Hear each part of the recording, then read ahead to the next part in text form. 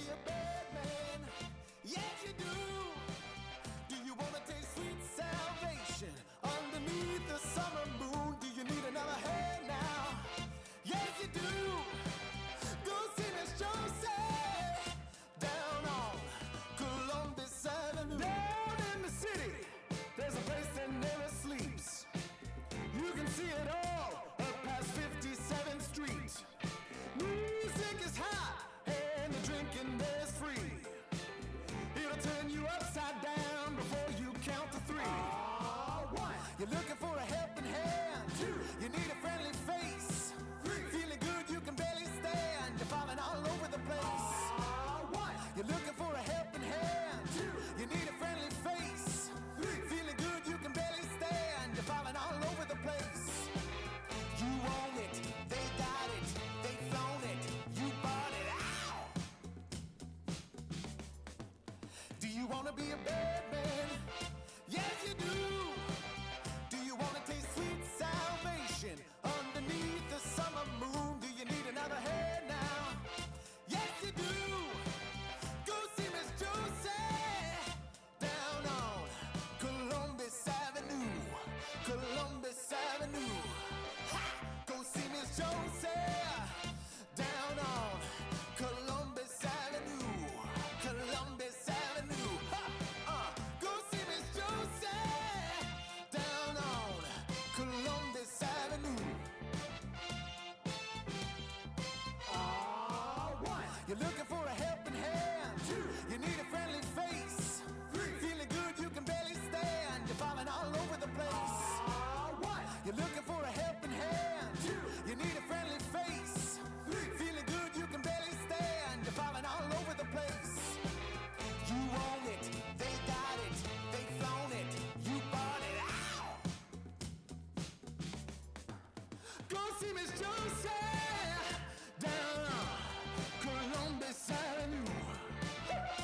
All right, Columbus Avenue.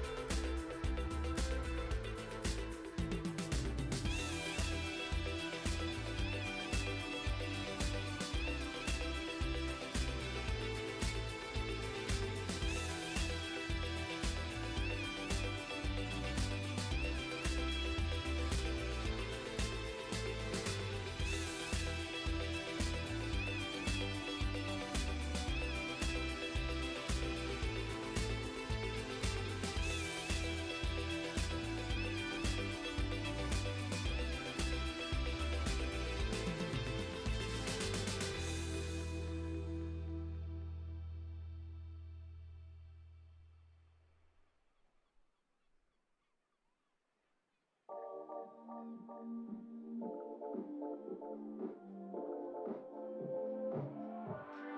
miss that sexy smile, looking forward to see you. I hope I will lose control. Love you every night, no checking the time, just us loving you all night long. I can let you go, baby, it's the right thing, I already know. And we feel it, I really do, I said the truth, we can't go any road. Need you now.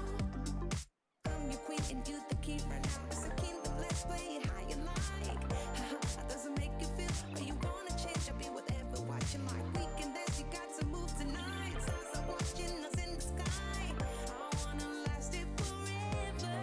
It's a sexy smile, looking forward to see you. I hope I won't lose control.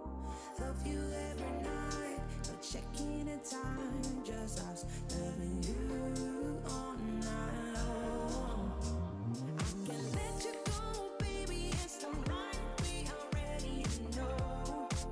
And we feel it, I really do, I said the truth, we can't go any road. Need you now.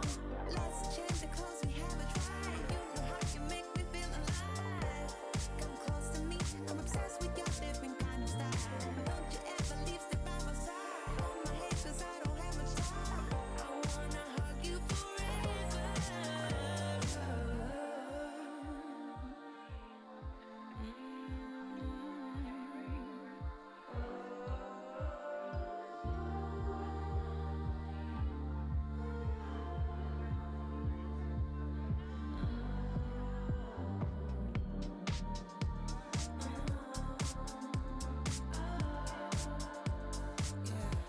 I miss that sexy smile, looking forward to see you. I hope I will lose control. Love you every night, not checking the time, just us loving you all night long. I miss that sexy smile, looking forward to see you. I hope I will lose control.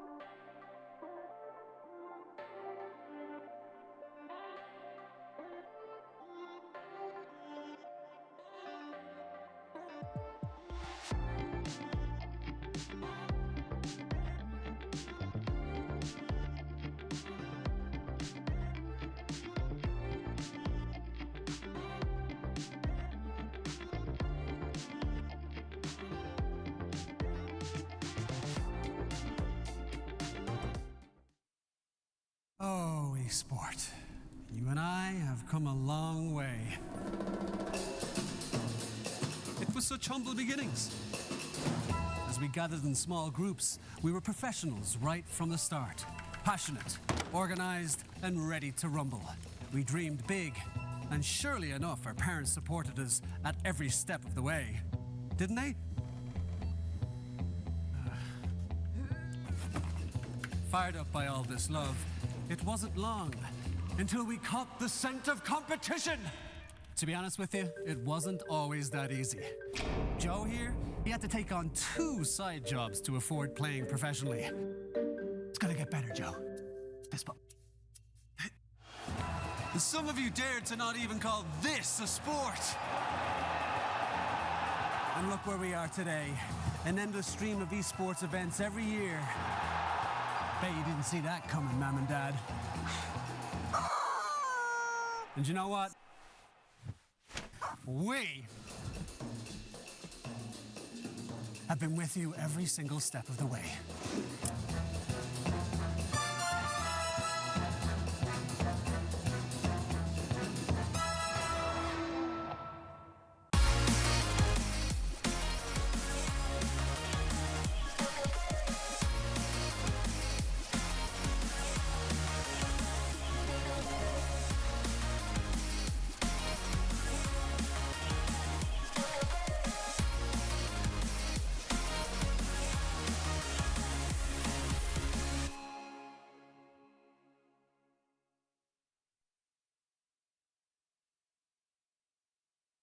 Dream of working with people you watch on screen.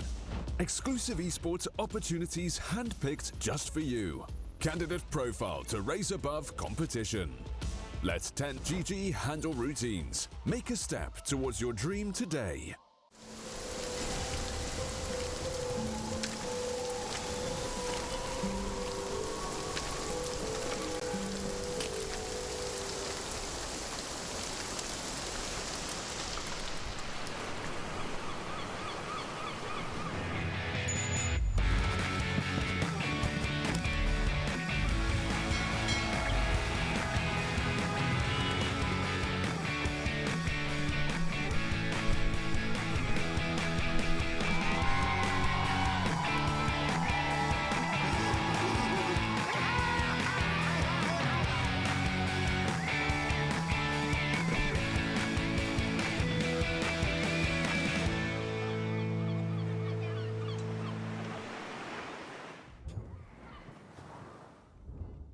Welcome in, everybody, back to the Pinnacle Cup Malta Vibes version 2. And it's going to be a great day for Dota. There's so many teams here going to be playing for the chance for that prize money, as well as the chance to get to that boot camp in Malta. Which, you know, 5-star resort, you've got the latest gaming facilities, great views, beaches, you know, just Malta in general, a really lovely place. And I'm sure the teams are going to really enjoy that, or whoever gets through to it. Looking at the breakdown of the day, we can see the timetable on the side there, just to see who's going to be playing, you know, who we're going to be watching coming through into this one as well. There has been a few games already the past couple of days, so we'll be able to take a look at the brackets there as well to see how that's gone so far. Big names moving through, you know, Storm coming through there as well, Ram Squad taking up Balrogs, Alliance and Baza Esports yet to play their Dog Champ being taken up by Tritium, so they are moving through, and the winner of Tritium versus Storm will play on Navi, and then the winner of Alliance versus Baza moves on to Ram Squad. One of the moves on to Namiga, so there are still some big names to come as well in the tournaments. Just looking at the first part of the bracket, you know, we have 4 parts of this bracket to go through. So, you know, some big teams already in there. We see Wildcard and Navi Junior, 2 big names coming through. Moneymakers from Eastern European Division 2 moving through against Tangri. Screen Squad's already going to be there, and again, the winners of that will play against Virtus Pro. Big names to play through, but Moneymakers, I think, coming into that one must be the favorites, and then Virtus Pro obviously being the favorites in the 3rd round. Wildcard versus Navi, a wild card in itself, because both teams, you know, don't really have that experience against each other, so it is going to be really interesting to see how they stack up against each other and who's going to be able to come out on top. The Keftamine versus Derza win, I do believe that's our first game. it's going to be interesting to see how that's going to go, because both teams, there's a couple of players I know on both sides, but I'm interested to see how they're going to place up, because there are players there, again, on both teams that I'm not aware of. So it is going to be interesting to see how they stack up against each other and who's going to come out on top there. And then the winner of that will move through to play the winner of Wildcard versus Navi Junior. And obviously, the winner there moves on to play up against Manaspa. And we move on to part 3. We'll see that, again, already a match being played between KZ and Sibe. Excuse me, Ivy and Team France, and then KZ and Sibe move on to play the winner of Ivy, and the winner of that will move on to play against Betboom. Betboom doing really well in the Eastern European division, and again, Comeback versus Level Up. Level Up there, I think, coming in as the favourites. Bait versus Cybercat's going to be interesting, because we'll see, two teams, again, not played each other recently, but where the power lies there, and then the winner of that, and then the winner of the next one moves on to Ancient Tribe, coming through into the third round. So, part 4, again, Unity versus Into the Breach Shuffle. Into the Breach already taking that victory. Nouns moving through from the North American region, having a really good time there. Sankin Gomez as well as Trouble. I think Sankin Gomez maybe coming into that one as the favourites. And then for Awara versus HF, great name there. Winners of that bracket will move on to D1 Hustlers. D1 Hustlers coming up from Division 2 in the Western European Division. So maybe to kick on here as we move through onto the schedule to see just how it's going to look today. So Kaftami versus Derswin is going to be our first game, and then Comeback versus Level Up, Bait versus Cybercats, and Wildcard Gaming versus Navi Junior. I will be with you for the first 2, and then Hurry Freak will be taking over for Bait versus Cybercats and Wildcard Gaming for Navi Junior. But it is going to be a great day of Dota. It is a full knockout, though. You have no second chances. So if you go out here, you are done. I think the teams are already home. As we take a look at this first lineup coming in, it will be Kaftami versus Derswin, and again, the loser will go home here. Or again, they're already home, but they'll no longer be in the Pinnacle Cup Malta Vibes version 2. So Kaftami and Derswin both fighting for, everybody's fighting for survival coming into this one. You only get one shot, and we'll see just how it's going to go here in this first game between the two teams. Again, we take a look at the rosters coming through. There's some players that I don't know, Nesphia, Yonti, both players that I know, I'm aware of. I've seen them play before. Solid, again, tier 2, tier 3 players that are looking to make that jump up and make a name for themselves. And somewhere like the Pinnacle Cup is absolutely perfect to do it, to stake their claim. Maybe get a bit of attention on them and get that spotlight and start to kick on. So it is going to be interesting to see how these teams are going to do here, and how, Kaftami, again, with a couple of known players, how they're going to be able to kick on, and where they're going to be able to go in this event. So I am looking forward to seeing this first match between two teams. As we get towards the second roster as well, Derswin, there is a couple of players, again, Uchiha, Phasor, SMN, all players that I've heard of. So Tablaki, I am aware of him, but don't have the greatest knowledge of this player. And Abyss, completely fresh coming into this one, I do believe, in at least for me. So we'll see, where he's going to be able to go with this one, and who's going to be able to come out on top. I think this is one that's going to be probably the closest game of the day. Not aware of both teams' power levels, so we'll see how they're going to be able to match up against each other, and who will come out on top in this best of 3. As we are going to be able to get ourselves into the draft to see just what the teams are going to be playing with, at least in this first match. The Doom already banned out with the Spirit Breaker here as well. The Medusa being taken away. No surprises there. All big heroes that just absolutely run over if they get that, and if they get enabled, if they hit that early power spike. And yeah, it doesn't surprise me that these teams here just want to take them out. Other heroes that I'm looking at are heroes like the Bounty Hunter that have been pretty popular at the minute. Bat Rider is another one. These universal heroes coming through as well, like the Void Spirit. Techies is another. It's crazy that the change coming through to the Techies now, making him that universal hero, so he does benefit from the stats. He was a really weak right clicker in lane, and all of a sudden, because he gets that benefit off, he was really popular before the change anyway, but it just seems like you cannot get through a draft without the pick ban of the Techies, because he's so powerful with the burst damage coming through on the hero. He's got some great right click coming through now as well with the change. Pugna comes out from Kaftami. Okay, so this is a hero that I'm seeing being picked up a little bit more. But at the minute, is it really doing all that much heavy lifting, especially up against the techies. You know, a lot of magic damage burst coming through there from the techies. So the Pugna, if he's going to try and decrepify, one of his teammates to try and keep them alive, got to be aware of the damage coming through from the techies pretty much straight away from the, from the get-go. The sticky bombs, the mines coming through, even the blast off from the techies, all damage that you don't want to be dealing with when you are decrept. So Pugna, yeah, got to be really aware of that techies if he is going to be throwing out the friendly fire on that decrepify. What else do we look? I mean, we've seen a couple of win ranges coming out, but the win ranges, I think something like 0 and 5 in competitive play at the minute, because it does really well in high level pubs. The immortal bracket, just because again the changes coming through, the damage from that universe, it means that you can build into strength stats, keep the win range alive that way, and still have a lot of right click damage. I think with just a couple of early stats coming through, like a Lincoln Sphere, a Bracer or two, as well as a Rod of Atos. You're looking at doing about 100 plus 150 damage on the Wind Ranger. And yeah, you get something that amplifies, like a crit stick coming out there as well. It really does rip through heroes with the survivability coming out from those braces as well. But I'm talking really early levels to be able to do that.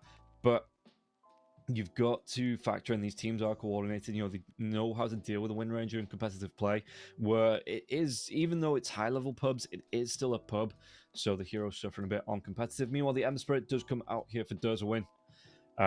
We'll see how it's going to do up against the Storm Spirit in the mid lane. The Storm Spirit, again, probably... Ooh, does he actually take that matchup? Because you do have the Flame Guard coming out from the Ember Spirit, but the Storm Spirit might be able to get through it fairly quickly. So we'll see how this mid matchup's going to go. But that's going to be the two mid heroes coming out from both teams fairly early on. So no surprises coming out later in the draft. Does a win. They see the Storm Spirit coming out. They know it's safe to draft that mid laner of their own. As the Dark Willow gets taken away here from Does a win. Mirana being taken out. Scareth here as well. So some good burst heroes coming out in this next round of draft. And I'm surprised. Is the Bounty Hunter just not that popular anymore? I know it was being played earlier on. Getting a looking, getting some time on in the drafts, but looks like both teams not prioritizing this hero. Maybe it does pop up a little bit later on. But for now, not gonna be picked. What carries are we looking at as well? Because seeing, I mean, it is still a bit up in the air. Teams, they are looking at different heroes. Again, the Medusa is really popular. We're still seeing heroes like the Alchemist coming out.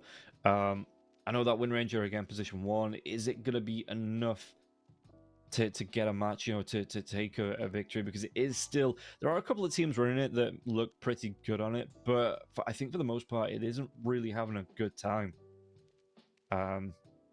Yeah, so Medusa is insanely popular, which is why we're seeing the band coming out there as well. Chaos Knight's pretty popular. We're seeing a couple of Carry Magnuses as well. That's another niche pick that could come through. But for the most part, Terrorblades are still popular. Phantom Lance is getting back into popularity. I've seen a couple of Juggernauts as well in my time watching the Eastern European region. Bloodseeker is pretty popular at the minute. I think it was towards the end of the last Meta as well. It was looking fairly strong. We saw it at the Major a few times. Some teams really ran over other teams with it. And we'll see whether they're going to go back for this Bloodseeker, as the Beastmaster does get banned out here. The Legion Commander being taken away from Does a win. So, Keftami, what is the final ban of this phase?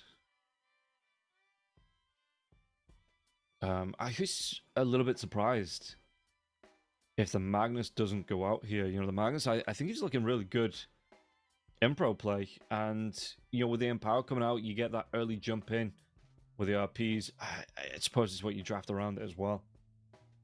But it does seem to be having a pretty good time at the minute. The AM is going to be the ban, though. Maybe looking to protect the Storm Spirit and the Pugna, both big mana pool heroes. And don't want to be taking a Mana Void to the face. Again, if you've got a someone maybe that does win, go for the Dark Seer with a Vacuum in, that dragon into a Mana Void, you get the entire team close. It would have been able to ruin the side of Keftami if he does get a Void off on the Storm Spirit or a Pugna.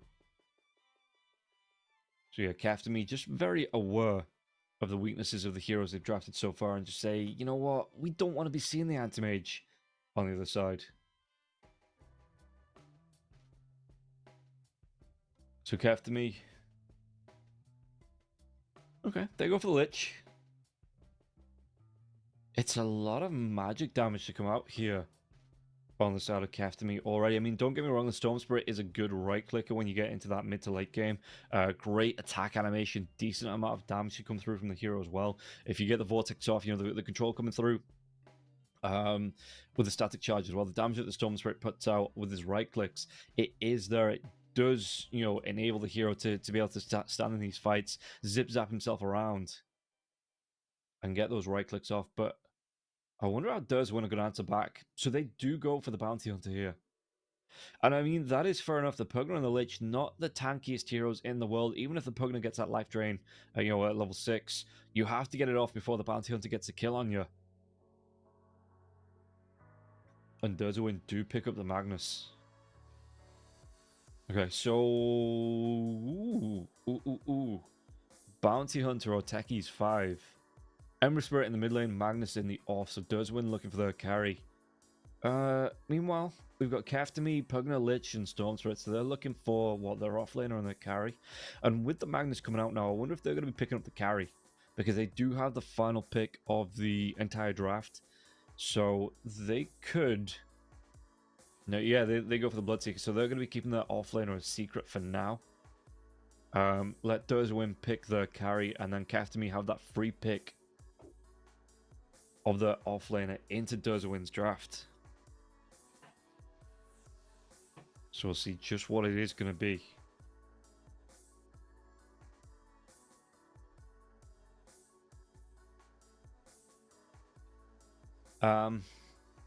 Offlaners. What is left? Well, I suppose we have to wait and see what Durs-Win's carry is yet. Bloodseeker are really good. I mean, in these fights, a Bloodseeker, amazing at just ripping through heroes. You have some great control as well. If the Bounty Hunter gets low, tries to get that Ghost Walk away, the Shadow Walk away, Bloodseeker just going to be able to scout him out, follow him down with the reveal. So we'll see here, Durs-Win, what their idea of a lineup completing carry is going to be here up against the Bloodseeker. And I mean, again, Kaftami, they have that last pick, so they can pick the offlaners.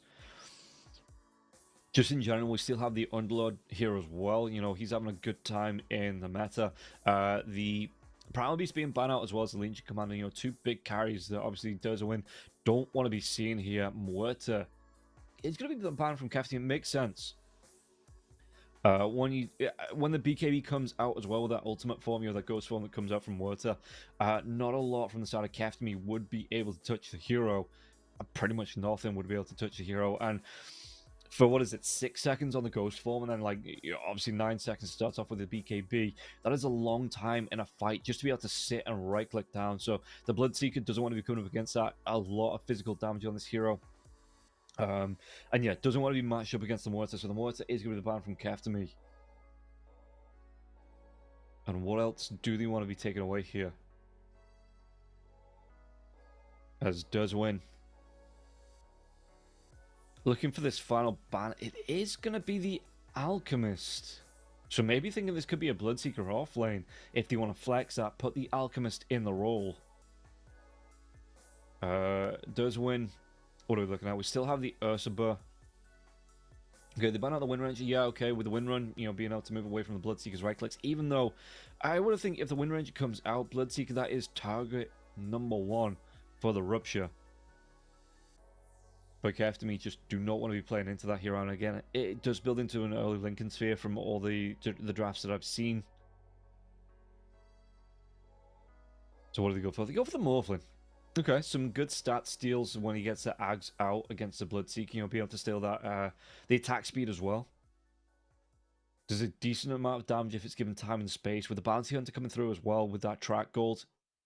If the Morphling gets involved early on, doesn't need to necessarily go for a death ball, you know, early on, but just a little bit of an involvement with the team fights. When that Bounty Hunter gets 6 and the track does start to come out, we'll be able to get a whole lot more in the Morphling arsenal. And I mean, maybe he does get that quicker Ags.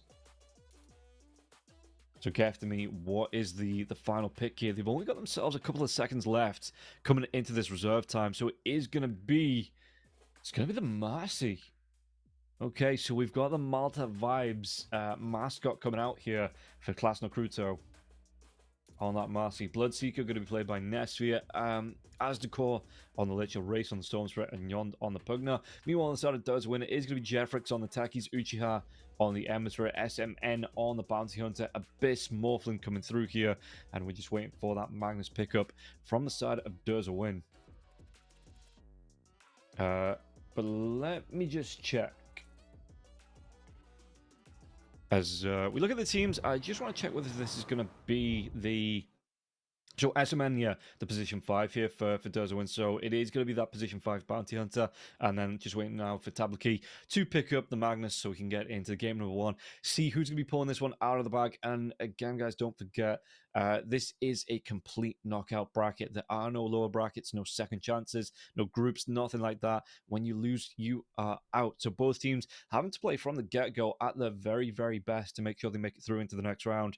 And again, full day of Dota. We can see the schedule on the side there. So we are going to be very busy today with the games coming through, but it is going to be Castamy versus Durza Win to kick off. We'll see which team will be going through and which team, unfortunately, will be knocked out straight away here in the first bracket. And the first bracket as well, there is no prize money on the line. So if you go out here, you go out with nothing. Nada. You are done. And you have to wait for the next one to roll around in the, a month? I don't know the schedule. I can't put Pinnacle word on the spot here saying that there is going to be a third sometime soon. But you know, you do want to be playing on to get as far as possible. You get through into those money rounds a little bit later on. Get yourself something on the board. So we'll see who it's going to be here between the two teams. And Win versus it's just going to be, you know, Keftamy. How are they going to play this one? Because both teams, I think the power level between these two teams is fairly even. And both teams will obviously want to move on. So we'll see if it's going to go to the best of 3. Again, I think looking at the schedule, this might be the closest game of the day. Maybe Wildcard Junior versus Navi Junior might be a little closer. And we'll see just how it's going to play out here. So we'll be able to get ourselves into the game soon and see how one will go. Yeah, there we go. We'll get ourselves into this first game and we'll see just who's going to win this one. Who's going to be at the advantage coming through into game number 1. That's the spirit. That's the spirit. As we'll take a look at bits coming through here on the Morphling. Again, starting off with just the Tangos as well as the Qualmblade. How he's going to be able to do coming into the later game and how he's going to be getting off of the protection. Because, I mean, you look at the Bounty Hunter, that position 5 Bounty Hunter, once he hits the 6, does he want to be roaming around the map, looking to get those track kills off, you know, looking to get aggressive. So we'll see if they're going to try and utilize these side portals, you know, maybe even earlier on, Bounty Hunter coming through, maybe level 2, level 3, looking to a side lane rotation from the twin gates, to get himself into a position where he might be able to set up not only himself to get some early levels, but the off lane as well, to pick up some early kills against the Bloodseeker. As we look at Keftamy, just grouped up as 4, so neither team looking to get very aggressive early on. You know, we're not going to be seeing any early kills, it doesn't seem like.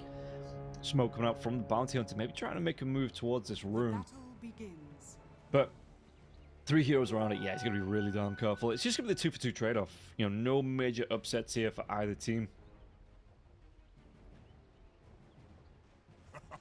What did you expect?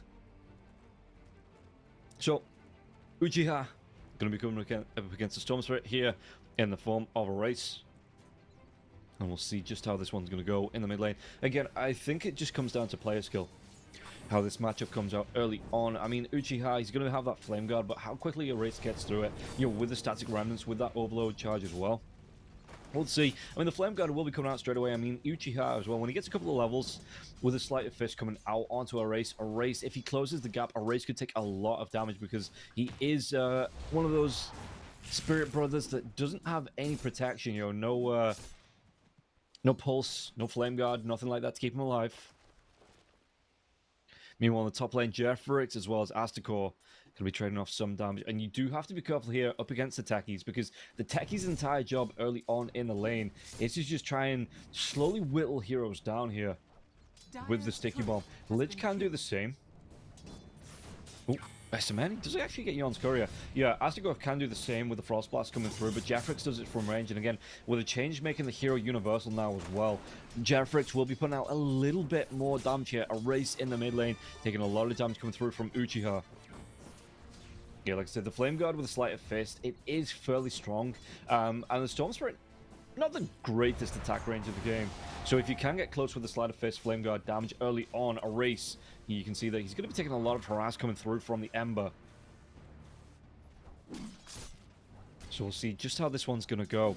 WP in the off lane, again, doing a lot of burst damage coming through with the Shockwave. No point in the Empower just yet for the Magnus. So he's not going to go for that right-click damage. He's got himself the skewer as well. If either hero on the die side get low, he can skewer into them and do the damage in mid lane as well. Array's going to get really darn low. We'll see just how he's going to try and play around this one. Top lane, the sticky bombs, they are going to be flying here from Jeffrix. As the Blood Right comes out, Jeffrix is going to take a lot of damage from this. Right click's coming through, sticky bomb connects onto Nesphere. The Blood Grenade's going to be dropped now as well. Jeffrix going to get pretty down low. The skewer comes back though onto Astigore. The first blood, it goes away to Astigore, and he will fall after the fact, as the tower does enough damage to get the kill. But yeah, no, the Blood Grenade coming through though, that was a decent amount of damage, and the techies just did not have enough to keep himself alive. Nothing in the tank though once it came through Nesphere. Sticky Bomb won't connect here onto Nesphere, and Nesphere will be able to back himself away. Just looking to trade it off for Asking and pull those creeps back as well onto the wave. Meanwhile, on the bottom lane, we'll see what Bounty Hunter SMN, how he's going to play around this one. Yawned. Actually drops the Nether Ward straight away here as well, and the interrupt. I think he didn't even get himself the fruit coming through from the fountain, the Lotus Pool here.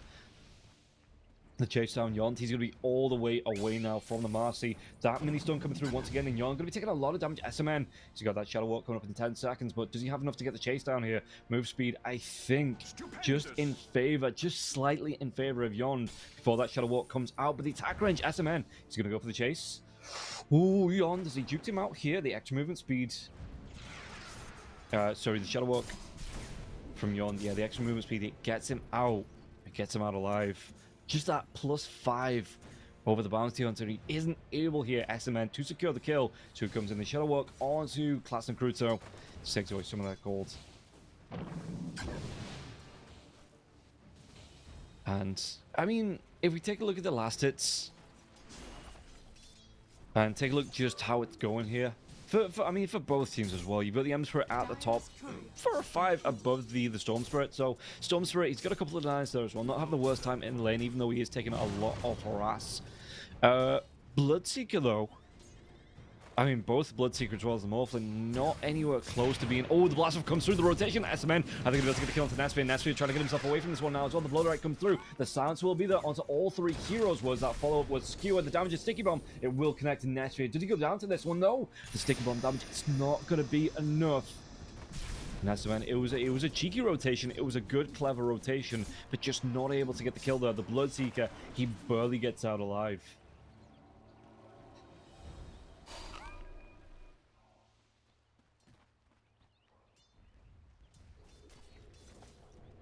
So, Tablaki, I'm surprised he didn't actually try and follow up with the skewer.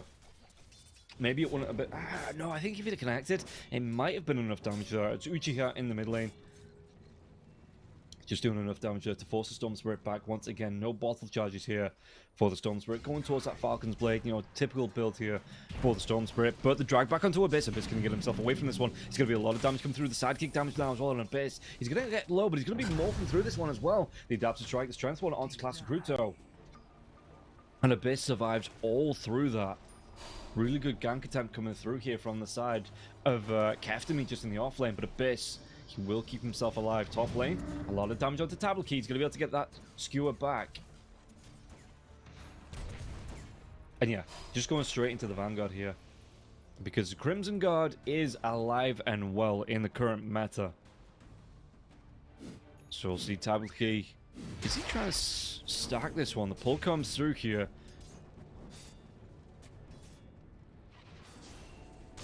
As a race, the Remnant jump in. Uchiha gets himself a double damage room. What's he going to be able to do with it? The Vortex drag back onto the Ember Spirit. Ember Spirit can get himself away from this one. Level 6. And a race only level 5. He is a creep away from hitting that level 6, and he does pick it up now. Sleight of Fist. No Searing Chains on the Ember Spirit. So won't be able to lock down the Storm Spirit for potentially something like the Blast Off. Oh, that's another thing I forgot about. The Searing Chains into the Blast Off from the techies. That's such a good lockdown combination, but they've got the reveal onto the Bounty Hunter. Bounty Hunter, does he get himself away from this one? Classic Cruto trying to do what damage he can. It looks like Bounty Hunter could be able to walk himself out. And again, Blood Grenade is available here for rotation from the Ember Spirit. Uchiha, the double damage rune does wear off here. If we just take a look at the top lane. Uchiha with the double bounty rune as well. So just gets himself both of those, and then it looks like he will be walking himself back in towards the mid lane. Rotation coming through from the Lich. Trying to get round. I think Nessia was trying to get cheeky there to get the to get the Wisdom Rune, but Jeffrix was already there to pick it up. The Blaster comes through, double stun. What are they going to be able to do here? The skewer back into the tier 2 tower now, and Astagor will go down. Netsphere had to run himself away from that one. It was just way too much of a commitment there. Netsphere tried to go for the Wisdom Room, and if he'd have gone alone, he would have been the target of that. He would have been the one to go down here. Sticky Bomb comes out, and the Mini Stun now as well. The Shockwave, the damage coming through. Netsphere tries to run himself away from this one. The Blood Right doing a lot of damage now. And the Silence onto not only the Bounty Hunter, but the Magnus as well. Into a Netsphere will be able to just absolutely sprint himself away from this one. Uchiha. How's he looking in the mid lane? Already got himself that Orb of Corrosion. Going towards the phase whips now as well. Uchiha making a move, but the Lich is rotating into the mid lane, and even Yon rotating in now as well. SMN, he's going to be spotted out by this Sentry Ward. So Uchiha, how's he going to look? The Vortex comes back to get the drag back on the Ember Spirit. It's going to be a lot of control, but he does get that Remnant away. And now the jump in from the Storm Spirit. The Storm Spirit, though, Shield Rune comes out from Erase. Erase, he wants to go even further. Flame Guard, the Remnant, but Uchiha tries to get himself back in and around this one. Out, maybe Jeffrix, does he have that Blast available? One more right click and Astagor will go down. But SMN goes down first. No experience here for the Bounty Hunter. And now the Rupture. Jeffrix going to be chased down. He knows he's not going to be able to get himself away from this one. Just tries to do what he can with the Taser. The Taser keeps his career alive, at least. But yeah, Nestia with that movement speed coming out from the Thirst was able to just get that chase down and using that Thirst to get himself back into the lane. So a good couple of kills, but they do keep the Ember Spirit alive. They lose both supports there for the Lich, but that's not the worst trade-off in the world there for Deswin. You know, they would have been fine just keeping Uchiha from that gank. Stupendous.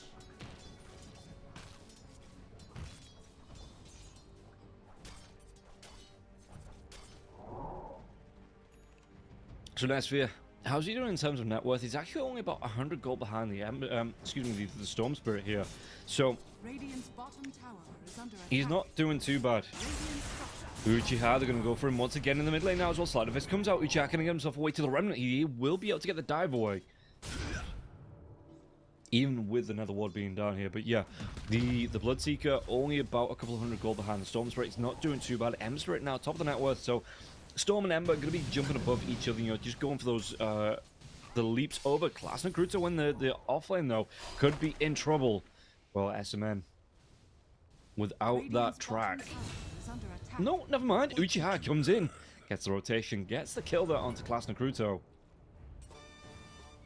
And then with the Remnant dive, just gets himself right back into the mid lane. Oh, Erase, though. He has a regen rune.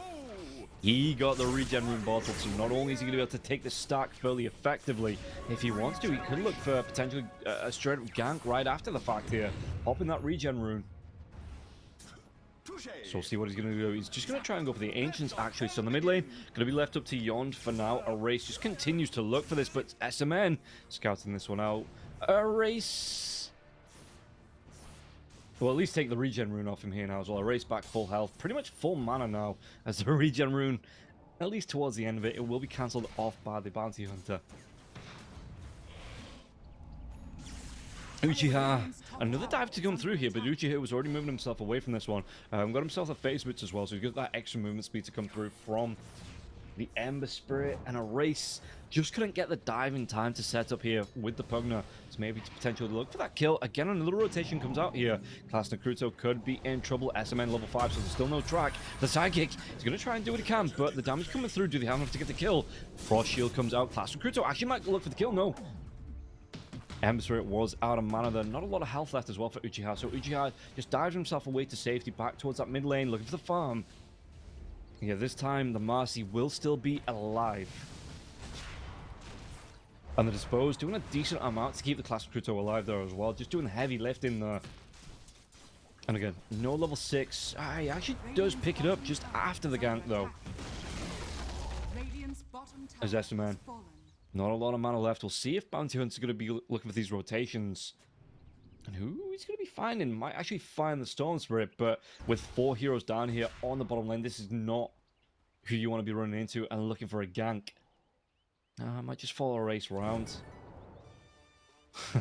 Race.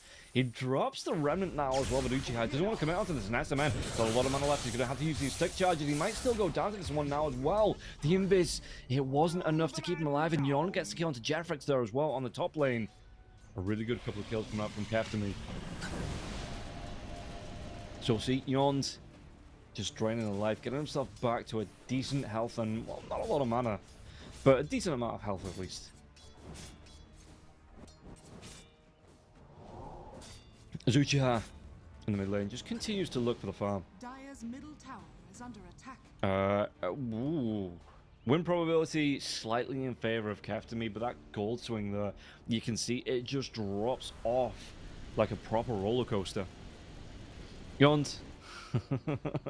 Just making sure our race is comfortable with that reverse drain. Okay, so SMN, I mean, if you can get SMN, oh, there's going to be maybe a bit of action in the mid lane here. Uchiha is going to be able to get himself away from this one, maybe with the Invis rune. Do they have enough to get the kill? They do. Yon will be able to get it now as well, but there's going to be a reverse polarity to come through to maybe get the lockdown here. No Storm Spirit. He was able to get himself away from this one, and blast off. It's not going to be able to get the kill. It looks like Nest Sphere. Do you want to move him in onto the Morphlin? And Abyss will go down there. The Chain of Frost bouncing through from Astakor, so he does get a kill. They take down 2 cores on the side of Durzawen and Keftami. They're even going to be able to get themselves a tier 1 tower out of this as well. Really good rotation coming out from the side of Keftami.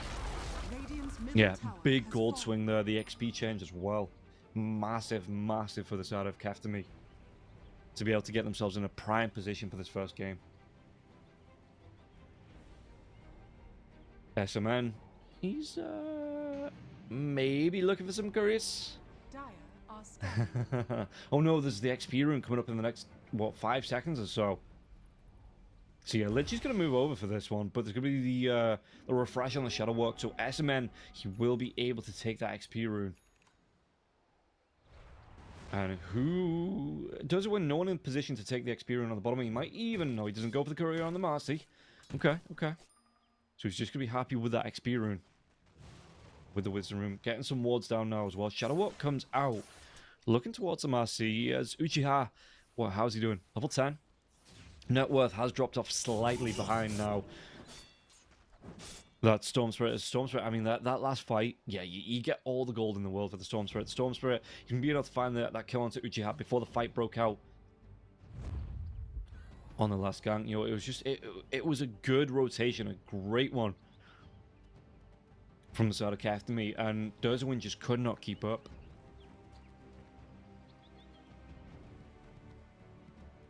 So Tablaki, you know, he's still looking for farm. He's just trying to use some power to find what he can. Uchiha in the top lane now as well. Do they have the lockdown to go on to Uchiha? Uchiha trying to do what he can. Does he have a remnant to jump away to now as well? He does. Will be able to get himself away, but the diving from the Storm Spirit now as well. Do you want to go for more of this? Slider Fist comes out. He's got himself a second remnant. It looks like Uchiha, yeah, with the Synthesis Gaze coming out. They get another kill, and Yon will pick it up against Uchiha. Just nothing the Ember Spirit could do there. Meanwhile, in the bottom lane, Class Nakruto, there is going to be the dive onto the Marcy. The Marcy track comes out now as well. They have the damage. They will be able to take down Class Nakruto. And that was a track kill there as well. So a good pickup against the Marcy. You know, it's some extra gold there coming out from the team as well. Okay, Astakor. No one from the side of Durzawen went for that Wisdom Rune on the side of the map. So it is going to be that trade for 1-for-1 on the Wisdom Runes. just not in the places where you'd expect them to be. Track comes out onto Yond. So SMN, what's he going to be going for? He's got himself the medallion, going into a full solar crest now as well. You can see both supports just protecting out Nesphere. As Nesphere, he takes down this ancient stack on the other side of the map. So this is not what Does Win wanted. You know, they wanted to be able to take this one themselves. You know, take the stack mid lane once again. Uchiha, the drain comes out. Slaughterfist will be there now as well. Uchiha is going to jump in. Did they get no? The RP Erase was already away with the ball lightning now as well. Now Uchiha going to be taking a lot of damage, but he's going to be a 3-man blast off. Jeffrix, though, he just blasts himself off into trouble. Jeffrix could be chased down. Do they have enough to get the kill? The taser, he gets a disarm off, but Nesphere comes back in onto this one. The rupture will be used onto the techies. Uchiha gets a kill onto Yond on the back line. But Nesphere will take down Jeffrix there. Pops the rupture for it.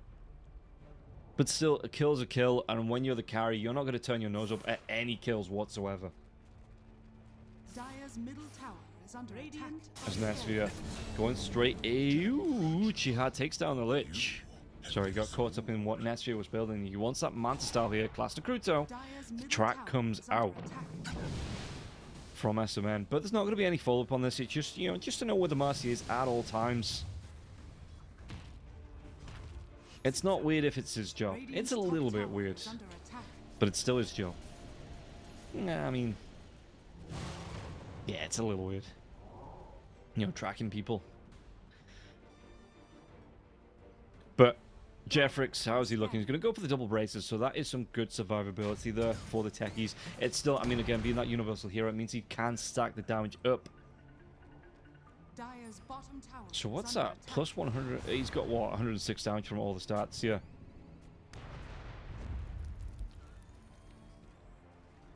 Smoke coming through from the side of Kaftami.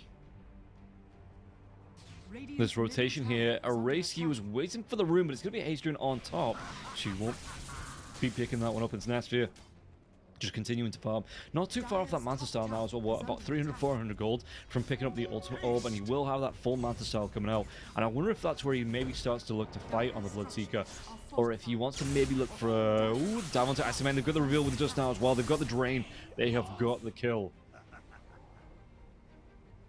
Yeah, and I wonder if the Bloodseeker dive comes through from the Storm Spirit. They might be able to get onto Jeffrix. No, Jeffrix, he gets that TP out, and the Vortex wasn't there for the drag back. Rotation on the Twin Gate, but there is a ward that will see Class Nakruto, so the Morphling, yeah, immediately starts to move himself away. I think it's so important to have these wards on the high ground, especially if this is where Abyss wants to be farming, because there's just so many access points now with the jungle being as wide as it is on the safe lanes. So many ways to get the flanks off onto the heroes. So yeah, these wards, at least on the Twin Gates, I think are fairly important in the mid game when your carry still wants to be farming.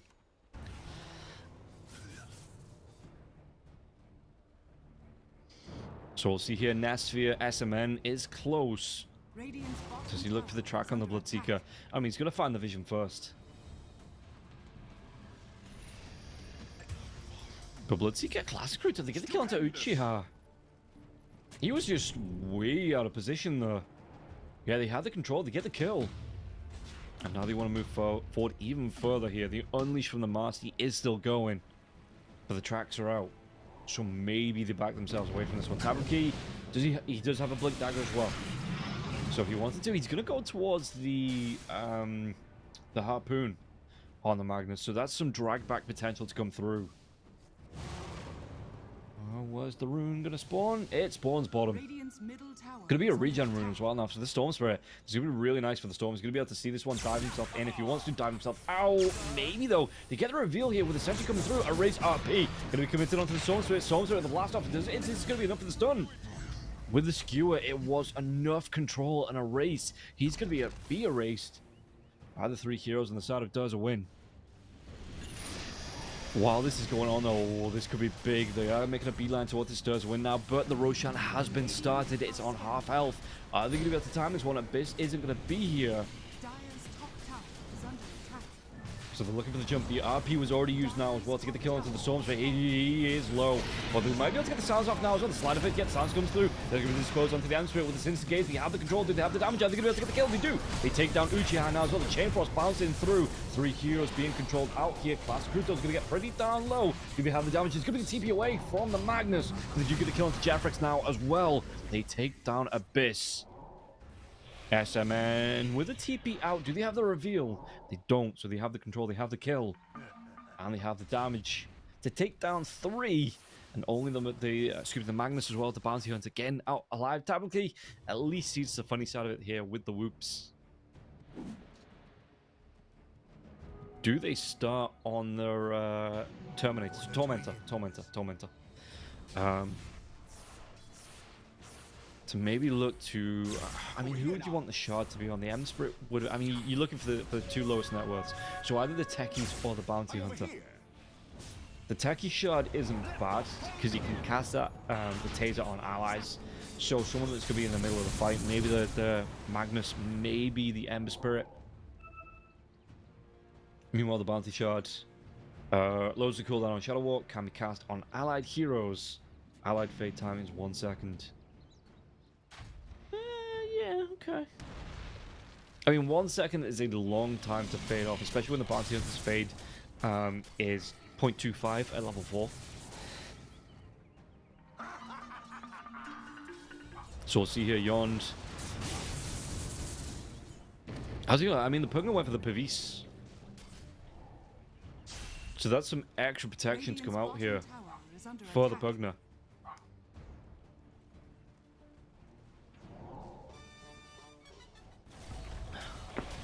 As Nesphere just continues to right click down, they want to push on the side of Captain. They have this Aegis, yeah, they want to be making some momentum happen. They want to be going for this one. And just strangling back Dozwin back into the map, back into the base. So you can see them all grouped up as 5 here on the side of Captain. Are they going to look for a smoke? Is there even a smoke? There is on the Lich. But Kruto is going to TP himself away. How's he looking? The Mask actually went for straight for the Ags.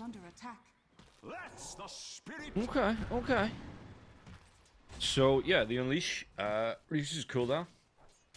And you get that basic dish, but all you get is dead here, Marcy. Kruto trying to keep himself alive, even using Lotus Fruit.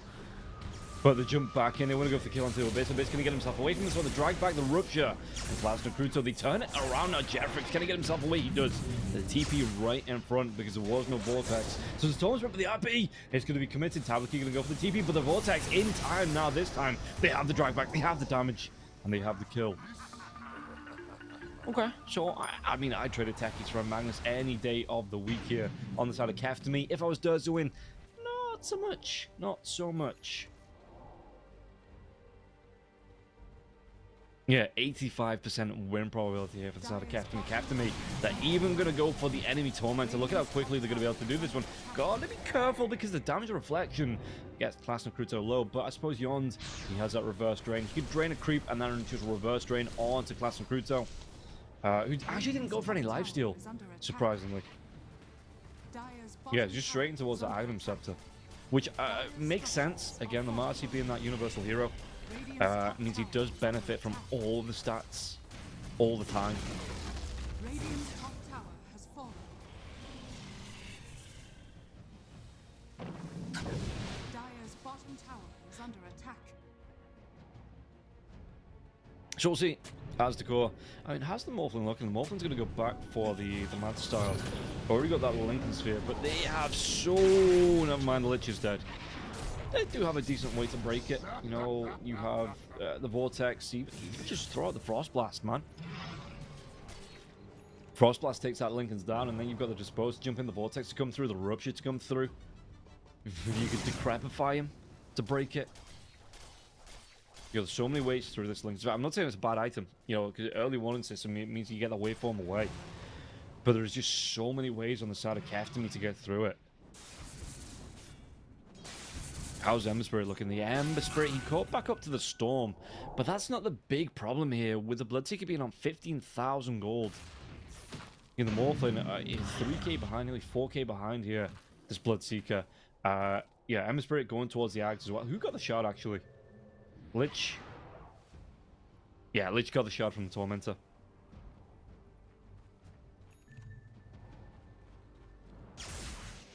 Oh, did he actually buy it? No, I think yeah, no, looking at the log, it was a Marcy and the Storm Spirit. Okay, so Lich already had his. Never mind. That was just me not paying attention. SMN. So we get the rebound. Can we cast on? Yeah.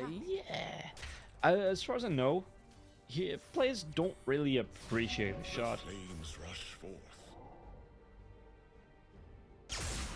And we'll see. We'll see how beneficial it's going to be here for Class and Cruto, trying to get himself involved in these fights. Dire's top tower is under attack. But, I mean, how's it looking for Dozoin? Dozoin, not... you've got the techies looking to split this lane on the back line here, because the Bloodseeker using his illusions to push in towards this tier 2 tower, so they might be able to get the kill. Jeffrix, the blast up onto the high ground. Gets a silence, gets a TP. Ooh, no, he doesn't, because he's going to jump in from Class Fruit. So they get this done, they get the lockdown, they get the kill. They take down Jeffrix, and Jeffrix, he's going to pay for his antics, you know, he got cheeky. I think the phrase is he messed around, or the family-friendly version of the phrase is he messed around and he found out.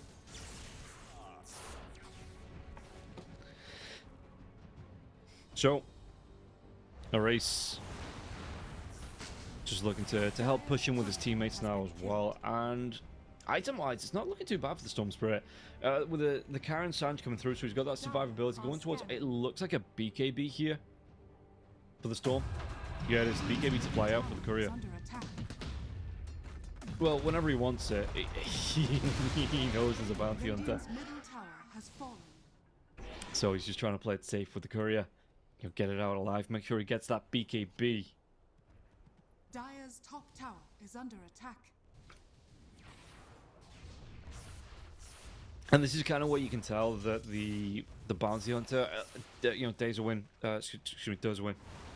not really had the best time. I'm not saying it's completely over, but when you do see the bounty hunter, you're looking for the courier snipes instead of looking to get involved with his teams, looking for ganks, looking to get those track kills and the pickoffs. You can kind of tell, you know, the bounty not really having the best of time, or maybe even the full team, you know, not really having the best of times, because again, oh, never mind, Uchi, he's gonna be able to get the dive away. But yeah, SMN, when you do see the bounty hunter looking for the snipes on the couriers, it's just it's not really the position the bounty hunter wants to be in.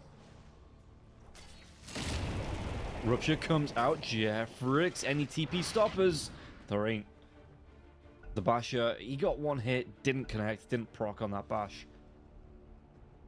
As a base, that's always awful. When yeah, the position 1 carry, I say always awful, it's like it's been happening for years. It's been like a month or so.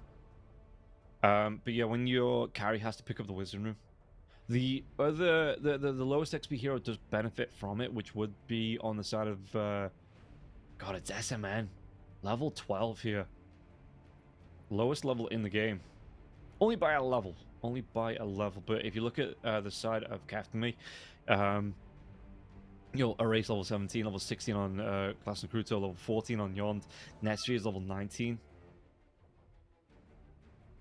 Meanwhile, on the side of Dozoin, you've got level 18 on Abyss, SMN level 12, 17 on Tablaki, Uchiha level 18, and Jeffrix level 13. So there's a bit, not a lot, but there's a bit of disparity there between the two teams.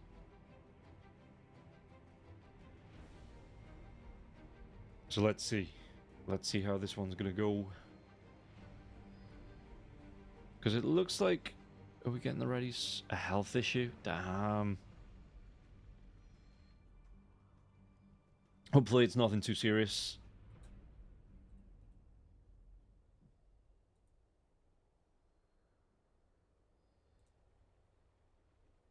But yeah, oh god, the Pugna went over the Solar Crest as well. I didn't even notice that. Yeah, the Solar Crest and the Pavis. So if you're putting that on friendly heroes, we get the go. Good stuff, good stuff. If you put that on your friendly heroes, it's a lot of protection coming through from the Pugna.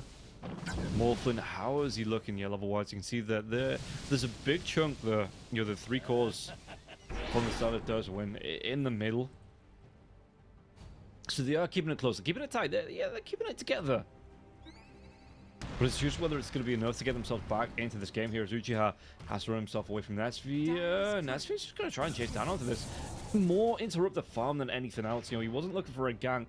Probably no way to stop the Emissary if he went for the Remnant away, but just enough to put the fear of God into Uchiha and force him away from his farm.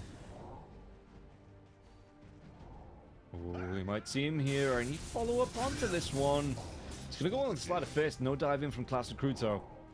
So Uchiha maybe back up to the high ground. Techies though might not be as lucky. The taser comes out. Jeffrix can he get himself away with the Ogre Seal Totem? And the dive comes in now as well. They've got that disposed back as well. They have the damage maybe, potentially. Yes, they do. They take down Jeffrix. They might even be able to go for more now as well. Classic Kruto though. The BKB comes out from the Marcy. And Morphin does have that Ags. Right. Oh, he just steals more stats on Universal Heroes. That makes sense. It makes sense. Chain Frost bouncing around here with that Ice Spire. Do they have the damage to take down Abyss? Oh, he takes the Chain Frost! He takes it onto Uchiha. They get the kill. They're going to be able to take down Abyss. And now Uchiha, he's trying to fight for his life. Astacore will fall after the fact now as well. SMN getting close to going down. If he was able to get that waveform when the Chain Frost is bouncing back to the Ice Spire, potentially gets himself out alive there. That fight might turn out a little bit differently. But the Chain Frost drags in, RP comes out onto Nesvia. And Nesvia, no Aegis. Nothing to keep him alive if he does go down. He will go down. Tabuki gets killed, but it will cost him his life. Okay. All things considered, good fight there for Kaftami. Great fight for Kaftami. They took down 4 heroes through that. But not awful for Duz when you did take down the Bloodseeker. You know, you delay the push into the base. You get yourself back a bit of gold from that as well.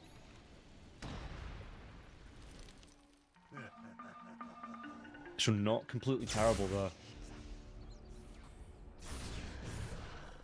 For the side of Duz win. Let's take a look at the replay. Getting into this one, yeah, Nesvia, he's just so confident. Tries to run himself away, but the harpoon comes out. It's already too late. The RP, and now the double skewer back. Marcy trying to save his carrier's life. And again, it does cost him the Magnus, but get the kill onto Nesvia when he's top of the net worth. It's still, would I say worth? In the little box of Magnus versus Bloodseeker, I'd say 100% worth, but overall, I mean, if you've got to get something out of that, you do have to get something out of that. The other thing is that if you don't get the kill on the Bloodseeker, the Magnus doesn't go down, but you don't get the kill on the Bloodseeker, man. Speaking about getting something out of it here, this Roshan's getting pretty darn low. Storm Spirit though, he's going to go for the diving because he's going to kill off this now as well. The Blood Right comes out, he's going to get the Aegis, he's going to be Abyss, and now the Rupture comes through to get the kill onto Jeffrix. He might even be able to take down the Storm Spirit, the drag back now as well. He's in that Crappified form, whereas the extra damage, you get the kill onto Nesvia's Courier here on the start of Does a win, but they are going to be losing heroes left, right, and center here. The Aegis pop straight away. Abyss trying to get himself away. The Blood Right will be popped here from the Morphin, but it looks like there's going to be a lot of damage coming through onto the Morphin. He's going to know he eats the cheese, so he survives for now. Is he going to be able to keep this Morphin alive? It doesn't look like it. The silence coming through. The Sinister Gaze will be there. They have the lockdown. They have the kill. And they send Abyss to the Abyss. Even with that Aegis. Great fight there from Kaftami. And I wouldn't be surprised if we see a game-winning push coming out from them sometime soon now.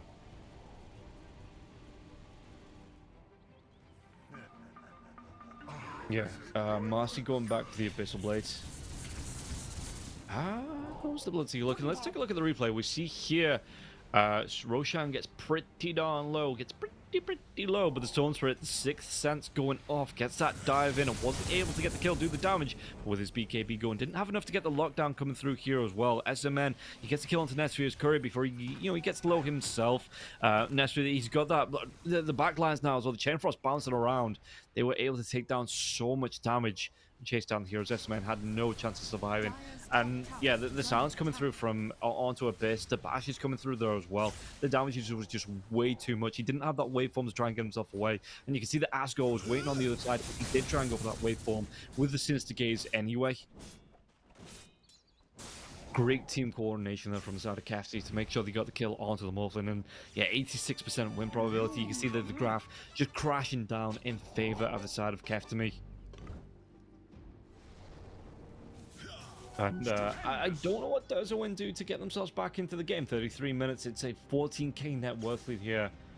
And 14 kills over the side of Dota for the side of Captain.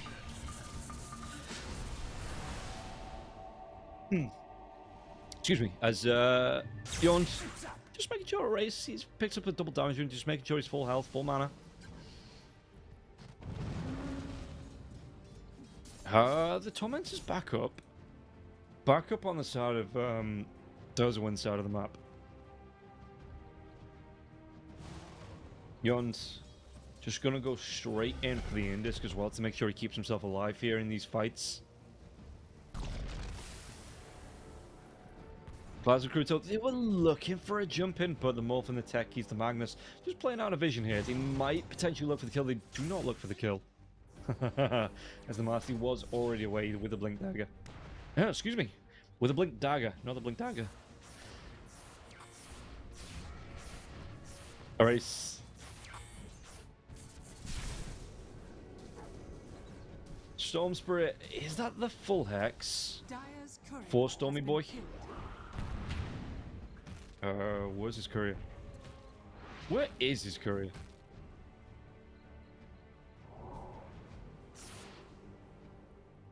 His courier's dead. That's why there's nothing else coming out. I was like, where is it? You just forgot to take a look to see if it's alive or not. Techie's behind enemy lines, so you might be able to find the Master's courier. The Master's courier might be able to find him here. Jeffrix doesn't want to go for it. Actually surprising that the Techies doesn't want it. It's actually not. To be honest, this seems to be the way that Hero's building at the minute. You have the double bracer for your own survivability. Jeffrix, speaking about your own survivability here now as well. Can he get himself away from this one? Focus Steel Totem comes out. Let's give it the dive in. Jeffrix, that's meant to be close now as well. Stormster might see him. That the taser goes off. The blast off, not going to be able to get himself away from this one. Yeah, the damage is way too much. They get the kill on to the Techies. Last Cruto. Gonna go for the dive in, but it doesn't matter. Uchiha had that Revenant away. And yeah, with no, like, let's say, pit bash. I mean, as soon as he saw the Marcy flying in, he was like, nah, I'm out. I'm done. As the core, scouting around here has this Lich. We have a double Pavis. Pavis. Right. How do you pronounce that? Pavis, Pavis, Pavis, Pavas.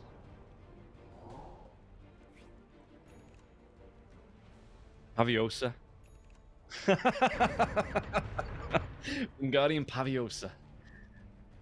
Yeah. Uchiha trying to run himself away from this one. He only runs himself into trouble. He's going to be the like in the lockdown onto the Atmosphere. The Atmosphere will go down for a 3-hero group up.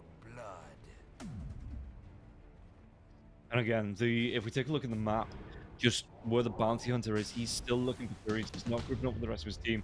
This could be a lane of racks here. On the side of Captain, looking through the net, here the damage coming through onto the tower. The Blood Right's going to be down now as well. Make sure no one interrupts this one. Tablet can jump himself in. No one skewered back. We still have that harpoon though. 8 seconds away from that one. Tier 3, it's going to get pretty down low. One more Nether Blast to come through from Yon. We'll be able to take this one down. And now they're diving from Classic Crew. So they want to be going on to this set of racks now as well. And look at this Magnus. The Rupture comes out onto the Magnus. Magnus trying to get himself away. There's going to be the heals coming through from the Guardian's Greaves. Just to make sure he gets back into the fountain. And can heal up through that Rupture.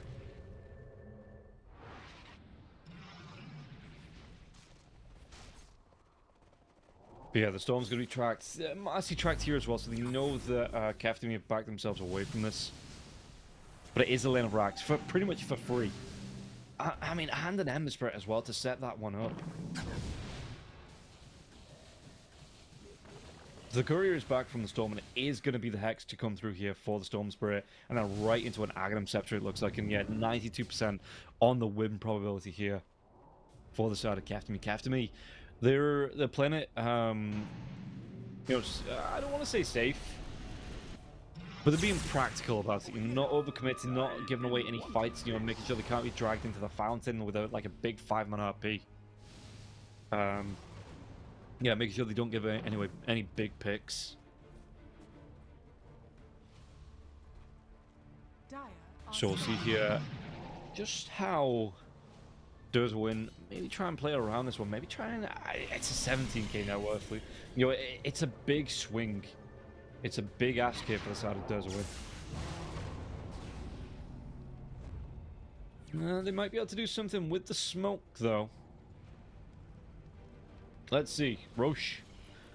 At least 47 seconds away. Radiant's courier has been killed. Oh, there's going to be a big dive in now as well. Did they have the damage? It's going to be the BKB for the Storm Spirit. Storm losing a lot of life. And not enough to get the kill here on the Storm Spirit. BKB's going to be popped. They want to get themselves in here onto Abyss and Abyss. Can he get himself away from this one? The RP, it comes out. Only catches onto the Marcy. The Marcy is going to pretty down low, but is he going to go down completely? No. Just trying to use that sidekick to keep himself alive for as long as possible. Abyss with a double kill onto the Marcy as well as the Pugner. And now Netsphere, he's going to be the next one to fall. This is the big swing I was talking about here. They lose that Magnuson, a race. He's going to be the next one to go down. They're going to lose all 5 heroes on the side of Keftomy. What? What? Great fight from the side of Durza win. Yeah, they get a full 5-man wipe here. Look at that gold swing. That's an 8k gold swing. That is ridiculous. That's absolutely bonkers. And Keftomy, they lose...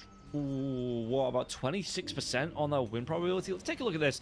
Class Nakuto comes in with his BKB and Abyss trying to do the damage now as well, but Abyss just moves himself into the pit. There's going to be a grid jump in from the Magnus and the life drain. All it does is take away Pugner's life. They can't keep the Marcy alive here. The stun lock was just way too much, and now Netsphere goes out 3 or 4 heroes just grouping up onto him. Even the Genfrost bouncing around wasn't enough to get the kill onto anyone apart from Tablet Key. And yeah, you see Abyss just looking for the cleanup here. What can they get out of it, though, is the important thing. That was a big fight for them. That was an amazing swing. They got about 9k overall. Yeah, about 10k, 9-10k. After the fact as well, with the heroes on the dive being dead. But it looks like they're not really going to be able to get to, you know, like even it up. There's still a tier 2 tower in the bottom lane. So they couldn't, like, march on and, you know, even out the racks here. As Abyss, how's the Morphin looking? Got himself the Butterfly. BKB, Lincoln's, Adams. Those are some big picks here for the Morphin. And do we see... The Bloodseeker's got himself a Butterfly of his own, so we're not going to be seeing the MKB coming out for the Bloodseeker.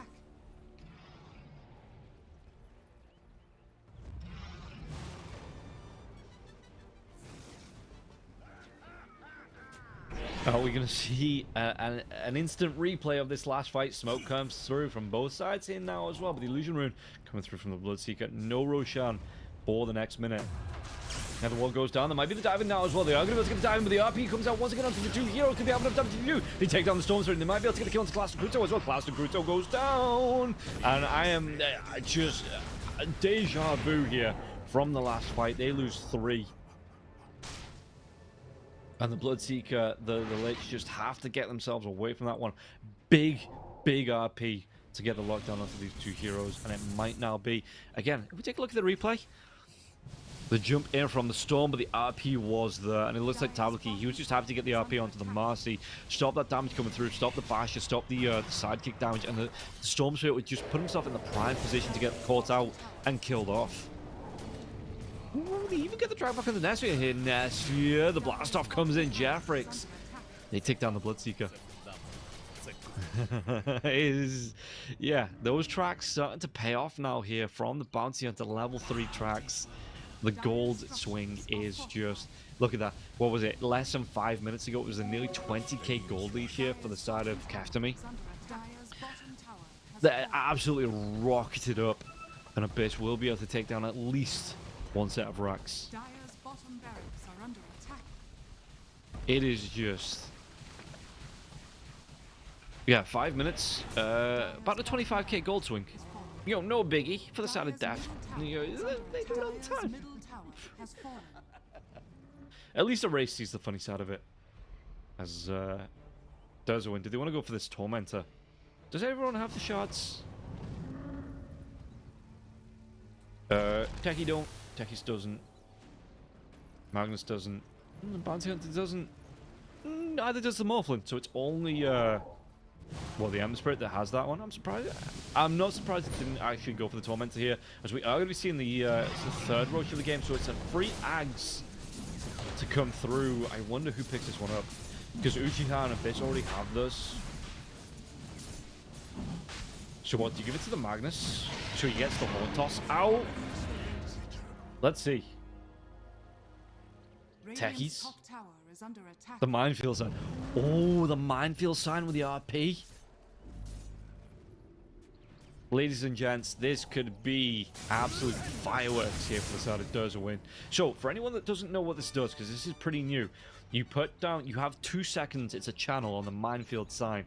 2-second channel, right? If you put that down, you have a 1,000 unit AoE area where if you know, it's just a minefield. It's a literal minefield where mines just pop up. And it lasts for what, like 10 seconds? Yeah. If you get a big RP off onto this and you pop that minefield down, you could just destroy heroes with that combination. Classic Cruto gets the kill onto the techies. The techies, yeah, a little bit out. Well, he's not even out of position. It's just that, you know, thanks to that twin gate there from Classic Cruto, was able to get the jump in, get the kill onto the techies when he was caught out. No man's land there for him. And this, the ward combination here from the side of just for Classic Cruto, just to do work on the twin gate. So Keftami, they still favor that ward protection there on the twin gates. But the dive in, ooh, do they want to go for this one now as well? They have the RP lockdown. Do they have enough time to get the kill onto the Bloodseeker? The Bloodseeker trying to do what he can to keep himself alive, and there's no BKB here for the Bloodseeker, but on the backlines, Uchiha, he gets the kill onto Yon. Now it might be his turn to go down here since Gaze, and Asgos is going to be able to get the kill. They take down SMN. Abyss trying to run himself away from this one. Has that Aegis, but the bash, it comes out. They have the damage, they have the kill onto Abyss. Abyss, no, and the buyback from Uchiha. He gets the dive onto the remnant on the backline style as well. Might be able to get the kill onto Erase. Erase, is he going to be erased here by the Ember Spirit? Was that Sleight of Fist? One more remnant, but Erase, he goes to the low ground while Uchiha goes high. And these remnants are just hunting, but Erase doing just enough to get the kite out onto the Ember Spirit now, and the chase down. Monticello gets popped. Do they have enough with the Sinstigates to get the kill onto Ember Spirit? And don't forget, how could you? It was less than 30 seconds ago. That is a dieback on the Ember Spirit. 120 seconds down now with no Ember. All because he wanted the kill. Yeah, okay, we'll see how low can it go here on that swing back towards the favor of Keftami. With that win probability. And you've got to remember, guys, the wise words of wisdom. Overconfidence is a slow and insidious killer, and maybe does win after the last couple of fights. Just getting a little bit overconfident there, especially with that buyback, the dieback there from the Ember Spirit. 87 seconds, no Ember. And the minefield does go down, trying to protect this tier 3, trying to protect the second lane of racks. But they can just wait out this time. 10 seconds, the next wave to come through here. Abyss does have an Aegis, so we'll see just what he's going to be able to do with this one. Oh god, the Daedalus comes out here for the Marcy now as well. The dive in, they're going to be able to get the double Vortex to come through here. The Storm Spray gets the setup, and Jeffrix looks like he's going to go down. Is he going to go down? He's going to go down as Nesvia gets the kill. And the chase is on Erase. They break the base once again. They take down the tier 3 tower. They're going to be able to take themselves down a second set of racks. Do they even go for the third just to rub it in? It looks like they want to go for that third tier 3 tower. And now Nesvia. Yeah, the dive in Abyss. He wants to get the kill onto maybe just onto the Lich, but RP comes out, the control comes out. No, the Vortex, the group Vortex. They do get the kill onto the Lich, but it cost them the Magnus once again, and that was a dieback again from the Magnus. This is going to be Magus. I wouldn't be surprised if this is going to be GG well played here, coming out Keftami. I mean, does a win. They looked like they were on the uptick the last couple of fights. They looked like they were swinging right back into it. But one good fight, it might cost Durz a win this game. It will cost Durz a win the game. The Aegis gets popped here on the Morphlin. And the base will be broken. This is going to be game number 1. And they're trying their best here, Durz a win, to keep themselves in it. Uchiha, the damage coming through. Abyss. Yeah, base gets broken. GG gets called. Durz a win. Fight until the very, very end here in game number 1. But it won't be enough. And Keftami will be able to take game number 1 away from Durz a win. And what else can you say? It was a good fight back. You know, there was signs of life coming through from Durz a win. But Keftami, they just get themselves on the board. Take a look at the net worth between the two heroes: 36,000 on the Bloodseeker, Abyss 33,000. So not a lot of difference between the two carries. But the net worth, well, I mean, it did get dragged back close. In fact, if I take a look at the graph, only just swinging back in favor of Kestami towards the end of that game after the last couple of fights. Yeah, and does win. Again, they showed potential. They showed that they can get themselves back into it, but just a little bit of outpositioning there from Kestami in that last fight in the dire jungle. It cost Durs a win, cost them the win. Kestami, to be fair to them, they did look comfortable. Apart from 2 fights towards the end of that game, they looked comfortable all the way through. You know, the win probability was always trending in their favor, and they made it count. You know, they made it work for them, and they were able to take game number 1 away from Durs a win. And what else can we say? Because Durs a win, they're going to be looking for a fight back in game number 2. But Kefdemi, they have that advantage. They have the you know, that head start coming into game number 2. So we'll find out how that's going to go after the break. Whether Durs win are going to be able to pull it back, or Kefdemi, if they're going to be able to take this game and the series to themselves, move through into round number 2. We'll find out, guys, after the break.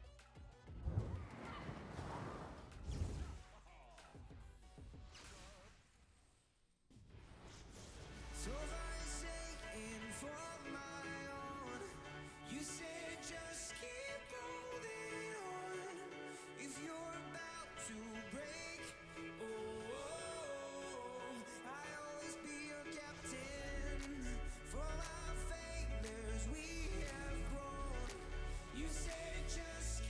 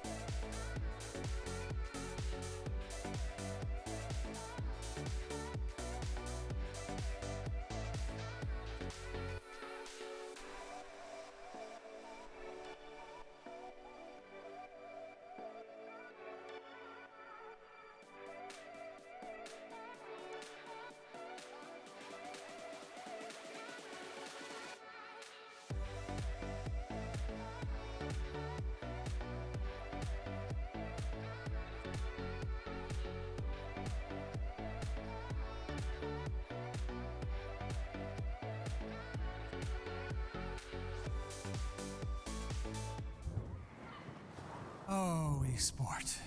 You and I have come a long way. It was such humble beginnings. As we gathered in small groups, we were professionals right from the start. Passionate, organized, and ready to rumble.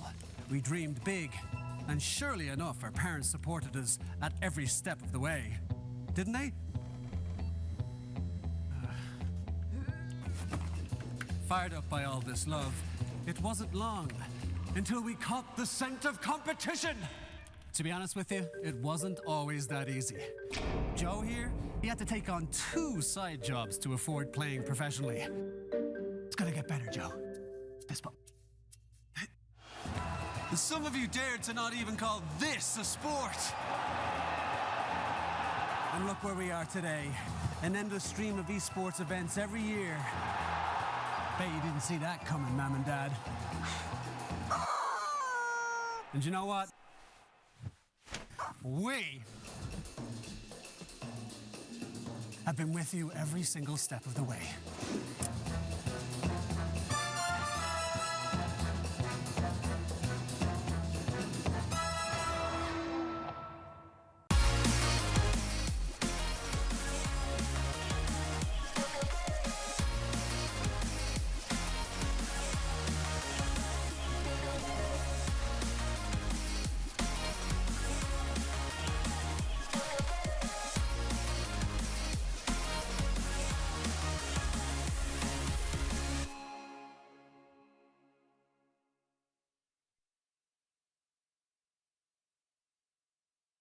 Dream of working with people you watch on screen. Exclusive esports opportunities handpicked just for you. Candidate profile to raise above competition. Let 10GG handle routines. Make a step towards your dream today.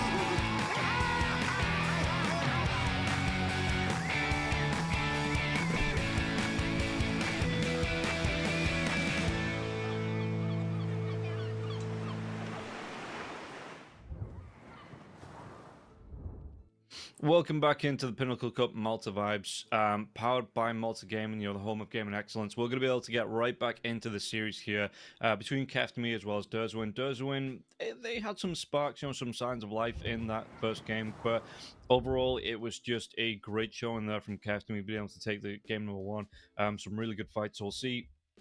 Coming into game number 2, how does Winner going to fight back into this one, or Keft and me, are they just going to be able to take this series 2-0?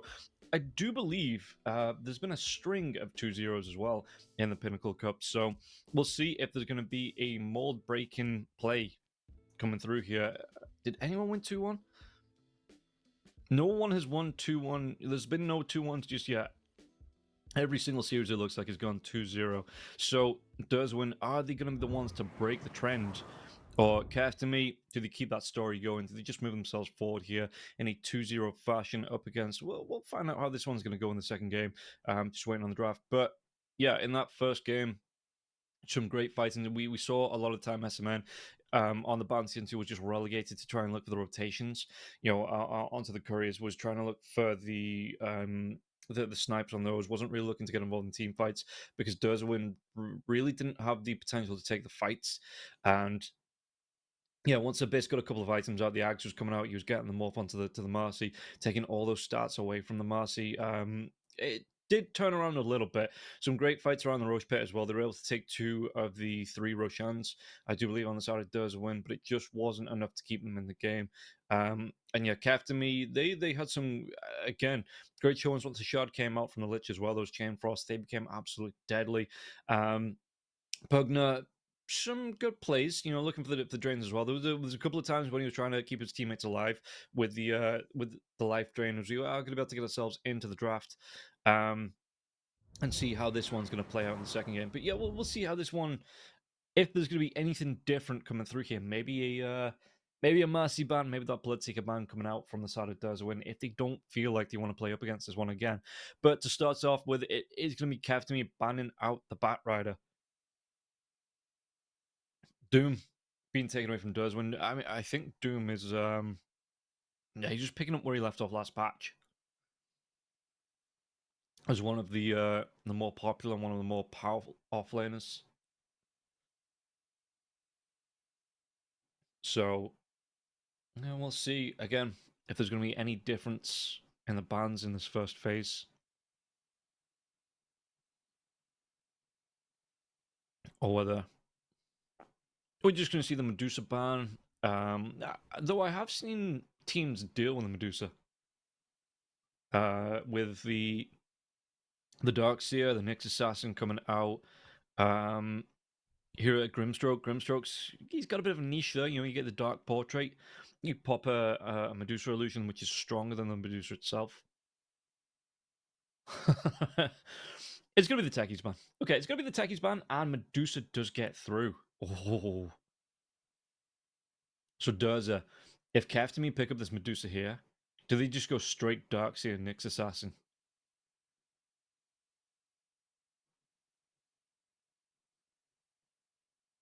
Let's see, Keftomy, they're thinking about it.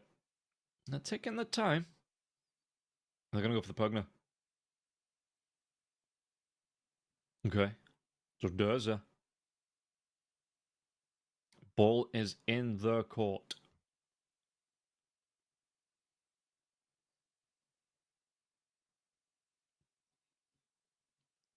Do they want to go for it? Taking the time. I mean, again, well, I suppose if it was me, we'd be playing some low-level pubs and it wouldn't matter. But yeah, I'm not surprised. Oh, I am surprised actually. Spirit Breaker comes up from Durza. I'm a little bit surprised that it wasn't just an instant lock from both teams. As Durza go in for the Venomancer, I'm hearing good, great, and amazing things about the current Venomancer, even with the change. So, you no longer have the Poison Nova right off the bat. You've got to build it into that one. But yeah, the Noxious Plague. Just to run through, just in case anyone doesn't know what it does. So the Noxious Plague, the new ultimate for the Venomancer, infects an enemy with a deadly plague that does initial burst damage and additional damage over time based on the unit's maximum health. The plague slows the target and nearby enemies based on the distance to the target. When the target dies or the debuff expires, all nearby enemies are infected with a non-communicable version of the plague. So, you throw it out, you kill them, it spreads. You don't kill them, it ticks off, it spreads. What's the actual max HP as damage? So at level 3, it's 6% of the HP is damage, 400 initial damage, and 50% max slow. Yeah, so if you're looking at heroes like the Ursaba, God, the Medusa comes out from Keftomy as well as I was checking that spell. But yeah, Anti-Mage can be banned out, makes sense. And does a win? Oh! Question. Will this be the core Veno? Because I've been seeing a lot of 4 Venos. Maybe the 3 Spirit Breaker here. But yeah, I've been seeing a lot of position 4 Venomancers. So I'd expect one of the Spirit Breaker and the Venomancer to be the core. Do they? I mean, you could know there's been some 5 Spirit Breakers in the past. It's not unheard of. 5 Venomancers as well. So does win. Just keeping this draft open a little bit.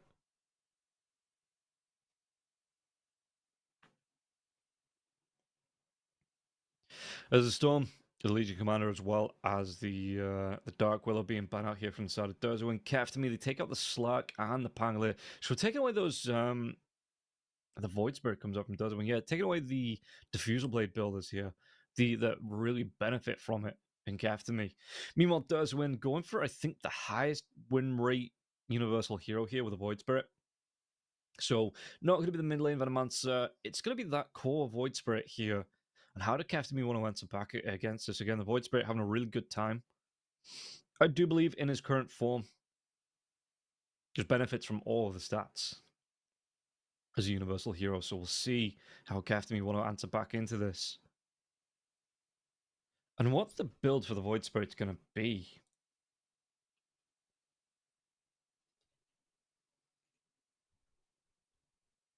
Okay, Ember comes out for Kefdemi, which, yeah, okay. It does well in the lane. Again, it usually comes down to like player ability, I think, in the mid lane between these two heroes. That obviously you got the Void Spirit that blocks a lot of physical damage, but the Ember Spirit with the Flame Guard's a lot of fist coming through.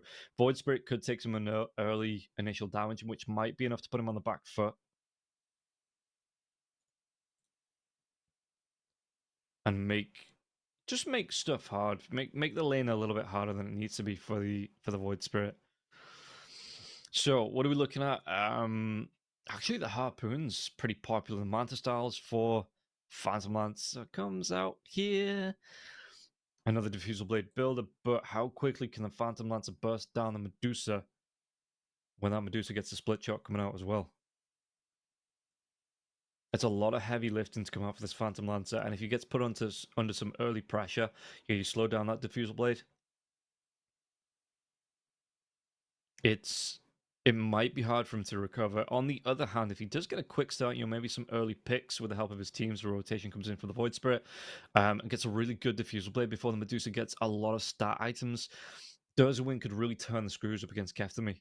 So Kefdemi need to have in the back of their mind protecting the Medusa, but not giving any early kills up to the Phantom Lancer as well, to put him in that position where he could get a quick Diffusal into the Manta style.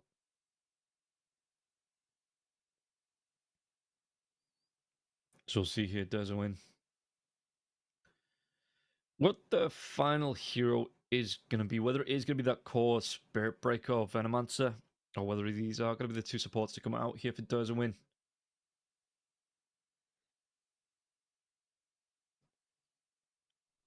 Clinks.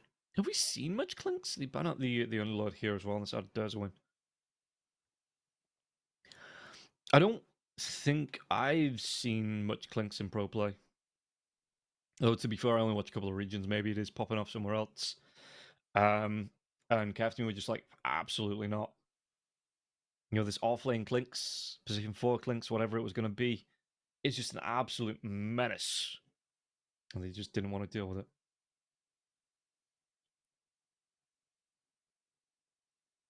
Burning through some of the reserve time, a lot of the reserve time actually here for Kefdemi. Just to think about this final ban. What else would you not want to be playing up against in there? I mean, if it is going to be the two support Spirit Breaker Venomancer, I still think the Darkseer, if you pop the illusions of Medusa, could be pretty deadly. And I'd be surprised if he got... Actually, ban out the Visage. Okay. So, heroes still available here as we're looking at this final ban. From the side of Dorzawin, and again, probably looking towards an offlaner. Both teams looking, I'd assume, looking towards an offlaner. So, I wonder if they go for something a little bit more out of the box. do you pick up the axe? Yeah, there's the ban out the Primal Beast here on the side of Dorzawin. So Dorzawin, did they go try and go get cheeky, pick up that axe, try and get him to 6 before the Medusa gets some good start? I mean, I think you only need a couple of, like a fluffy hat or something on the Medusa to be able to avoid that. Maybe something with some controls. The Magnus does get picked up here for Kefdemi, so stealing that one away from Dorzawin. What's left? The Beastmaster's ban out. Lycan really isn't that popular anymore. The Doom's been ban out. LC's gone. Primal Beast, Underlord. So maybe something like the Tidehunter.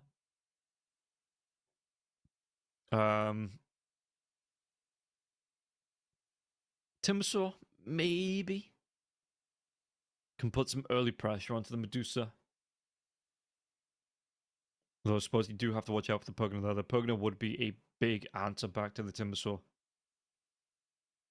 So we'll see. We'll see what it's going to be if it does. When they don't, I mean, they've got some reserve time left. A minute and a half to think about the next pick. Could go for something like the Dragon Knight. You know, good tower taker.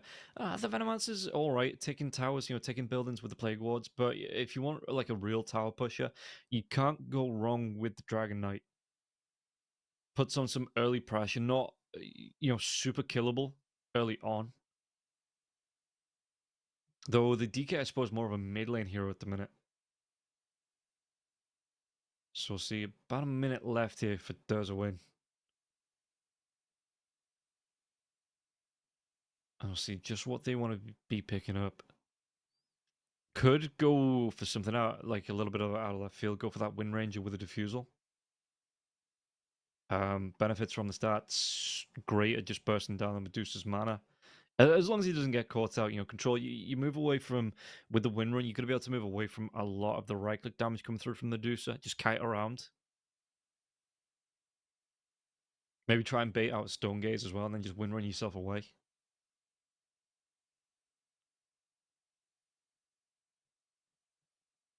Again, I don't think Darkseer would be the worst as well, being able to pop the illusions of the Medusa. The Medusa just has to fight itself.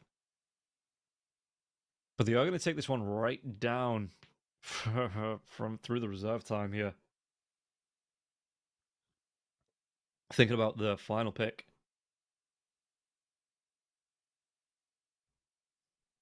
Who is it going to be? It's going to be the Winter Wyvern. Okay. Is it going to be a core Winter Wyvern here? Okay, so SMN on the Venomancer, so that's a position 5 Venomancer. Is this a 3 Spirit Breaker, though? Or is it going to be the Winter Wyvern? We'll take a look as the players just continue to draft. Yeah, I'll let you know as soon as we see these picks coming out, who takes what here from the Winter Wyvern and the Spirit Breaker. But yeah, coming into this, Kev, to me, again, they look pretty comfortable after that first game. They're looking like they want to take game number 2 as well. It's a really strong draft coming out with the Medusa, obviously one of the strongest carry heroes in the meta at the minute, and it is going to be up to Durzwin to answer back into this one. And how they're going to be able to do it, Jeffrix takes the Spirit Breaker, so it is going to be that core Winter Wyvern coming out here up against the Medusa in the lane.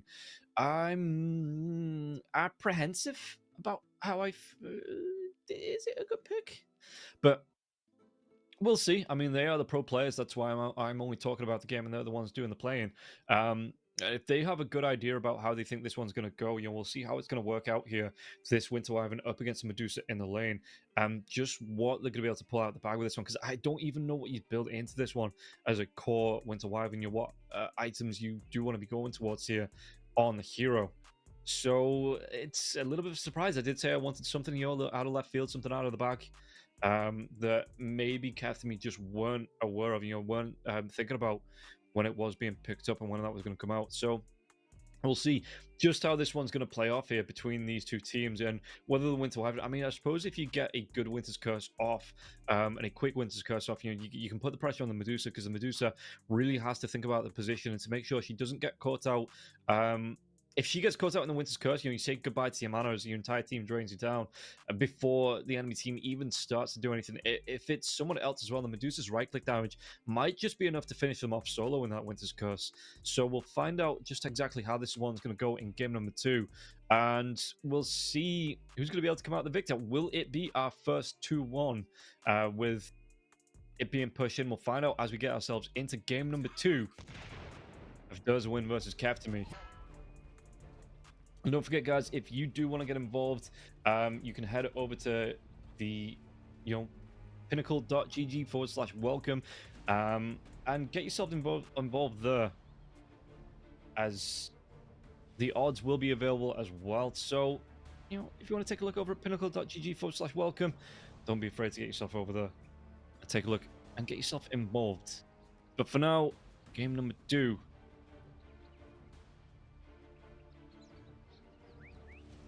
Let's see how this one's going to go here. Kaftami, they are riding this high. And we'll see if Durzwin are going to be able to answer back.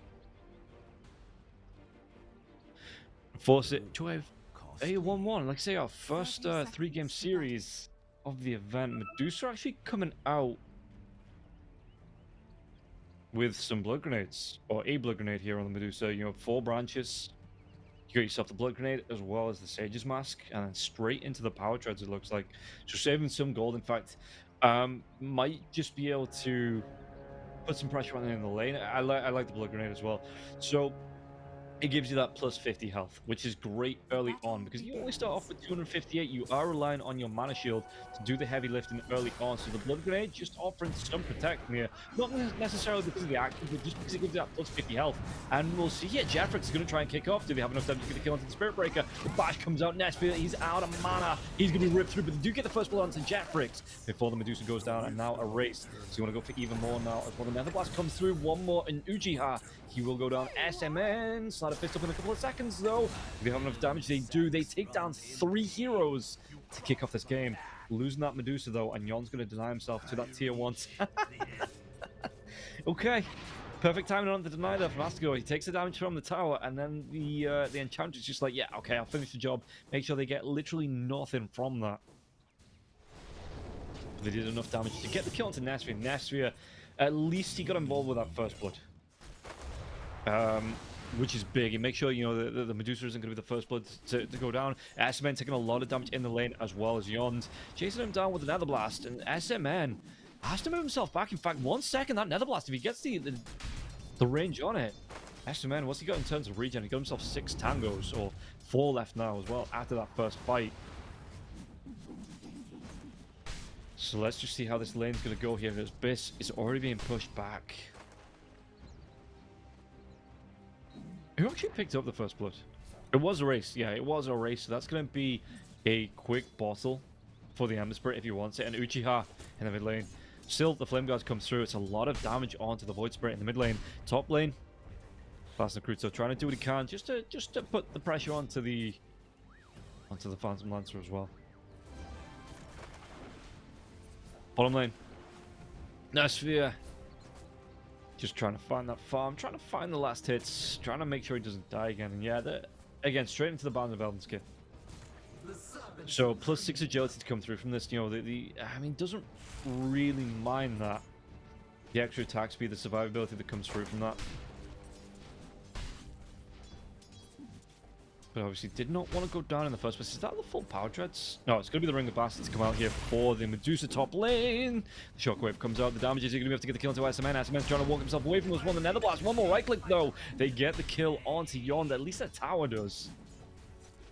But Yond will take down SMN from the grave. Bit of martyrdom coming through there. Astigor on the bottom lane. Blood Grenade comes out. Astigor taking a lot of damage. Doesn't have any points into those Nature's Attendants.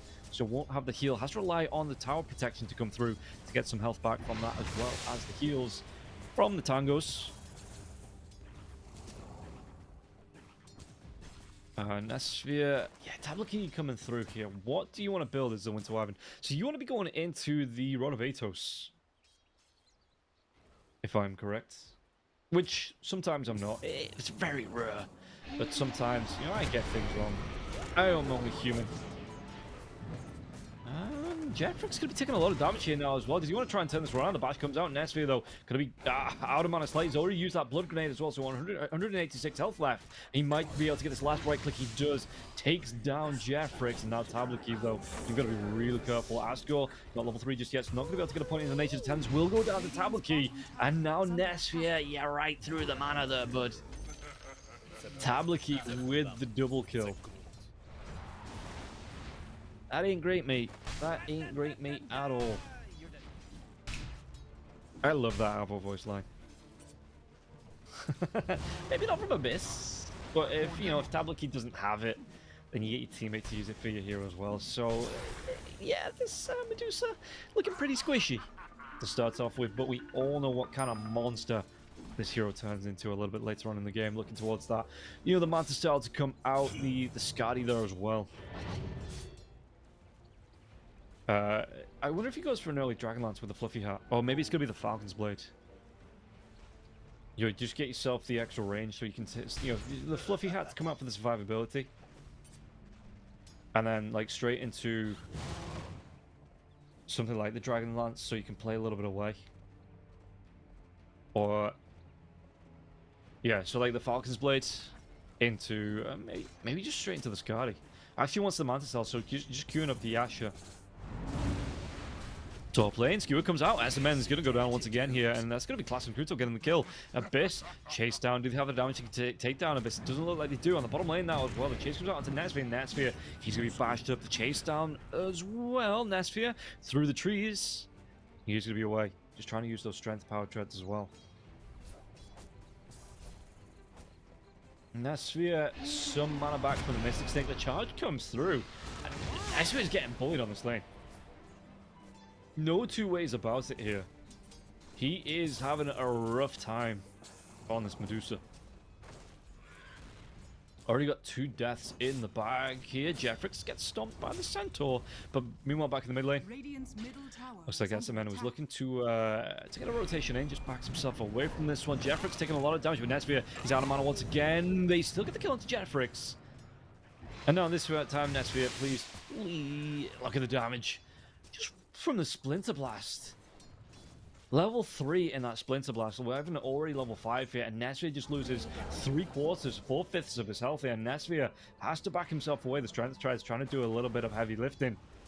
But if Jeffrix, yeah, if he gets that vision onto Netsphere, the charge comes through. They might be able to get the kill onto the Ench. Ench trying to run himself away from this one, prancing himself back towards that tier 1 tower, but might still go down. Ooh. Now, Jeffrix gave up a little bit too early on, but still, Tablaki will be able to get the kill.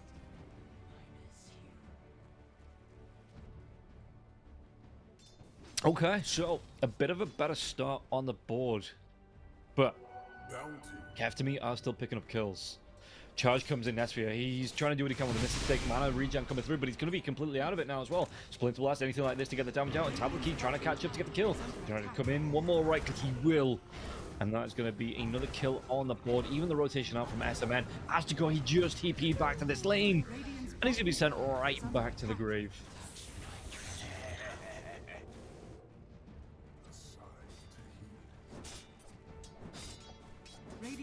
Okay. 7-7 in the first 7 minutes of the game. Some lucky numbers popping up here. Class of Kruto, though. SMN right back into the lane. He's going to be able to take the skewer back away from danger. Meanwhile, in the mid lane, though, Erase going to be taking a lot of damage coming out from Uchiha. And Uchiha doesn't keep up the pressure, so Erase will be able to back himself away using those bottle charges. Got a couple of mangoes to come through now as well. Okay, so 0.4 health regen. Probably not going to be using it straight away. Orb of Corrosion. And just comes right back into the pressure on Uchiha. Does he want to come in close on to this one? Or Erase? Does he actually... Because he's just dropping the Remnant on the high ground here. Yeah, using that Flame Guard to keep the pressure onto Uchiha. Charge coming through here. Erase could be in a little bit of trouble. Meanwhile, Class and Kruto. Yeah, okay, charge cancelled. Jeffrix backs himself away.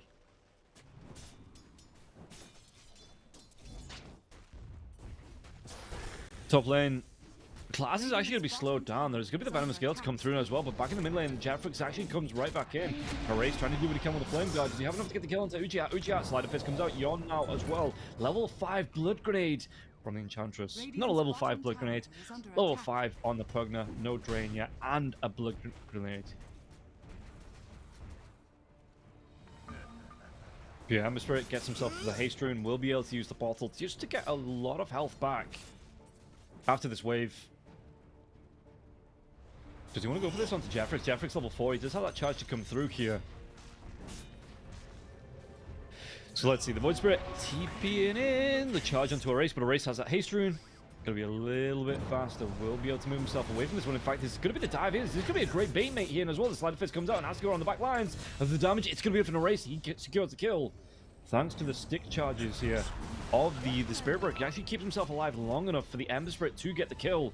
Rotation from Yond as well as Astagor, putting the pressure onto Uchiha. And Uchiha might at least take down the State of Tormentor. But, Erase gets that dive back in with a Remnant. And this is going to be a tier 1 tower. The first tier 1 tower of the game, going the way of Keftami. And Keftami, they were hitting the game fast in the last game as well. They want to keep this pressure on Erase. He does take down this tier 1 tower.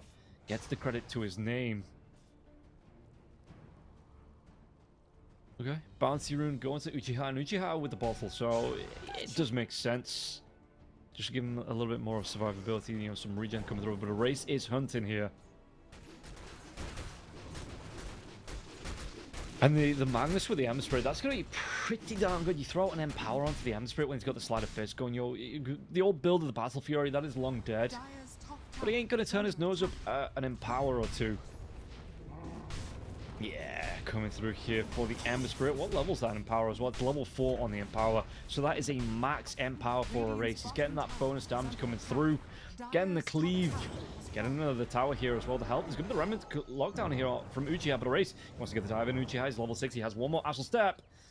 But a race using all of his remnants to make sure he picks up that Arcane Rune. Very important, very important. You find yourself with a full bottle.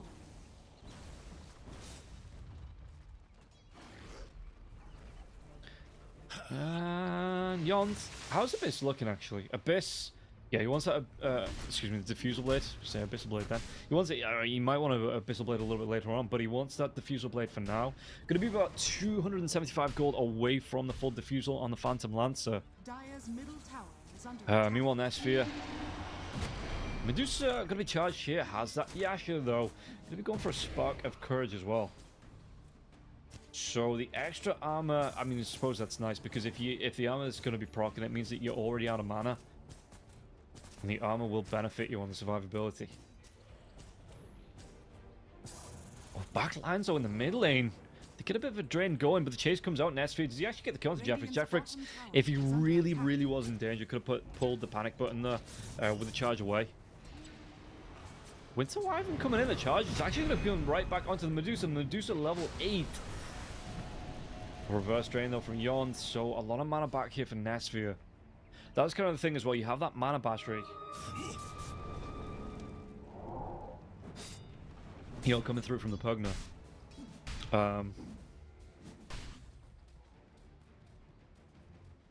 Or at least you have the health.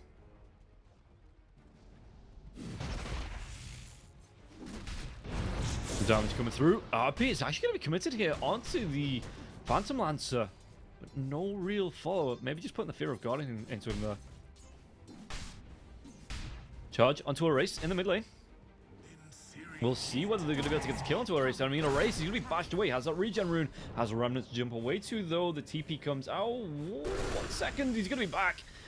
And now Astigo, a Noxious Plague, but they don't get the kill onto the Ember. The Ember will be able to regen up here in the fountain. Maybe come right back into this fight. Astigo, he might pay with his life, though. Again, no nature tends to come out now as well. The Ember Spirit on the back line, so onto Abyss. And Abyss kind of do what we can with the run away from that Doppelganger. But a race has got the chase on. Sleight of Fist comes out. No Searing Chains here. It was on cooldown for the next 4 seconds. And Abyss, he's low. But a race is going a little bit too far here. And maybe no, the snake comes out and Abyss will go down. A race using the regen rune, using the bottle. Dire's top tower is under attack. And yeah, I mean, both teams keeping it close in terms of fights. Net worth, though, a couple of towers. Charge. Class Nakruto, does he get himself away from this one? Jeffrix will be controlled up. And Class Nakruto, I mean, he has that Vanguard.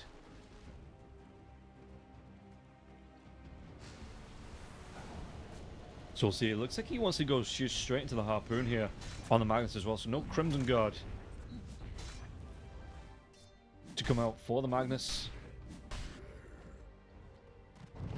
Yeah, that's going to be the Echo Saber here for the Magnus, and actually into the Blink, so maybe not straight into the Harpoon. Wants that engagement ability with the Blink Dagger to come out. But at least he has the Echo Saber that's going to help him farm up a little bit in the fights as well, just to find a little bit of extra damage. Radiant's middle tower is under attack. We've got Wisdom Runes coming up in the next 15 seconds as well, so it's going to be interesting to see whether Abyss is going to pick this one up for his team. Take the XP from himself, share it with one of the supports, or maybe whether there's going to be the rotation over from SMN or Jeffrix to pick it up. No? Nada? Okay. Not just yet. They're going to leave it for now.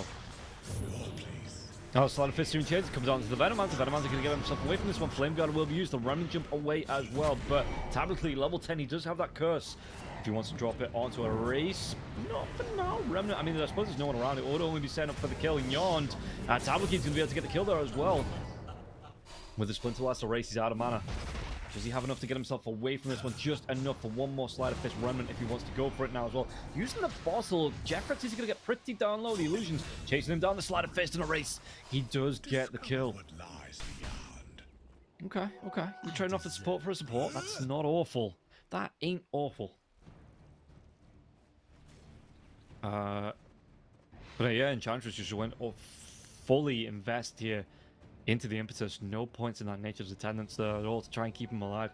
I suppose there's a lot of magic damage. There's a lot of burst damage there on the side of the dice, so it doesn't want to maybe rely on those Nature's Attendants when it's going to be false hope, you know?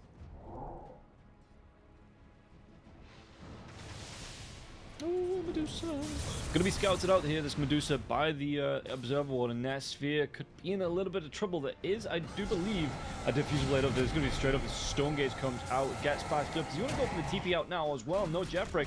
Stonegaze blows off, and Nesphere's going to be a little bit of trouble. Pops that Manta Style, trying to run himself away from this one. Where's his teammates? Is this going to be a great bait, mate? As he tries to turn this around into Jeffrix. Jeffrix trying to run himself away from this one. Now the RP on the back lines. They get the control into the Phantom Lancer, but Jeffrix won't be the first one to fall. As now the dive through Classner Cruto, though, do they have the damage to get the kill into the Abyss? The Sleight of Fist comes out in a race. He gets the double.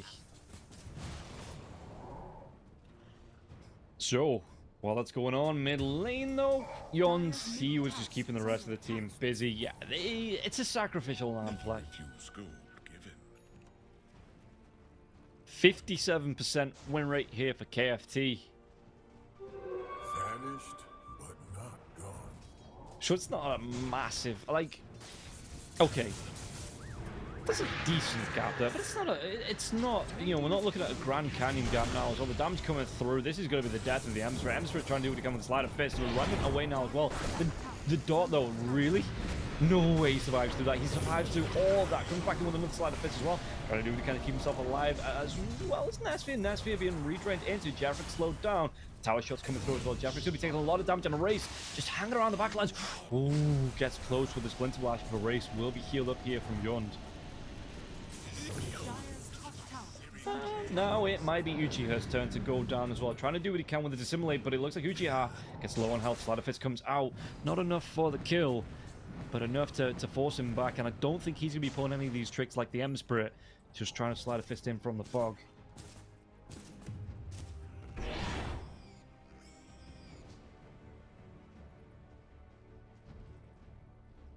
As while this is going on, Class Recruiter just continues to farm a race. How's he looking in terms of net worth? He's second highest, but it is Class. I mean, Class Recruiter doesn't surprise me because he can get the control, he can get the kill onto Jeffrix here with the help of a race. That's what he can do. But you know, with the Empower, right? So like before 7.33, obviously the map was 40% smaller. There was less camps on the board. You wanted to be saving the jungle for your carry and potentially your mid laner as well to find that farm. But with the extra camps around the map now, all three cores for both teams have ample opportunity, ample space to find the farm and find kills. RP comes out. They're going to be able to get the kill into the Winter Wyvern. And Tablaki was just completely controlled through that. So yeah, it does open up another avenue for the offlanes to find the farm. And when you have a flash farmer like this, like that has a farm in steroids, like Class Recruiter with the Empower, he's going to be going back as well for the Crimson Guard. Uchiha in the mid lane tries to get that step away. The Astral Step is going to have to try and keep himself alive now as well. There's going to be the Remnant being dropped now as well, but Uchiha with a Dissimulate trying to keep himself alive on the high ground. Do they have the vision? Do they have any idea this is going on? Uchiha, yeah, they do. They see the snake. They get it, and Uchiha is going to be out of Astral Steps. He's got that Dissimulate in about 5 seconds, but is he going to be alive for 5 seconds? Red, he will not be. He goes straight down. So now, the last couple of minutes, okay, that win probability up from 57 to 71%. And Kaftami having a real good time in the second game. After it started out, Kaftami have just been able to find some great ganks, some great kills on core heroes. Meanwhile, all three cores on the side of Kaftami right at the top of the net worth. You can see there's going to be a 2k gap between the Winter Wyvern and the closest hero on the side of Kaftami, which is the Medusa. and then a 4k gap overall between the highest farmed hero on the side of Dozawin and the highest farmed hero on the side of Kaftami, which is Class and Cruto. Dire's middle tower Harpoon under is out. Blink Dagger is going back for the Crimson Guard and Class and Cruto as well. What he's really going to go for, he's going to try and go for the jump. There's going to be the, he's running to drag him up onto the high ground now as well. Does he get pushed down? He does by Jeffrix. He's going to be bounced up right down onto these cliffs as well, but the Duke get the kill. Gon will go down. Tablet Key, Slider Fist, the damage coming through from the Flame Guard as well. It looks like he will be able to now as well. The Phantom Lancer wants to get involved. Does he have enough damage to get the kill onto Classic Cruiser? Classic Cruiser's looking pretty darn fine. Jeffrix, he gets that charge in. Jeffrix trying to get himself away from this one, but the Harpoon, the Shockwave, the damage, he's going to be dragged right back into Attigor, but Attigor, he wants that distance, he wants the kill. He will be able to get it. Jeffrix will go down. Radiant are scanning. And so, Abyss just needs to move himself back into the side jungle. No, skewer back though. Simulate did come through. Keeps the void alive. Dire's top tower is under attack. Dire's top tower has fallen.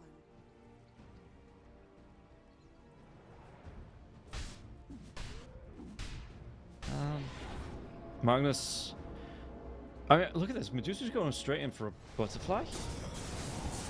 Okay, it makes sense. You won't be as open to the diffusal blade damage. Obviously, big stats as well, big damage dealing for the Medusa.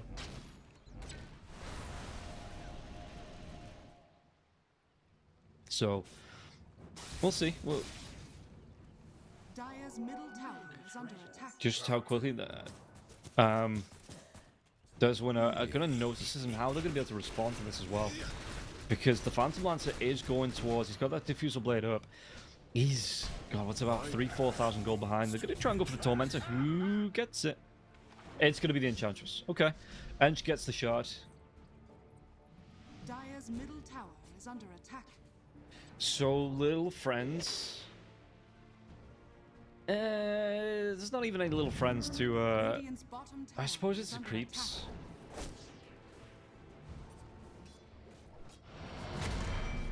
So you can pop it if they're in the middle of a creep wave. That might be fine, but it's not like there's a Beastmaster or a Lycan or a Chen or anything like that. Slider Fist comes out. They have the damage. You're gonna be able to get the kill on Jeffrix now as well. Jeffrix, just no way out of that, bud. No way out. The rune of illusion. Dire's middle tower is under attack. So has to go. Yeah, he's got himself the Pavisio.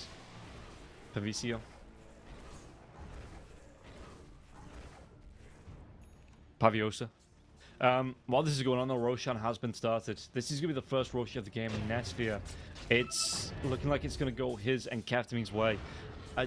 Yeah, no way to scout this one out. You've got Yon that's playing body blockers here on the Lotus Pool, so if anyone does rotate in, smoked or not, Yon will be seen. His Slider Fist comes out. He might try and go for the kill onto S-Man here at Race. Look at this, just walk himself right up onto this Slider Fist in 1 second. Should be able to get the kill onto SM. No! Remnants himself away. Aegis will go the way of Nesphere, but he just didn't have the damage at Race to get the kill onto SMN, and maybe worried about overstaying his welcome on the Ember Spirit. Does dive himself away to the Remnant. Dire's bottom tower is under attack. As Nesphere just continues to push, he has that Manta Style, has the Butterfly now, has an Aegis. RP comes out. He does drag the right one. The both illusions. Dire's bottom tower. Well, it was a really good play, and then it wasn't so good with the drag blight. Just those illusions, just doing enough work to throw Class and Cruto off. Wasn't able to get the drag back out now. Dire's bottom tower is under attack. However, Radiant's while middle this is tower going on, is you under will attack. see another Tormentor going down, and again, it's for the side of Kaftami, and it's going to be Pugna this time that gets that Aghanim shot. Dire's bottom tower has fallen. As Medusa, yeah, just wants to continue coming in. Radiant's middle tower has fallen. Put in pressure, Jeffrix isn't even here. You have the extra damage coming through Nesphere with the Empower onto these towers. Look at this. He's just going to go straight for the Manta Tower with 24 minutes in here. They're pushing onto Rax, and they're not leaving the space. Aegis is here for the Medusa as well. Charge from Jeffrix. But the skewer back, I think he'll be able to get the kill into the Winter Wyvern. The Winter Wyvern tries to do what he can with the Winter's Curse. It's going to be a lot of damage onto the Pugna, but the Pugna in the end will be fine. And they've taken down this Winter Wyvern. They're going to be able to take down the base as well, taking down a lane of Rax. Win probability 87%. 19k net worth lead here for the side of Keftami. And this time, it doesn't look like with Nestia being here, they do not want to leave the space. Aegis, the drag back onto Jeffrix. Jeffrix, he's going to be locked down. The charge comes out now as well, but the Stone Gates will be the damage. Is he going to be able to get the kill? Jeffrix trying to run himself away. That Snake connects in a race. He will be able to get the kill. There is still a tier 2 tower in the mid lane though, so it's not... I say it's not going to be... Look at how quickly this is going to go down as well, and Nesvia just continues underneath the tier 3, taking tower shots. He doesn't care. And the Harpoon drive back onto SMN. This time SMN not going to be able to get himself away into safety. This is going to be another lane of Rax. 25 minutes in, we're looking for a second, maybe potentially a third lane of Rax here with the Aegis on Nesvia. He just does not want to leave this base. And so, what can Abyss do? All Abyss can do can get dragged back and RP'd and killed off. He is dead. 50 seconds, no Phantom Lancer here. Look at this, they don't care. There's no fortification left on the side of Dota 1 as well. And Keftami, yeah, GG's going to be called. This is going to be another 2-0 in a line of 2-0s in the Pinnacle Cup. I thought, I mean, they had a good start. The Winter Wyvern and the Spirit Breaker were doing a lot of damage onto the Medusa in the early game. They were putting a lot of pressure onto the hero. Kill him off, I think it was like 3 times in lane or something like that before everyone split off. But it was just the Ember Spirit. What did the Ember Spirit end on? A 10-0 and 8 on the Ember. 3-0-9 on the Magnus. So, yeah, so were the Medusa... I mean, that first blood giveaway onto the Ember Spirit as well just set the tone because he was able to get a quick bottle, put the pressure onto the Void Spirit in the lane as well. Made some great rotations. Again, 10-0 and 8. What can you really do against an Ember Spirit when he's that packed up in power? And Keftami, they will be moving on to the next round. There's a win. It isn't the day, and unfortunately, it has to be your day to move on. There are no second chances. So, yeah, Keftami, they move through as another 2-0. As we'll be able to take a quick look at the bracket and what that does for the placement here. Keftami, they move through to place up against the winners of Wildcard versus Navi Jr. And then the winner of that will be playing up against Manaspa. But yeah, Keftami do move into the second round of the bracket. So congratulations to them. Unfortunately, there does have to be a loser and does win. We'll be going home here. But, you know, it has to happen. You can't have everybody being a winner. But yeah, congratulations to Keftami. And they moved through into the second round. So they're going to be playing up against the winners of Wildcard versus Navi Jr. I do believe we're going to be taking a bit of a longer break. Because, yeah, we've got the next match coming up in about an hour's time here. Comeback versus Level Up. And we'll see how that one's going to go. But, guys, before that, we're going to take a bit of a longer break. So go get yourself something to eat, get yourself something to drink, you know, stretch, whatever you need to do. And be back in about an hour's time for Level Up versus Comeback. We'll see you after this break. Oh, esport. You and I have come a long way. It was such humble beginnings. As we gathered in small groups, we were professionals right from the start. Passionate, organized, and ready to rumble. We dreamed big, and surely enough, our parents supported us at every step of the way. Didn't they? Fired up by all this love, it wasn't long until we caught the scent of competition. To be honest with you, it wasn't always that easy. Joe here, he had to take on 2 side jobs to afford playing professionally. It's gonna get better, Joe. Fist bump. Some of you dared to not even call this a sport. And look where we are today. An endless stream of esports events every year. Bet you didn't see that coming, Mom and Dad. And you know what? We have been with you every single step of the way.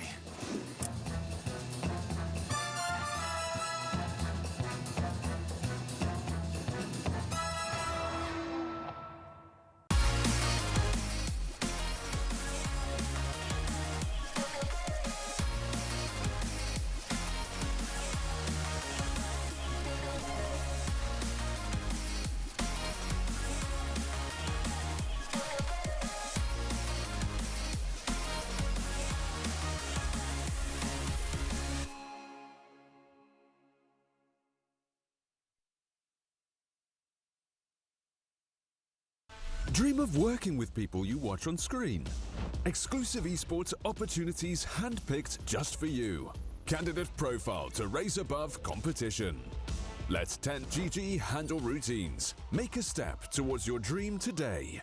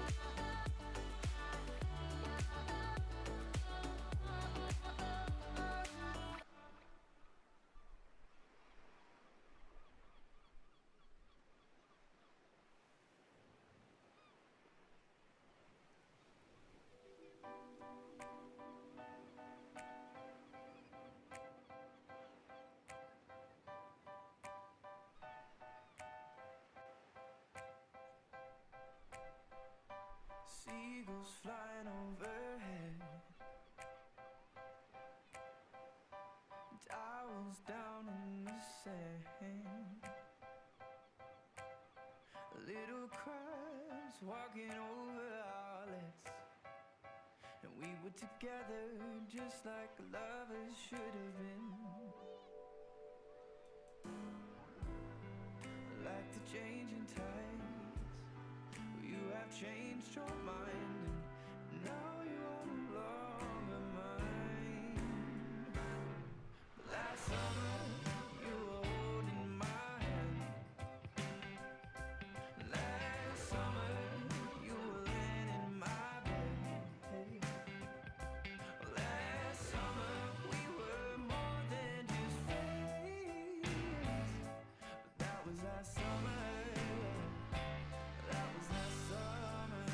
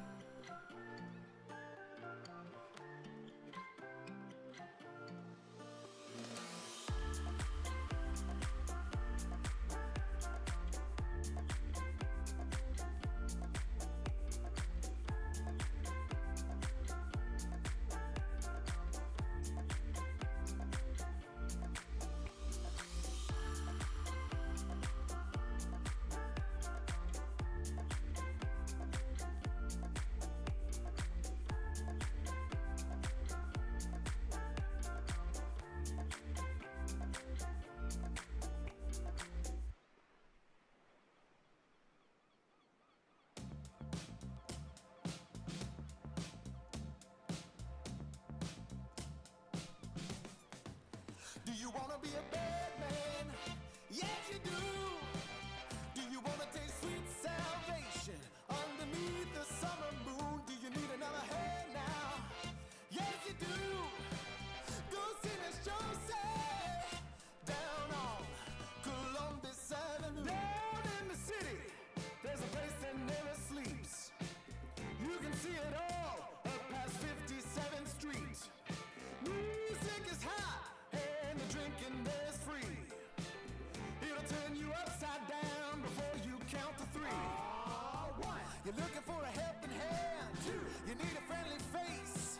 Three, feeling good you can barely stand. You're falling all over the place. One, you're looking for a helping hand. Two, you need a friendly face. Three, feeling good you can barely stand. You're falling all over the place. You own it, they got it, they flown it, you bought it. Ow! Do you wanna be a bad man? Yes, you do. Do you wanna taste sweet salvation underneath the summer moon? Do you need another hand now? Yes, you do. Go see Miss Josie down on Columbus Avenue. Columbus Avenue. Ha! Go see Miss Josie down on Columbus Avenue. Columbus Avenue. Ha! Go see Miss Josie down on Columbus Avenue. One, you're looking for a helping hand. Two, you need a friendly face. Three, feeling good you can barely stand. You're falling all over the place. One, you're looking for a helping hand. Two, you need a friendly face. Three, feeling good you can barely stand. You're falling all over the place. You own it, they got it, they flown it, you bought it. Ow! Go see Miss Josie down on Columbus Avenue.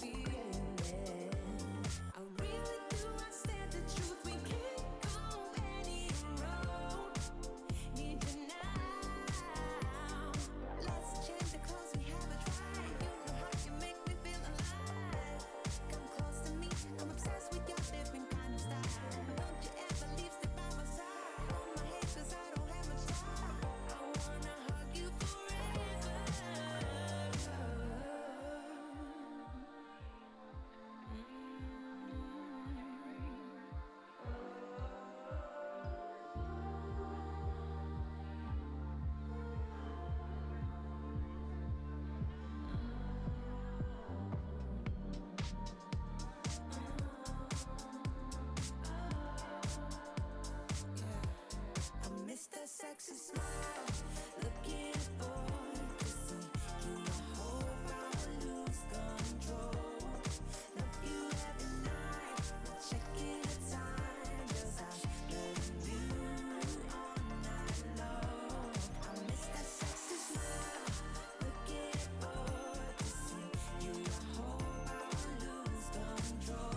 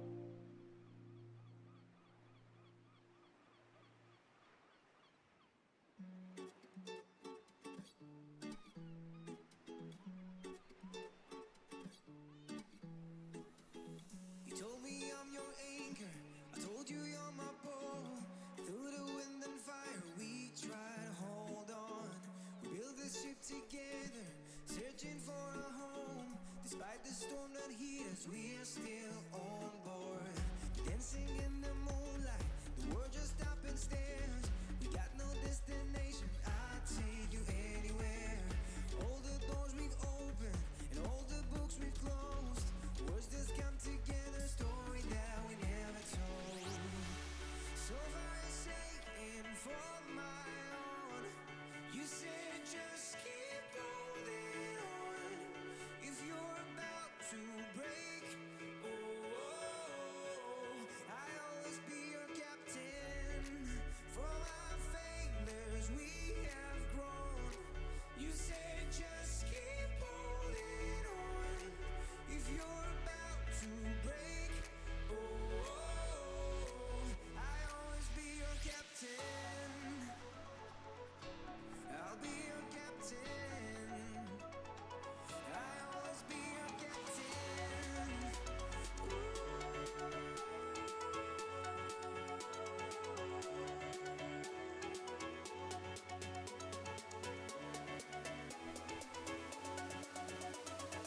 I'll always be your captain.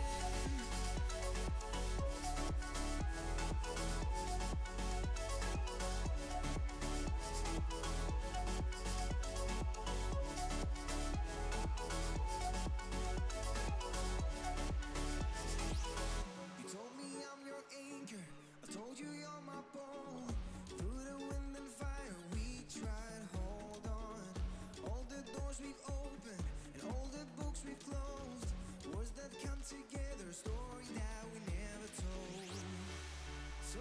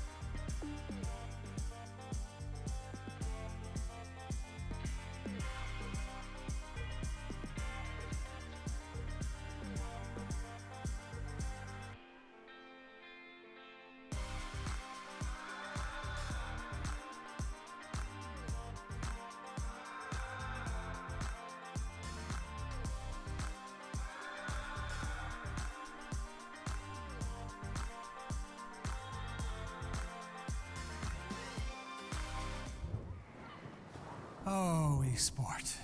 You and I have come a long way. It was such humble beginnings. As we gathered in small groups, we were professionals right from the start. Passionate, organized, and ready to rumble. We dreamed big, and surely enough, our parents supported us at every step of the way. Didn't they? Fired up by all this love, it wasn't long until we caught the scent of competition. To be honest with you, it wasn't always that easy. Joe here, he had to take on 2 side jobs to afford playing professionally. It's gonna get better, Joe. Fist bump. And some of you dared to not even call this a sport. And look where we are today. An endless stream of esports events every year. Bet you didn't see that coming, Mom and Dad. And you know what?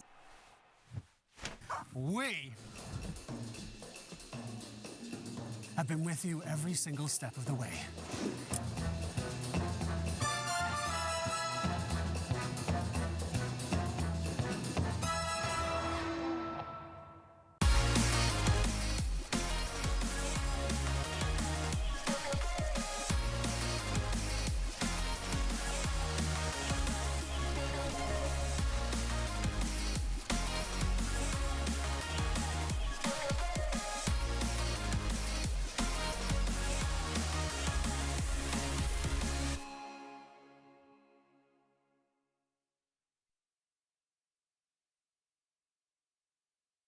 Dream of working with people you watch on screen. Exclusive esports opportunities handpicked just for you. Candidate profile to raise above competition. Let 10GG handle routines. Make a step towards your dream today.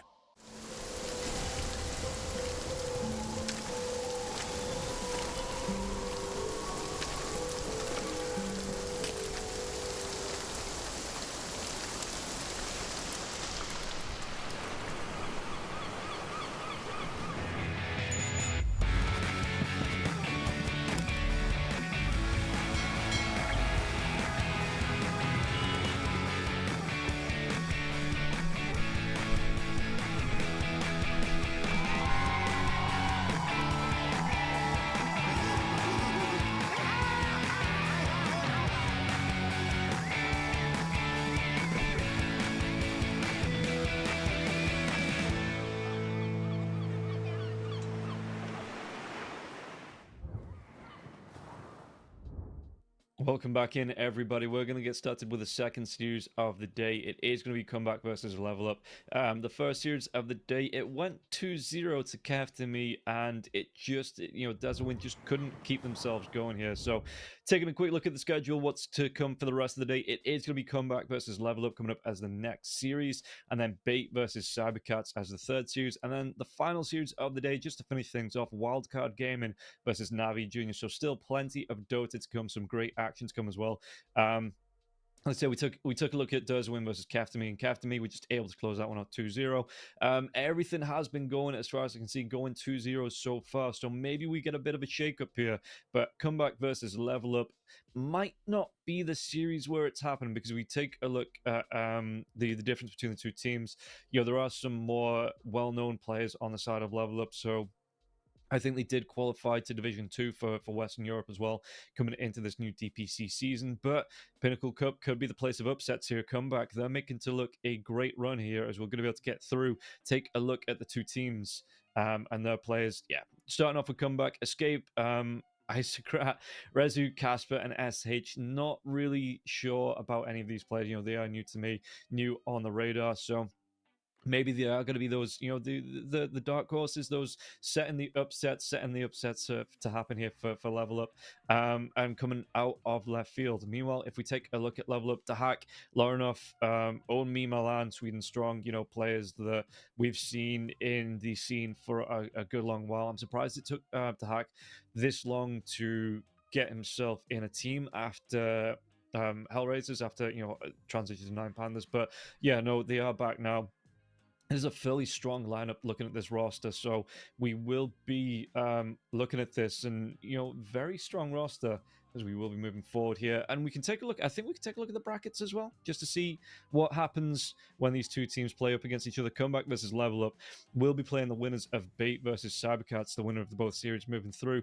And then finally, after that bracket in the second round, the winners of those two will move through onto Ancient Tribe. So there is still some big names. In fact, this is probably one of the strongest chunks of the initial bracket to start off with. Bait, Cybercats, Level Up, and Comeback, all making look to make moves to move for themselves forwards into that second round. And the second round, that is going to be a big, if Comeback beat Level Up here, it's a big giant slayer, I feel.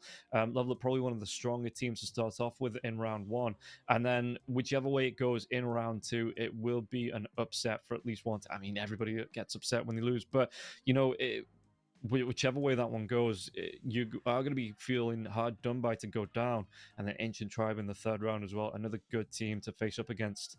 So we'll see how that one's going to go today, and just what the teams are playing for. You've got yourself not only the prize money that starts to come in once you start winning those rounds later on in the tournament, but you've also got yourself a gaming house, a practice gaming house too, where you can go away to in Malta for a week, where you get yourself throughout the year wherever you want to take it. You've got yourself the beach, the sand, the sea, the sun. You've got yourself a 5-star hotel, and the gamers, obviously we love the sun, we love the great outdoors, but 5-star hotel, great facilities to be playing around with as well.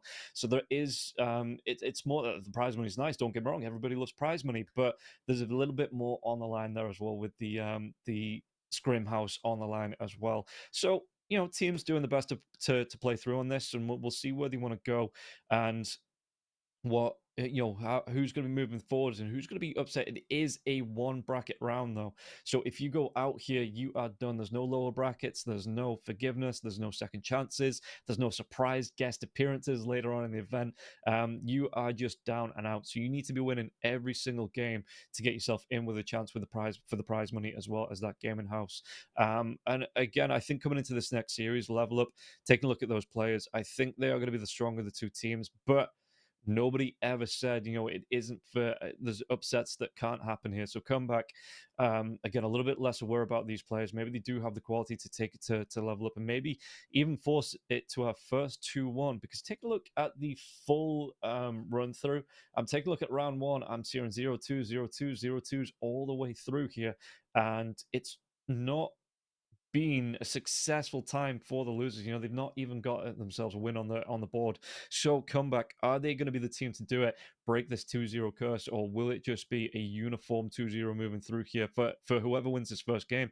Because I don't know who's going to win this first game, and we'll see how that's going to go. We are just waiting on the draft to get started here, so we'll be getting started in the next couple of minutes. But yeah, looking further forward through the day as well, Bait versus Cybercats. Bait obviously playing in the North American Division 1 as well, Cybercats in the Eastern European Division 2. But these two teams, they do have a little bit of history together, so we'll see how they're going to play up against each other. Well, whether the new Bait is going to be good enough to beat out the Eastern European teams, or whether Cybercats will remain fairly strong, fairly shown, and show off the pride of the Eastern European region up against Bait. Bait are playing from Europe as well, so that even though they are playing on Division 1 NA, there shouldn't be any ping issues because they are playing from the EU. Circumstances around that have allowed them to play from their home countries.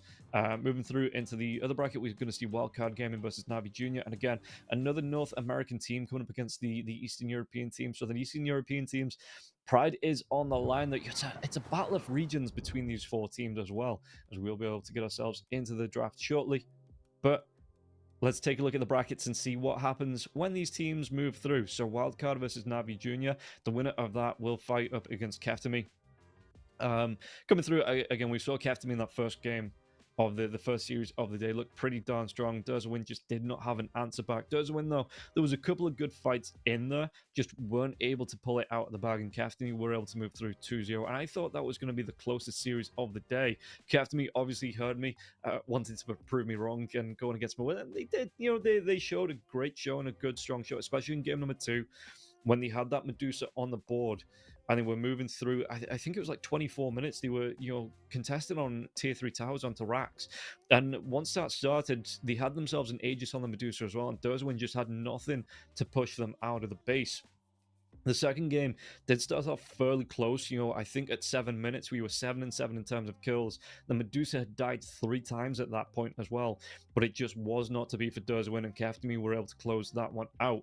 On the other side of this bracket as well, we've got Screen up against Moneymakers. Moneymakers playing in the Division 2 Eastern European region as well, so they will know the Screen that both teams play up in that Eastern European region, so they might have scrimmed against each other. There's going to be tape as well for Screen to look at against Moneymakers from the Division 2 last tour as well, and the winner of that will move up against Virtus Pro. Virtus Pro obviously looking in Division 1.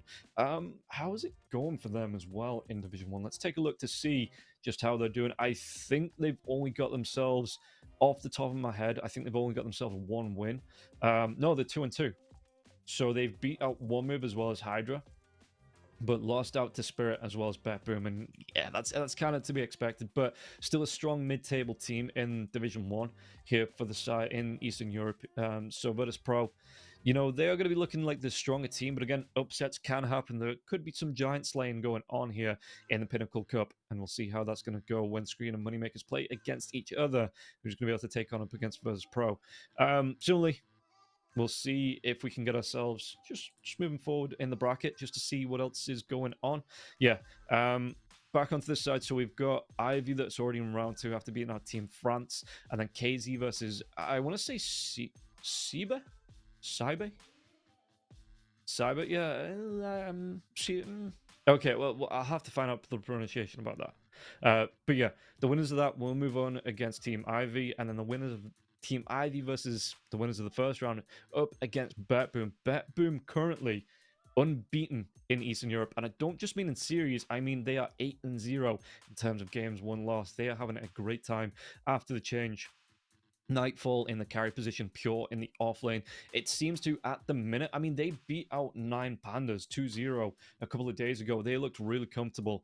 And yeah, this lane shift up, it might have done the job for them, got themselves in the right frame of mind to be able to move on, and Bet Boom, like I say, in the driver's seat in the Eastern European division at the minute, so that is going to be a big challenge for whoever moves on to fight up against them. And Bet Boom, if they've got themselves in a great position as well, and so they shouldn't be sweating this coming into it. But again, Giant Slay, it is a possibility to see an upset, so maybe whoever moves through between KZ, CB, and Ivy might be looking to, because they've got the game tape as well for Bet Boom, they've got the VODs, they've got the ability to look through, see what the strengths and weaknesses are. And we'll see just how that's going to go, as it looks like we might be getting closer to this draft. Do we get the 4th part of the bracket as well, just to take a look at what else is happening here? So Into the Breach up against Nouns. Into the Breach looking really good up against Unity. Nouns taking down Genov.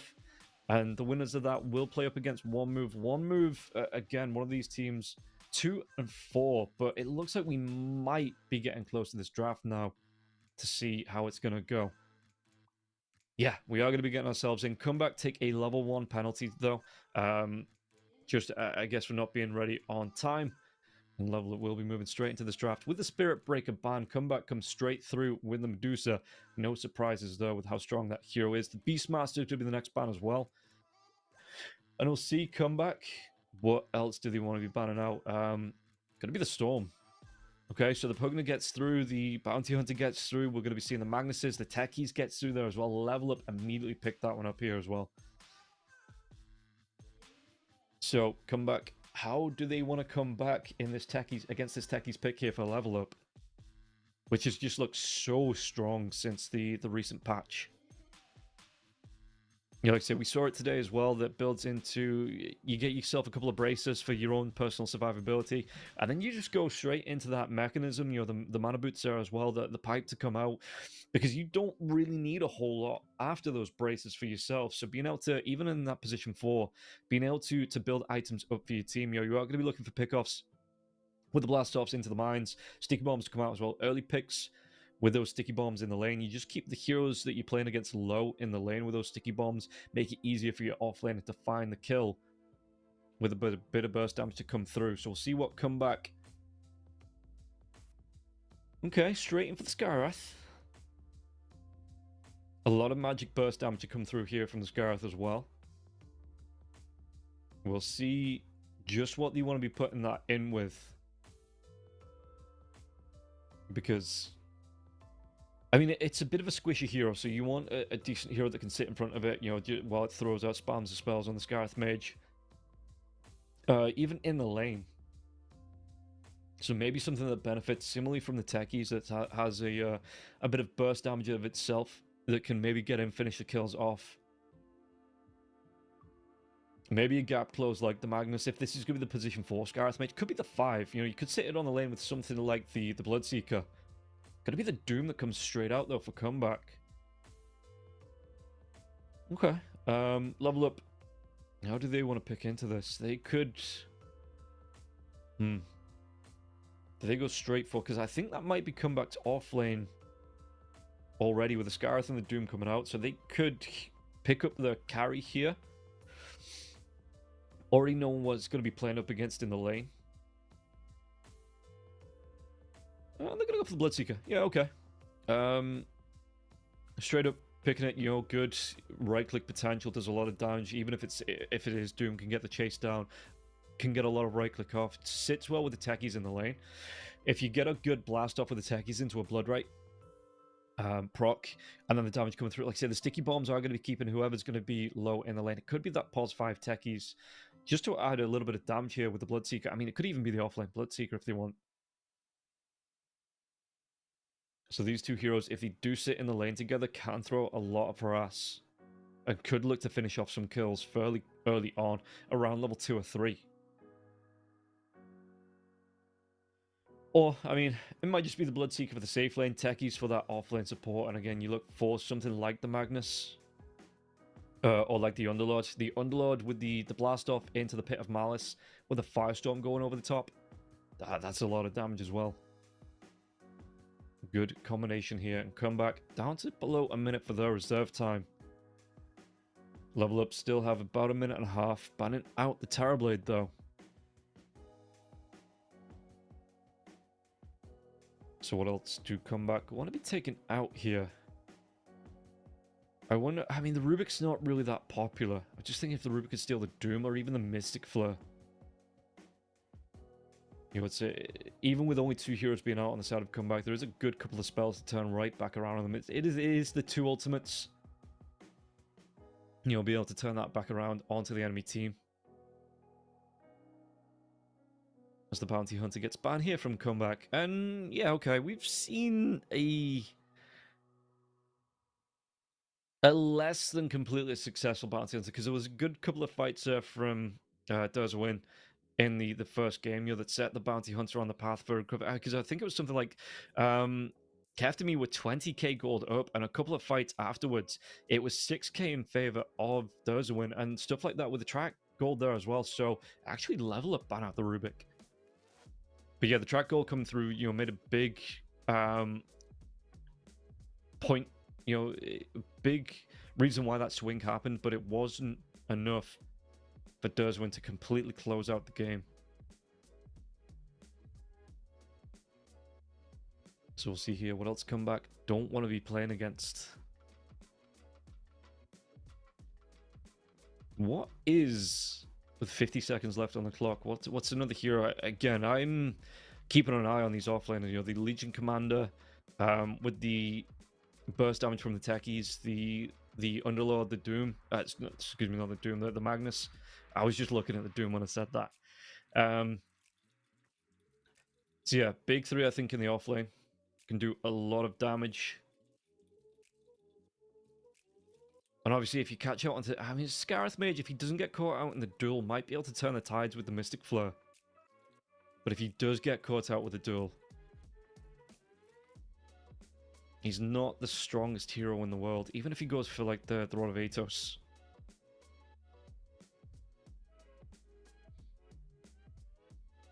So we'll see Death Prophet being banned out here from comeback.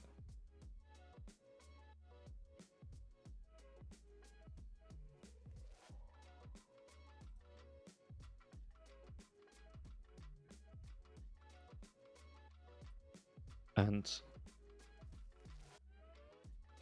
what else do they want to be? Ember Spirit's going to be the ban here. Yeah, we've seen a good couple of successful Ember Spirits so far today. So they do want to take that one away on the side of level up. Just, it is an incredibly strong hero. again, before the patch, it was running the show as well. With the Pangolier as well, I think they're the two strongest mid laners are at the minute. Though I do think you need the actual practice on the Pangolier. You know, if you aren't completely up to snuff with how the Pangolier plays, you might struggle a little bit on it. But the Ember Spirit just seems to be one of those pick up and play heroes. As the Magnus does get ban out here. 5 seconds left on the reserve time for comeback. So even with that level 1 penalty, you know, they've still burnt through a decent amount of that reserve time. And we'll see just what comeback want to pick as their next hero here. Gonna be rushing this one through as well. Only 10 seconds left. So what is it gonna be? Screw the Crystal Maiden.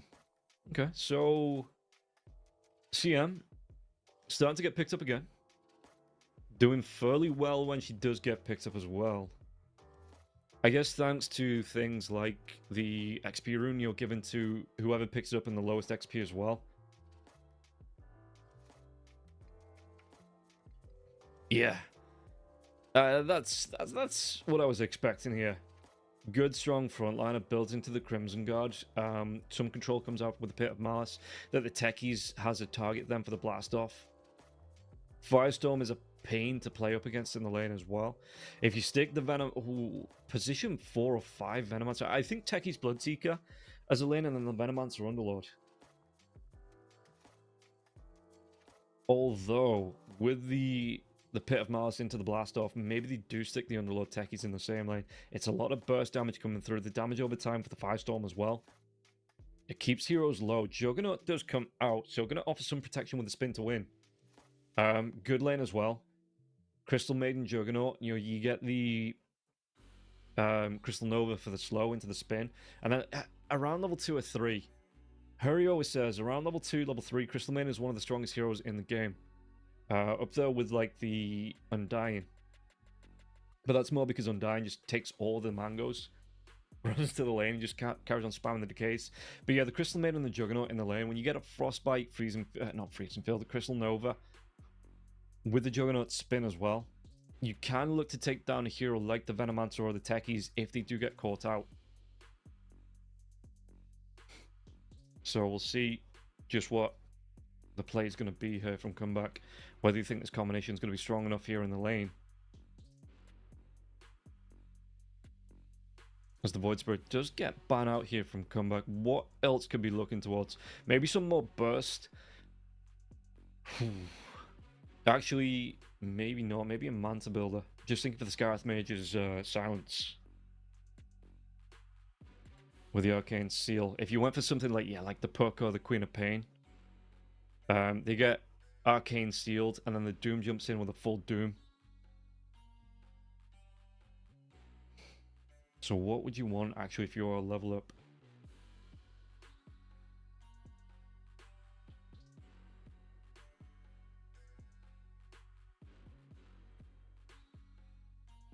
And what does Lorna feel comfortable to play as well? Taking a look at a couple of his heroes, what's he been playing?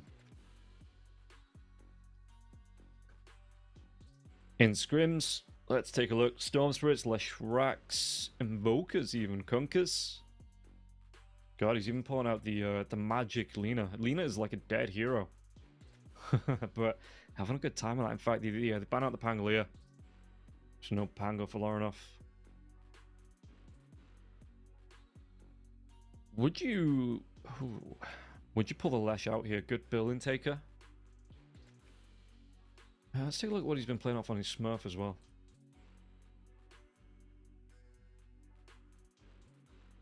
Ember, Queen of Pain. Ember. Ember. Ember.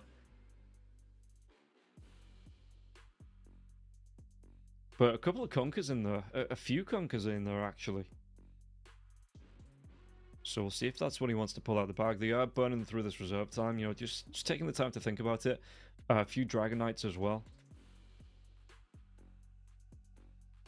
Yeah. Fair enough. Conker comes out. Good, strong right-click hero. A lot of cleave damage here as well. It's really hard to take this hero down. He's going to be building fairly tanky, I assume.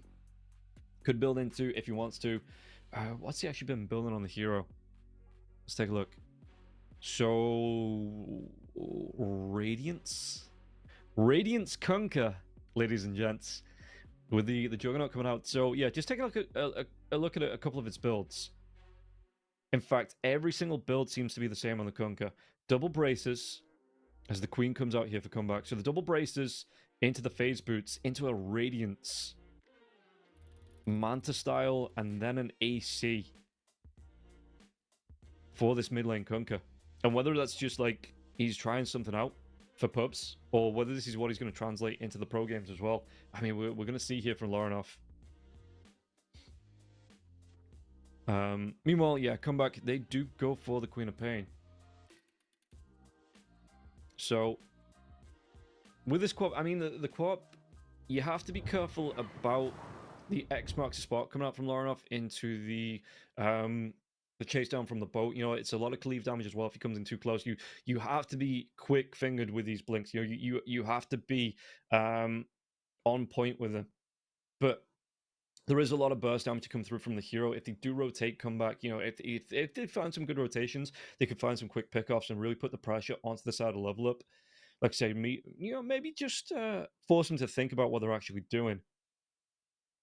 So we'll see how it is going to play out here. I think coming into this one, I'm going to favor level up just a little bit because, again, they are the established players. They've been around for a while. Milan stepping back from coaching as well to get involved in the pro scene again. They've got themselves into Division 2 of Western Europe through the qualifiers, I do believe, as well. So, yeah, they are going to be wanting to start off on the right foot before Division 2 starts in a few days, and you know, make their way through to the Pinnacle Cup as well, because I mean, the further you get, the more prize money you are going to win, and getting a chance at the Scrim House as well, the gaming house for a week in Malta, it's a great prize actually, just to be able to use that whenever you want for the rest of the year, for a week and for the rest of the year. So we'll see how this game one is going to go. I do think I'm going to be backing though coming into this one level up. And we'll see how it's going to go, though, between the two teams. So comeback, the lesser known, so there's going to be less information about them online. Less that you can look up as level up. You know, you're not going to be looking at VODs. You're not going to be looking at, like, game history going back 2 or 3 years. So it's something that, I mean, with the new patch anyway, the teams might play this a little bit different.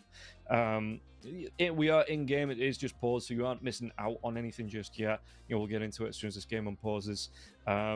And we'll see how this action is going to go. And yeah, I'm interested to see how this one's going to play out, because I mean, in the first series we did see some early action coming out. I think it was 3-4 kills in the first, before the buzzer even went for the runes to spawn. So we're going to get ourselves unpaused and hopefully get ourselves in game fairly soon. Yeah, there's techies, and we are going to get ourselves into it.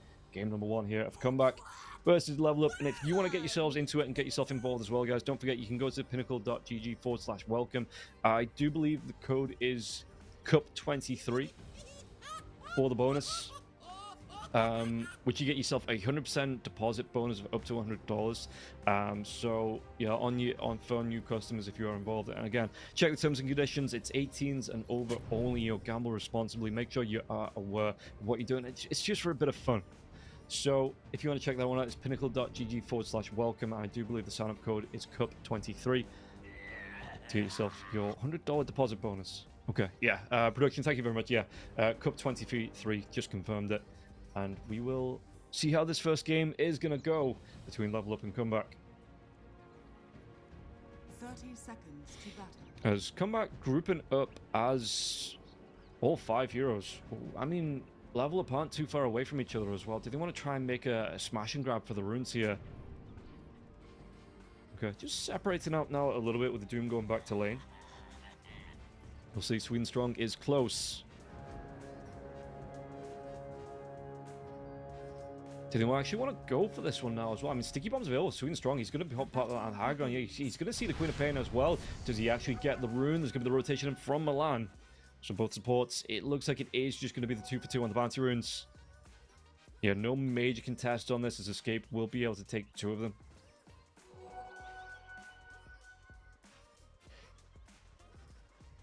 Laurenoff in the mid lane. Let's see what this Kunkka build. It's going to be the double braces. Are we really going to see the Radiance Kunkka come out here for Laurenoff? Well, all we can do is watch to find out. Yeah, Lornoff, every time he steps up here, if that is off cooldown here, the Shadow Strike, I do expect it to be coming out, but the cleave comes off cooldown a little bit quicker. Just a little bit. Well, up until level 4 anyway, when we were both coming off cooldown at the same time. But both heroes in the mid lane take a lot of frost. Casper, though, on the top lane for comeback. And there are some Milan's going to be taking some of these from DX to the face here with this concussive shot. So it will slow the hero down. And Milan, not the fastest hero in the world anyway. 280 on the movement speed. But Venomancer, DX, both going to be coming up against each other here. What's he got coming out here? Just a salve for the Venomancer. Okay, and the 4 branches as well for the Veno. Bottom lane, the spin comes out. Only going to be taking a lot of damage on this Underlord. I think going to be able to turn this one around, though, is because Escape, the spin wears off. The Blood Grenade's going to go through as well. He's going to tick down to this Blood Grenade. It's not going to be enough damage. But one more Sticky Bomb. Where is it? 1 second away. Escape, no spin. Firestorm comes through. Escape taking a lot of damage. It looks like he will escape from the first blood, at least. That's going to be all of his regen, though. Going to be relying on the tangos coming through from the Crystal Maiden for now. Yeah, and that healing ward. Gonna go for the healing ward and not the blade dance at level 2. Top lane, though. Milan does take the first blood, takes down DX, chases on for Milan. Milan, can he get himself away from this one? He absolutely cannot. And Casper picks up the kill up against the Venomancer there. Mid lane. How's he looking for the Queen of Pain? Is that the bottle coming out? Looks like it is. As the torrent won't connect here. Kunkka with the double braces. So big tanky boy here on Lornoff. Yeah, going to be able to get himself over to the water room anyway. He's going to be about 10 gold off this double bracer as well. For the Kunkka. His escape. How's he looking? Last hit wise, he's got a bit of catching up to do. He's even going to be behind the Underlord here. 5-2. Underlord 10-4, so doubling the last hits and the denies. Meanwhile, the Bloodseeker on the top lane, 11-3 here. Looking pretty good for the hack already. This Castle we're going to be taking some harass. Mid lane, though, you look at this one. Isocrat. Yeah, just taking a lot of harass in the mid lane. The hack trying to do what he can up against Casper. Casper, though, actually the Blood Grenade comes out. Did he get enough damage onto him with the Blood Right? It's not going to be enough. It's not going to be enough. But Casper, though, having to take a tango from the Scarith Mage.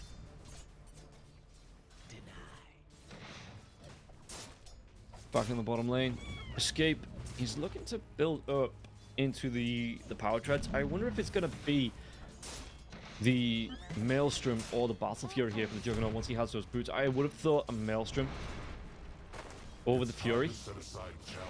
I just think the Bloodseeker comes online a little bit quicker if he goes for that Battle Fury, because I'd assume the Hack's going to go for the Maelstrom himself as well. He's got it queued up as well, yeah, so I'd expect Escape to try and match him here. X-Mark spot comes out. Was that Torrent? There's going to be a lot of damage coming through onto the Queen of Pain, but no boat just yet. Both heroes level 4. Was a cleave, though. Does he have the right angle for the damage? It's not going to be enough to get the kill onto the Queen of Pain. Barely not going to be enough damage here. And Quap suffering a little bit in this lane. And you'll see here Lornoff just completely looking for the angles and how far Isocrat has to play away. Only gets the kill onto SH in the bottom lane now as well. And thanks to the Bloodseeker having the point into the Thirst, you know, this Queen of Pain is going to be visible. So, chase down. EX. Did he actually get the kill? Queen of Pain going to be able to get the water in here as well as Lornoff picks up one for himself. But the chase down onto the Scarith Mage. That's kind of the thing with the Scarith as well. He needs so much mana regen. Like, if you outlast that damage that comes out from the spam, Casper... Milan isn't going to be in range really for the Venomous Gale, I don't think, but Casper, he's still going to be taken down. Does it connect? It does. Ooh. It's not going to be enough for the kill. But once again, it forces Casper out of the lane. Lornoff, that'll be enough for the kill there. Queen of Pain will go down as a Scarith Mage. Has to move himself back, right back to Fountain. Milan gonna go for another salve. Just trying to keep himself and Dahak healthy, I guess. But with the point of the Blood Rage now as well, if Bloodseeker got... Oh yeah, Bloodseeker should be fine.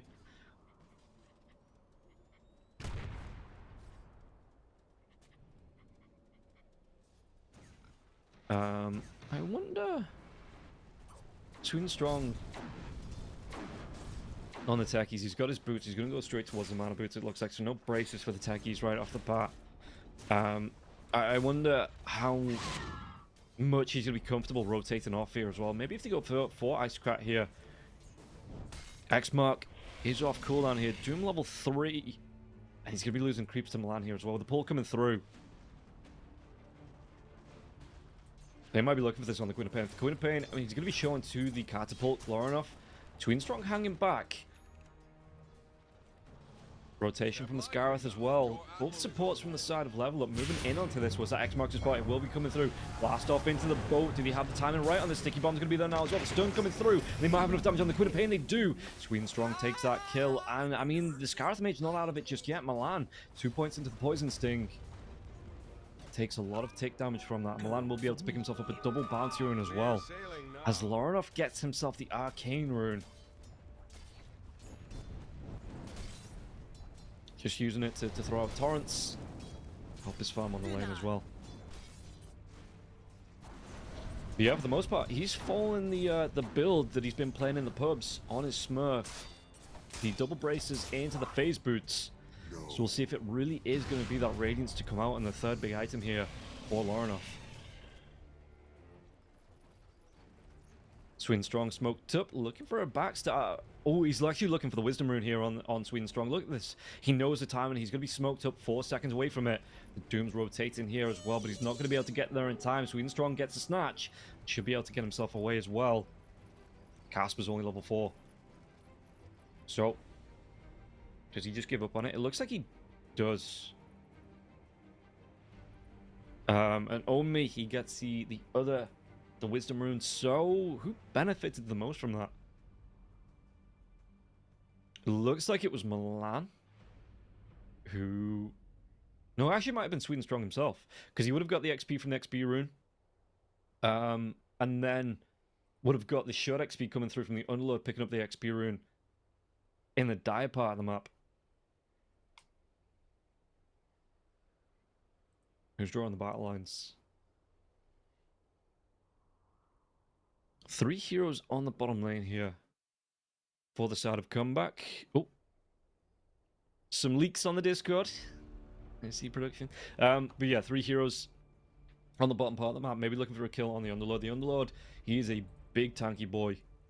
I do believe he's already got himself the Ring of Health, going towards the Soul Ring as well.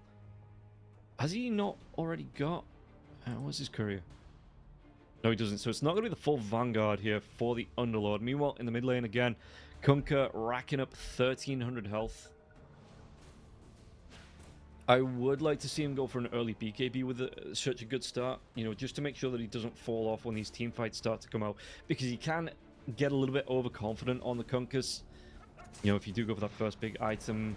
Radiance says bottom lane here. It's going to be a lot of damage coming through onto Omi. Omi can get himself away from this one. Crystal Maiden was the blast off coming through now as well. He might be a return kill. One more right click from... No, the root. Do they don't have the vision. They don't. Escape gets himself a double kill. And SH barely gets out alive there. The healing ward as well as the salve will keep this Crystal Maiden going. Casper gets himself the Vanguard. Yeah, there is a lot of magic damage here on the side of comeback, so I would like to see the momentum keep up on the side of level up. Just buying those BKBs. Make sure that you don't get caught out like that Unload did with all that magic damage.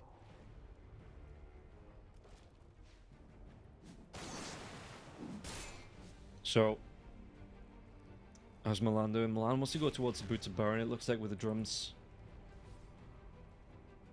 Or at least the drums to start off with. It might not actually be the regen boots that he gets. Oh, in the mid lane, though, the Illusion Rune not going to be there in time. They do get another kill. Swinstrong with the blast off into the Sticky Bomb. Takes down the Queen of Pain.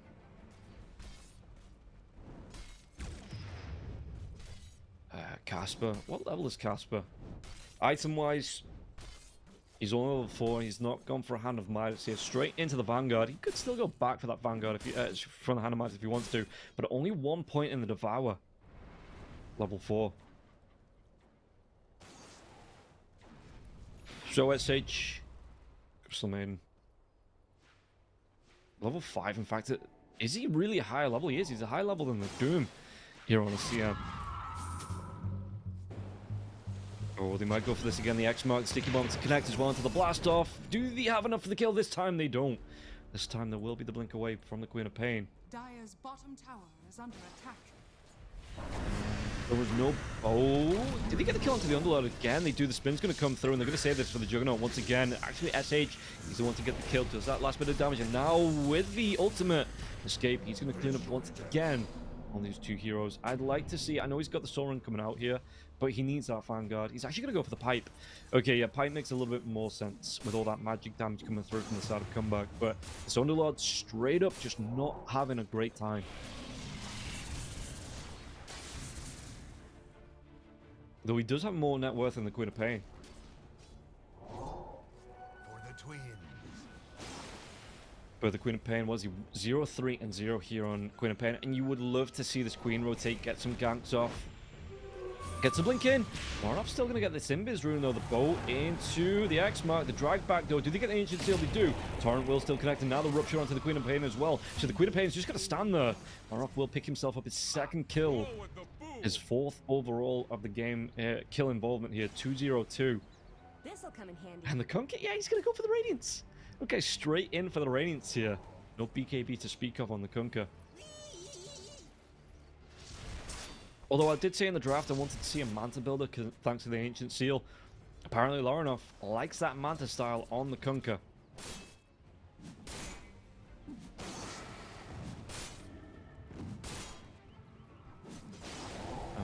Yeah, Casper on the Doom is going to go back to the Hand of Midas. Milan moving over, just trying to protect the tower as well with the points on the Plague Ward. Doom though, does he go for the rotation around? It looks like he's just going to back off, get himself some more of this Lotus Fruit.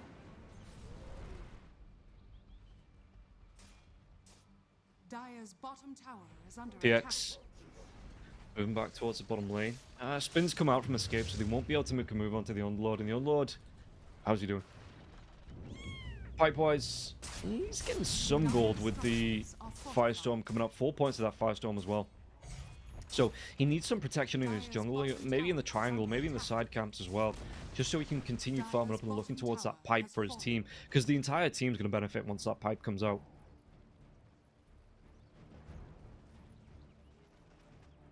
Techie's in the mid lane as well. He's moving around with the Kunkka. I say moving around, he's sticking to the mid lane with the Kunkka just to really put the hurt on the Queen of Pain. Anytime this Queen of Pain comes forward, I mean, the boat is back up, the blast off's there now as well, level 6 on the techies. So you have the mines with the proxy mines. Larinov gets himself a DD rune. This is it. Yeah, this is where I'd love to see him rotate. The smoke comes out. He's got the Tidebringer cleave as well. Gonna benefit from this double damage. Would love to see him move down, make a move onto the Juggernaut in the bottom part of the map. Okay, no, Larinov just stops to farm the Ancients, which should get him his Sacred Relic.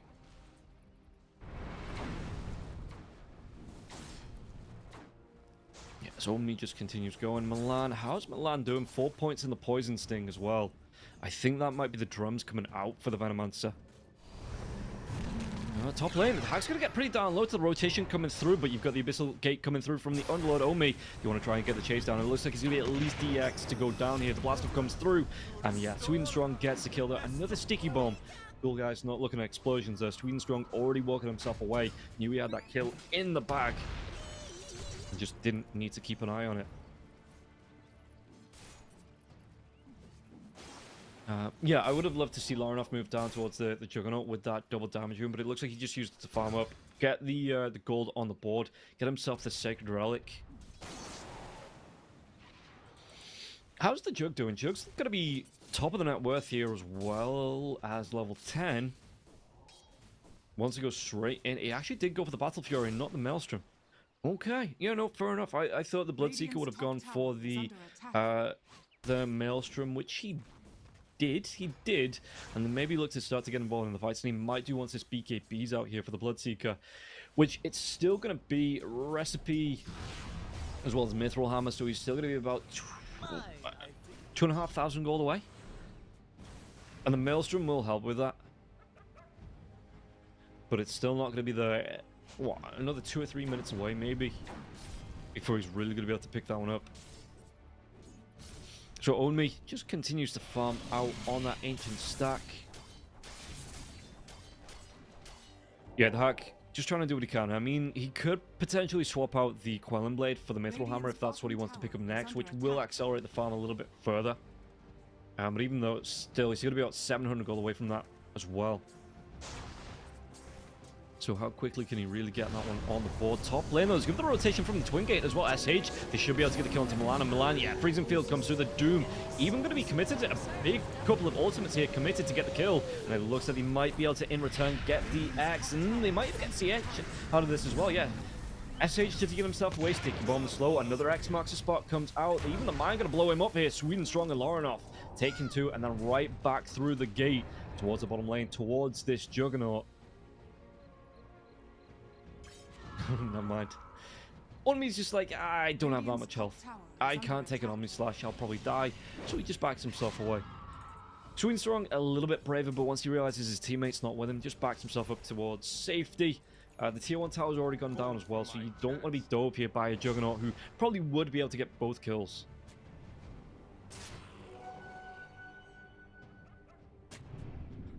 So SH going to be able to do a little bit of de-watering.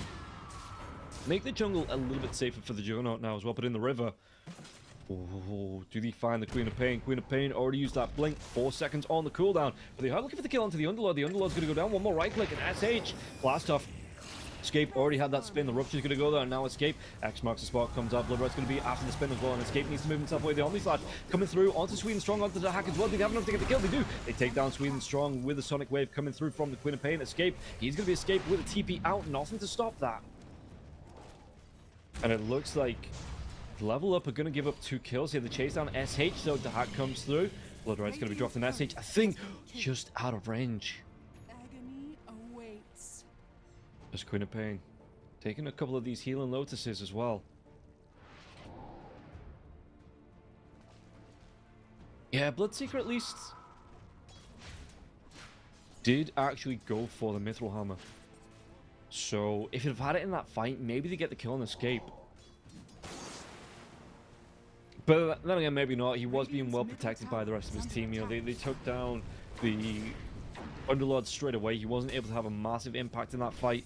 That pipe, it's still going to be a ways away here. Dire are scanning. So what did he actually go for on the Underlord? Yeah, he's got the recipe for the pipe. No, he did. It's the mech. The mech is going. What's going to be next here? Completes upon that pipe.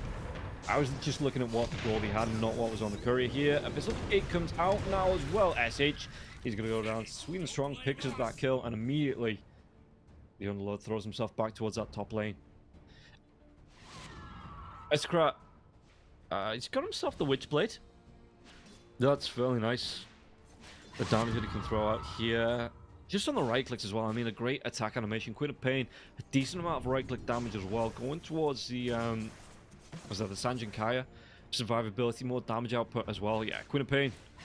Radiant's bottom tower is under attack. You probably go for the 11 strength as well. Dire's middle tower is under attack. The extra strength. I was looking at the level. To come out for him.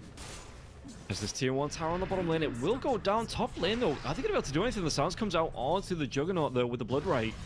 The Hack's just keeping himself away, has a Rupture if he needs to throw it out. This tier 1 tower though, being protected by the rest of the team, even using the Twin Gates with the Techies as well as the Venomancer to get themselves up here. Bottom tower has fallen. Water goes down to see a little bit further. Laurenov going to TP in, but it looks like comeback. Well, they just back themselves away. Don't want to overcommit. It makes sense. You know, you don't want to get caught out, especially escape. And get only. In fact, does the Doom has the Hand of Midas, but the Underlord just barely above him in terms of net worth. Now he jumps above it by giving that Hand of Midas. But yeah, the Doom's not really been involved in the big skirmishes. He's been involved a couple of times on the lane. 1 kill and 1 assist.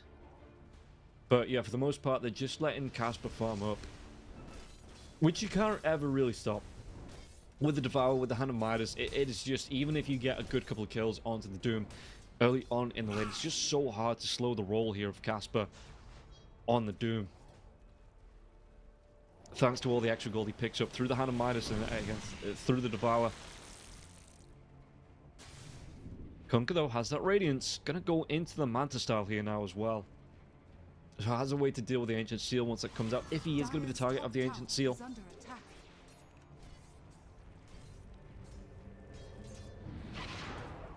Pings, though, going to be popped. Casper's going to go for the TP. Oh, no, the pit, it connects, and they might be able to get the kill onto the Doom. The Doom's going to be silenced thanks to the Blood Right, and they should be able to, they will be able to get the kill onto Casper. Making him probably a not-so-friendly ghost Haste. after that gank. Radiant's top tower is under attack. Queen of Pain, going to TP up to the top lane, just looking to push this lane back out, protect the tier 1 tower. It wasn't really being super contested. But, yeah, Queen of Pain with the haste rune just wants to make sure. Oh, my run into Milan. Milan, though, with the Arcane rune. They're going to save for Laurenoff. Laurenoff picks it up. Was X marks support? Anything to catch up? No, Aristocrat. Going to be able to get the blink away. Radiant's middle tower is under attack. SH, gotta be careful here. Does have some vision. Gonna see Dahak rotating up, and Dahak, he has that rupture, but doesn't have the vision onto SH, so SH should be a little bit safer for now. Laurenoff coming through that Arcane rune, though, about halfway through. Does he want to try and make Radiant's something middle happen with tower this? has fallen. Coming in, SH, just hiding behind the trees. Yeah, they see the vision once again. These wards spotting the rotation of Laurenoff, so even the Scarith Mage should start to back up here. But Laurenoff just using the farm potential of this Arcane rune as well, with the Tidebringer being on like a 2.8 second cooldown. You know, what was it, 1.2 seconds? It could make all the difference. I wonder if he goes for an Octarine if the game goes long enough, because he's going towards the Manta style. It looks like he has the recipe as well. Just looking to pick up the ultimate orb on the courier as well, the side shop as well. So he's going to be, what, about 700 gold away, 500 gold away now from picking up the ultimate orb. Dire are As Queen of Pain has the BKB. Okay, we might see a couple of fights coming out now from the side of Comeback. They've got some good timings coming out. What's Escape looking for? Escape just wants to go straight into the Butterfly. After this Battle Fury, after the Sanjin Yasha here for the Juggernaut as well. So it's not even going to be the Manta style for the Jug.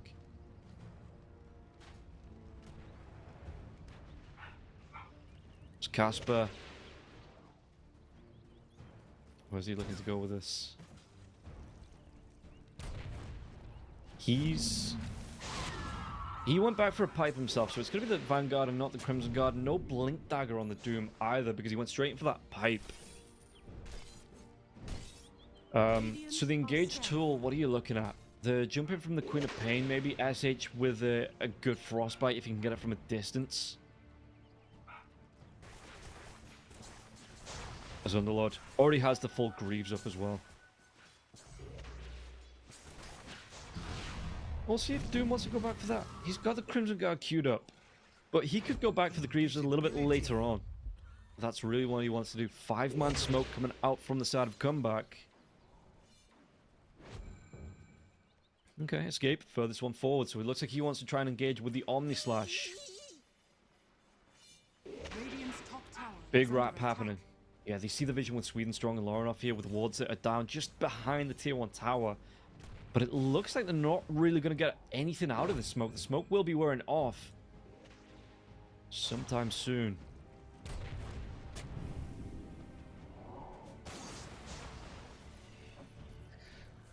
The hack.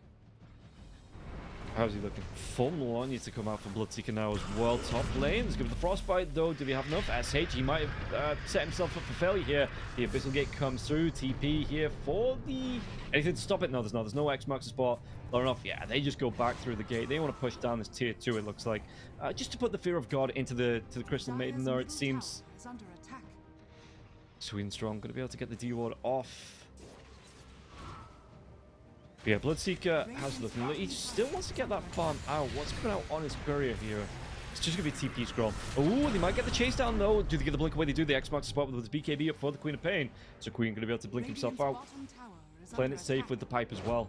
Yeah, Casper just wants to make sure his teammates stay alive. But this will open up the tier 2 tower here from the side of Level Up. Radiant structures are fortified.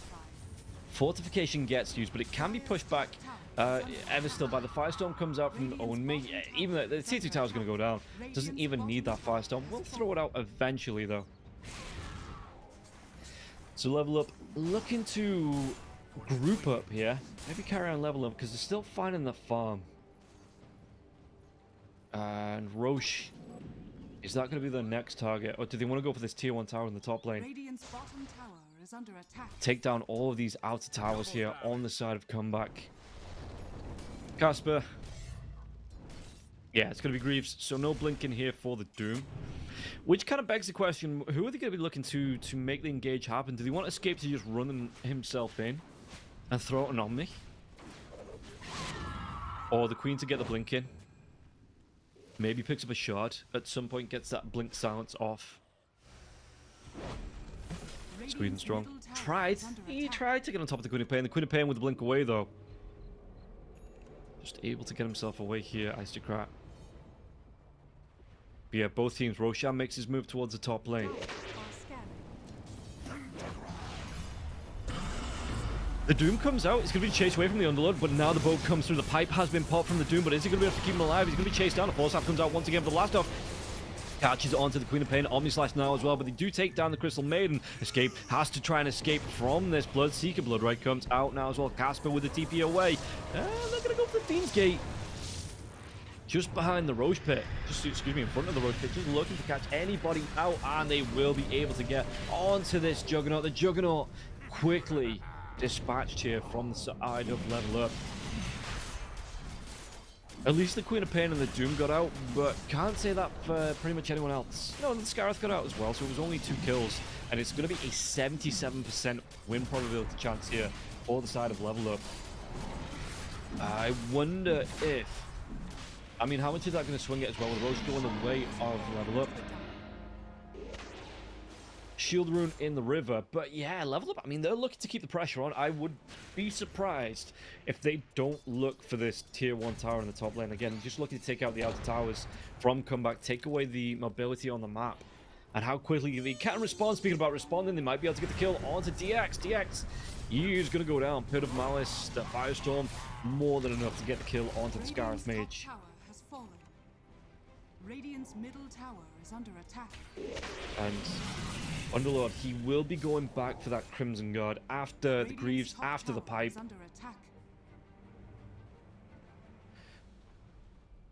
So this tier 2 tower. Last tier 2 tower remaining for the side of comeback is in the mid lane. Or they're even going to go in for the Tormentor here as well. They just want to straight up steal this from the side of comeback, taking all of the objectives on the map. There was no Fiend's Gate for a few seconds, so they couldn't go for the Tormentor if they wanted to on their side of the map, but they could just back themselves away, TP up if they wanted to. But it looks like they want to apply the pressure to this top lane. While they've got this Aegis, they want to make something happen with it.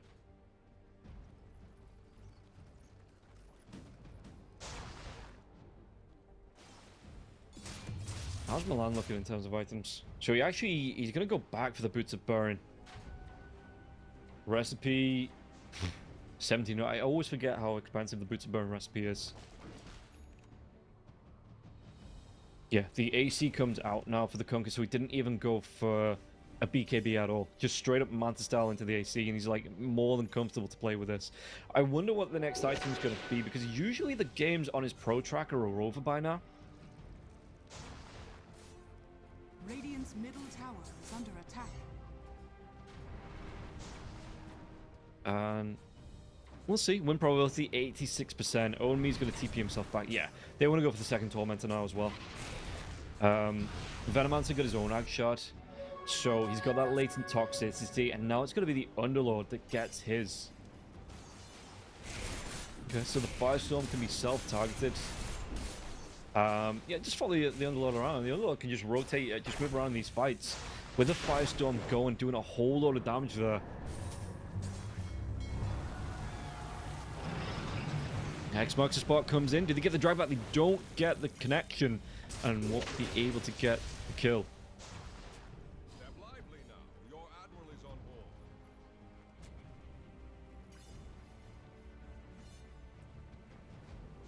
But it does mean that level up now they can set up for this last tier 2 tower. I really like that observer wall as well, just behind where the tier 2 tower is. Do you see anyone moving in to defend this one? X marks the spot. Does come out, drags Lauren off back now as well, but there's going to be the rupture onto the Doom. The Doom, what's he going to try and do? He's going to be stood up before he can get his ultimate off. Couldn't get it off onto the Venom or anyone else for that matter, but escape. He has to escape. Bloodseeker, do they want to go for more? The X-Mark spot comes out onto the Crystal Maiden. Crystal Maiden will go down. In fact, X-Mark, it's going to be enough to get the drag back now as well. Sonic Wave connects again, but it's not going to be enough damage to finish to pop the Aegis now on the Bloodseeker. The Bloodseeker has its Aegis for the next minute or so. The buyback comes through from the Doom as well as the Crystal Maiden. Do they have enough to take down the Queen of Pain? Queen of Pain's going to get pretty darn low. And that was the Aegis being popped there as well. Forstaff comes through, freezing field, but nobody caught inside of it. And even the silence from the Blood Rite just to take it away from the Crystal Maiden. And now, Lauren off with the TP back heal. X marks the spot. That's a Scarth Mage dead for the next 30 seconds. It's 2 buybacks on the side of comeback as well. But it looks like here, level up, going to be happy with just taking down this tier 2 tower. Lively now. Your admiral is on board. And the Bloodseeker, it's going to be, he wants the Abyssal Blade, so he's going to be going back into the Vanguard. So let's take a look at this replay. They get the Frostbite onto the Bloodseeker underneath the tower, which is a good start, but the X marks the spot, even with the Glimmer, he just gets dragged back, stunned up, and killed off. They were close, but they didn't have any follow-up lockdown after the pit to get the Juggernaut there as well. Got down to about half health and escape. Yeah, he knows when his goose is cooked, just turns himself around, the spin comes out so he can get himself out of danger, just moves himself away from the fight. Isocrat with that BKB was able, after the stun war off from the Basher, to stay able to back himself away, but the Scarth Mage will pay with his life there.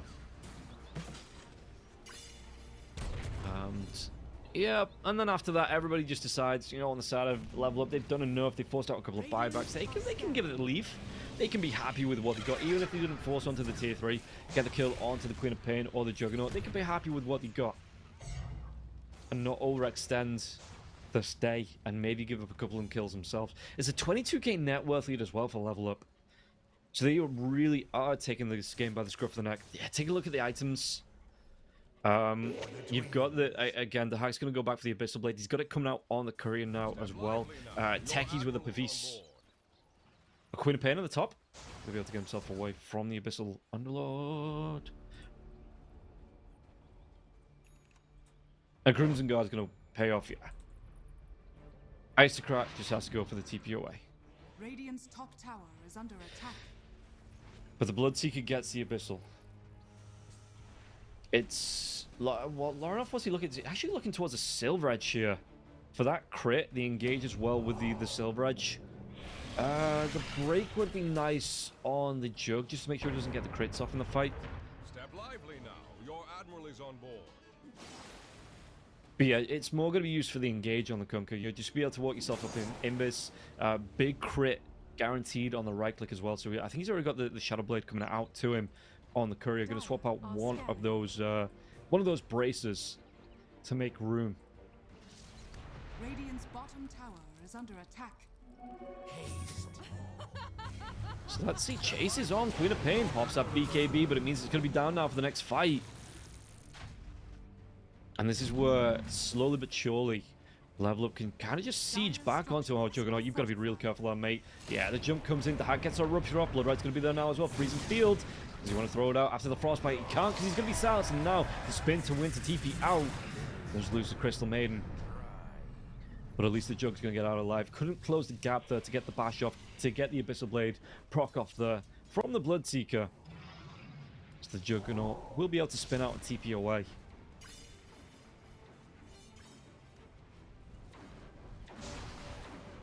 Milan, how's he looking? Boots of Burns just straight up into the axe. He wants that Poison Nova back.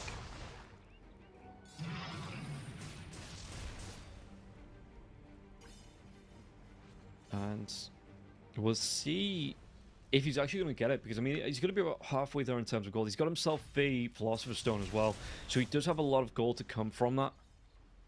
I mean, he's 1, 2, and 10. So he's been involved in a load of fights as well here on the Venomancer. Escape.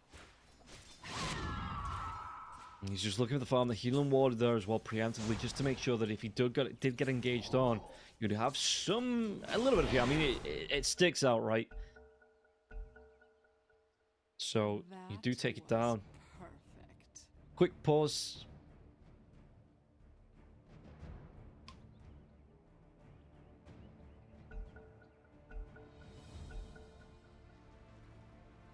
Interesting that 3 heroes on the side of the comeback have gone for the ceremonial robe. I guess for the mana. Stats resist and magic resist is nice, but I don't think it stacks. But yeah, the extra mana I guess is nice for heroes like the Doom. Even the Queen of Pain, the Queen of Pain wants to be spamming out these spells. Jug, gotta be really careful. X mark comes out now, but he gets the spin off and will be able to get himself away.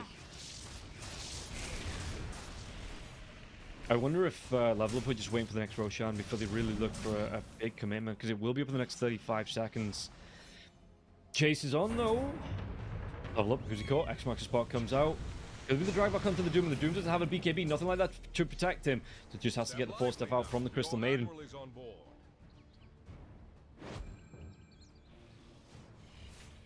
But yeah, you can kind of see the comeback are being corralled in as 5, and they're kind of being strangled into, like, fenced into one part of the map here. By the side of Level Up. Smoke gonna come through. Gonna be a 4-man smoke here for the side of comeback. So we'll see just what they're gonna be able to do with it. Are scanning. As another 4-man comes out. The Conquer Illusions might put pressure on the lane with a double catapult coming through. Who are they going to be able to find in the fight, though? Lotus was up, so there was no Doom, and now the Fiend's Gate will be there. X marks the spot. Did they have the reveal onto the Doom? The Doom's going to be taking a lot of damage. 4-staff once again, and the Underlord, he wants to chase the Firestorm, going to come through. It's going to be the Doom onto Laura for Kunkka. He is a big tanky boy. Do they have enough damage to get the kill onto him now as well? The Blast Off comes through. Sonic Wave, he's in that Fiend's Gate. He's on the back lines. He's looking for the backstab with that Doom, though, taking him down. Is it going to be enough to work off the X? He's still holding the damage here. It looks like with the Escape jumping in with the Omni Slash, he might be able to get the kill onto Dahak. Dahak's going to look for the runaway. Escape going to be slowed down here. Has to go for that TP out. Nothing to stop it. No. Couldn't get in range, and the Abyssal Blade was still on cooldown, so couldn't use the active for that. The chase down onto Casper, though. Casper in the trees. He's got that blink Are scanning. behind the Roche pit. Laura off with the heal. Does the techies see it in time? The sticky bomb. It doesn't connect onto Casper. Doesn't have a TP scroll either here, Casper. So in those trees, everything's just a little bit off. And Casper, he is just praying here as they get the kill onto DX. Roshan's up. It is nighttime, which means it's in the north. Yeah, so you can see Laurenov moves in. He's got himself the Lotus, so they wait for the Lotus to off before Casper turns around, gets the Doom off. The Freezing Field comes through as well. And Laurenov takes a lot of damage. Spin, escape, just trying to do what he can, but they still don't get the kill. Even the Sonic Wave, he just gets himself through the Fiend's Gate to try and look to get himself out of danger with all these heroes stacking up.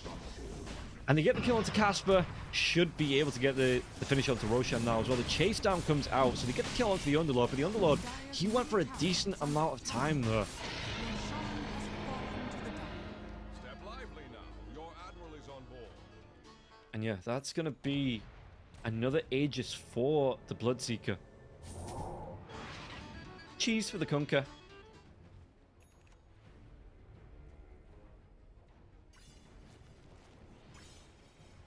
And we'll see just how far they want to push this game now with the Aegis in their hands here on the side of Level Up. Again, no outer towers remain from the side of Comeback.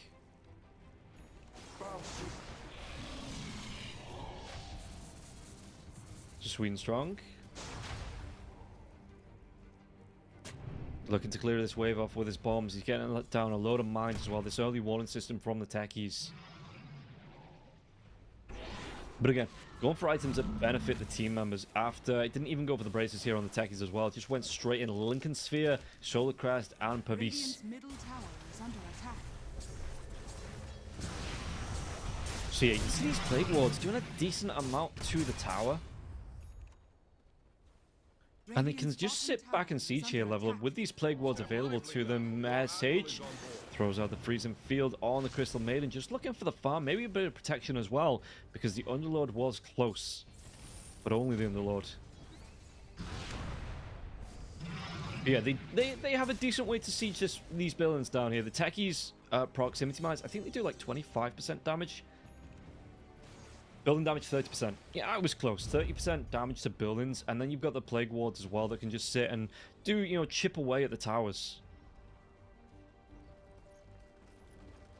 Twin Strong. He signals that the Tormentor is back up on the Radiant side of the map as well.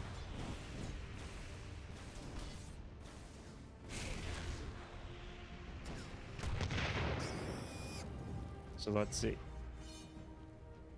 How do Comeback play this one? Because it looks like they're going to go for a 4-man smoke. Maybe look for a pickoff outside of the base while the team of Level Up are split up. Radiant's top tower is under attack. Who can they find though? Because if they find, I mean, it doesn't matter who they go on. If it's not a quick kill on the Underlord pops a Fiend's Gate to get back up. Gonna pay? Blinking in. The Hack, he's got himself that BKB. 7 seconds left on that now as well. They're jumping the back lines now as well. Casper gonna try and go for that blink. He's popped the pipe. Sonic Wave is gonna go over the Omni Slice now as well. The Axe is gonna kill a lot of damage, but the last time it does come through. Gonna be able to get the kill into the Queen of Pain as well. Still with DX as well as Casper. And Escape will go down to Laura. Queen of Pain. Can he get himself away from this one? SH, he goes down. No X mark, no vision for it. And the Queen of Pain gonna be the only one left alive. As the illusions from the Bloodseeker now in the mid lane as well, pushing this one out. Putting the pressure on. It's a was that 96% on the win probability there? I think it was. Yeah, 97% here. So let's take a look. Back lines that Casper, you know, he's still able to get that jump forward to the front lines, but he was just looking, he was stunned up, and he took so much damage there with the blast off coming through.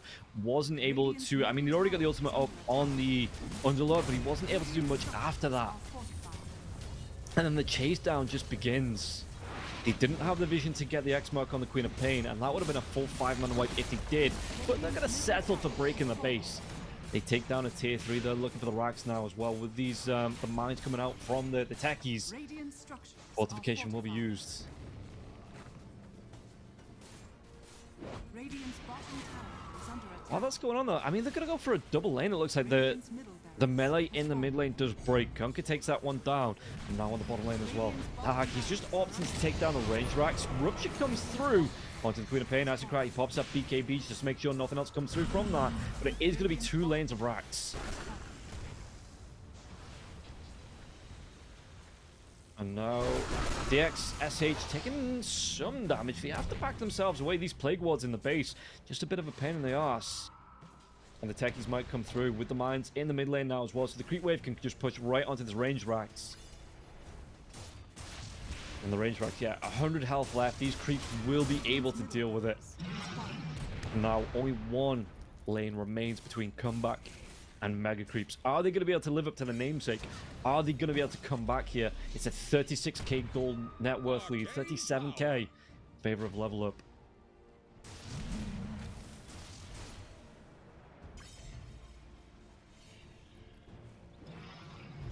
Sweden Strong just dropping the mines. The scan comes out now. He's going to make his move. It looks like dropping the mines as well onto the creep wave. But he makes a move. Takes that wisdom room away from the start of Comeback. I like this as well, that he's planting mines around the escape area. Just in case anyone tries to sneak out around the, they try and go for a wrap. We've got this early warning system of the proximity mines. To make sure that the Comeback can't just go for this force field wraparound and look to try and backstab onto Level Up.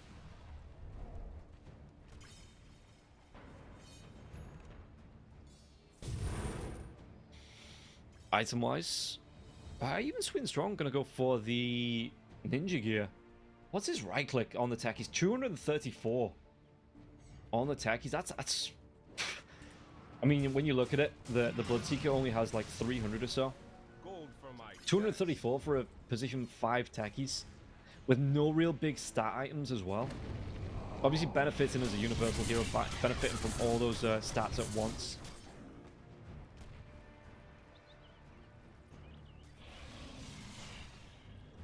I take it back. There's a few stat items on the techies.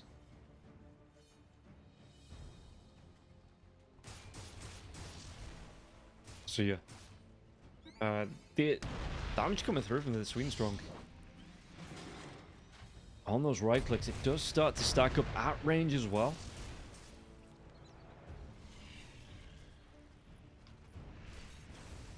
Meanwhile, Underlord, he's just trying to farm out, just trying to take these top stacks, farm up the Hex. He's not going to be too far away from it. If he wants to buy back as well, he might struggle a bit, but he will just be able to sit in this top part of the map, just keep using the Firestorm, trying to look for the farm, look for that Hex out. And in fact, no, he changes his mind. He's going to go for the... Let me buy up. He's going to be going in for a heart after the Heaven's Halberd. Oh, but SH, he gets caught out.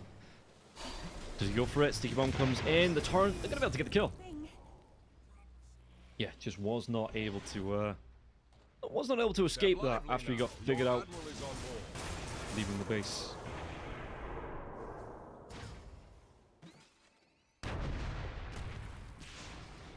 And they just continue to pin, come back inside of this one. 45 minutes, surely. I mean, the next Roche could be 20 seconds away, could be as long as 3 minutes away, though. So we'll see here how Level Up want to try and play around this one. If they are going to keep it safe, look for the next Roche. Let's see, 2 seconds. How long is it going to be? It's a minute and a half, so it's not the quickest in the world, but it's not the longest either. And again, they can just keep the pressure on this one. The Torrent, it won't connect. Queen of Pain on the back lines, though. Queen of Pain, he's got that Hex. The BKB is down to 6 seconds, though, on the co-op.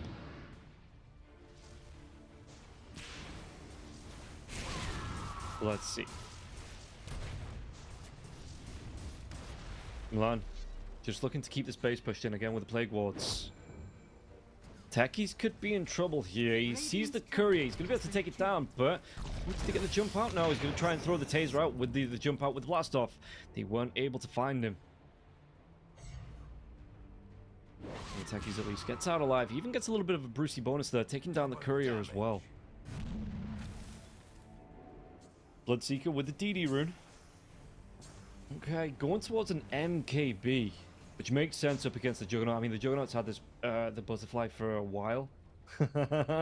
Is it going to be actually going to be a rapier here for the Jug? Oh, he's got to be careful with his courier though.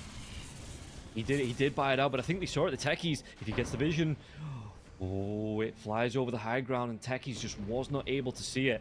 But it wouldn't have dropped anyway because the Sacred Relic was locked. Which means it it doesn't combine into that rapier for the Juggernaut just yet. Here it is. Not combining it. Yeah, actually wants to keep the Sacred Relic. The Sacred Relic gives plus 15 more damage. So maybe what, does he wait until like in the middle of an Omni Slash or something like that so he can get that rapier going? Surprised he didn't go for the Ags as well to get the Swift Flash out. As the Hack, he's going to be changing his mind. It's actually going to be the Skadi and not the... he's got himself the Shard, he's got himself the Ags.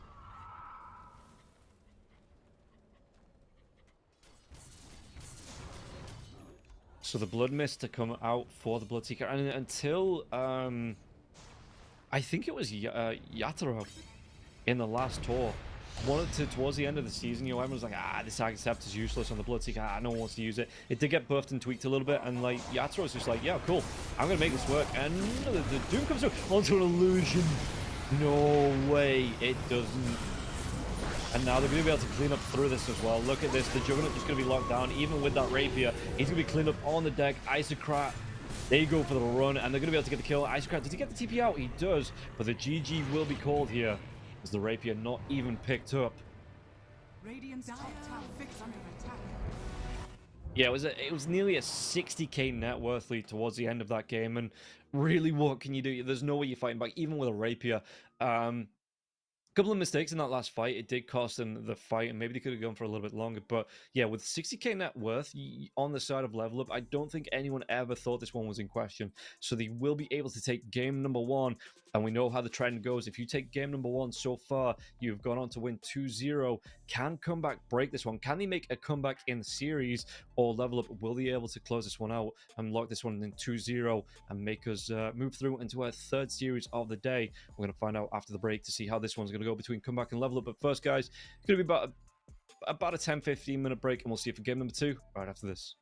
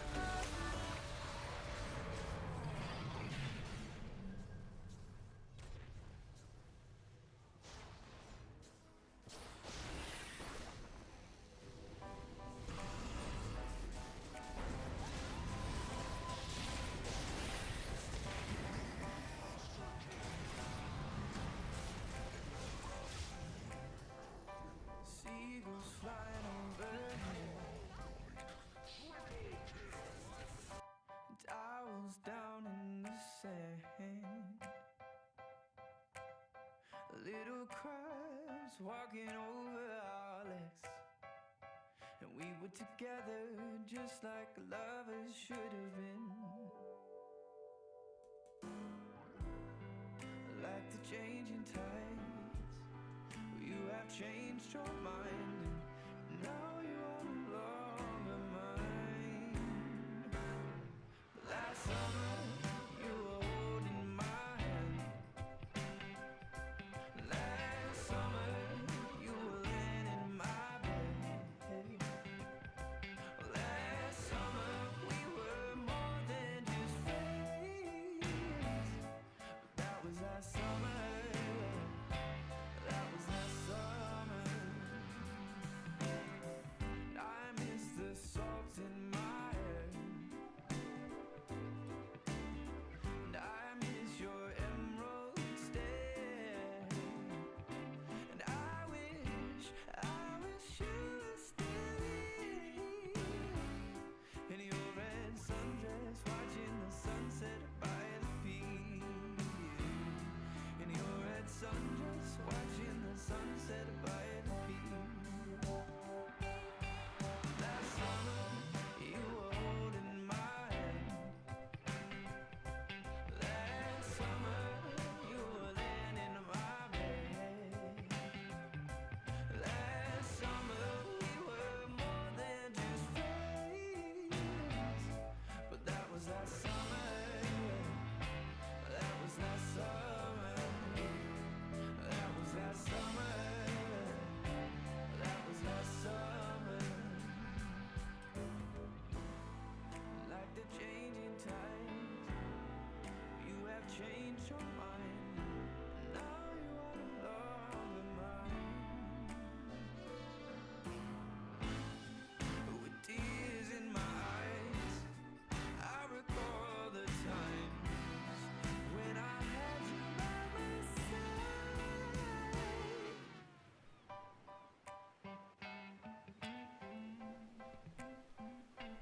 Last summer, you were holding my hand. Last summer, you were laying in my bed. Last summer, we were more than just friends. That was last summer.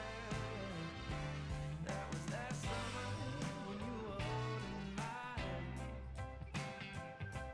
Last summer, you were laying in my bed. Last summer, we were more than just friends. But that was last summer. That was last summer. That was last summer. That was last summer. That was last summer.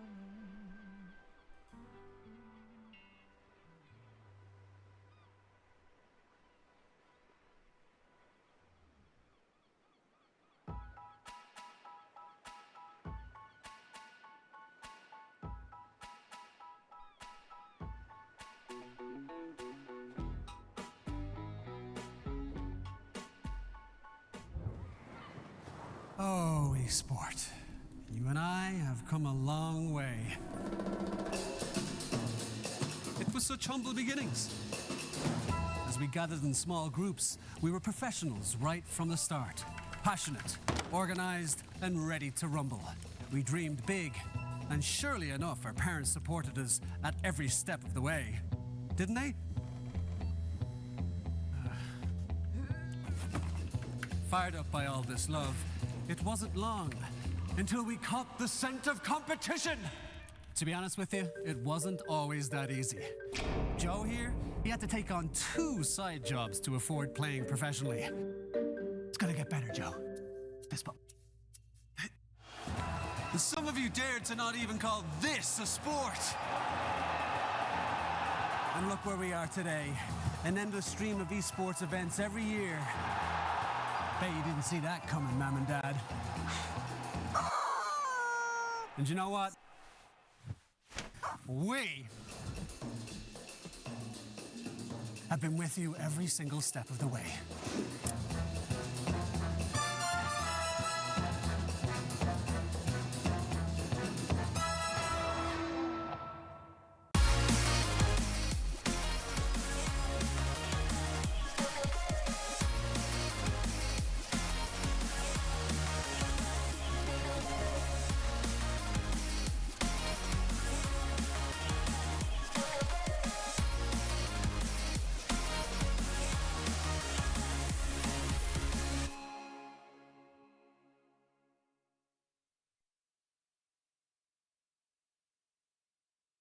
Dream of working with people you watch on screen. Exclusive esports opportunities handpicked just for you. Candidate profile to raise above competition.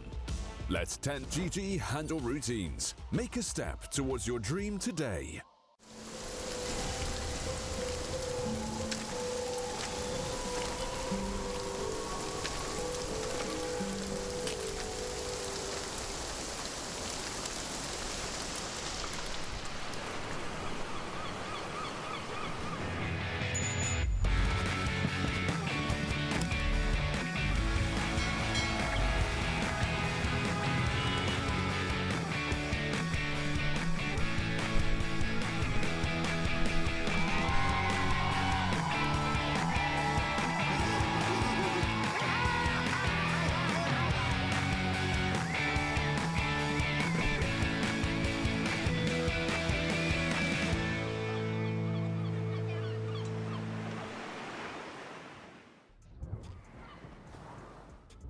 Welcome back in, everybody, to the second series of the day. It is going to be level up, being 1-0 up here up against Comeback, and Comeback looking to live up to their name and get themselves back into this one, force it through to a 1-1. But level up, they just looked incredibly strong in that first series.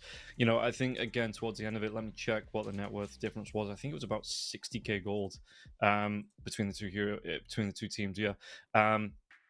And level up just kind of put the screws to Comeback. You know, didn't let them really get out on the map. They took out all those outer towers. They just kind of forced and boxed them slowly in, and there was nothing that Comeback could do to kind of respond to that. It was a bit of mayhem on the side of level up. You know, just to try and slowly end the game. I think they could have pushed in a little bit earlier on, but they wanted to wait around the Roshan. Towards the end, they didn't even really need it before it came back up. You know, there's a great team fight coming back out, and the Rapier for the Juggernaut didn't actually see much action. Didn't really pay off there either. And once, you know, they got on a roll with Bloodseeker, they never really looked like they were going to slow down on the side of level up. So it was a good run for them. And yeah, there was no real way back for Comeback. Excuse me, just get myself inside the lobby. So we'll be good to go in a minute or two. Yeah, so yeah, looking at it, we see that level up, they come into this one as the favorites, I think for good reason. Comeback a little bit more unknown, a little bit more time needed to get themselves into maybe a position where they could contest into level. But again, second game, anything could happen. We've seen games in all over the regions, you know, for different events where it is going to, not here, not in the Pinnacle Cup, where, you know, teams, they do pull it back to the smaller teams. They do, maybe the teams that are in control, you know, they want to try and play around, they want to try and turn out scenarios, or they want to try out a different different draft, if we finally get the words out. But yeah, Comeback in this one, they do need to make something happen in this one. They can't be relying on level up to be trying out an experimental draft, or trying to play around in different ways to play the game. So Comeback do need to be on the up and up in the second game and get themselves into a good position. And again, looking at the rest of the day, we've got Bait and Cybercats to come up afterwards, and then after that it is going to be Wildcard versus Navi. Taking a look at the schedule, it will be, again, if this game ends on this series, there might be a bit of a longer break between this one and Bait and Cybercats, but both teams, I'm sure, are going to be raring to go here in this one. And then finally, Wildcard Game, versus Navi Junior. Hurry Freak will be taking you through both of those, Bait, Cybercats, as well as Wildcard versus Navi. So you're going to be in for a great time there with him, with two more series left to come on the day's events to go. And if we take a look forward as well, we can just move through into the one we want to see, you know, level up. They are going to be 1-0 up against Comeback. Comeback, do they have it in them to actually make a comeback themselves back into the series? Because level up, like an incredibly strong team, just thrown together, I think, over the past couple of weeks as a new roster that competed in Division 2, or for the qualifiers for Division 2. Comeback, I don't believe, have made that jump up just yet. So we'll see. I mean, we'll keep an eye on them. We'll see what they're going to be able to do in the future, where they're going to be able to go from here. But yeah, for the minute, Level Up just looked like that little bit more established team. And again, the winner of that series will move up to be in the second round to play up against the winners of Bait versus Cybercats. So we'll take a look at the draft. I do believe if we can get into that, there we go. Just getting into the second game. Yeah, nothing on the board just yet, but we'll see what comeback with this first ban want to be taken away from the side of Level Up. Do they take out the techies this time? Do we see a Medusa move through the draft? We did see it in the first series of the day, the techies ban the Beastmaster, Storm Spirit. Spirit Breaker got through, the Doom in the last game got through. So we are seeing these, it's not set in stone, these first few bans. So we'll see if comeback. They do have first pick as well, so are they going to try and bait Level Up into leaving it in? And Level Up, after being so effective, they're Sweden strong on that techies for the last game. They know that comeback have that first pick, so they don't want to let them have the techies. Probably one of the strongest supports in the game at the minute, which, after a few years of being one of the most despised heroes in the game, don't listen to the haters. That rework was great for techies. It doesn't matter what, the classic techies players think. The rework puts current techies in a great place. Obviously, the 733 changes as well, boosting them up just a little bit further. So they ban out the Keeper of the Light. So Level Up, do they have a plan around this Medusa? Or did they just ban out here? Let the Beastmaster, the Pugna, the Doom through here for comeback to be able to pick up.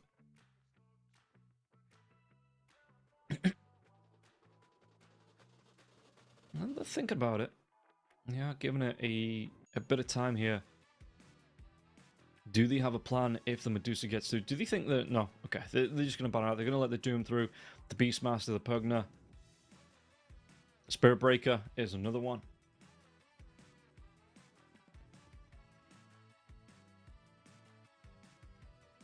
But that does mean here, Level Up have a choice between the Doom and the Beastmaster if they want either or.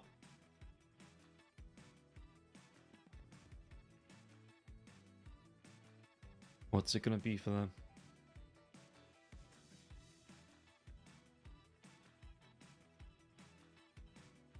Again, just going to dip into some reserve time just to think about this first pick. The Spirit Breaker's not bad. We've seen him. It's going to be the Magnus. Okay. So though we saw the Magnus in the first series. Second game looked incredibly strong. I think that was because of how it was being played around. But yeah, no, the Magnus, some clutch out piece to come out. The Venomancer next year as well. We'll see. Probably, I'm not expecting another, position 3 offlane and Winter Wyvern to come out. But we'll see what comeback want to put in the lane with the Spirit Breaker. Or again, potentially looking to pick up the carry here, because you know this offlane more than likely going to be the Magnus Venomancer combo. So what really do you have to stand up to this combo here? From the side of Level Up. I think you want to play something at range. Because if you go for something like the Troll or the Ursubur, they are both going to surf it to the Venomancer. Okay, they're going to go for the Queen of Pain. So straight away picking up that mid laner on the Queen of Pain. Oh yeah, because the Bat Rider got through as well.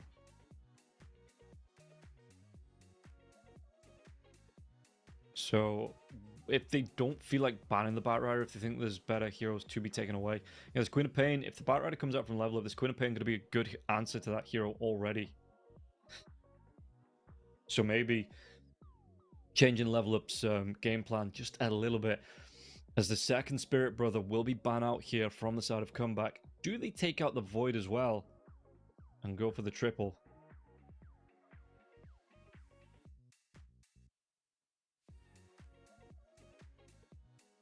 I mean, maybe Lauren looked comfortable enough there on the Conqueror in that last game. They might just go back for that. The extra cleave on top of the Empower for the Tidebringer. Conqueror could just be one-shot in fools.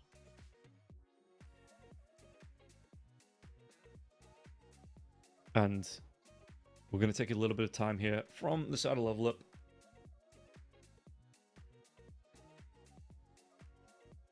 Just to see, in fact, what it is they want to be removing. They take out the Bloodseeker themselves. Okay, okay.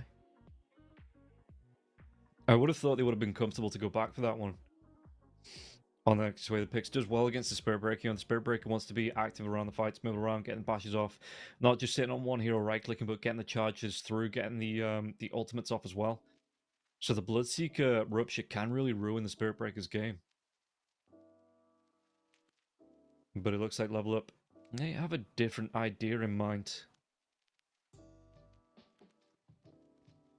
As the puck does get taken away from Comeback. Yeah, I think after how well Lorinov did on that Conquer in the last game, I think you need to take it away, because the Queen of Pain, a little bit more mobile, but did still suffer. I mean, there was some great rotations in as well from the supports inside of Level Up that did put the pressure onto the Queen of Pain, so might not be able to do it with just the X mark into the boat Torrent himself. If you aren't getting that Techie's blast off for the extra stun duration and damage with the sticky bombs.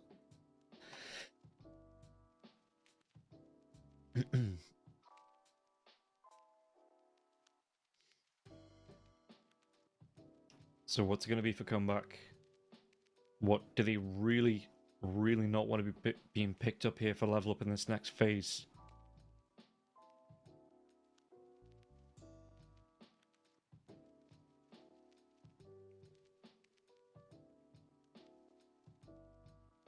As they take... this time they don't have a penalty, so they can take a little bit more time on this reserve time. To think about it, would you go for... Yeah, they ban out the Conquer. It makes sense. Even without the techies, to follow up, you could still go for something like the Venomancer rotation, maybe pick up a Scarith Mage for the silence for the Ancient Seal before the Queen of Pain BKB comes out. Get the X Mark, drive back into an Ancient Seal, and that just means he's stacking up even more damage on top. So Comeback, just do not want to be playing up against that mid Conquer.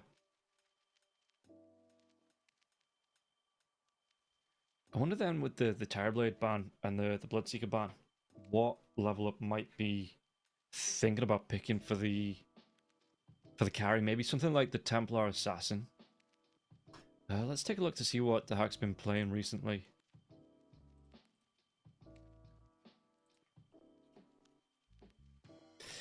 Well, first of all, let's go on his main account. He's actually been playing the carry Magnus.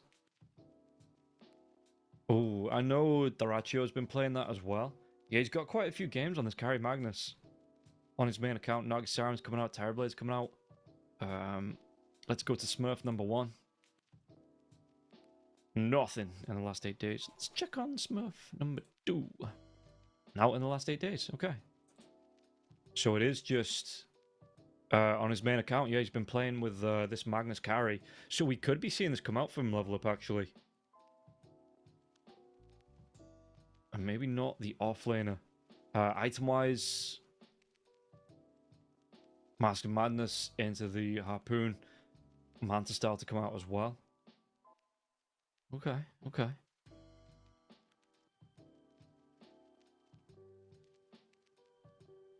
Well, we'll see if this is actually how it's going to go.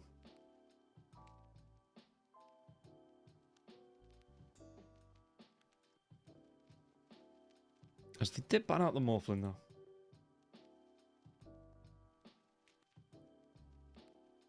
So Comeback. Coming through a lot of this reserve time. Again, just to think about what they want to do. So far, we've got Team Blue. For the side of Comeback. On the Radiant side.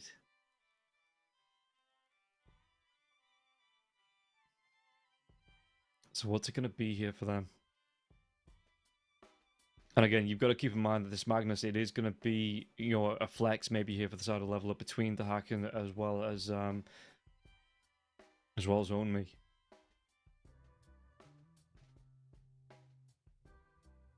So you might not be comfortable picking your position 1 here right away, but they go for the Dry Ranger. Okay. I mean, if the Magnus skewers into that, if you've got your quick fingers, you can go for the Gust push away onto the Magnus. But once the Harpoon, I'd expect the Magnus to build the Harpoon position 1, position 3. Either way, he will be building that one. The Pugna comes out from Comeback as well.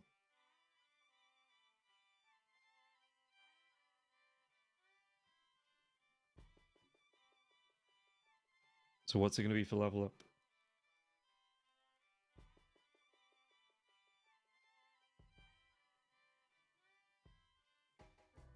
The Void. Yeah, okay. Good. Again, good jump to the back line. Really strong hero at the minute. It doesn't really worry about the draw range once he gets up with the astral step. Doesn't really worry about the right click damage when he's got the resonant pulse up.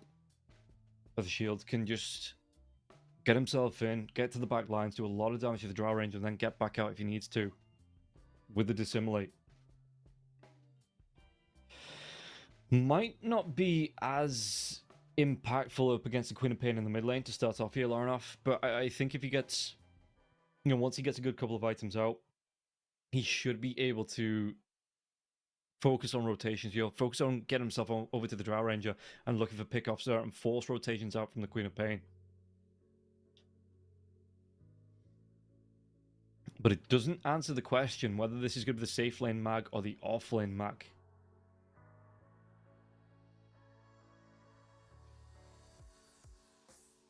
So level up. Or do they want to ban as well?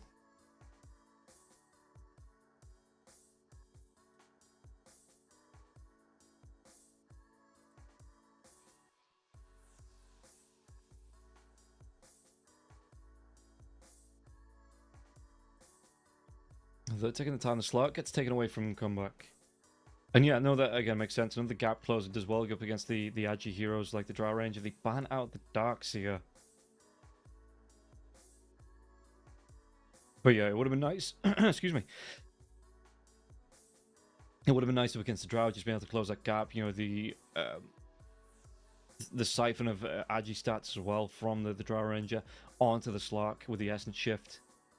It does make it hard for the Drow Ranger to fight into, especially once even if you get the BKB up, because the Shadow Dance comes out from the Slark, he just continues to stand and right click you.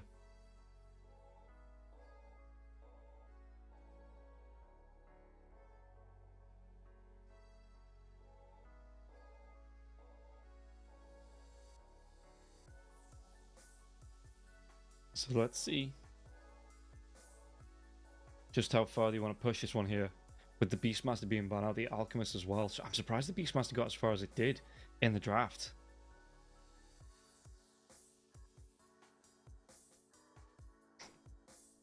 Because that's one of those heroes, first pick ban potential here from coming out.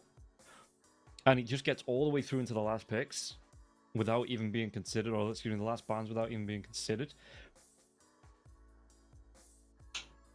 Offlane bat, I guess. Queen of Pain in the mid lane. Oh, who do you actually want to run it? I mean, the Slug would have been a really good answer to that as well, being able to just purge off the sticky napalm stacks. Do you run the Magnus one and maybe pick up like an LC here as well? No, it's going to be the Phantom Lancer. Okay. So it is going to be the Omi on the Magnus this time to hack on the Phantom Lancer. Lornoff, Void Spirit, Sweet and Strong on the Rubik. And Milan on the Venomancer. Meanwhile, on the side of comeback, Casper on the Batrider, SH playing the Pugna. We got Aristocrat on the Queen of Pain, DX, Spirit Breaker, and now just waiting for the pickup on the Drow Ranger. Again, it's... I think I just give level up the edge here. There was some good fights coming out from comeback in that last game, but you look at it, the strength difference between the two teams, I think you've got to give it to level up. At least I'm going to be coming into this one favoring level up, because the way they played the round that last one, they got themselves a 60k net worth lead in that last game. Massive amounts of goals that they were so confident. They didn't need to rush it, they didn't need to overcommit, and they just slowly come back into their base. So comeback, they've got a lot to live up to here in the second game, and I don't know if I like the Batrider offlane. Not a Crimson Guard builder, doesn't really build into the mechanism, into the Guardian's Greaves, a pipe builder either. Wants to be going, even in the offlane, wants to be going into the BKB. Boots of Travel, Blink Dagger, things like that like a mid laner would want to build into. So I just think the fight control, I think it's going to be, even with the last stroke coming through every, 90 seconds at level 3, once that starts to come out. But I just think the fight control goes the way of level up again.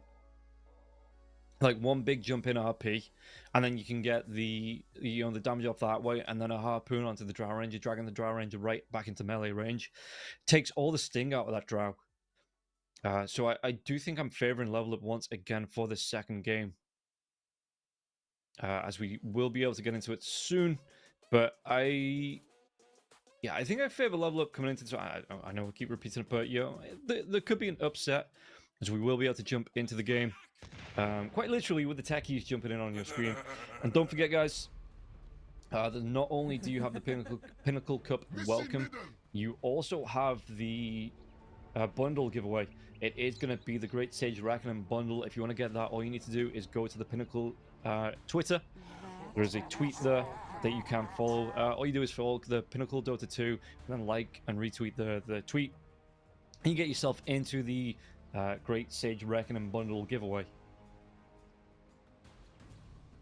So if you want yourself a fancy bundle to show off to your friends while you're playing the game, or even your enemies, all you need to do is go to the Pinnacle Dota Twitter, 30 seconds. follow them, and then like and retweet.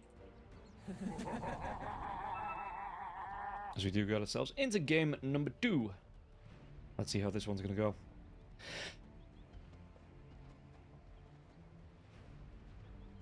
As again, both teams just playing it safe, stacking up in a group, not looking for an invade, not looking to take a fight out just yet. The Magnus is going to go for body blocks on the creep wave, it looks like. But apart from that, yeah, everybody else playing close on both sides. So no surprises, 2 for 2 on the bounty runes once everybody gets around to it. And I just straight up own me from the get-go and going for the body blocks on the creep wave. Looking to pull this one in favor, I guess, towards the Dire. Just away from the tier 1 tower. Make Escape's life a little bit more... a little bit less safe, I guess we'd say. As a Drow Ranger, obviously just wants to be sitting back as close to that tower as possible, just in case she does get caught out.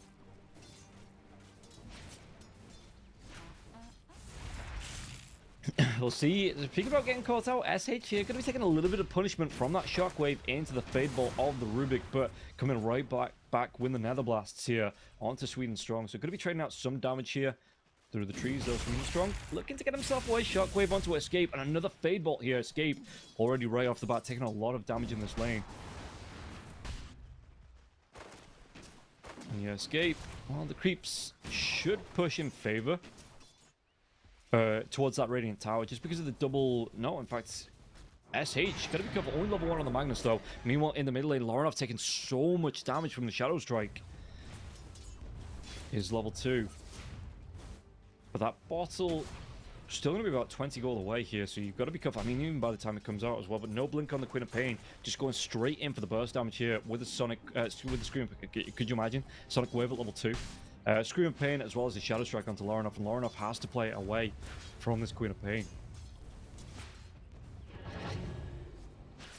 Just trying to do what he can. Meanwhile, the top lane, DX, it's going to be the Flame Break coming through here from Casper, but DX is going to get pretty darn low. Has to go for the TP behind the trees. Won't be killed off. Yeah, not... I mean, he was in a little bit of danger, just a little bit of danger. But once he broke the vision, Milan, the hack, didn't want to follow up, and Casper was able to pull the aggression here, though. Bottom lane, escape. Can he escape from this? Telekinesis, the damage. Sweden Strong is going to go down first. But almost immediately afterwards, they will get the kill onto the Drow. So you would trade that all day long. Your position 4 for the enemy's position 1. Yeah, no, absolutely loving that there. On the side of level up, just slowing down the Drow Ranger, even just a small amount, could tip this game in the favor of level up.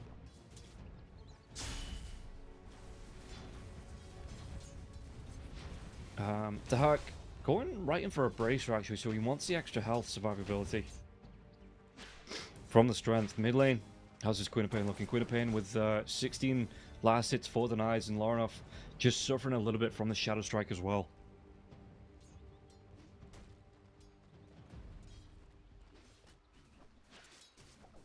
As Laurenov in the... Is it going to be a bracer? It is. It's going to be bracers coming out for the Void Spirit after the wands. He wants that survivability. I mean, yeah, okay, he's a universal hero, so he's going to benefit from the extra health as well as the stats anyway.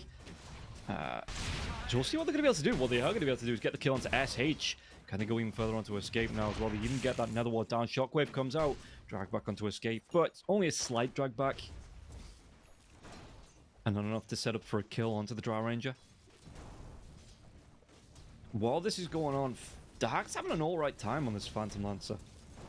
You know, not really in a position to be contested by Casper.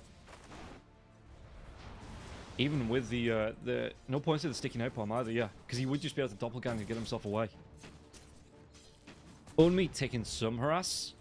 There's going to be the charge across the field as well from DX. DX, who's he going to go towards? He's actually going to go towards Lorinov. Is that blink engage going to come through here from the Queen of Pain? Queen has that blink up. Not much else after that, though. He tries to go for it. The deny onto the water. And the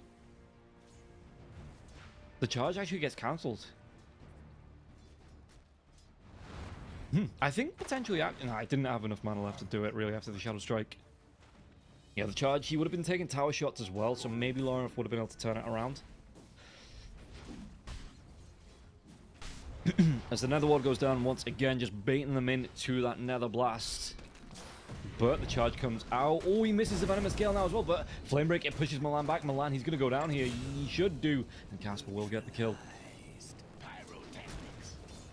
And now Casper coming forward with the rest of this Firefly as well. The Hack will be able to move himself away. He can get to deny off that. But it was a really nice kill onto Milan. And Milan was an absolute terror in that last game. So anything you can do just to slow him down in this game as well, even as the position 5. You'll stop this Venomancer from having an impact. He will be able to get the bottle up for Lorinov. So Lorinov refilling. As DX slowly there runs himself out thanks to the Poison Sting as well as the Venomous Gale. Up towards the Hack. Underneath the tower, the charge will connect, but DX is going to take some tower shots for his trouble.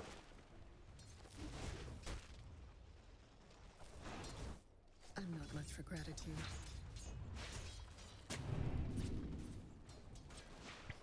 So let's see. Bottom lane.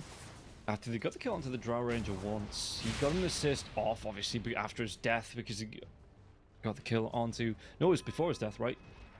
Yeah, no, they got the kill onto the Rubik beforehand. DX, all he's going to find is Milan, and now he's going to be slowed right up. Do they want to go for this Isocrat? He's got his blink available. He's got just enough mana for it here as well. He's going to try and put some harass onto Milan, and Milan, he's only level 3. So not the tankiest hero in the world. Radiant's bottom tower is under attack. His Pugner will be pushed back a little bit. This game, I thought there might have been a couple more kills in it. I mean, 2-2 in the first 6 minutes. It's not bad. But it's not 7-7 at 7 minutes in, right? Milan, he might try and actually deny himself. The bash comes in, actually gets onto the creeps as well, though. The stun coming through from the charge. So Isocrat was able to pick up the kill onto Milan. And Milan, yeah, really not having... I mean, okay, we're only 7 minutes in, but at the minute, struggling to have the impact. I think he's actually feeling fairly comfortable at just leaving the Phantom Lancer alone against Casper.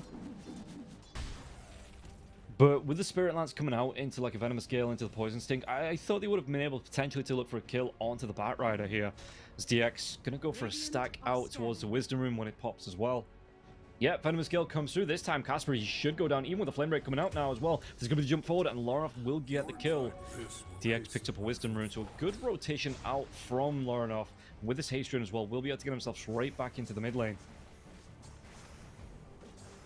Queen of Pain ahead of the Void Spirit by about 400 gold. Only now as well, the charge will be coming through. Do they get the kill onto the Magnus? The Magnus has that Vanguard. How much damage can they really do now as well? The silence comes out, and they might actually change targets onto the Rubik. And the Rubik, Sweden Strong comes in. Telekinesis will be there. Casper TPs himself down. They already get the kill onto Sweden Strong, and Only is away. Yeah, what's the cooldown onto the lasso? 90, yes, 90 seconds at level 1. I knew there was a 90 seconds in there somewhere.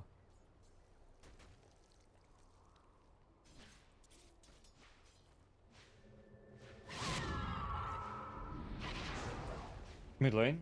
DX, he's hiding in the trees. Actually, might... No, the charge comes through now against Sweden Strong, but the dive in, and then the dive away from Lorinov. They know there's going to be the rune top. So it's going to be Milan picks up, just making sure no one from the side of comeback Can rotate over and get this. With this Invis Ruiners now as well, level 4, will he be able to set up for a kill onto the Batrider from behind? Because the Flame Break only good in one direction. So if he gets it from a good angle here, finds out the Batrider. Batrider moving himself back behind the trees, but Milan will see it. Don't think there's a sentry either here. Casper, do they want to go for this one? DX is close. DX is close, but not a lot of mana. Doesn't have the mana for the charge. Does have that Lotus Fruit if he wants to use it, which will give him back 125 mana. Okay.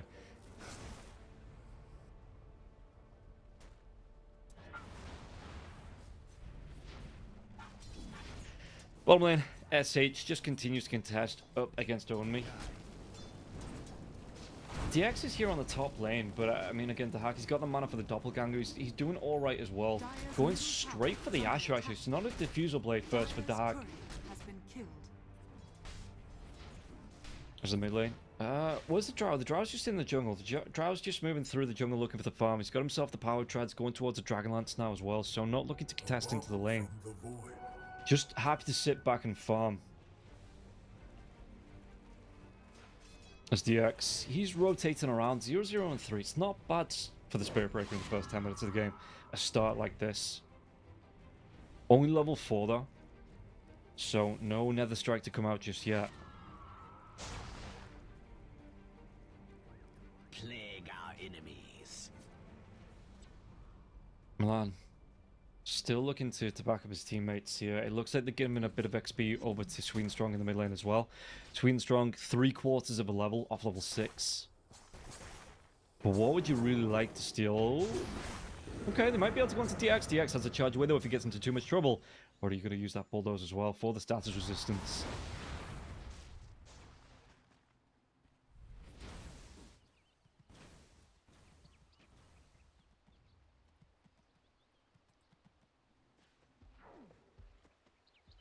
So let's see. Milan gonna move through. SH in the mid lane here as well. He's not too far away from level 6 himself. In fact, both supports should hit it roughly at the same time. So we'll see if the Rubik, once he hits that level 6, if he's going to try and look towards a move, look towards a rotation gank. But what would you really want to steal here? Maybe anything coming out from the Queen of Pain. Batrider's Lasso.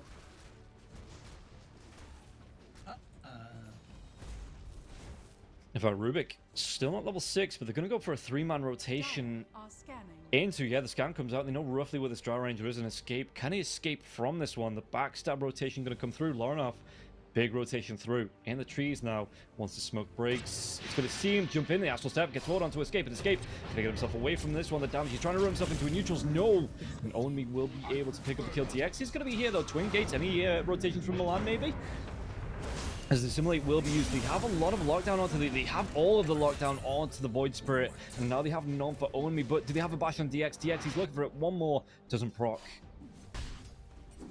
Even with the chance at 17%, Milan didn't rotate down. So you trade off a Drow for a Void Spirit. That's, again, it's not awful. Your position 1's still farming. Radiant structures are fortified. You're putting pressure as well onto the tier 1 tower on the top lane.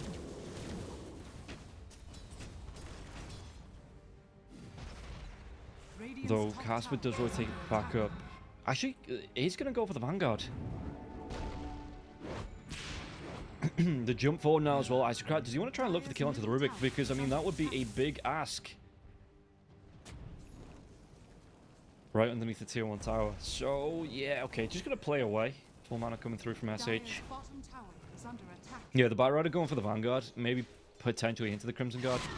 Does surprise me a little bit, though. I suppose he's playing that offlane Batrider with the drums. Might still look towards the Boots of Travel, though. Wouldn't surprise me if he doesn't go for the Phase Boots and just goes for the Boots of Travel.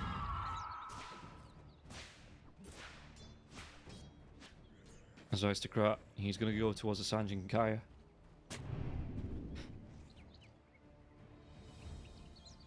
Escape. He's got up the Dragonlance, so this Drow Ranger, that's going to be a little bit, you know, farming speed. You get the extra attack range, the damage coming through from all that agility as well, the survivability from the strength. Going to be offered some protection as well. from DX, who's just staying close. Charge comes out now. He just wants to get some farm going here. The Magnus is close. Magnus, what's he going to go for on Omi? Oh, he's actually picked up the shield rune as well. So it's going to be the Vanguard coming in straight out for the Magnus. So the Magnus, just going to stick with the Vanguard for now and then into the mech. Potentially Greaves to come out because he's already got those mana boots.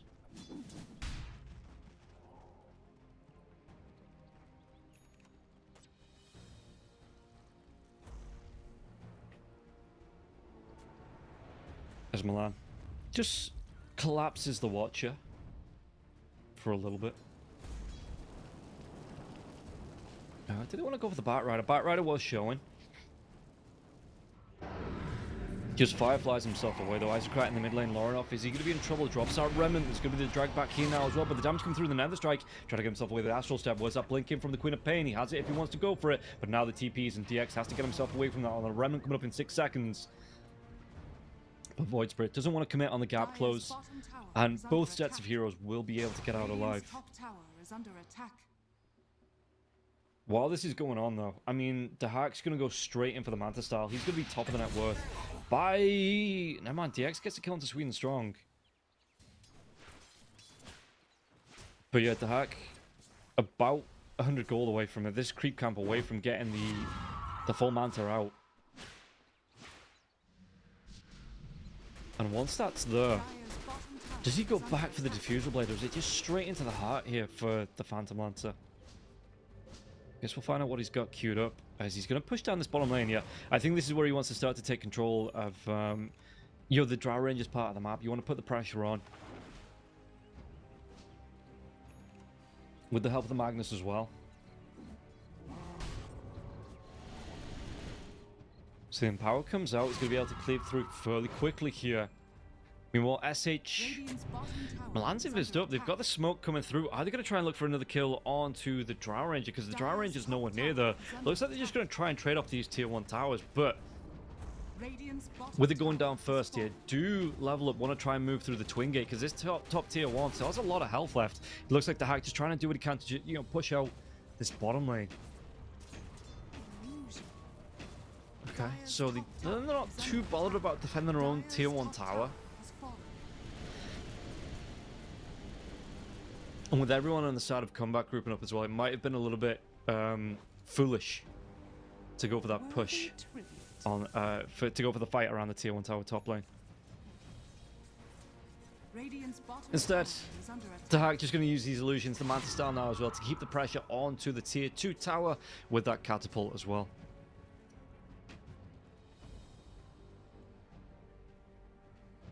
And we'll see.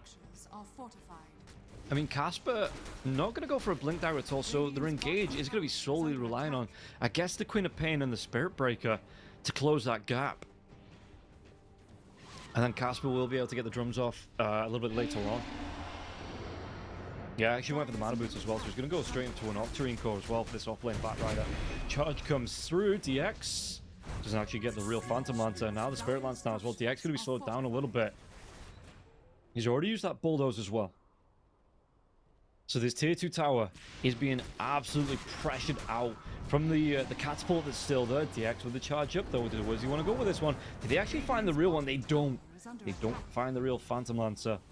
But yeah, the Phantom Lancer illusions, the catapult pushing in. You've got these Plague Wards as well. They might actually go for this one. Did they get the jump on? They do. They're going to be able to get the jump on the DX. They have enough to get the kill on this one now as well. DX trying to go with the Nether Strike, but the Sunlight comes out. He's trying to do what he can with the charge coming through. One more. He doesn't get that Nether Strike off. And it might even be SH that goes down afterwards. They have the control. Do they have enough time to get the kill onto the Queen of Pain? There's still going to be a non-RP coming out. It was teased. But I think he was silenced and stunned up. And that plays to their advantage now because they still have that spell up. And they still get the kill onto the Queen of Pain as well. Radiant's middle tower is under attack. So, tier 1 tower in the mid lane will be contested here. Laurenov trying to do what he can with the damage to come through onto this one. Doesn't have enough with the creeps being taken away to take that full tier 1. But again, right back towards this tier 2 tower here on the side of Comeback. Level up, just want to carry on applying the pressure with the illusions and with the creeps. Let's see if he does actually get off the RP. So the jump comes in. DX a couple of times tries to go for that Nether Strike. And every time Laranov just evades it now as well. SH goes down to the illusion, and Sweden Strong gets that kill. RP coming through, but never really thrown out.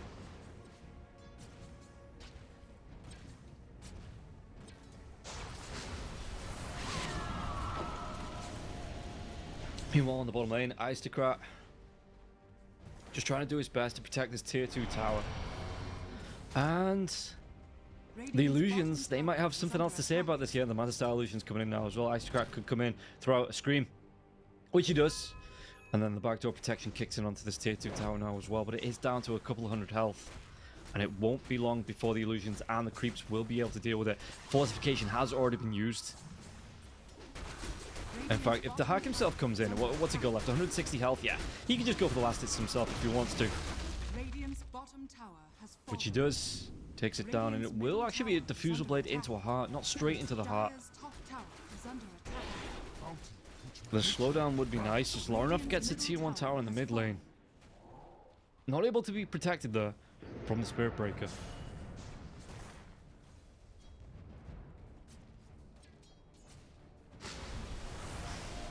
So DX, is he looking for a charge? I mean, you can see that level up. They've got everyone around, and now the RP, they've got the drive behind the Queen of Pain. They're going to be able to get the kill. And there was nothing the Queen could do, and now DX could be in trouble. Just charges himself into danger head first, and will go down because of it. The chase comes out. Void Spirit has a remnant in the next couple of seconds. If he wants to go, he's got the Assimilate as well. The Sweden Strong stolen charge comes in. SH the blink forward by Omi now as well. The Gust comes out to get the silence out, so there's no skewer back. And now, did he actually get the kill onto Omi? Omi trying to get himself away, but escape will get the kill. Casper though, slow but surely being burnt down by this diffusal illusions coming through from the hack.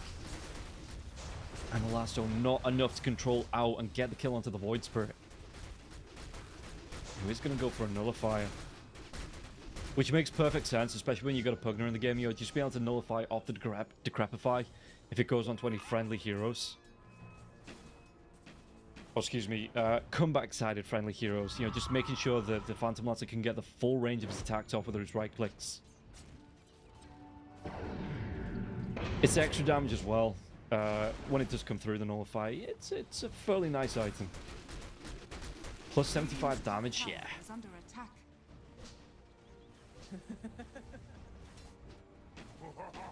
Spirit Breaker does get the Arc Shard coming through as the side of comeback, they take down the Tormentor. So, if anyone doesn't know what this does, it is the planar pocket for the Spirit Breaker. Distorts the fabric of the planar space, increasing his own magic resistance and redirecting the first targeted enemy hero spell and a radius towards him. Effect ends when the first spell is redirected. So effectively it gives you 75% extra magic resist and then drags every spell, or any spell, excuse me, towards him. So you're looking at what, like the Fade Ball, the Venomous Gale, Spirit Lance, things like that that can just get dragged into the Spirit Breaker.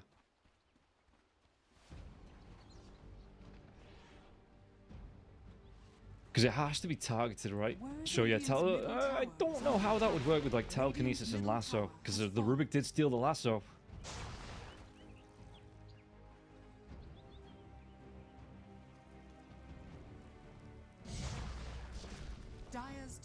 Phantom Lancer though, look at this, 4,000 gold ahead of the Drow Ranger. He's, what, about 600 gold out from the Reaver, the full heart. Oh, they're going to be able to get the jump in. In fact, it's going to be the lasso from the Rubik.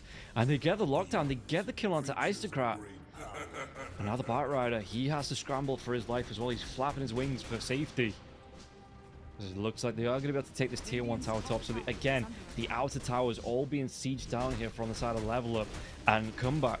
I don't even know if they're going to get anything past this tier 1 tower in the top lane.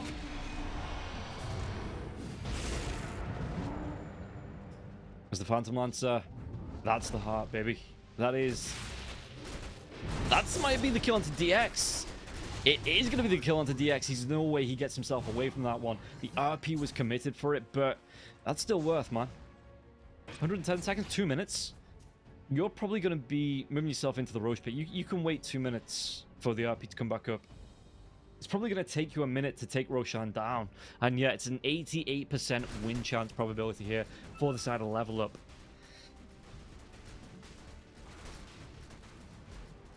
Take a look at the items. The Magnus has the Greaves out. He's still got that Vanguard coming through. He's got to be careful as well. He's taking a beating here from Roche. But yeah, like I say, 79 seconds now left on that RP. So it's going to be about a minute for this Roshan to go down. And then a minute to wait up for the RP to come back up. Yeah, you can come right back in for the fight. Dire's middle tower is under attack.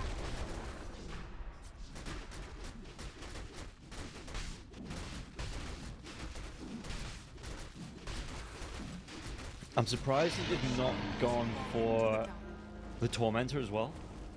The Tormentor, because you're going to be looking to get it to either the Rubik or the Venomancer. I think the Tormentor shard is good on both of them. With the Rubik, obviously you have the self-save with the telekinesis, so you get the latent toxicity, the latent toxicity to come out. Turn myself into a Venomancer there with the hisses. Oh, the Gust comes through. Do they get the kill? There's going to be the jump in now as well. There's going to be the Nether Wall being down here. And it looks like escape. He might just escape. He might not escape, though. They're going to dive in. They get the kill into SH. They get the kill into escape. And they might even be able to go into Casper. Casper, though, eyes to go out on the back line. Does he really want to jump into this one? As Casper goes up where everybody else goes down. Casper in the trees. They're looking for it, but Sweden Strong will be able to get himself in there. And it looks like they should be able to. They will be able to get the kill into Casper. 3 heroes dead once again. RP coming back up just this second.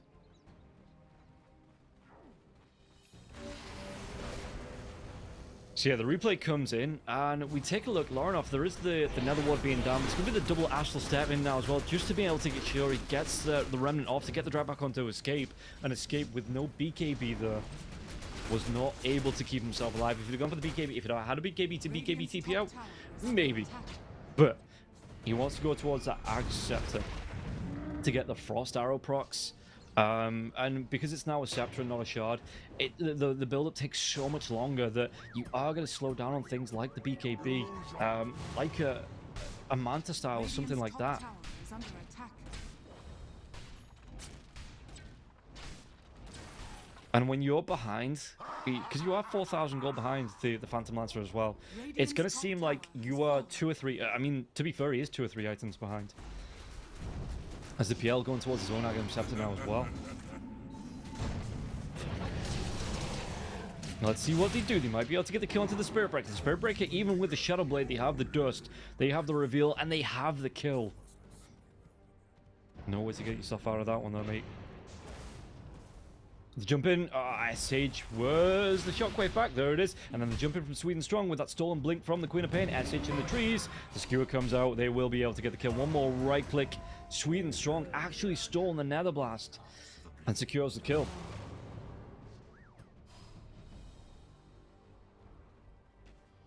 So let's see here. Every tier 2 tower on the side of comeback is down. Level up there, looking to break the space there. Look at how quickly this tier 3 tower is going to fall. There is a fortification up if they want to use it, which they do. Charge coming in onto the catapult. The catapult's actually going to be protected now as well. And DX just puts himself in the firing line. That is absolutely not where he wanted to be here. And that it's going to be a broken base coming through as well. Sweden Strong takes a double damage rune just to make sure nobody on the side of the comeback gets it. And 26 minutes in. This looks like they're going to be able to get the jump in now as well onto the Pugman. There's going to be the barrack coming through from DX. DX with that charge. A lot of damage coming through onto the Void Spirit now. So Void Spirit, can he survive through this one? Well, he hasn't Aegis, so even if he doesn't, it's not the worst thing in the world here. The Hack has that heart as well, so he's going to be so hard to take down. You have 5 heroes grouping up from the side of Level Up. Can they get the kill with the Pugman still being down for the next 18 seconds? DX not going to be able to get himself with the RP, the drag back. They have this Drow Ranger. They have this lane in the bag. And with the dive coming through on the Spirit Breaker now as well, they're going to be able to clean up on the Queen of Pain. I think this one's going to be GG. Which, Lasso drag back, they have the control, but the Lotus Soul Berserker as well. So it's going to be Casper on place, being held there. Yeah, Pugna's disconnected, the GG comes out. And it was all she wrote about game number 2 here and comeback. They weren't able to live up to the namesake. They weren't able to make a comeback happen, and they did just get routinely punished in this game. You know, there was some great rotations. The Spirit Breaker got caught out of position a couple of times, the Queen of Pain as well. They had the control, and once Laurenoff, he didn't have the greatest of laning stages, but once he got rolling on those ganks, those rotations, it just seemed like comeback could not keep up. And yeah, the damage was done there, and coming into this game number 2, Level Up just looked all the strongest for it. So if we take a look at how this broke down, yeah, Level Up going 2-0 up against Comeback, and Comeback, that is it. Unfortunately, they are out. There is no lower bracket. There's no way to get themselves a second chance in the Pinnacle Cup here. They're just going to be having to come back next time. Level Up, though, will be moving through, and they're going to be happy with that as they move themselves through to the winner of Bait versus Cybercats, which will be coming up next, guys, so stick around for that. Hurry Freak will be taking you through it, but yeah, Bait versus Cybercats, and the winner of that will play up against Level Up to find out who gets the privilege of moving through to play up against Ancient Tribe in round number 3. And it's a big ass. Level Up looked really strong though. So Bait and Cybercats, they both have to be on their game coming through in this series, into the second series, whoever wins that as well. And that's going to be it for me for today. I'll be back in a couple of days. Hurry Freak will be taking over, but for now, what time is it? We're going to be taking again a little bit of a longer break, about 40 minutes or so before we come back with this 3rd and 4th series. I hope you've enjoyed it so far. Stick around because there is more Dota to come. Again, get yourself something to eat, go for a stretch, go for a quick walk around, and be back in about 40 minutes for Bait versus Cybercats. We'll see you after this break. Oh, esport. You and I have come a long way. It was such humble beginnings. As we gathered in small groups, we were professionals right from the start. Passionate, organized, and ready to rumble. We dreamed big, and surely enough, our parents supported us at every step of the way. Didn't they? Fired up by all this love, it wasn't long until we caught the scent of competition. To be honest with you, it wasn't always that easy. Joe here, he had to take on 2 side jobs to afford playing professionally. It's gonna get better, Joe. Some of you dared to not even call this a sport. And look where we are today. An endless stream of esports events every year. Bet you didn't see that coming, Mom and Dad. And you know what? We have been with you every single step of the way.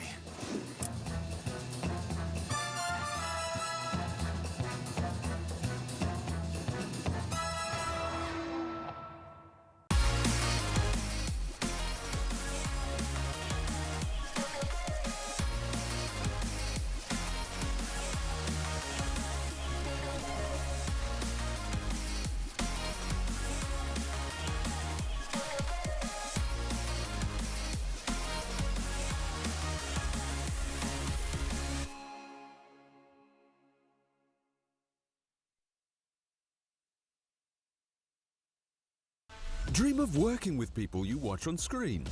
Exclusive esports opportunities handpicked just for you. Candidate profile to raise above competition. Let 10GG handle routines. Make a step towards your dream today.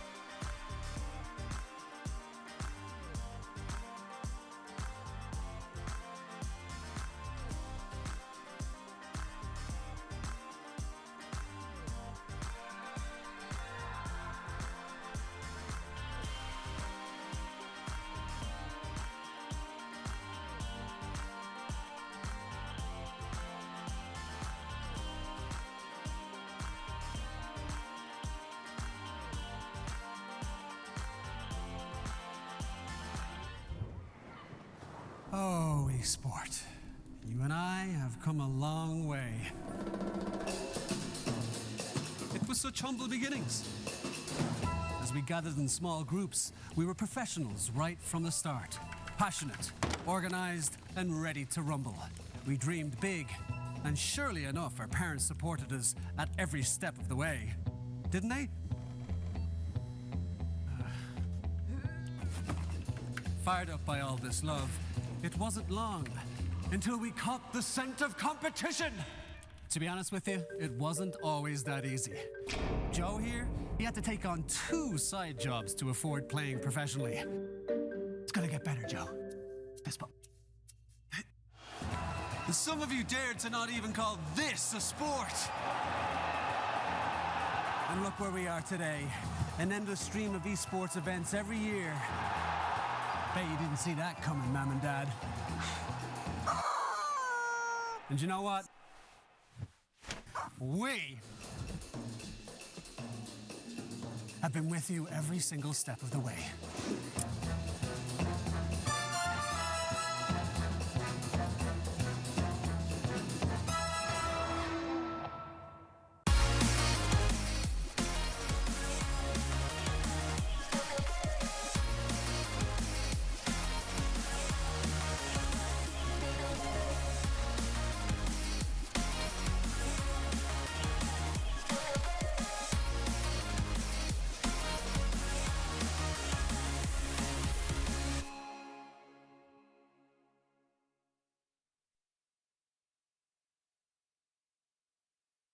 Dream of working with people you watch on screen. Exclusive esports opportunities handpicked just for you. Candidate profile to raise above competition. Let 10GG handle routines. Make a step towards your dream today.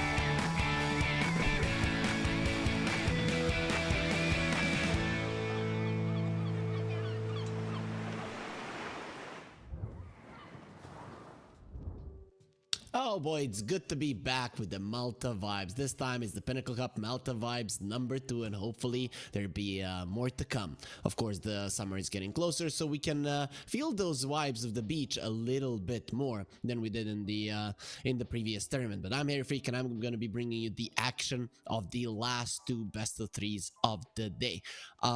So far, since the beginning of the tournament, we had only 2-0s, as you can see. Even today, Captain and Dershavin, there was 2-0, Comeback versus Level Up, again 0-2. But now Bait versus Cybercats and Wildcard Gaming versus Navi Jr. These are some big teams, so none of them are to be underestimated. And I have to say, these could be long and hard 2-1s. Because of the format of the tournament, that we have so many teams, usually in the first and the second round, there is a pretty clear favorite in terms of winning, and I think that was the case in all, if not all, the games that we watched so far here at the Pinnacle Cup. But Bait versus Cybercats is not gonna be easy. But let's move on to the bracket to see what we got going on there. So this is the bracket of today, or the 2 series of the day: Comeback versus Level Up and Bait versus Cybercats. This is part 3 of the bracket. Of course, we're gonna be jumping only to the part of the we would only be looking at the brackets of the games that we are watching today, because yeah, the bracket is just so huge. But in a couple of days, all of it will be nice and done, and we're not gonna have that many teams left, so we can move on to the next part just to see what's going on there. But overall, guys, let's move on to the lineups of Bait versus Cybercast to see who's playing for these teams. For Bait Esports, Stoneback, Dendi, Funix, Tomanen, and Lodine. These are all I'd say pretty well-known people in the world of Dota. And we can move on to their opponents, the team of Cybercats, to see what they got in store for us. Dark Lord, Young G, DK Focus, Force Majeure, and Ducalis. Very hard to kind of from my perspective here, be happy or sad if either of the team wins or loses, because well, Cybercats, I've been casting this team for 2-3 years now, of course with some changes, but still very much connected to the logo. And on the other side, well, some of those players, they have been coming to my country, have met them personally, so I do have a connection there as well. But we do have a draft ready, guys, so we can get ourselves into it here. And as we all expected, this beautiful layout that was brought to us by Pinnacle Cup, so that we can see everything that's going on so so nicely. So new patch came out, a couple of you know, small patches in between as well. We Ice Frog, Valve, they're trying to balance everything out, but still a lot of the same heroes are being played. Magnus being banned out is something new, but it was, I mean, new. Something that wasn't happening like a week or 2 weeks ago. But the thing is that everybody was saying this hero is OP. Like, this hero does so much, and now we're seeing it. We're seeing it just in the first phase bans in a lot of the games that are being played. Techies gets picked up in the Eastern European region. This is a go-to hero now pretty much in every region, I'd say, because Techies is just so freaking powerful. And, well, Cybercats from the Eastern European region, Bait, have some players from the Eastern European region, so, you know, it's quite normal that Techies is going to be up there when it comes to priority in terms of the drafting phase. Spirits, no surprises there. The thing about the new patch, from what I'm seeing, is that people are still not experimenting that much, because there's just some heroes that feel so much stronger than the other ones. And with the map being changed so significantly, I think there's gonna be some significant changes to gameplay and to the heroes themselves before the teams actually take a firm grasp and start switching it up in the first phase, because this is, you know, getting kind of stale. Every single time we have Storm Spirit with the battery, Ember is being picked up into the Storm just because, I mean, even though the Storm is super strong versus the Ember is amazing currently in Dota. So it does make sense that the teams are gonna be opting for him. But in terms of bans, Underlord, Silencer, Cybercats, a little bit more ready there. Haven't used any of the reserve time. Doesn't necessarily have to be a good thing. Might just mean that they're on autopilot. Hopefully that's not the case, because Cybercats, you are from the Eastern European region. You should respect the legends. Dandy and Funnick on the other side. Funnick was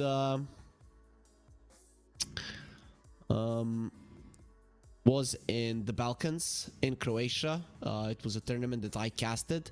He was called by Level Up, the team that played previously, so he played a LAN there with them. So I remember him from there.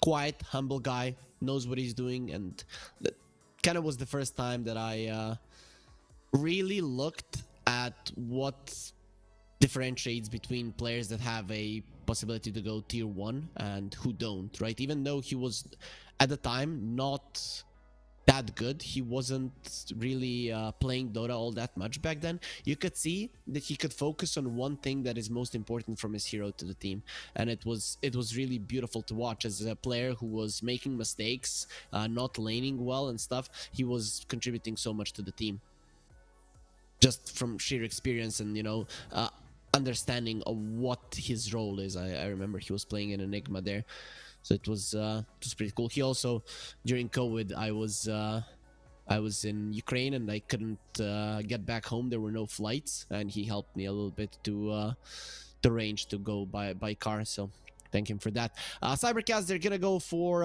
Mirana. That's somewhat of a deny pick as well. If it's not a core Mirana, which I doubt, but we have seen those, It is mostly a deny pick because Ember Spirit Mirana is pretty great. The problem I have is that Pugna doesn't contribute anything into the team fight of the team. Mirana a little bit with the Moonlight Shadow, but that's about it. But overall, I think mostly it's let's not allow Bait to have this one. But these three of Cybercats, they could run into an issue if they're not killing heroes. So I would not be mad if Bait would go for a support that's not gonna die that easily, right? Or something that can push from afar. Okay. Okay, that definitely fits the narrative of not dying that easily. A Spirit Breaker Visage lane. This is interesting. I've seen Spirit Breaker being played more and more. I haven't played Dota in a week, so considering it's a new patch, a lot of things are changing. But I have seen that Spirit Breaker is up there with the picks, and people are pretty happy with the performances of it in pubs and in competitive games alike. With the Visage, we'll see how well it goes. I actually like this quite a lot because you can't kill him that easily on the Spirit Breaker. Miran and the Pugna are annoying, but taking away all that much HP from the Spirit Breaker isn't that easy in the lane, let's say, and they like to poke, so he will be able to take a beating and still be useful in the lane. Faceless Void is out. When we look at the Faceless Void, yeah, there's not that much damage in the chrono, but the main thing when looking at the Faceless Void and how good the hero actually is time dilation. Is the time dilation really good in this game? Yes. If you connect it onto the Ember, Visage, Spirit Breaker, all of them love to spam their spells, right? So without it, you severely limit their ability to play Dota the way they want. And then Faceless Void will get strong at some point as well. Plus, you have a Mirana. I'm expecting Cybercats to use Chrono every single time off cooldown and arrow somebody and get a kill and just go over and over and over again. Ogre will be banned out on the one side, Alchemist on the other. Alchemist has stopped being picked as the first pick ever since the nerf, but it's still very much a possible pick in Dota. I'm just kind of surprised about the anti-mage ban. I guess you have the Storm, but versus the Faceless Void, only a madman would pick an anti-mage, though who knows? Maybe they weren't exactly sure what they were going for until they saw the Spirit Breaker Visage, which, you know, Faceless Void, pretty good in that lane as well. You eat a Soul Assumption, you Time Walk, you fine. Ursa ban is nice. So what's in the pool? Slark, nope, you don't go for that one. Versus a Faceless Void, you don't want to. You're gonna be in a lot of trouble. Wraith King used to be a hero people would go for, but they'll go for the Troll. No saves for the Troll though, and you're playing versus a Pugna. I don't like this pick, especially because you do not see the enemy offlaner. Something like a Mars could come out right now, which I think is a perfect pick, and the Troll won't be doing much. So I know it's a hero that Stonebank likes to play, but I don't feel it.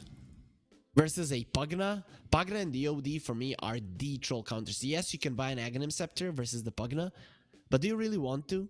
And when are you gonna be getting it? So good luck with this one. I'm definitely leaning Cybercats here. If they would go for something like a Mars, I think they really got this one in the bag. Of course, Bait, Division 1 team, Cybercats, Division 2 team. But Eastern Europe, a lot of people would agree that at least when it comes to the... okay, they'll go for the Tide. Still pretty solid. If everybody will agree that, you know, there might be a couple of NA teams that are super powerful. But when it comes to Division 2, I think that Eastern Europe would wreck Division 2 of NA. So I do believe Cybercats here do have an edge.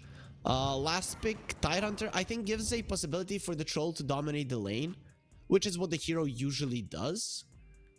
But I still see so many ways to deal with him. In my mind, Cybercats, The only thing they need to do every single time you have a chrono, get a kill, try to get ahead, get as many kills as you can. That's the idea with the Storm and the Pugna, that you can constantly fight. It's not about poking, it's not about farming, it's about getting the kills. You have some supports that you can definitely exploit. Use the chrono to get the core kills. If you're behind, a support kill will do as well, and you go from there. And if you approach it that way, in the later portions of the game, you have the Crep to save people from the troll, either by the crepping him or your teammates. You have a Ravage, a Chrono, Storm Spirit with the Pugna behind. And also Mirana, Moonlight Shadow. I mean, it's just insane. And of course, we know in the current meta, everybody kind of gets to the later portions of the game because, well, the map is so vast and you can get the farm. You very rarely do get completely shut down. With that being said, guys, we do have the game ready, so we're gonna be getting ourselves here into game one of our third best of 3 of the day. It's gonna be Bait versus Cybercats. Let's find out who's gonna be taking this game one. Is it gonna be Cybercats that our caster is saying are gonna win, or, well, will it be Bait? Smokes from both sides. We are seeing some movements here. See if there's gonna be any catch. Force Majeure is on the Pugna, and that's one of the fastest heroes in the game. So if you get close to him, and you might not be able to keep him in place. And I'm not sure if you want to start with the blast off. Sticky mine would help. So we'll see either way. And when the meta started, people didn't put so much emphasis on the blood grenade. Now every support has it, and even some cores do go for it. So that's what I'm really happy to see. Kalis and Young G here. They're be waiting for somebody's Tamanen. He got hit by the tower. Stamanen used to come to Serbia, to my home country, for boot camp in Level Up quite a lot. He even played, I think, for Level Up. I think he did. The Level Up owner was always impressed by Stamanen. It started off with his Tiny, I remember, a couple of years ago. Then when he finally got him to play there, or maybe he was there with the Lions, or maybe even both, who knows. But I know that he was here quite a lot. Never got to actually meet him, which is a bummer.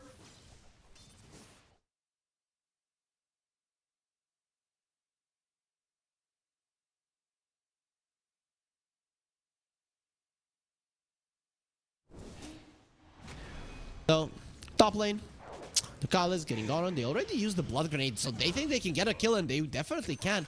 This is the thing with the Mirana level 1.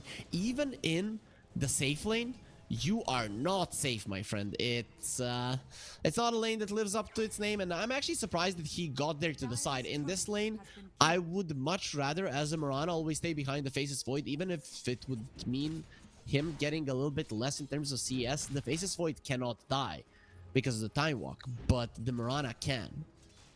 So pretty good start there for Bait. This is what this lane needs. Stonebank gonna be taking some damage as well. They can't kill him. Of course, they can do a solid amount of damage, but overall, it is just gonna be some poking of the troll. Force Majeure, slow it down. Sticky Bomb is there, but Stonebank, he understands. There's gonna be a world of hurt coming his way. Force Majeure, what are you doing? Bang, he has the stick, so he'll be fine. I'm really liking the little pokes here, and Blood Grenade actually is the thing that made the lane so cool, because you would always see those heroes escaping at the fraction of an HP, because you just have the feel from it, especially the pro players, when you're gonna die. It just doesn't happen. Oh, Centaur there, stuns Tomanen, so he takes a little bit more in terms of harassment from the Kalis, but we talked about it. 4 armor, good regen, a huge amount of HP. There's not gonna be much. So Young G versus Dendi. Dendi is like, dude, I played against G, not Young G, so you're not really a problem. Dark Lord will have to use the Time Walk there, even without the Soul Assumption being used, and that's now 24 seconds that, well, he's gonna have to play defensively in the lane. Still, you survive that lane versus the Visage until minute 3, you get the raindrops and you're fine. Stonebank. Gonna be hitting level 3, but this bottom lane is going really well. I'm liking the way that they're playing it. Pagna can be pretty solid in terms of harassment, but I'm surprised. Okay, the troll does have the sticks, though I would say you get a full wand in that lane. As a troll, mana is usually a problem, and in this lane, it's not gonna be, right? Because you have the sticks, it's a Tide and a Pugna. You don't get more spammy than that. But overall, no big things happening on the map. Everybody's just farming. That's it. Dukal is getting charged. He does have the double leap. That's gonna keep him safe. Time dilation will be used. And Stomanen turns around. Well, guess whose mace is bigger? It's the one from Stomanen. So he's gonna be getting the bash off. Dark Lord. We're gonna have to wait a little bit to get those bashes. He actually doesn't have a single point into the bash. Sorry, let's be correct here. Time lock. The one from the Spirit Breaker is a greater bash. Tamanen will run away. He knows that this Morana is not to be played with. Force Majeure is trying to find the sentry, and it is his own that is going to be losing its life. So Force Majeure definitely not going to be happy with that one, because he wanted that camp unblocked. The reason why the troll is still having an okay-ish time and not being completely destroyed is because that camp is still blocked. If they manage to pull a couple of those there on the Cybercat side, well, you know, running people down would have been much easier then. And with the Gush, it's already pretty easy. Mid lane, haven't talked about it much. Both of the spirits doing well. I'd say that's a win for Dendi, because, well, Storm should be considered a slight favorite in this lane. You have a lot of armor, so you don't get harassed by the Sleight of Fist all that much. The Ember is a melee hero. Oh, that all makes sense. Storm Spirit loves playing versus melee heroes. Doesn't really like playing against ranged heroes, those. So these guys, they really don't want to fight. Come on, do something, you know? It's like animal in a zoo, poke it with a stick so that it moves. Just why are you guys only sleeping? No, you know, the game is called Defense of the Ancients, not the attack, the murdering. And in the mid lane, there's gonna be a lot of fighting. Oh, the crap comes out in time, but they have the blood grenades. Stomanen had a way to kill him, but it doesn't matter. It's still gonna be losing 2 supports for a Storm Spirit. That's close to even very hard to say who came out of that one as the victor, but I'd say Bait, because the Storm didn't hit level 6, right? In terms of gold exchange, Cybercats will win, but in terms of the much needed experience for the Storm, that's going to be a problem. And I think Bait, they're going to try to fight the Storm once again. The thing is, he needs 1 creep for the level 6, so it doesn't matter. He'll get it now. Oh, they're going for him, and he hits level 6. Now it's not going to be possible any longer. The cow is coming. Ooh, yeah, no. Young is gonna be fine. He just charges through. Let's go. Let's fight. And they're going for that cow. It seems like Stomanen will just be taken down. Well, if Young G didn't get level 6 there, sure, this move would have made a lot of sense. But with the ability to dodge and actually just go forward with that dodge, it changes everything. So now we see that, well, in the end, those moves into the mid lane from Bait, they're not gonna be too happy with the outcome. And overall laning phase for Cybercats is great. Their 3 cores are having pretty good games. Of course, they're not that far ahead of their enemies, but this is what you want. You want to be able, once you get the level 6 on the Void, the level 6 on the Tide, just to use those ultis. If they are conservative with the ultis in this game, they have a much higher chance of losing, right? Until minute 20, 22, 23, every single time you have it, you use it. Why am I saying like that? Because later on, using those ultis could result in you losing the Roche.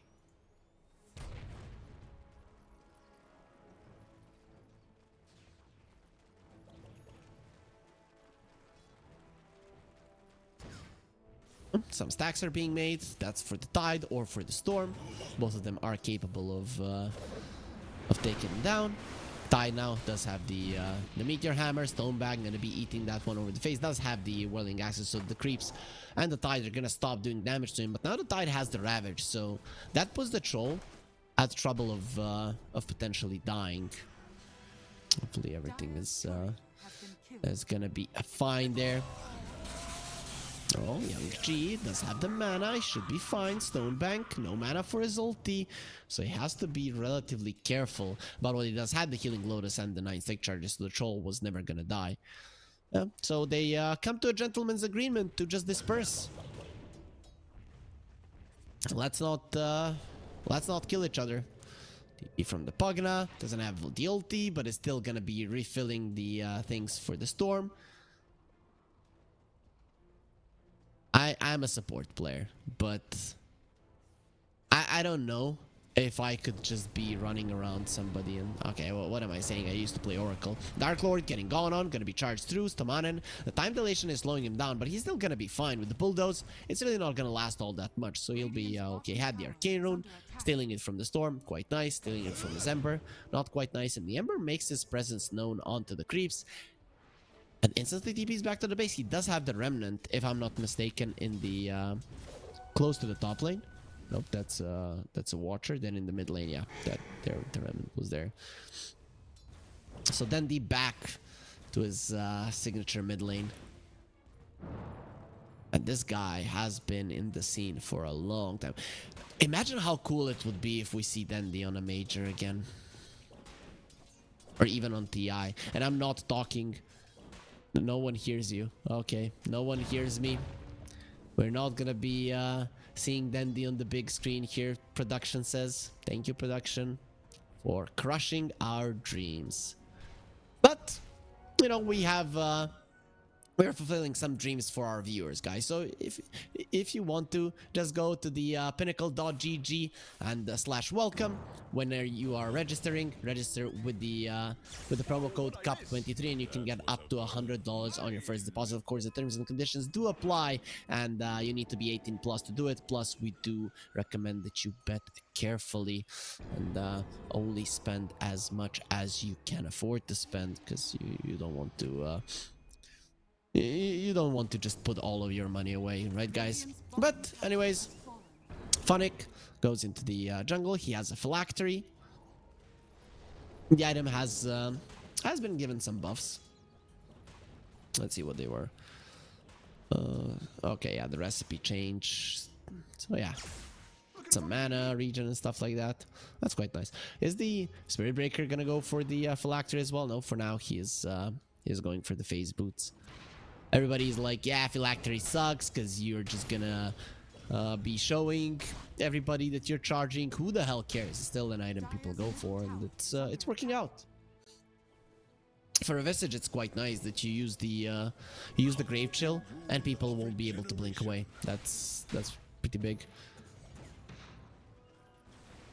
So, Tidehunter coming to the mid lane. No Meteor Hammer for you. Lowdown will stop it, protecting his tower from taking some damage. And there's the first Chrono that is gonna be ending up in a kill, giving the money to Dark Lord for his Hand of Midas. So he just wants to be a little bit more greedy now. TPs to the top lane there through the Twin Gates, wants to defend this tower, and let's see if they're gonna be able to do so. For these familiars there, making sure that the tower doesn't live for too long. But you have to be careful because the bottom part of the map is controlled by the Storm and the Pugna, and they can definitely come over. Force Majeure is level 6, meaning that Young G is gonna have an unlimited pool of mana, but they're taking their time and bait. They have established themselves as the dominant ones here on the top lane. The Callis gets away from the jump. Techi's now in a really bad position. The tower is there. He's planting bombs. It doesn't matter. The only one exploding will be him. 24 seconds on the sidelines for the Techies. Man, it really looks nice ever since they changed the Wisdom runes, that now the supports actually have their level 6s. For people that don't know, once the Wisdom rune is picked up, you and the lowest experienced hero get the experience from it. So if you're the lowest experienced hero, the second lowest gets it, and so on, right? So it really changed the experience of the supports and allows them to get what they need to get those level 6s up and running fast enough. Bottom lane, Spirit Breaker caught. Bottom lane, Spirit Breaker dead. We're not even gonna look at it. Now we're just gonna see his body and his tower being taken down. Krasava, respect. For those of you guys that don't know what... Oh, just a second. Efocus. Gone on. Is gonna be fine. Dire are scanning. Top lane, Moonlight Shadow. Okay, go lead for Cybercats. They're trying to find someone. For now, nobody's there, but the Visage is flying into his death. No, Funnick, run away. There's only death to be found here, and with the storm coming in, Funnick is gonna be slowed down. Grave Chill, you are gonna be the one that feels it and trying to run away. Nope, not even with the seed planted on the ground. Is he gonna be fine? So just gets taken down. Let's see if Bait are going to be able to chase them down. The Pugna getting gone on does have the Decrep, so that's going to be protecting him for the time being. Still, the mines are exploding. He turns around. Look at the HP there. Getting healed up by his strength, but the charge coming through. One more hit. Stomanen will get the kill. At least they get the Mirana, but look at how much they are losing in return. You killed the Mirana, but Cybercast, they crushed it. Well, it is going to be a really nice fight for Cybercast. 3 heroes dead on Bait. Only the Mirana dies. And Force Major, well, does what Pugna does best. Gives away his life so that the Storm can continue to play. Not having to go to the base as a Storm Spirit gives you a huge edge on this hero. So that you can even go for a Witchblade. It is a preferred item for the Storm, but sometimes you just don't have the mana to use it. Well, when you have a Butler that is following you around, that's quite nice. So Young G kind of now knows how Batman feels. Radiant's top So, tower is under attack. top lane, DK Focus, continuing with the Meteor Hammer spam. Just wants to make sure that all the towers fall down. He has a mech.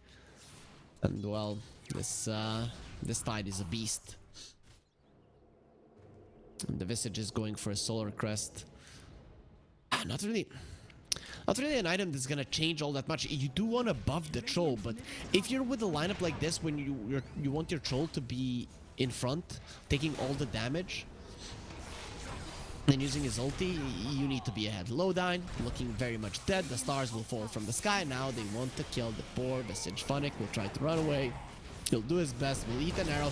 DK Focus in trouble, but he's gonna release the Crack and the Troll. He does have his ulti, but you have to get out of the Chrono to be able to use it. And Dark Lord, for some reason, he didn't time walk there to the high ground, so in the end, he won't be able to get the Spirit Breaker. But now, Dendi in a lot of trouble. He has been slowed down. His Remnant is gonna be moving really slow, but it doesn't matter. They're gonna kill him before he even gets out enough for them even to attempt to escape. So the only survivor, Stomanen, we're looking at him. Good job, my friend, but it is not gonna be good enough, because as a Spirit Breaker, you're not gonna be winning this game. Oh, he used the charge. He has the Shadow Amulet. Doesn't matter. There's a sentry in the river, not something that he was expecting to be there, but it still is. It was like, why is there a sentry when there's only 8 sentries? Use them to try to de-ward. Nope, we're just gonna have it here where we know that you're gonna die. Tekis is gonna leave a mine, another one as well, gonna get spat on, and finally brought down by Young G. The reactive taser won't have the range to stop Young G, and well, I don't know if tasing a Storm would really help, or would it just charge him up even more, right? Funnick, and he just kind of feels dead now. DK Focus coming over. They're inside of the Moonlight Shadow, but they're not being protected. They are being the hunters. And Bait, they're just losing heroes left and right. Cybercats, they are crushing this game currently. While all this is happening, their Faceless Void is farming, which is to be expected. You just want to farm and use the Chrono whenever you can. Maybe 1 or 2 times more you do it. And now they're going for Dark Lord. He will jump out, still being chased down. Now he'll be fine. Stomanen, he did have his ulti, but they didn't feel confident enough to go forward. Maybe they could have tried with a Nether Strike and then ulti from the Troll. Hope that they're gonna get the nets on and Dark Lord is never gonna be able to jump out. But That would be a tough arrow. Probably not going to connect. Then he will be fine. Doesn't even need to go onto the remnant. But he's taking so much damage. Has to be careful. Young G is chasing onto him and Andy is dead. He thought he could play around, but he couldn't. Lodi now going in. He has 2 mines, but immediately they're going to be getting out in force majority. He's giving the HP back to Young G, but he's not giving the mana. Here comes DK Focus. He has his mech. He has all his ores. Oh no. Shadow Amulet. What are we going to do? Well, there's a ton of sentries again in the area, so Stomanen will not be protected by the shadows. And the score will continue to increase with 3 heroes dying. There's Cybercats just getting away with anything they want. And now they have 93% chance of winning this game. 18 minutes into it. We talked about the late game and, you know, Chrono, Ravage. Well, the thing is, you might not even need those spells with this kind of a lead. You see, Force Majeure, Dot Freak. That's because I'm casting Carry Freak, so he's supporting me, right? I really like making these theories that definitely suit me. Stomanen inside of the Shadow Amulet. He's gonna come out, and well, his life is gonna be taken away, drained by Force Majeure, but he was finished off by DK Fogus. So let's start theorizing. What do Bait need to do to win this game? So you have a troll. He's going for a BKB. He needs the Aghanims as well. Not gonna be able to do anything. Okay, Tekis, he has a Pavis. That's not really gonna protect you from the magical damage, but he did have the reactive taser. Actually, Pavis is so good on the Tekis, right? You need to kill him fast before the reactive taser. He can use it, but Pavis will allow you to do it. Tidehunter denies the tower. Dandy is looking at this one right now and thinking, how dare you? How can you not have any sympathy there? I mean, they're losing so much. Let them have a tower. And Dark Lord had to use his Chrono defensively, but again, it's a move from Bait that doesn't work out. So now, in my mind, they have. I would want to say they have to make something happen, but in reality, all they did was buy some time, and immediately Cybercats are going to be the ones that go for a move. They're being shut down so hard, and Cybercats, they're moving around the map super fast, creating chaos wherever they go. And they close to the tower, should be fine. Stomanen approaching the Shadow Blade. So we're gonna change something. They found the Ember Arrow. Okay, it was eaten by a bird, but I think that Ducalis used it in a wrong place anyways, and the Electric Vortex just pulled the Ember away from the arrow. Maybe the goal was for the Storm to catch him from above, pull him towards the Mirana, so that then you cannot miss it. But either way, the Familiar took the arrow, so that's quite nice. Funnick, he comes over, gonna be getting a phylactery there. Immediately, they burn through all of that shield, and Funnick will be taken down with Young G now being beyond godlike. And you know what the good part is that his mana will be brought back immediately because, well, he's a Storm Spirit and he has a Pugna. So he doesn't really need to go to the base. He doesn't need to stop. He doesn't need to do anything. He just go on a killing spree again. So mid tier 2 gone. That's going to be the second tier 2 tower that gets taken away. Dendi doing his best to delay it as to create time for Stonebank. The thing with troll lineups is they're strong when you are ahead. That's why the hero is super strong in the laning phase, right? Because you want to kind of force the enemies to engage on you. In this game, Cybercats don't have to engage on the troll. Like, what is he gonna do? Oh, he's gonna farm the 3 camps that we have left for him. Oh no, what are we gonna do, right? It's pretty sad. Mirana does have a Yules, which is big versus the troll as well. Now, even when he gets the Aghanim Scepter, you cannot purge off the Yules. You cannot purge it off from yourself because you can't use it, and the ranged whirling axes, they do not connect on the Yules target. You're invulnerable. Nullifar is your only bet. So Faceless Void has a BKB, Bait in a smoke. Okay, now it's gonna be very silent on the map, guys, because only 2 heroes are not in a smoke, but they walk into the Roche pit. Guess what? Cybercats are coming, and DK Focus, he's coming hasted, running into the mines. He doesn't care. Well, actually, he does. He's a coward. Okay, they're gonna leave the Roche for now. Stone back on the high ground. They know, Cybercats. They know the only way they lose this game is if they're crazy, and they're not. There's gonna be 4 Lotuses there. 4 Cybercats, DK Focus, he gets 3 of them, so that's gonna be a greater healing Lotus, even more HP to go through this Tidehunter. You need to do effectively 5,000 damage to this Tide to kill him. He's gonna have a halberd very soon.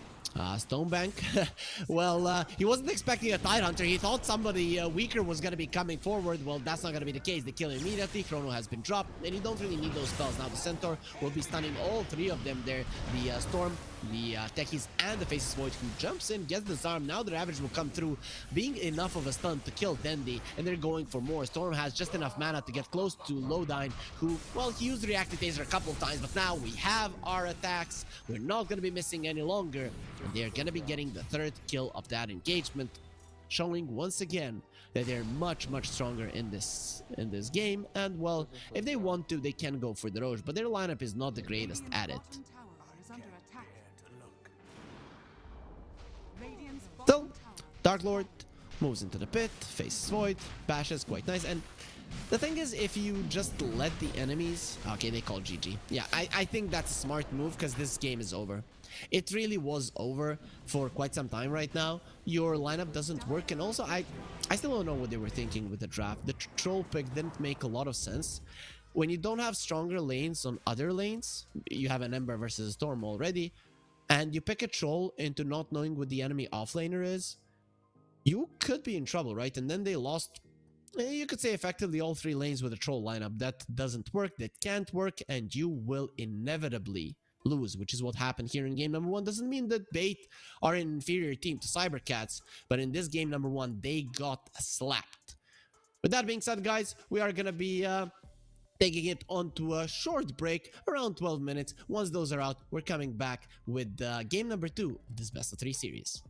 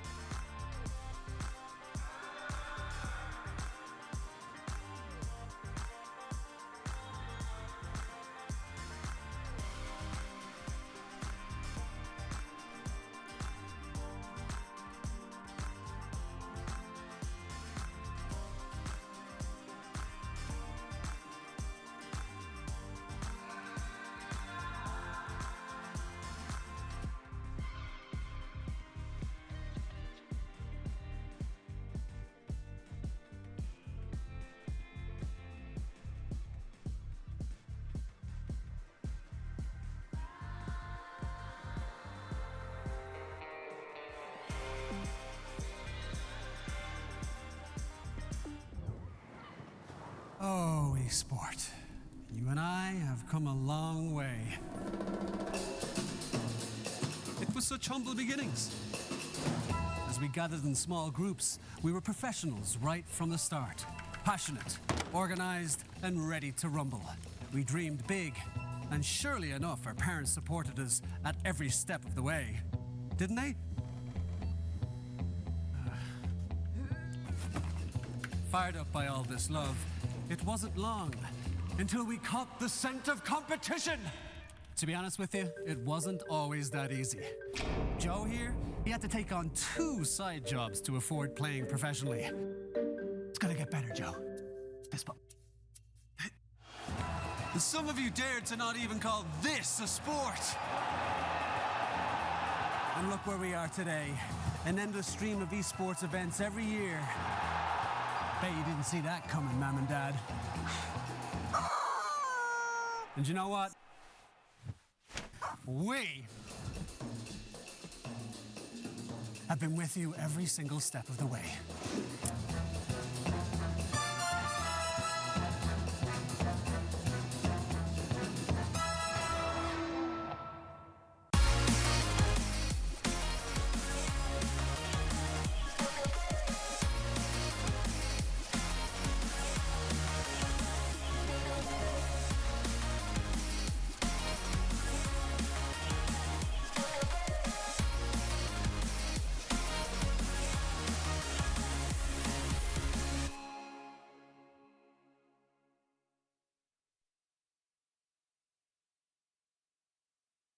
Dream of working with people you watch on screen.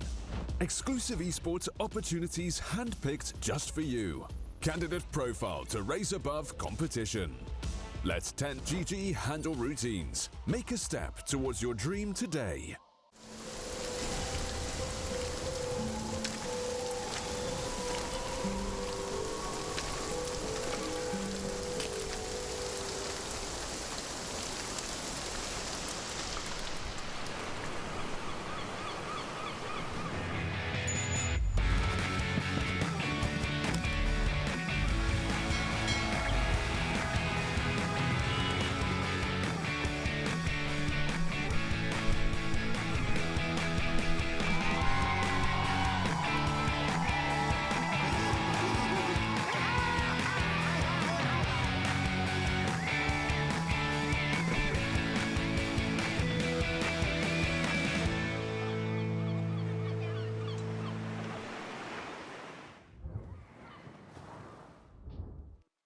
And we return after a short break that we promised here to the Pinnacle Cup Malta Vibes 2.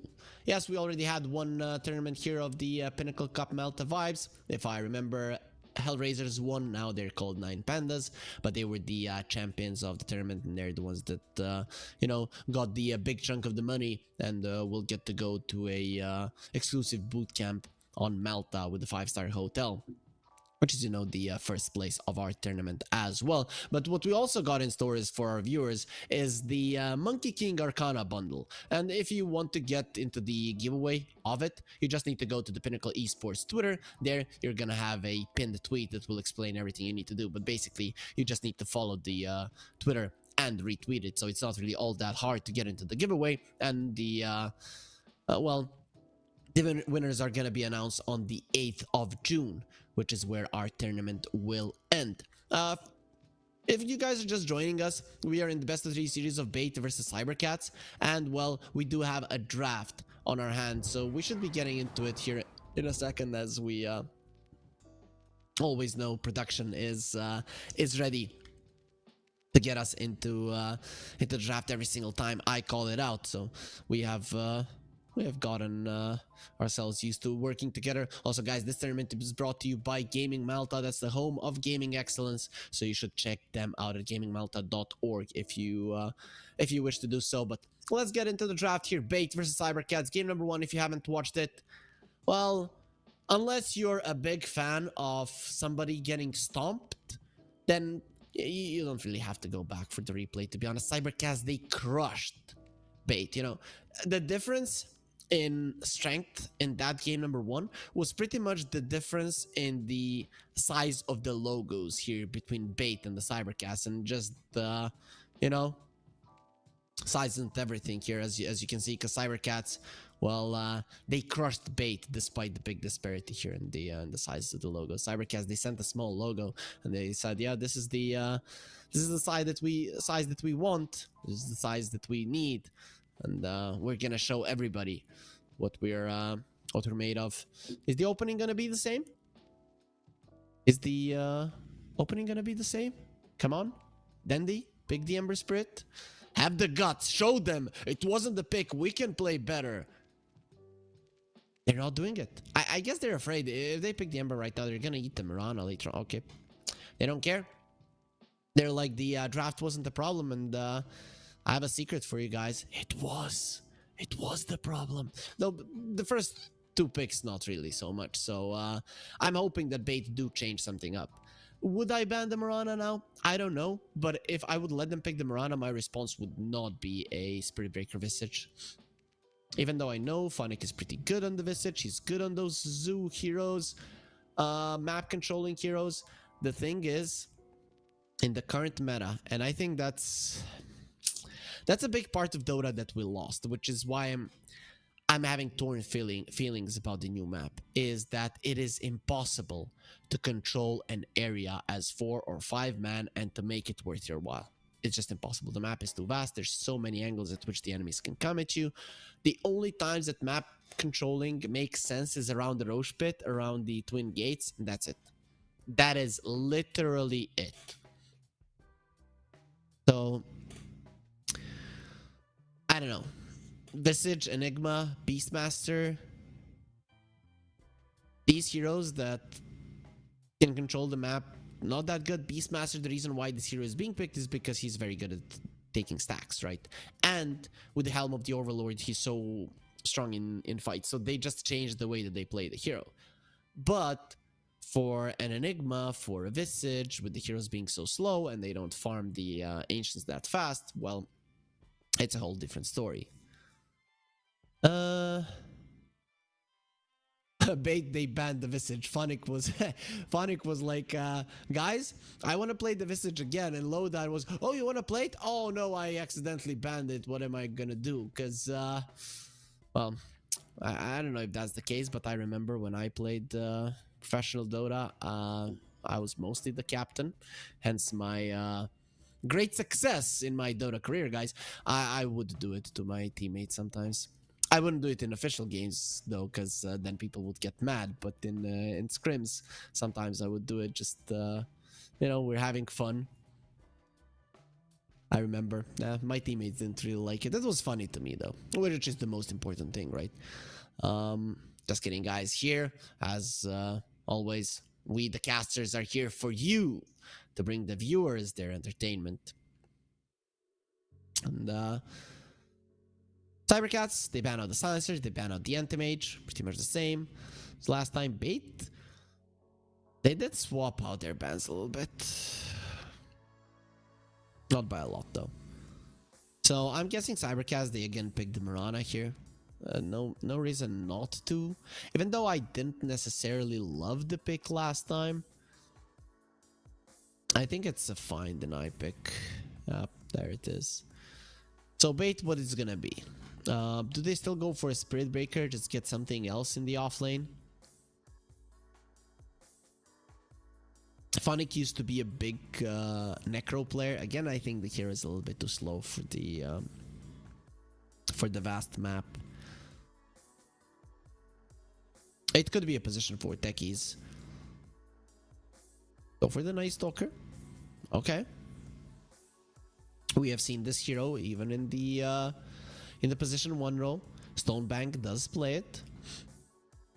And it'll be cool to see if that's going to be the case. Mirana and the Pugna, they don't like being seen. So this is a good one. This is a good one. The Crippling Fury is a problem. The good thing for Cybercats is that they have 3 heroes that are ranged, pretty high range, so they don't have to get that close to each other when committing for a kill. So even once the Night Stalker gets a Blink Dagger, he's not really going to be able to use the Crippling Fear on multiple people. And I guess he's going to have to make Pugna his priority target, because if he doesn't, well, the crap will be will be saving his teammates. Though, then again, if you decrep somebody, the chains, the flame guard, the void, and of course the techie's damage might be enough to kill somebody.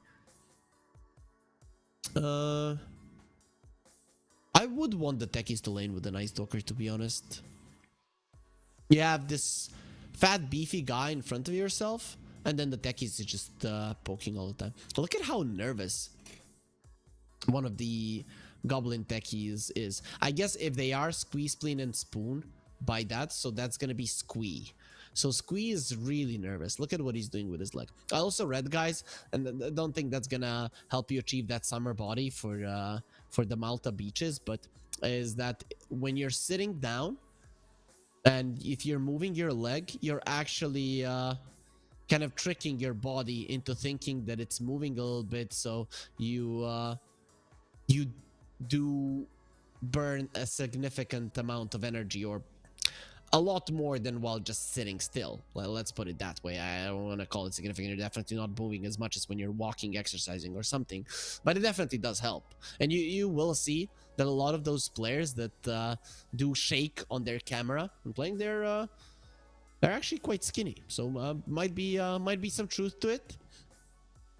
Cybercast, they're gonna go for CK, Keeper of Light on the other side. So they see they have a horse. Well, we're gonna have 4 horses once the CK uses his Phantasm on level 18. But pretty solid CK pick. And a lot of things to deal with illusions, and CK isn't a classic illusion hero. It's a nice stunt to set up for the arrow. Lanes, well, Mirana will be following the Keeper of Light. You do win the battle versus the Night Stalker, which not a lot of heroes do. So what you want to do with the Night Stalker lane is be left 1 versus 1, right? Versus the CK, that you're not going to be coming out ahead because you're still going to be losing in terms of trading. But still, definitely a better one for bait than in the previous game. Makes things a little bit tougher for Cybercats. I'm surprised that Cybercats didn't ban out the Keeper when there's an Ember on the other side, but okay. So this is nice. You secure the lane for the Night Stalker. You play well with the Ember later on, but you are food for the Storm Spirit. Maybe that's why I didn't ban it out. Maybe they're like, yep, pick the old wizard on a horse, and well, they'll be finding out the hard way just how bad the hero is versus the Storm really is. So they ban out the Monkey King. Probably thinking about going for a Tide as well, but yeah, it got banned out this time.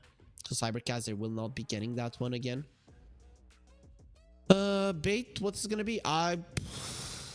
Troll is better in this game than it was in the previous one, but they're gonna go for the Wind Ranger. Okay, so I have seen carry Wind Rangers. Yadro played it, if I'm not mistaken. I don't know if this is a carry Wind Ranger. It might be a safe lane Ember, mid lane Wind, because Wind Ranger is a dandy hero. I don't know if I've ever seen Stonebank play it. So to be honest, I haven't been watching him for quite some time. Not sure about this. Really not sure about this last pick. Very weird.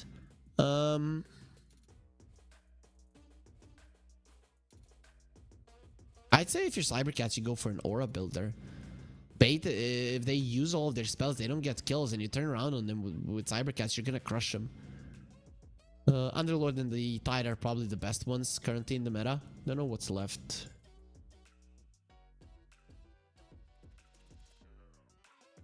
Check.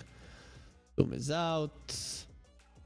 Mars not really an Aura Builder. Not much, to be honest. You go for something like a Timber Saw. Wind Ranger, yeah, she's a universal hero. Not a lot of good picks that I see. And Cybercats, well, they're gonna go for the Axe. DK Fogus, I mean, I guess the idea here was get a Blade Mail hero versus a Wind Ranger, because you don't really have the ability to get an Aura hero. I guess Mirana and the Pugna can buy some Aura items. Mainly, you know, Crimson Guard Pipe come to mind as possibilities.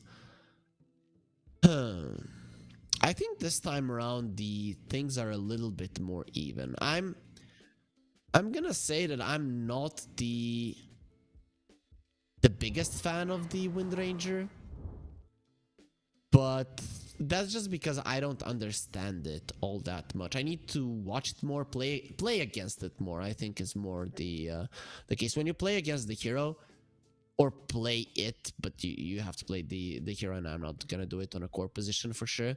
Then you're really gonna find out the strength of it if you get crushed by someone. So I have to say I personally don't understand the hero on a core role and how much it can give. I know that it is starting to be played a little bit more, but I think they can kill the Wind Ranger. And playing versus the Decrepify, Wind Ranger likes to go in, right? You can't come late into the fight. You need to start dishing out that damage immediately.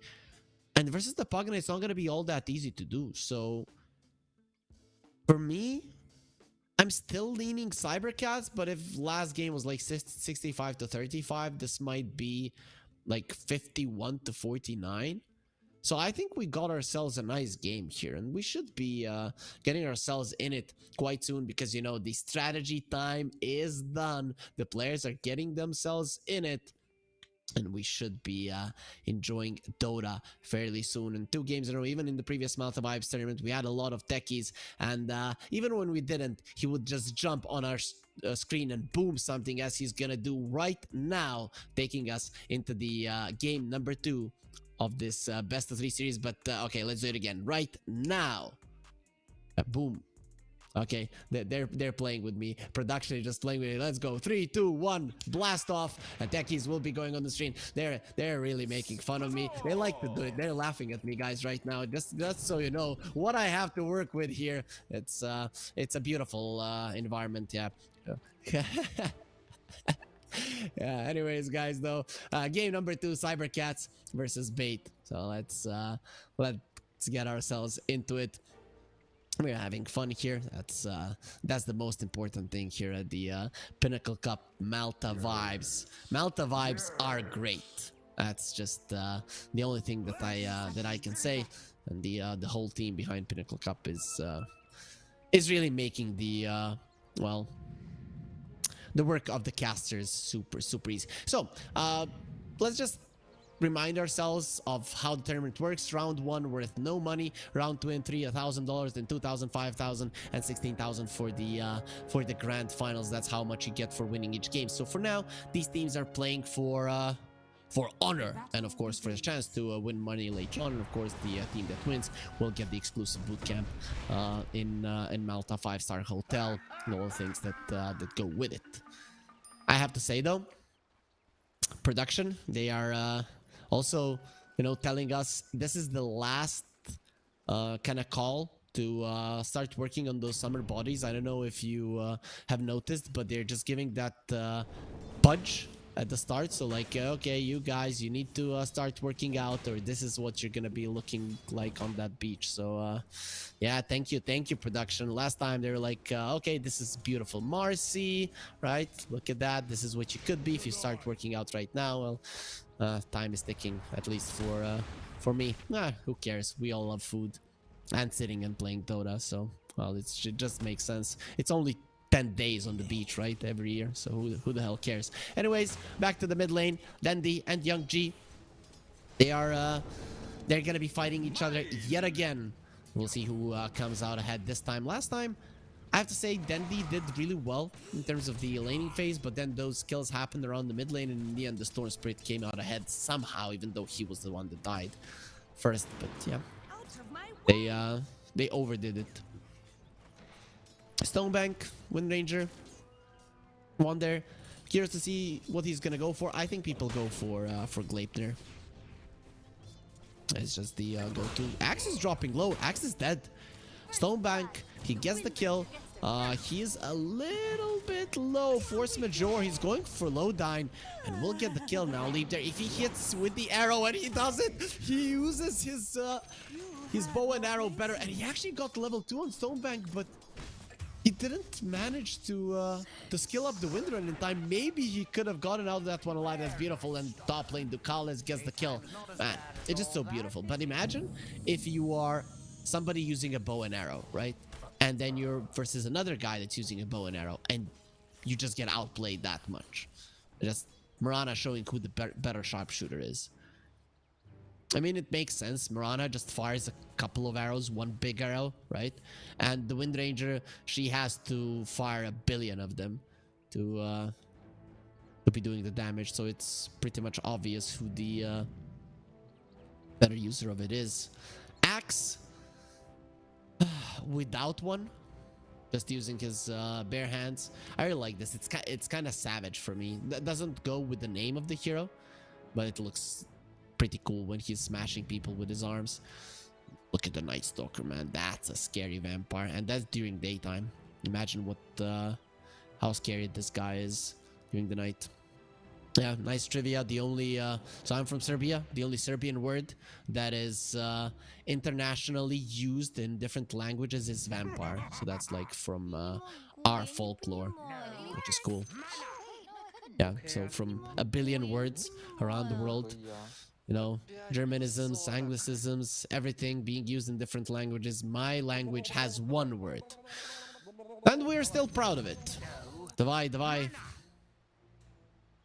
How could, man, did really no one ever put Davai in their bundle before, and Bait did it first? That's pretty weird. Probably nobody felt like they deserved to use it, but Bait, they have Dandy.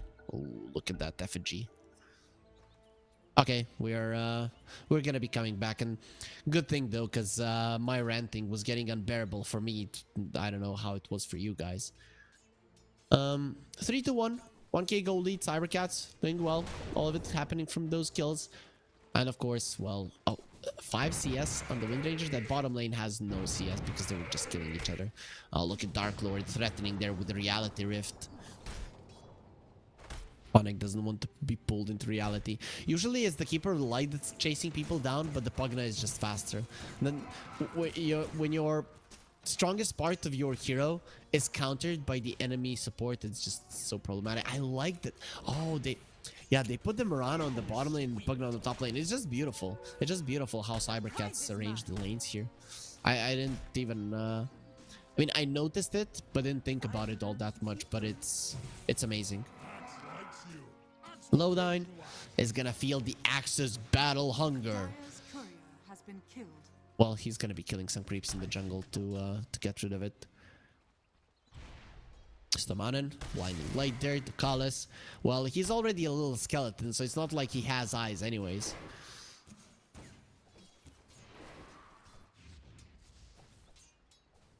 So he's gonna be fine. Young G. This time around, oh, needs the sticks. Does have a fairy fire, so he'll be fine. The Ember has a fairy fire as well, but chasing down the storm would be impossible. He'd be running into a ton of remnants. Rune will be there in a couple of seconds, so both of the mid laners will get themselves back up to close to full. We'll find Lowdown. Arrow, ooh, dodges that one barely. If he had gotten hit, well, it would have been the end of the techies. But he'll be fine for now.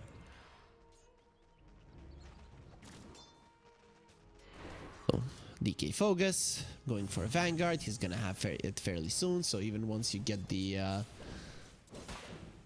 let's say the Focus Fire on the Wind Ranger, you're not gonna be able to threaten the Axe. Mid lane, Ember. Even with the Blightstone, the Storm has enough armor to actually survive through the Sleight of Fist. Though I have to say, this... then the Ember is again doing well. A lot of creeps are going into the Tower of the Storm, and even the Glyph was used, so mid lane... Dandy is going for a play, and that's what he used to be so good at, healing South from the Storm Spirit. But look at how much this gives to the Ember Spirit. Dandy is now behind tier 1 though in enemy territory. 4 stick charges, the Fairy Fire on Young G, so he probably shouldn't die. But Dandy's really going strong in this lane. Still, you know, slightly losing in terms of CS, 27-5, 27-3, but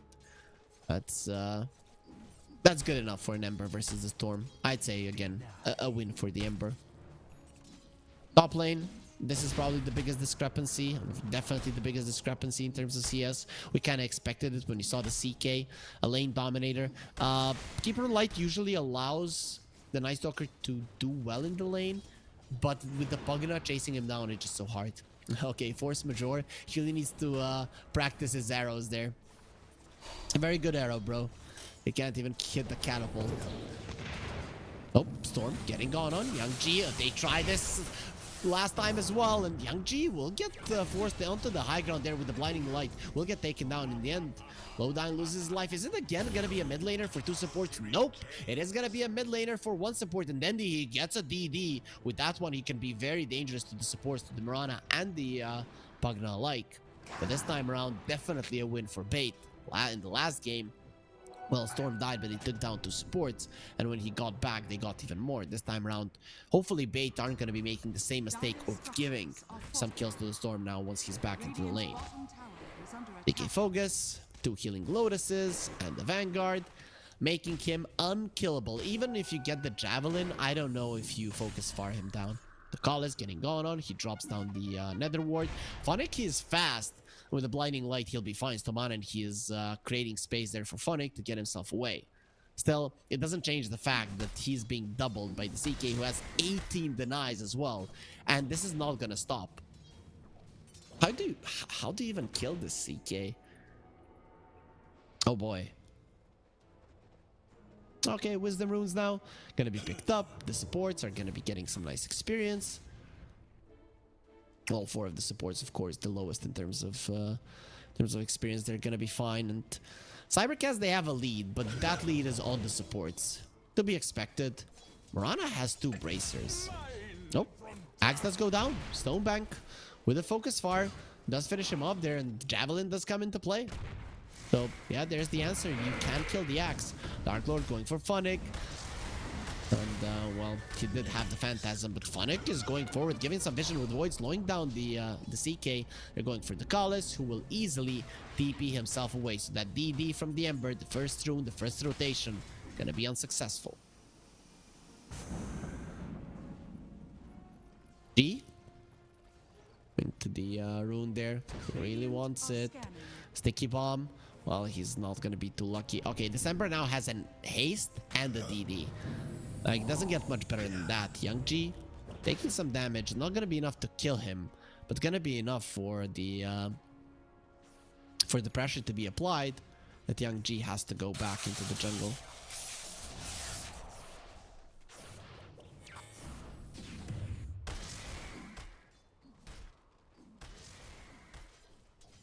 Let's see, Dark Lord. Can he threaten Phonic here? I kind of don't think so. So, we did have a bit of a faster start than the previous game, but the transition into the early mid game, you know, out of the laning stage, has definitely been slow.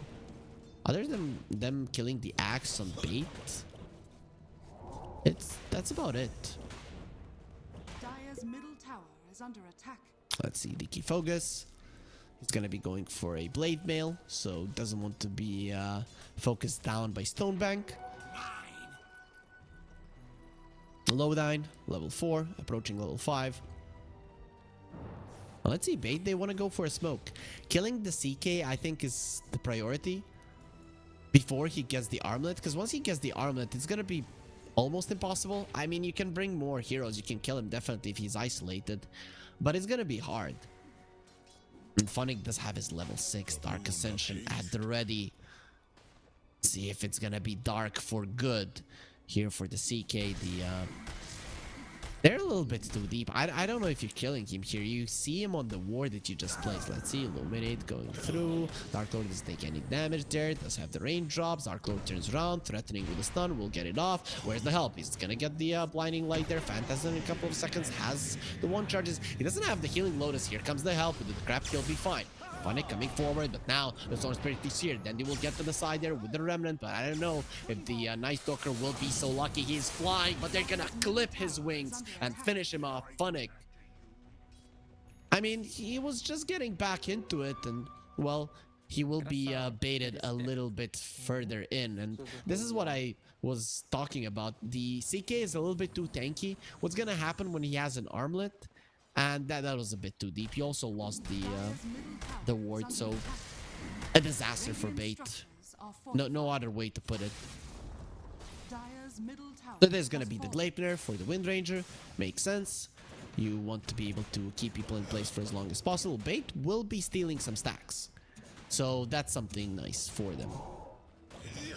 We how many ancient stacks do we have for the axe? One in the triangle, and well, he cleared out some there on the graveyard.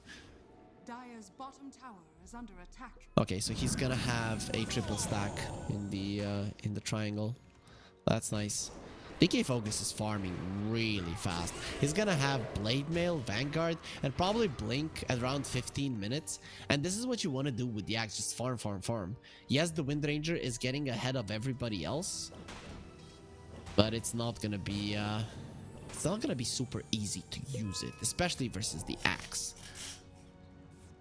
And which heroes are you actually focusing down? Pugna has the crap, Mirana, loop away. Whew. I'm so not sure about their last pick carries in this series. Moonlight Shadow gonna be used. Well, you know, that was pretty much seen by the oh, what? Okay, it feels like they didn't see it, even though they were on the creeps. And now Stonebank getting going on. It does have the wind run, but look at from the side. There's gonna be a reality. Chaos Bolt? Nope, he didn't get it off in time, and Wind Ranger gonna be fine. The animation of the shackle shot a little bit faster, and I thought the Dark Lord was gonna start with the Chaos Bolt. That probably would have secured the kill, but he goes for the Reality Rift first, and well, regrets it for sure. Lowdown not gonna be as happy as the Wind Ranger, or maybe he will with the Reactive Taser of the Storm. He's missing a lot of it. He needs his mana back, has the regen, has the battery fill up from the Pugna, but it's not going to be enough to continue the chase. So in the end, they don't get any kills. Cybercats are going to have to be content with the tower.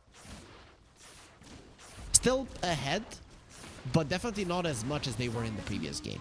Not a lot of kills in this one, 5-3. Let's see, Dark Lord getting on. Now he has the armlet. You're under the tower. DK Focus will TP and bait. They did force out TPs and get themselves out. This is night. They still have the Dark Ascension, but once it's out, it is gonna be daytime. Phonic slows down. The crap comes out before the silence, so the Pugna will be fine. Still under the vision of Phonic. Flying around that outpost, and the Kalis, well, he's surviving. No, he's gonna start draining the life of Phonic. That's gonna be stopped down. Nice slowdown coming in with the blast off. Gets himself a kill. The Reactive Taser onto the Storm.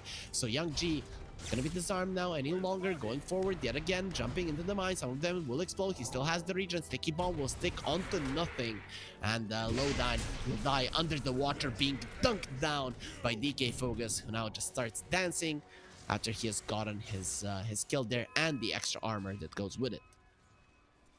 Is it 1 armor per dunk? Yeah, 1 armor on level 1, 1.5 level 2, and 2 on the level 3. Very nice. I remember when that came out, how much Axes... Luckily, he wasn't in the meta all that much, but Axes would take the kills and they would justify it by the amount of armor that they're getting. Funny getting gone on.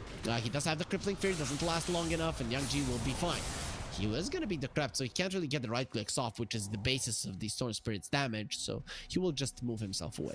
Has the Falcon Blade, will be going for a Witch Blade. So there's going to be a lot of blades on this Storm. Phonic, he went for a Vanguard as well. Phase boost there too. So not an easy hero to bring down. Force Majeure. Being hunted. The axe is in the vicinity. DK Focus. Still no Blink Dagger, but he's close to it. And yeah, he will have it around 15, maybe 16 minutes into the game. Rana. Hiding in the trees. Does have the Moonlight Shadow. Stonebank has to be careful. You don't want to focus fire the axe. Gonna be a solar bind there. Axe getting a nice stand, or actually look at his skin, it's all red, guys. Don't be use sunscreen, use some protection, get out of the sun, whatever you want, just don't be as red as the axe. Is definitely not healthy. Yeah, again, solar bind. Those are gonna be some 3rd degree burns for the axe. And the CK is getting big. Echo Saber is there. It is nighttime, so they see clearly Young G gonna be caught. I don't think he's getting out of this one alive. Actually, the crap. Okay, there's gonna be a silence on the bottom. And what a nice usage there of the Blinding Light, pulling the Collis into the Crippling Fear. Pretty big. That's a huge kill. Young G, he was untouchable in the previous game. Now, he died. I'd say the crucial part of the game for a Storm Spirit, just before he is able to go with the Switchblade. But looking at the win probability, 80%, 16 minutes in, it's a pretty good one. K-Focus, late mail forced out. They want this tower, but nice arrow there onto the siege creep this time around. The Mirana will be successful with that one. And the tower will be protected for now. Seeds of Serenity planted, DK Focus, pretty healthy, and his Blink Dagger has been bought. 16 minutes into the game, they have a lot of smokes there on the side of Cybercat, so they are gonna be hunting now.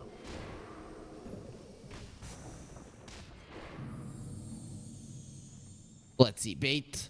They have to be careful. This is the turning point. The thing is, it is nighttime.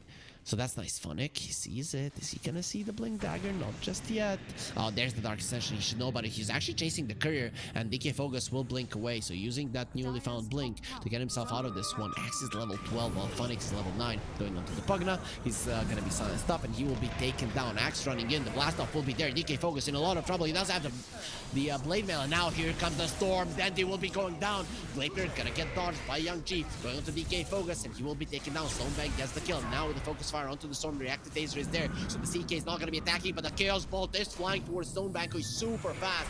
And now a lot of his spells are going to be refreshed. He's going to be going into another wind run. Yes, now turning around to Young G, who has enough armor to get himself away, but nobody else will die. It's going to be a 2-for-2 with 2 cores of bait dying, but they get themselves a tower, and we're the ones on the aggressors are going to be more happy with what just transpired between the two teams. 7-9. Win probability a little bit better for bait, still not good. I think the axe here took a lot of damage. I don't know why he ran into the Crippling Fear.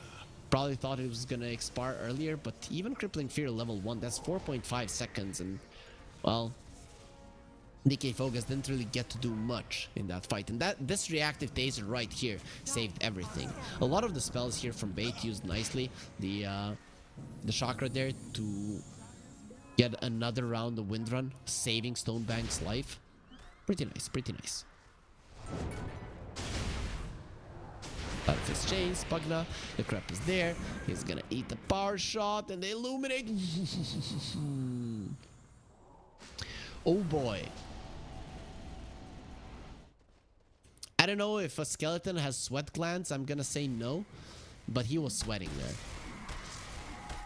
CK, we'll see if he's gonna be buying a recipe, or is he gonna get the entirety of the BKB without disassembling the Echo Saber. Mirana wants to get a Yules, purging off the Windrun, I guess, but purging off the chains, purging off the Blinding Light, Solar Bind, a lot of things to protect himself from. Smoke from bait. I don't know where they're going actually, but they might run into the CK. That would be a big kill if they can get it. Oh, instant BKB. Dark Lord, he wasn't even thinking like, oh, Gleipnir, I'm gonna BKB here. I think that was a little bit preemptive, especially because the enemies don't really have real stuns other than the shackle shot.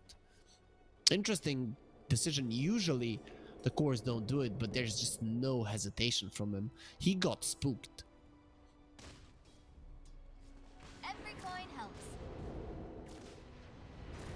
So let's see, any big items coming out. Storm is working towards a BKB. Ember is working towards a BKB. Wind Ranger working towards a BKB. CK using BKB as soon as he sees his opponents. Okay, I'm gonna stop now. Going for a Mage Slayer, so it is gonna be a Bloodthorn that comes out. Makes sense. You're versus the Wind Ranger. Even if he uses a Wind Run with the Bloodthorn, you're gonna rip him apart. I'm looking at Bait's lineup, and the only thing I see working for them in the later portions of the game is the vision that the Night Stalker gives. Everything else, if Cybercats are smart enough to force out the Dark Ascension and then fight only during daytime, I don't see them losing. Dire's bottom tower is under attack.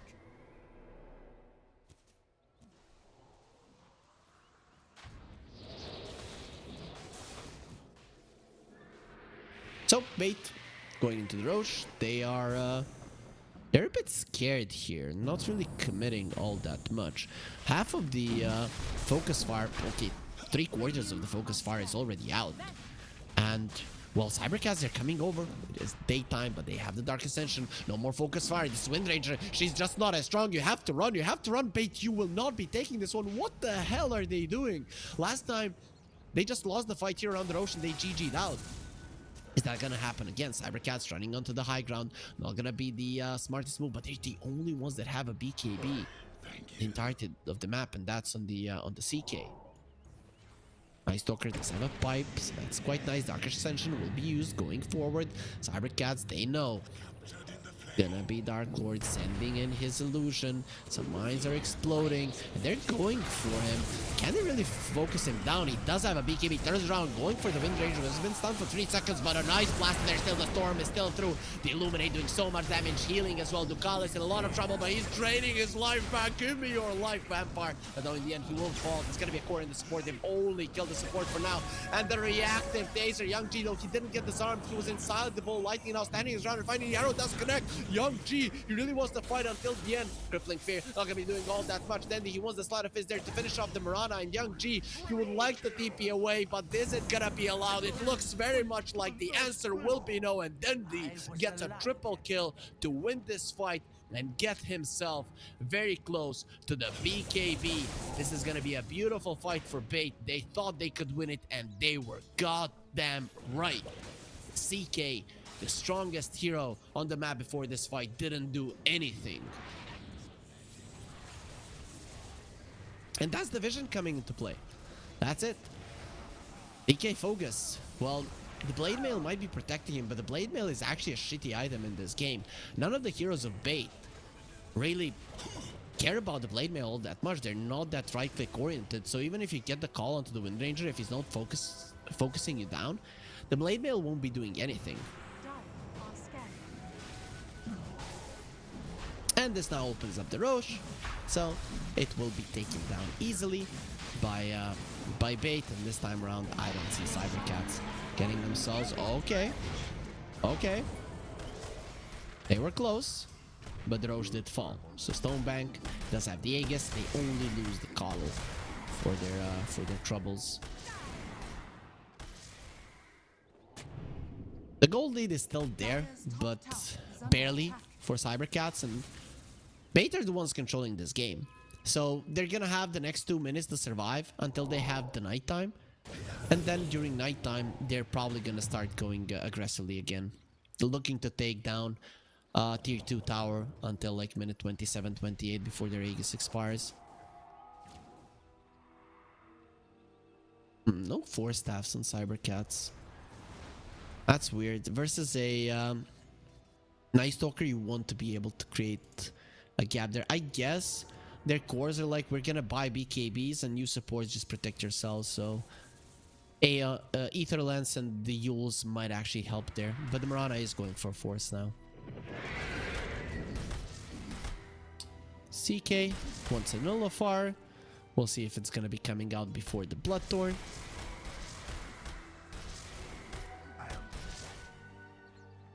And I'm not even used to the new ways items are being built. Orchid from a Blitz Knuckles and a Staff of Wizardry. Necopia, it's just weird. Ember, 9-second BKB.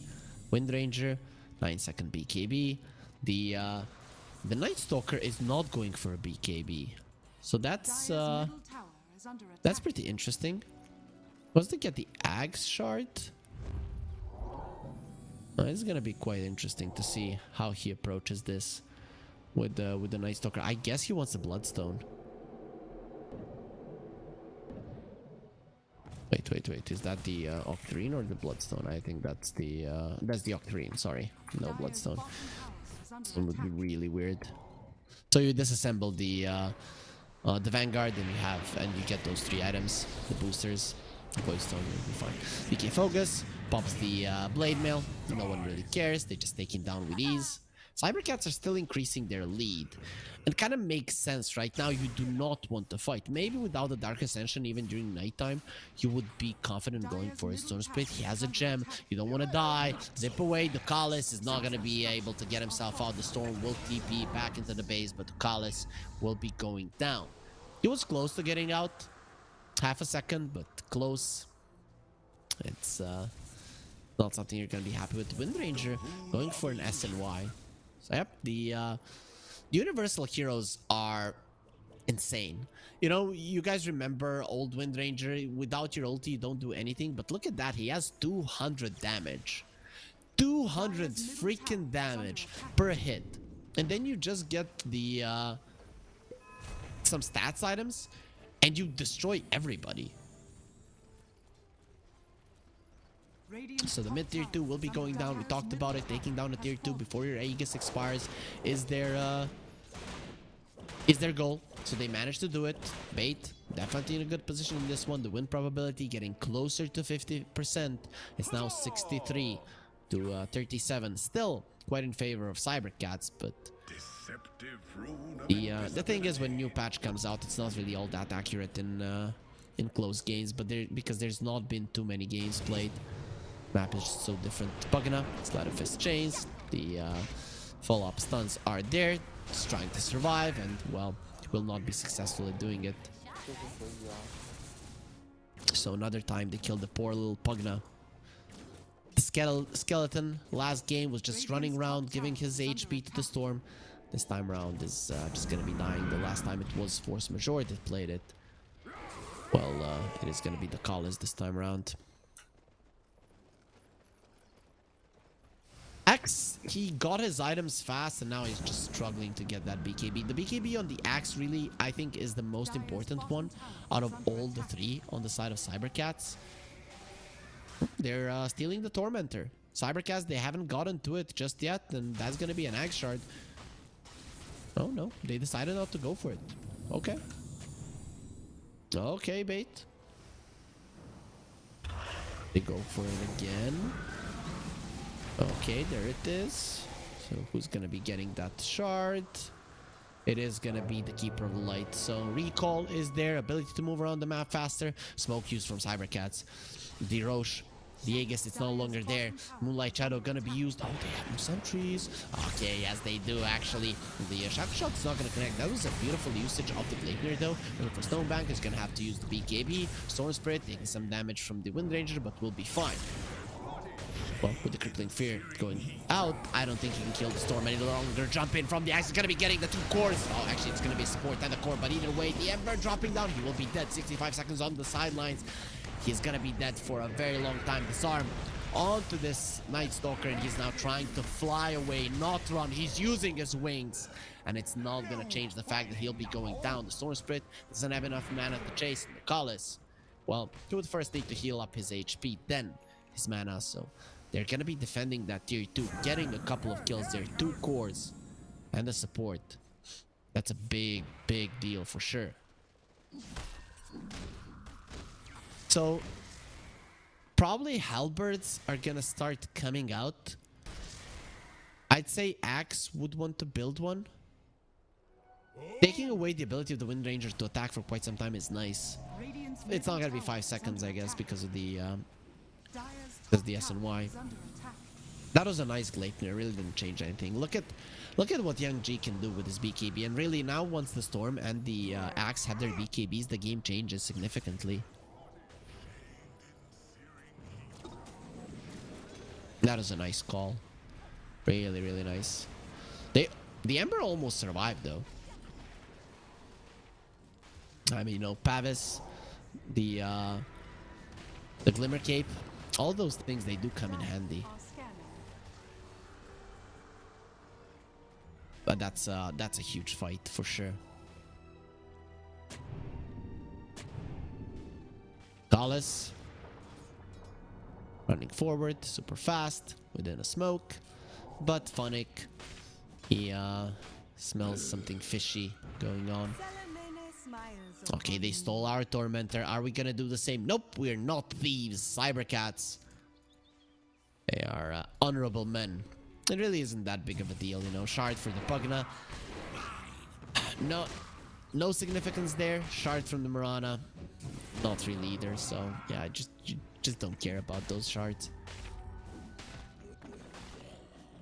And there's some nice gold influx, but you might just be feeding that gold back to the enemies.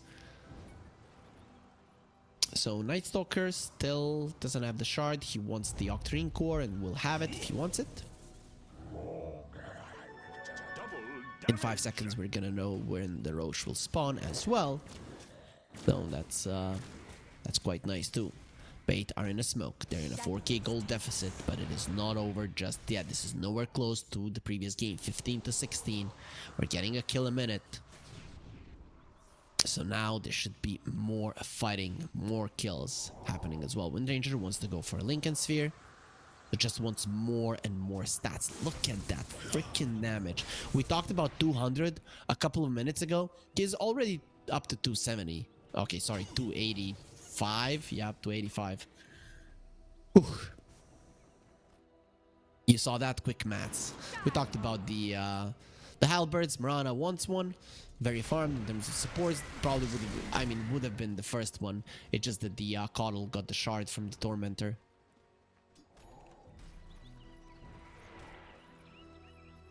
Onyx, he has his Dark Ascension. Let's see if they can go forward.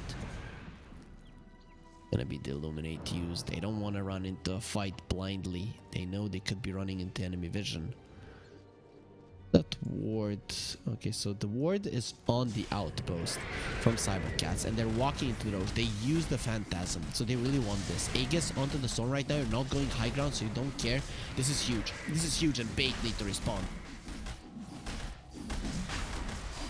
They are claiming some ground on Bait, but the Roche is dead. It's dying. There's nothing they can do about it right now. It's gone. Okay, you have to kill them. You have surrounded them already as Bait, and you have a good ward. Cybercats are careful. They're careful about how they approach it. They're gonna show the Storm who has the Aegis. So you're not going for that guy. The smoke will be coming out. That's a Storm with the Sanjin Kai and then Aegis. So you know that you would get absolutely smacked down if you even attempt to go for him. Chaos Knight, he does have a Nullifier and a Bloodthorn. Used to be a Doom. Not any longer, but still you're not really going to be protecting yourself all that much from it. Remember guys, when the Nullifier would mute your items. Weaver was in the meta. He would have Bloodthorn and the Nullifier, and it was so hard to play. The taunt goes only onto the techies. I don't know what DK Focus is doing. He's not the one with the cheese. It's only onto the CK, so they lost their core already. The Pugna is looking quite that as well, surrounded by enemy heroes. Will be going down, and Dark Lord, well, BKB TP out, and he will be fine. Didn't want to use the cheese. Good call, but a ballsy one at that. Force Majeure. He does have a 4-stab, but he's being seen. Funnick, he smells blood, he smells fear, and he sees Force Majeure going down. Actually, he'll be going up with the Yule Scepter, but it doesn't matter because after 2.5 seconds, you are down and you're dead. And also the recall towards the top lane, but Funnick doesn't have the Dark Ascension and it's daytime, so he's pretty much useless to do anything here.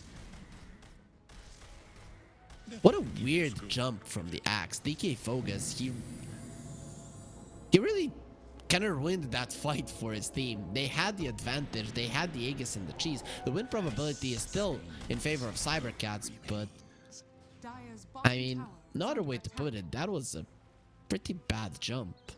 There is now a gem on the Axe as well, so on the Night Stalker as well, so both of the teams have their gems, which is important.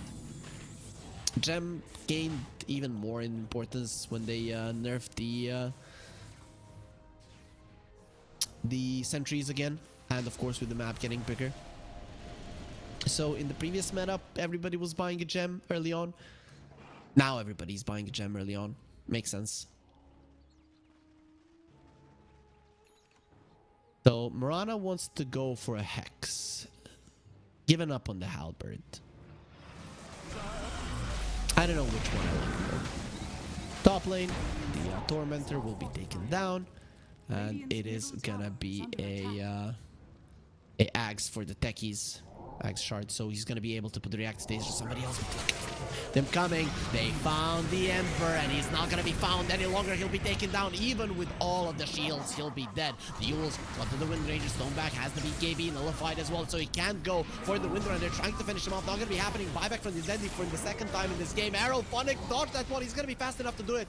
And with the Crippling Fear, but he's not gonna be using it on anybody else. Sword Spirit dropping down, but he still has the Aegis, so we'll be fine. Do they have the Crippling Fear? Oh no, the Life Drain. Phonic, run away from that one. He will be able to. No, the silence onto the Emperor. He doesn't have the BKB. He doesn't have his life. He's dead. That's 100 seconds onto the side lane. They got the Wind Ranger down as well, and this is a disaster for Bait. They thought they were safe. Like, we have a tier 1 in the mid lane. They should be getting that one first, but no.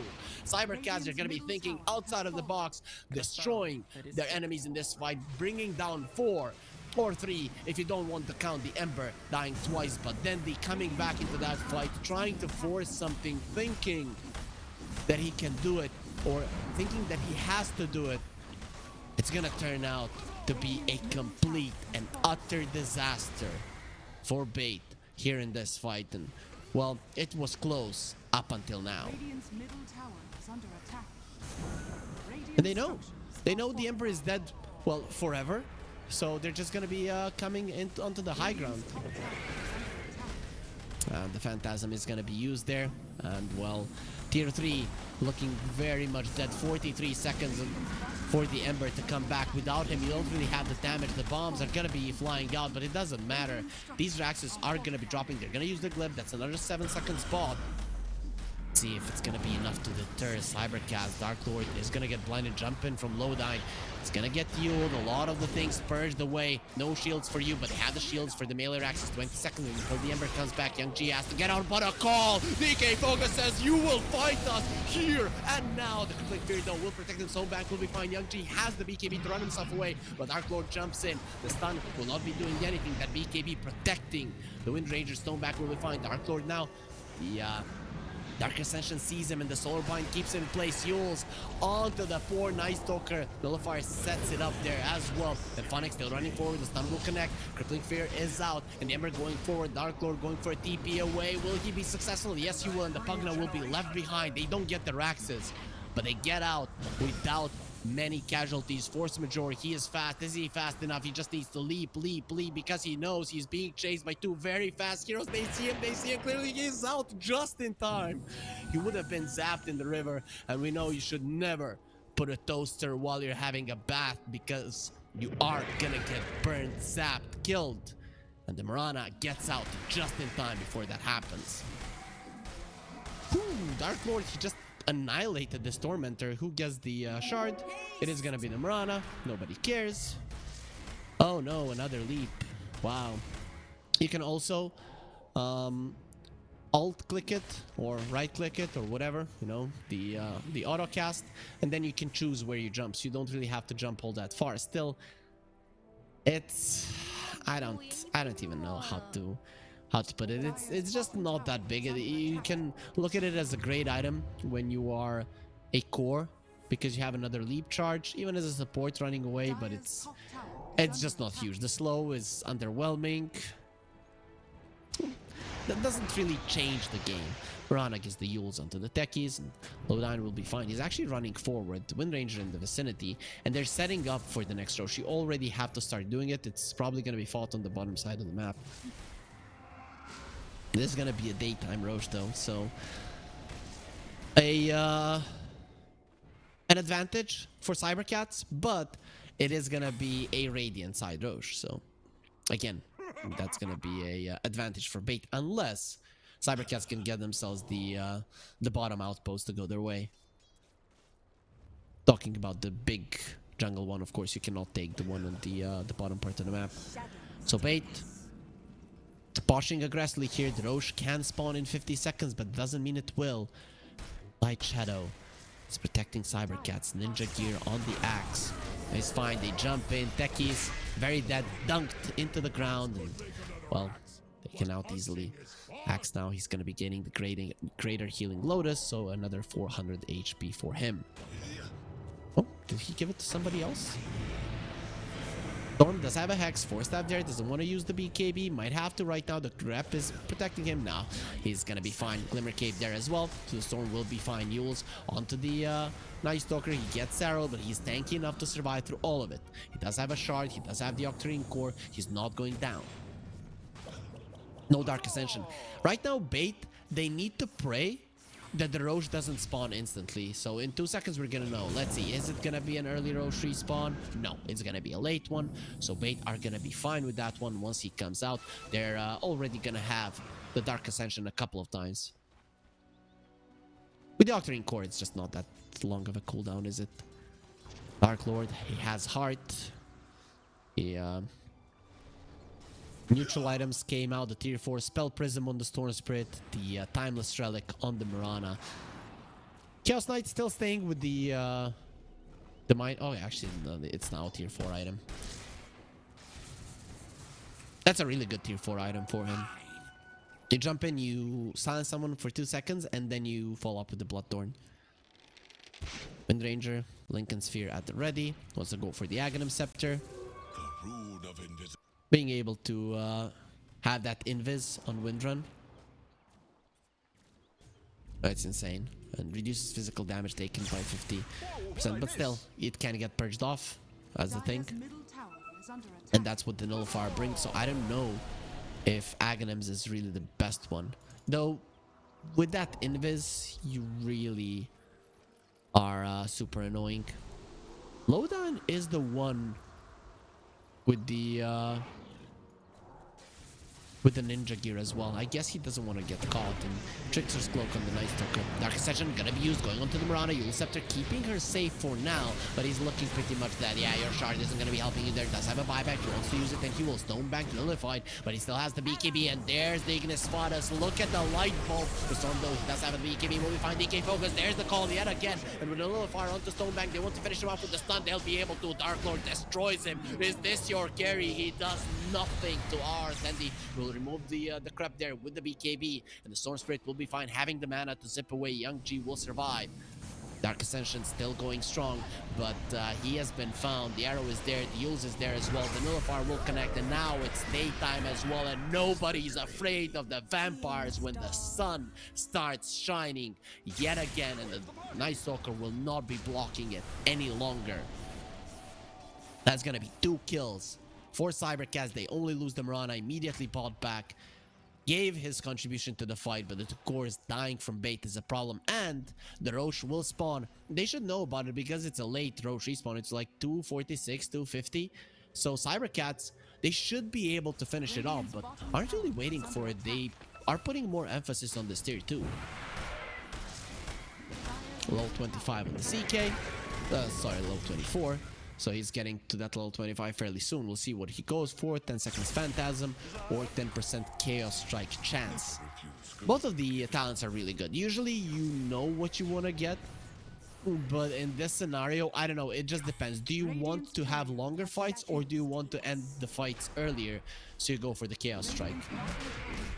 Aghanim Scepter on the Roche. It is daytime, so no Refresher there. And I have to say, Refresher probably would have been the best in DK Focus. Who the hell cares? This Aghanims, Young G, I'm gonna guess he's gonna be the one that gets it. Oh, he's going for the Revenant's Brooch. That's gonna be a big one for the Storm. Though I don't like the Revenant's Brooch on the Storm. Once you get to level 25, it's just not that good any longer. Cheese? Did he just steal their cheese? Yep, he just came in and took it. Funnick. He's like, thank you. I was hungry for blood, but I'll take the dairy products as well. Nullifier now, he's Stone Bank. You don't want to be doing that one, but he'll be running himself away. Or now, they turn around onto the Night Stalker. Bloodthorn is there, so even with Reactivation, it's not going to change anything now. Going for Stone Bank, Nullified. Nice Lincoln Sphere there. Going to be protecting him. He's going to be hexed up, still running away with the Force Staff. He's going to be trying to get away. Not going to be happening, and they are going to be coming in with all of their heroes from Cybercats. Overwhelming Bait, who can't do anything in these fights. Even with the cheese being taken by the Night Stalker, eating it mid-fight, they still crush it. On the side of Cybercast, they just felt bad about their enemies, gave them the cheese so that Bait would think they have a chance, but they didn't stand a chance in that fight. In Cybercast, they showed it. Also, I thought this was gonna be a closer series, but Cybercats, they're just looking like a better team. To be honest, they are making solid amount of mistakes in this game, and they still look like they cannot lose. Radiant's bottom tower is under attack. Their drafting is better, the movement is better. I don't know. So, anyways, considering that this game is probably over, let's talk about the Revenant Brooch and the Stone Spirit. So once you get the 2x overload attack bounces, and let's say you use the Revenant's Brooch, those 5 attacks, they go out a lot quicker. So you only get the 3 attacks in because of the 2x overload bounces. So that's why I'm not the biggest fan of it. I remember I was in a game with the Storm. He bought the Revenant's Brooch E-Blade a long time ago. Went for that talent. He was one-shotting everybody with the E-Blade and the Revenant's Brooch. And then once he got to level 25, he just couldn't kill anybody any longer because those 2 hits were missing. It's just such a shitty interaction. I hate it, but it is how it is. I don't know if they fixed it. I never saw any patches that addressed it. So I think it still works the same way. And you can't even notice it when watching the game, but when you play the Storm Spirit, it just feels bad at some point. Tormentor, Bait are gonna be going for it, letting out their frustration onto the poor immobile creep. But in the end, only the melee bottom Raxus fell, but it's still, you know, quite nice for Cybercats, and you could say that they're one fight away from winning the game. Wind Ranger, Link is broken. Force Staff, Wind Ranger will be fine for now. Have the BKB. And there's the calls. The BKB doesn't really work that way. Nullifier on him. No Glimmer Cape, no Pavis, nothing for you. And they're just gonna take the light away. Usually, versus the Night Stalker, you want the light, but yeah, no, not that dim. You want it shining stronger, like the sun. There is a buyback on Stone Bank, but this game, well, I don't want to be a negative Nancy, but it is looking over as hell. They don't have a tier 2 on the top lane, so they're not going to be able to get the mega creeps here. Still given some time to Bait to try to find a way to come back into this game. It's looking futile. In a lot of pubs, a lot of people would just be writing GG, GG, this guy noob, what the hell was he doing and stuff like that. Well, luckily this is not a... Just kidding, guys. That never happens in pub games. Dota is the best community in the world. Oh. Everybody just tries until the very end, and Bait are gonna be showing that that beautiful trait of all of the Dota players now in this game as well. 98-2. Okay. You know, sometimes you should give up. 1 in 50 games you would win. Bait, are they gonna make a miracle happen here? Young G is level 25. He does have that talent right now, so Revenant's Brooch. Not the biggest fan of it right now. He does have the shard though. So CK and his illusions, boy, are they gonna be hurting. There's an arcane rune on the bottom part of the map as well. If the Storm sees it, that's gonna be a problem, but he doesn't care. He just goes in. The call will be connecting onto the 2 of them, and a dunk onto Stone Bank. Guess who's getting dunked as well? Well, nobody. DK Focus uses it a little bit earlier and doesn't get the kill. The double buybacks come out immediately, then they're taking some damage, and Young G just gets out. The Dark Ascension is used, and they're gonna go for the chase. Young G, he has the Aegis for 18 seconds. You need to wait it out, and they will. There's gonna be a Shackle Shot connecting, and Young G gets himself far enough away. You need to cancel out that heal if he gets all of his mana back or even starts zipping before. It's gonna be a problem. DK Focus is level 25. He probably went for the, 100 Berserker's Calls AoE. That's a problem. That is a problem. He literally goes, fight me! And, you know, just like one of the famous Dota captains, and everybody goes for it. They don't chicken out.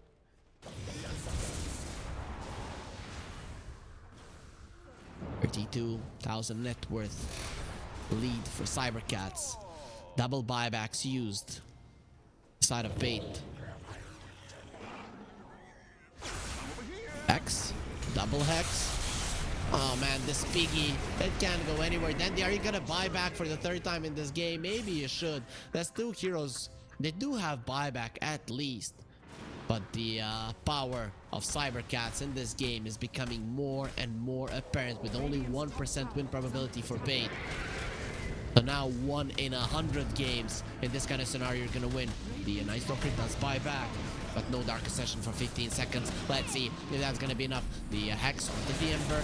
That's gonna be a hot, flaming pig. All like to eat those. DK Focus fire on him. Stonebank running forward. He wants this one, but DK Focus will be running out. And now here comes the Sword Spirit. You don't have a buyback. You don't have your life. Your carry is gone for 110 seconds. At least they'll bring down the Pugna who has the buyback, but doesn't care. He believes that his teammates can finish the job. The Mirana is quite low as well, but it runs to the side, and he's not going to be ran down just yet. The Ember gets himself out, so not going to be diebacking here. But they will bring down the techies, which is a dieback of itself. 90 seconds, you're in a 4 versus 3 scenario, 4 versus 5. The Pugna does want to buy back.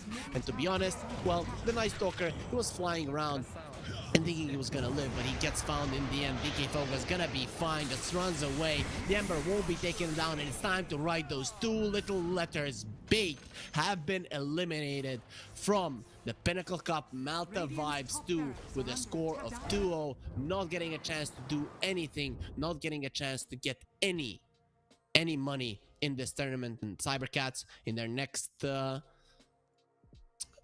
series, they will be able to do it.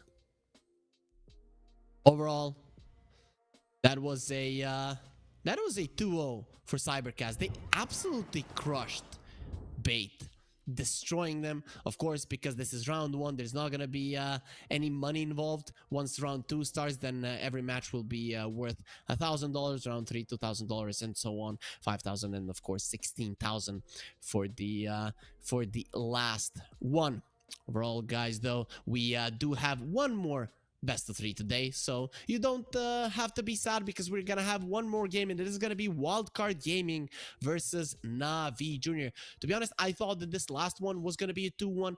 I'm hoping that the next one will be a 2-1 as well. Those two teams should both be quite good. Maybe I would give a little bit of an edge to Wildcard Gaming, but Navi Jr., they've impressed me time and time again in the previous season of the Division 2 DPC, so I don't want to write them off whatsoever. With that being said, guys, another 2-0.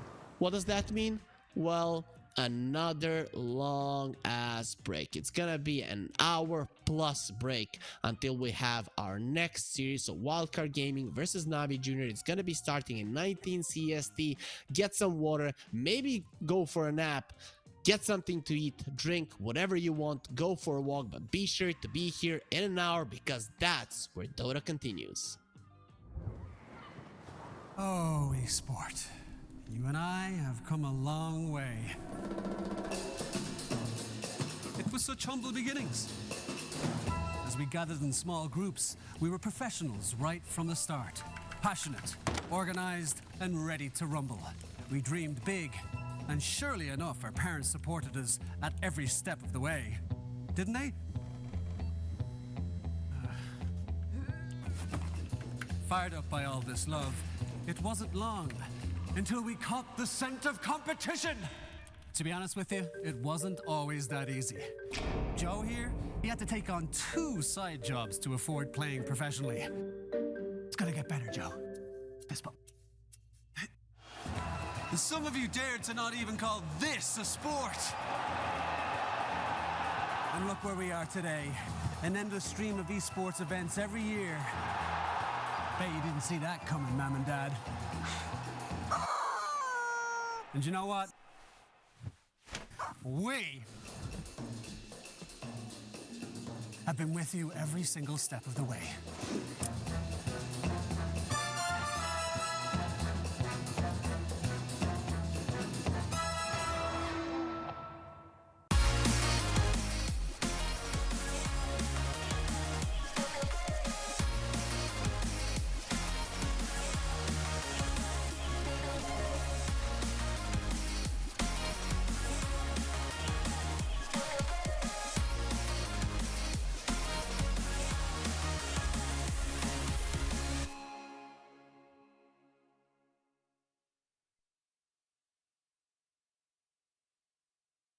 Dream of working with people you watch on screen. Exclusive esports opportunities handpicked just for you. Candidate profile to raise above competition. Let 10GG handle routines. Make a step towards your dream today.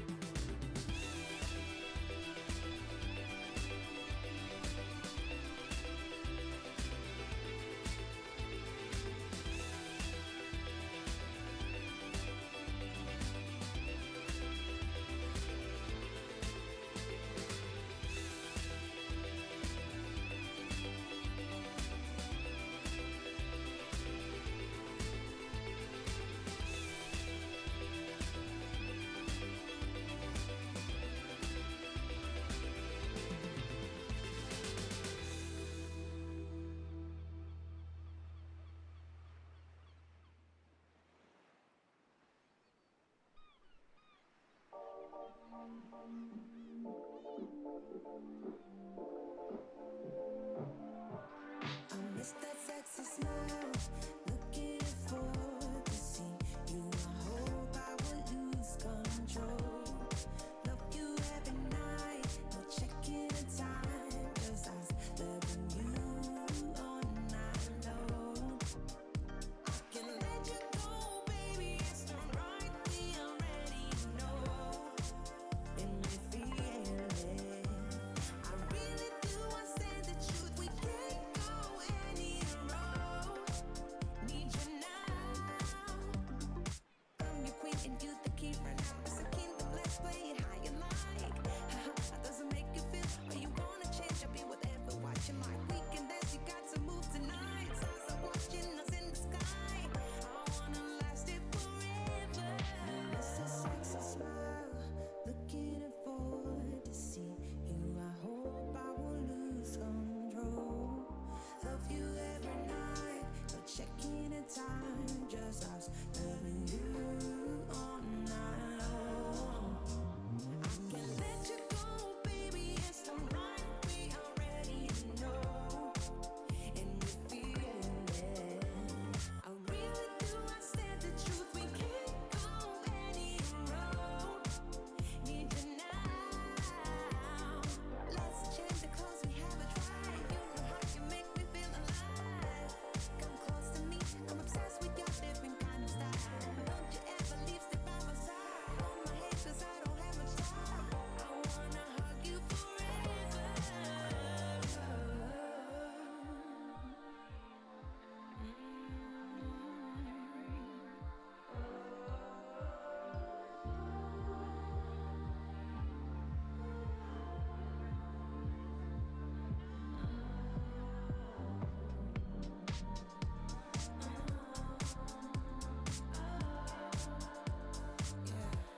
I miss that sexy smile, looking forward to see you. I hope I will lose control. Love you every night, not checking the time, just us loving you all night long. I miss that sexy smile, looking forward to see you. I hope I will lose control.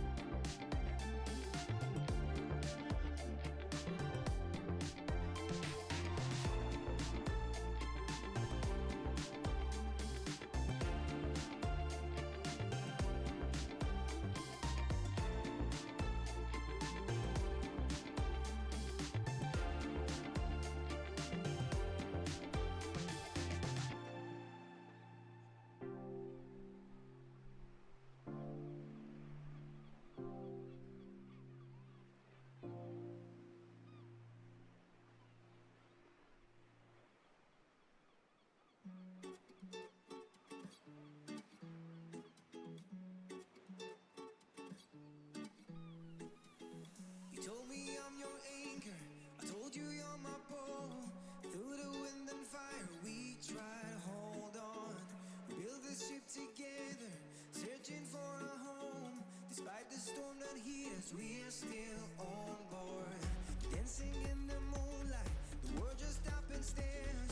We got no destination, I'll take you anywhere. All the doors we've opened and all the books we've closed, words just come together, story that we never told. So far forsaken for my own, you said just keep holding on. If you're about to break, I'll always be your captain. From our failures we have grown. You said just keep holding on.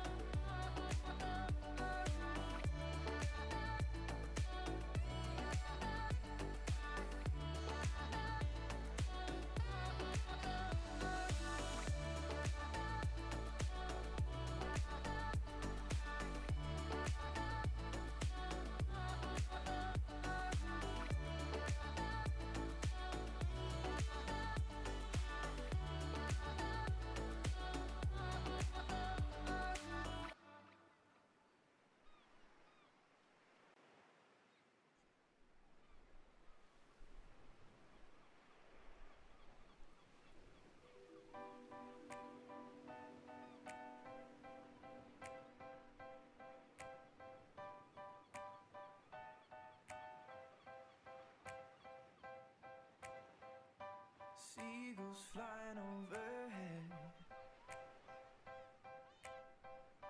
And I was down in the sand. Little crabs walking over our legs. And we were together just like lovers should have been. Like the changing tides, you have changed your mind, and now you are no longer mine. Last summer, you were holding my hand. Last summer, you were laying in my bed. Last summer, we were more than just friends.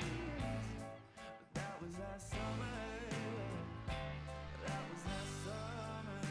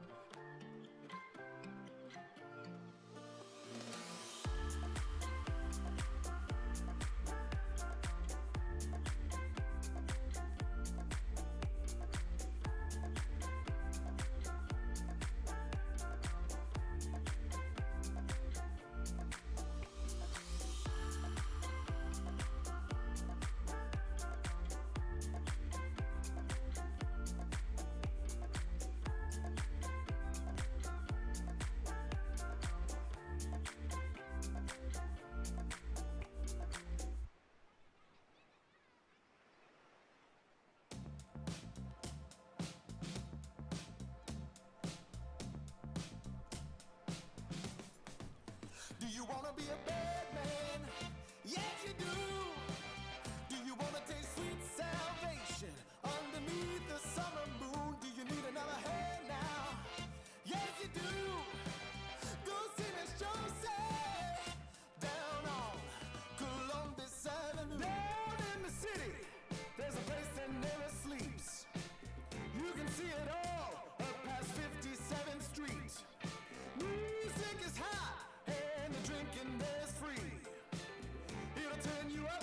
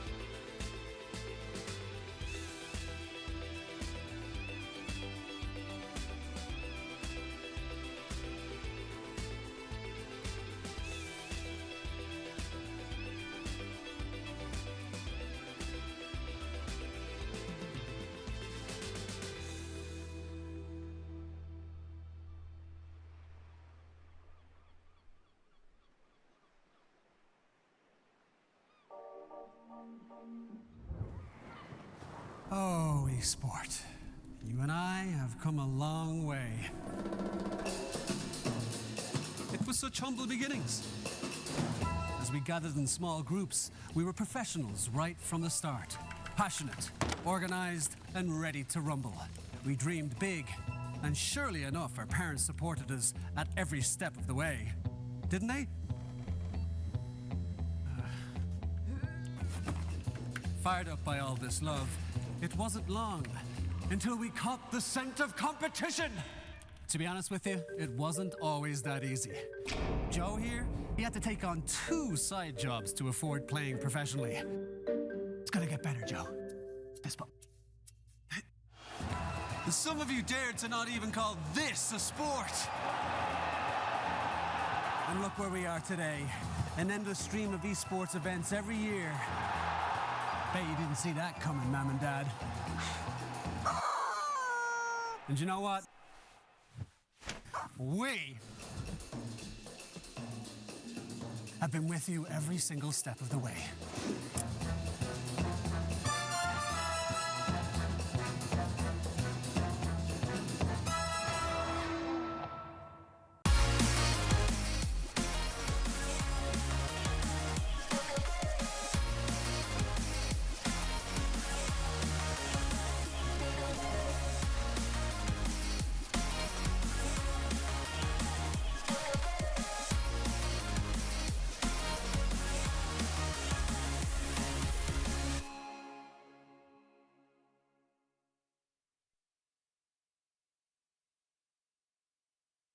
Dream of working with people you watch on screen. Exclusive esports opportunities handpicked just for you. Candidate profile to raise above competition. Let 10GG handle routines. Make a step towards your dream today.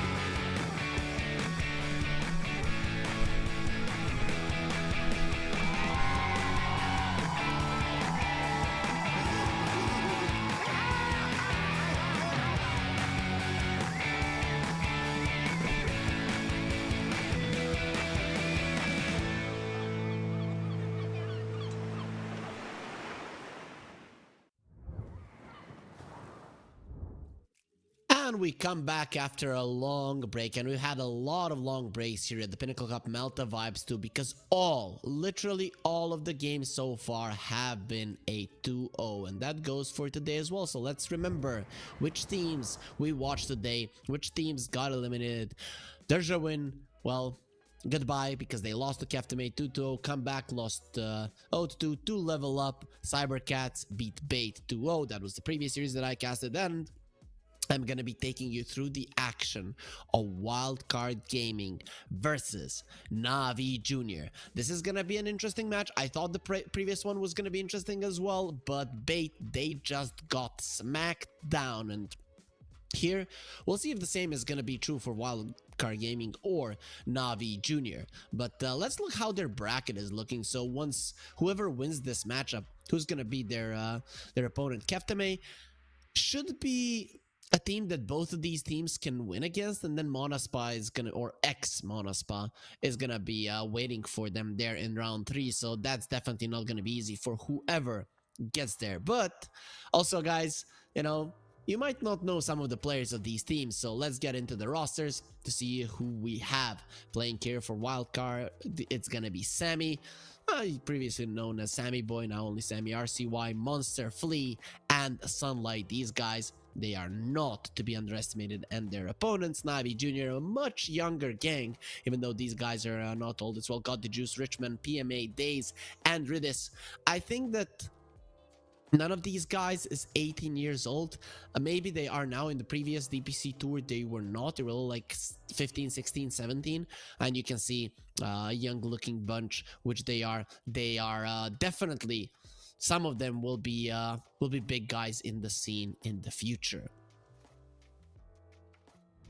So that's it for the rosters. Currently the teams are getting into the lobby, so we should be getting ourselves into the games fairly soon. In around a minute is the info that I'm getting. Oh yes, production, thank you. Yeah, you see communication there. It's quite good. Anyways though, Wildcard Gaming versus Navi Jr. Navi Jr., the thing that I've noticed from these guys is that they tend to take it slow. I don't know how much time Wildcard had to actually analyze Navi Jr., but if they did, they definitely could have come to a conclusion how to beat them, because Navi always tries to slow down the game, Navi Jr. At least it was the case in the Tour 2, right? Of course, there was no new patch there and stuff like that, but it's still, or I think the new patch came at the very end, something along those lines. But anyways, the thing is that they slow things down. If teams come at them super hard, super strong, super fast, they tend to crumble. So we'll see if Wildcard can use that to their advantage. I just want to see how they're doing in the see these two teams, or the Wildcard America. Oh, they're not in what? Wildcard is in Division 2? Yeah, okay. Did it drop in the previous tour? I haven't been following North America all that much. Let's see. Yeah, they dropped from the previous tour. It's like, how much did they lose? Okay, they lost every single series. They won 3 games. One against Bait. Okay. One against TSM. Okay, that's a big one. And one against 5 Rats. So okay, I mean, these guys, they can put up a fight, but to be honest, then this should be even closer than I expected. We'll see how it ends up going, but Wildcard definitely not at their best. They did have some roster changes from that one. Yeah, they had Yawar, they had Alone. Those are some big names. MSS, they still didn't manage to retain their slot in Division 1, so we'll see now with a bit of a different lineup how exactly they are gonna be looking. With that being said, guys, we do have a draft on our hands, so we're gonna be getting into it right now, and there it is. We will get ourselves immersed in the draft here to see what these teams actually have to bring to us. So let's see. Wildcard versus Navi Jr. Pango and the Beastmaster. So Pango ban coming out. It is something that Navi Jr. likes to play. So it is normal that it does get banned out. So Sammy Boy seems to be playing a position 1 now. This guy, he's a big patriot, I'd put it that way, because he always puts the emphasis on North America. He's relatively young, 23 years of age. A lot of people know him if you follow Twitter.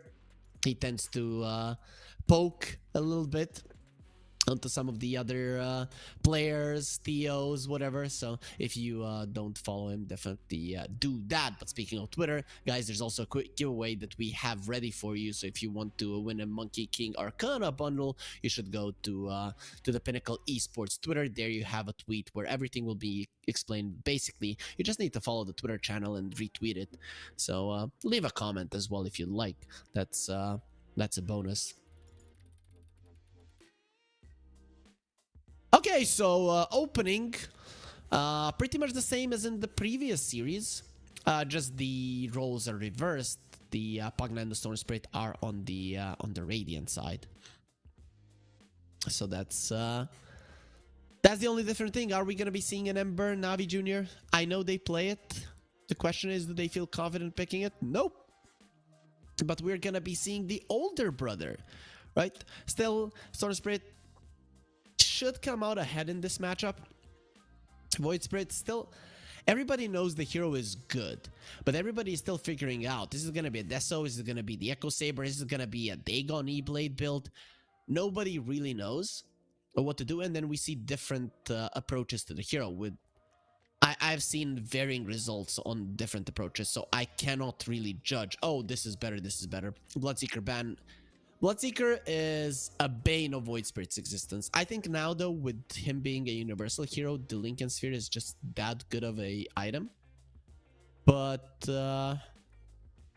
well, there's still some other ones that you want to pick up, and it's still not ideal.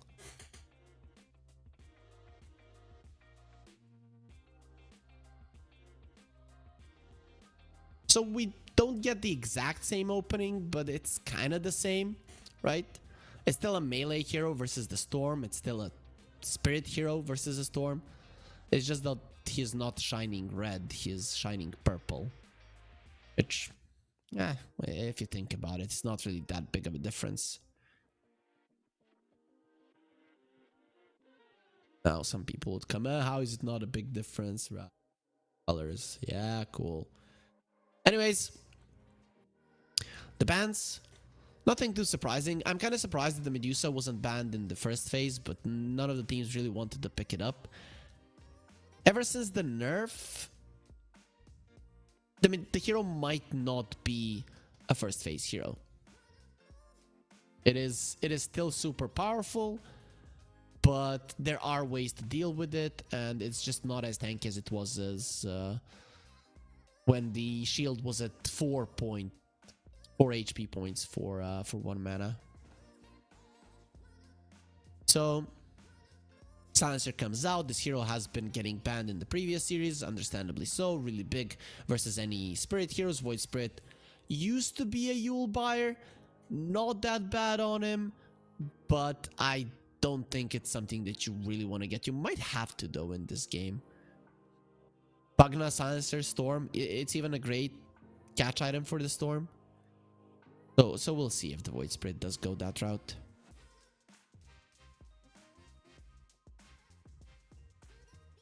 So Navi Jr., what will you get? You go for something like Camarana? I don't think so. Something that helps you kill. Pugna and the Silencer are pretty easy targets you want to constantly fight. CM comes to mind, actually. It really looks pretty good here, because her spells don't use up all that much mana, so the Nether Ward isn't gonna be a problem for her. Yes, the Global Silence is a problem for the ulti, but you need something to catch the Storm. Underlord is not bad, because you can make a mistake and land in the Pit of Malice, and that's gonna be a good setup for any kind of follow-up. Then you get the Ether Remnant on, another Pit of Malice, Storm Spirit can die. So I like it, and also the auras are pretty important to survive through the Global Silence. And they're gonna go for the Enchantress. So idea here, I thought they were gonna take a different approach, but the idea from Navi Jr. is do well in the lanes now. I think that's the case. Do well in the lanes, be strong enough so that you cannot die. Storm Spirit, Silencer, Pugna, these heroes do like to get kills. They do like to go around the map getting things done. If you can't kill heroes, you're gonna be in trouble. And the Underlord, Enchantress, they're a tough bunch to crack. Plus, they do relatively well in lanes. Do you go for the Ursa here? Not the most popular of heroes.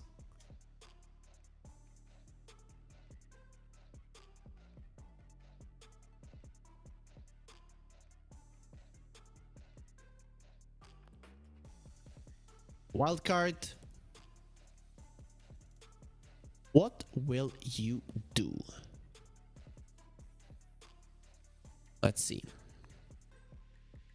I kind of feel like you have to deal with this Underlord in lane. You have to punish him. But the thing is that Techies and the Enchantress are much stronger than the Silencer, or even the Pugna for that matter. I guess you do want to lane the Enchantress versus the Pugna just because of the Purge. But what is the hero that really does take it away then? Maybe something that farms really well, that you really can't stop, like a Morphling? No, I don't pick that one up. SF makes sense. But it doesn't have any synergy with Wildcard. Usually the SF is the hero that likes to get strong, stand in front, and just, you know, like, come at me, bro. He even has a stance like that. Like, shoulders back, chest out, come at me, bro, come on. Though, the thing is, in this game, he doesn't have anyone in front of him, and as we said, shoulders back, chest out, he doesn't have his arms in front of him. And that is a problem because he's gonna get knocked the hell out. So, in my mind, not the biggest fan. I definitely like what Navi Jr. have more. SF is good versus the Underlord in a sense that you don't care much about the Atrophy Aura because you have so much bonus damage. Plus, in the lane, you do have the raises. But this is looking good for Navi Jr. if you ask me. They will ban out the Timber Saw, makes sense. Strength Hero, 2 Universal Heroes. That's pretty good.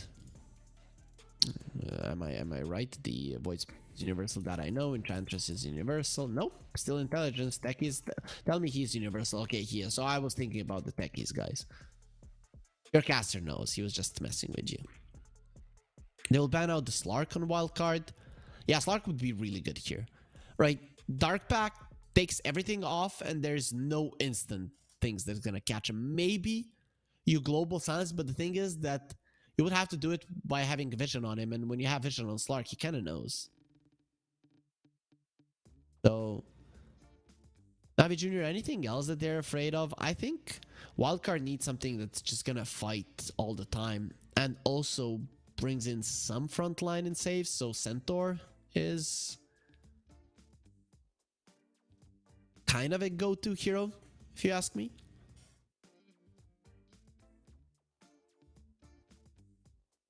But they'll ban out the Tide. Makes sense. Defense is their team fight. It's a solid one. Plus Tide is a pretty good hero nowadays. When you lane it with the Pugna, there's just so much damage coming through. Use the Gush, so many right clicks fly through, and it really does hurt. Plus, Navi Jr. don't really have anything for the Tide. You are going to be annoyed by the Impetus, but that's about it.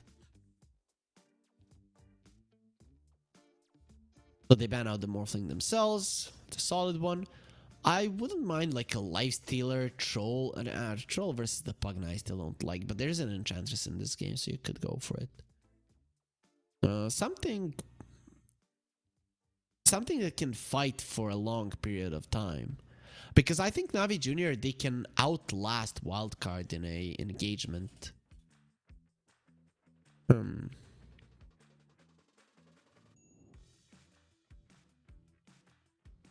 A illusion-based hero also wouldn't be too bad.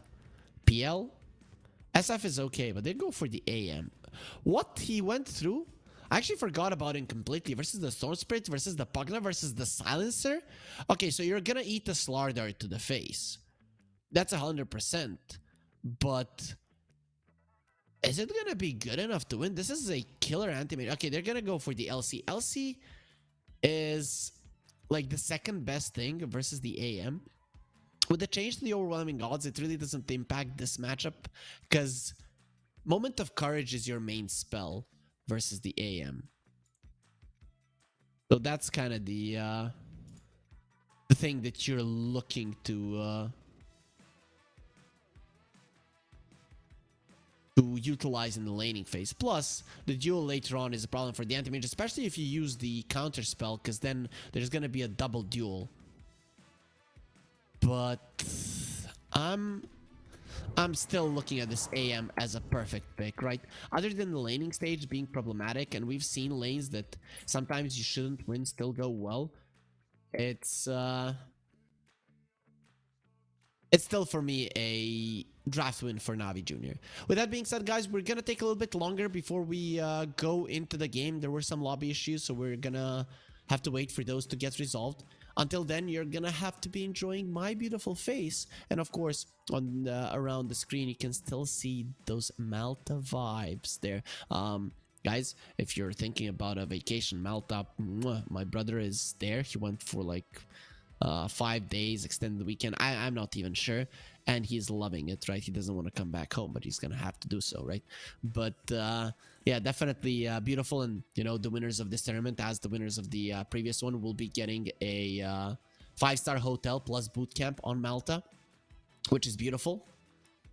Dota players on the beach, or Dota players looking through the window seeing the beach while they're playing Dota. Perfect. Doesn't get any better than that. You know, you could make an Instagram photo with your monitor or double monitor, and there's a beach through the window there. That actually does make a lot of sense. Though, you know what does not make a lot of sense? That I'm drinking freaking tea when it's Malta Vibes. I should be drinking, like, I don't know,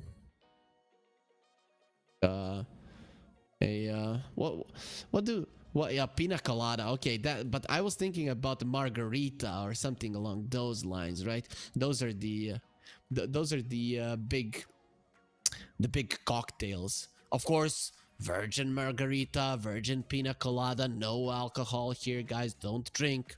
Don't do it. It's pretty bad, but just do play Dota and go on go on vacations to Malta if you can, because it's a beautiful spot. All of the players are again in the lobby, so hopefully they will be getting ourselves into the game fairly soon, as soon as they get the heroes in. And again, of course, the heroes are gonna be the same. There were just some issues with the lobby in itself. So once we restart it, of course, everything is gonna be fine and dandy. Speaking of, he just got eliminated in the previous series. If you didn't watch it, but you can see there on the screen, the bait. They lost 2-0 versus Cybercat. So he's not gonna be part of this tournament any longer. And I thought that series was gonna be close. I also think this series is gonna be close, but my thoughts seem to not be super true. I'm kind of sad that I didn't get to cast level up, because you know, it's an organization from my country, know the owner for 7 years, I think, maybe even more.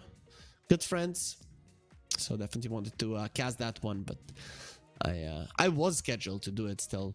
We swapped out me and Rob for today's series. He was gonna I wanted to do the later ones in the evening. Had some problems, had some things to do early on, so I didn't get to cast them. But I looked at the games a little bit, and they looked pretty good. They also qualified for Division 2 in Western Europe, so hopefully they're gonna be doing their good there as well. So this is nice warm up for sure for the DPC as well, and maybe, who knows, they do get themselves the win here as well, so they can go and enjoy the Malta vibes.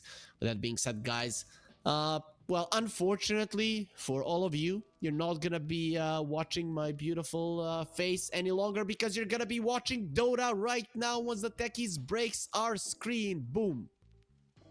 Yeah, they're just annoying me yet again. Let's go. Techies will go boom right now.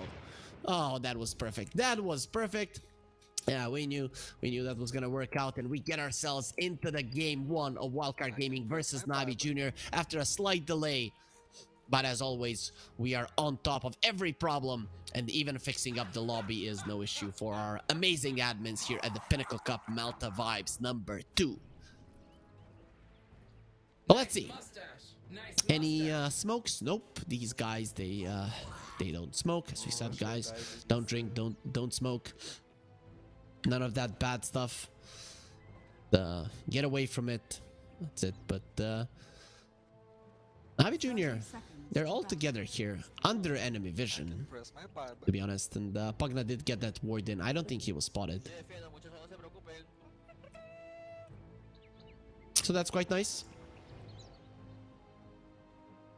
Let's see how the blood grenades are looking. Supports are always gonna have them.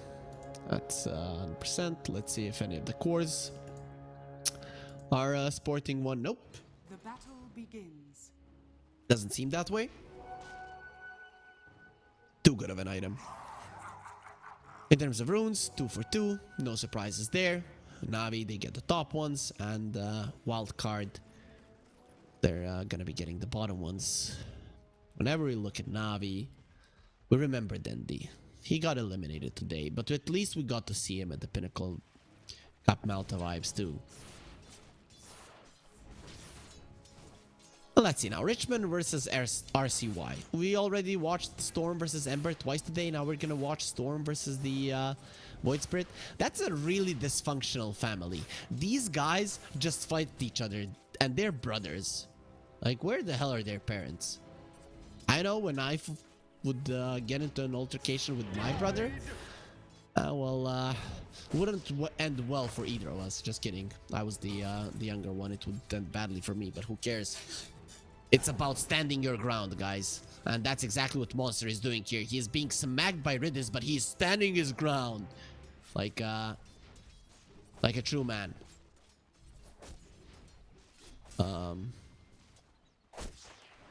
Monster? Okay, he's being smacked quite a lot, not really farming all that much. So Flea was just trying to annoy God the Juice. So Anti-Mage seems to be wanting to go for a Vanguard, but let's look at the bottom lane a little bit. Shadow Fiend, he shouldn't really get shut down in this lane. Should he? Yeah, he shouldn't. So Samson will be able to farm quite nicely, though I don't think he can threaten the enemies with kills. He's never gonna be getting the short rays off. Maybe he gets the middle one. That's about it. Monster did get low, has the bracer, hard to kill, but the anti-mage is farming well, and that is the most important thing for Navi Jr. Oh, he went for the Ring of Health, so Cornucopia has really made it kind of a nuisance for AMs, but some of them still decide to go for the Vanguard, and I actually think it's the right build. I actually think it's pretty solid. You guys remember the old times when people would go for... That's like Dota 1 times. People would buy Vanguard for the AM and just go fighting. It was actually quite solid. Mid lane, Richmond doing actually really good for himself. If he gets good CS here under the tower, though he's not doing it. Okay, that's fine. He is gonna be on par with the Storm, but he was applying some pressure now. With the wave pushing onto him, the Storm actually applied a little bit more. So, nicely done there by RCY to take the initiative in the mid lane. A little bit more for himself. Let's see here. Nothing happening so far. Nobody dying. Usually, Eastern European teams, this is how they want to play the early game. And Navi Jr. in particular. Sunlight, yep. We cursed it, or I cursed it, and again, it is real. So he is gonna be going down. Sunlight dies to PMA, and Underlord is gonna be quite happy with that one. Storm is dropping low as well in the mid lane. He might be losing his life. Richmond coming forward. There's gonna be a Resonant Pulse in no time. RCY needs to be careful. But then again, so does Richmond. He doesn't have the glyph, so the Storm will be fine, and Sunlight will be using his death at least for something good, and that is refilling the bottle. Flea, losing mana, slowed down there, and with the mana burst, it's gonna be the kill. Anti-Mage, he does finish him off. That's gonna be 2 kills for Navi Jr., both of them on the side lanes. Still, in terms of farm, they're losing, but that is some nice kills going their way. Daze dropping low, blood grenade slowing him down, blast off, gets away, and Daze will be fine. Sunlight coming over. Oh, the curse with the TP out. Is that gonna be a beautiful TP? Daze, what a play. No hesitation with the TP as soon as the curse connected, and at least Sunlight kills a courier, but that's a consolation prize. You know, that's a tantrum. You don't get the kill that you wanted, or you lose a fight to the strong kid, and then you just find somebody younger to like show them that you can be strong as well. Storm is now really crushing the mid lane.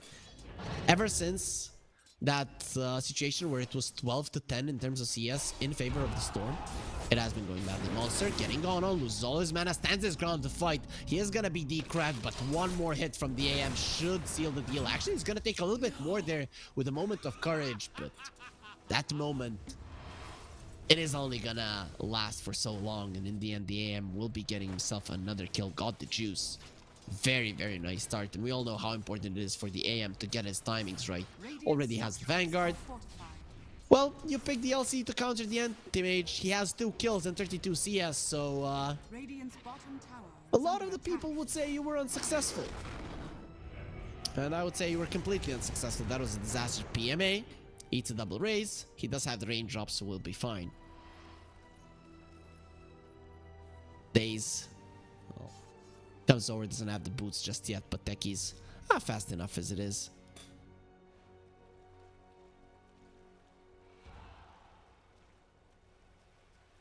Dire are scanning. Wait up. For this, goes for Flea. The slows are there. Richmond, he does have level 6. Will be using the illusion rune that he just picked up, but this could be the first kill for Wildcard Gaming in this game. Redis, oh, the nation's attendance, they're keeping him alive. RCY, he loses so much mana to get that kill. In the end, he dies. Richmond now surrounded by 2 supports. He doesn't really have the spells, has the Fairy Fire, will stand his ground and fight, but I don't think you're winning this one. He will use the Fairy Fire, but it doesn't matter. He will be taken out. Actually, Dieter Everett is there. Some like one more hit. Richmond, can he get it? Yes, he can. He will get a double, die in the process, and Flea will survive through all of it. This Pugna will be so high in levels, but Navi Jr. are still going to be contending with 3 versus 2 scenario. They still get a double on their mid laner.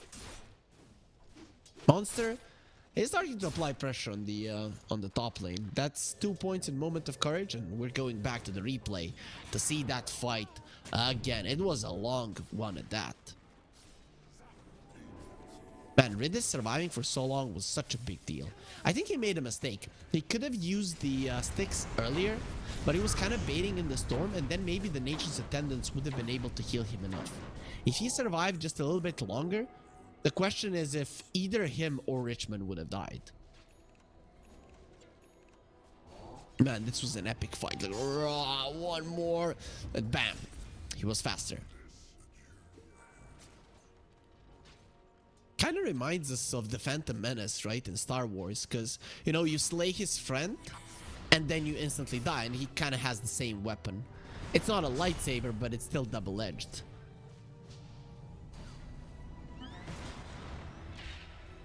Pugna almost kills Daze there. Look at Flea and his levels, man. Surviving that fight really gave an influx of experience to him.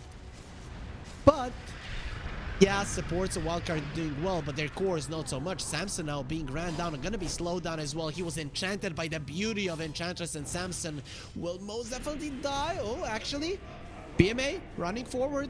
Are you fast enough? One more hit. Samson, he turns around, he says, kill me, please. But no, he's actually baiting you in still. There's gonna be a rain of fire coming from up above, and he opens a portal. PMA is waving them back. You just need positive mental attitude. That's what Arteezy says just before he flames you. But for this Underlord, it is gonna work out, and he's gonna be coming back to the bottom lane, full HP, full mana, after he has healed up there with the Fiend's Gate in his base.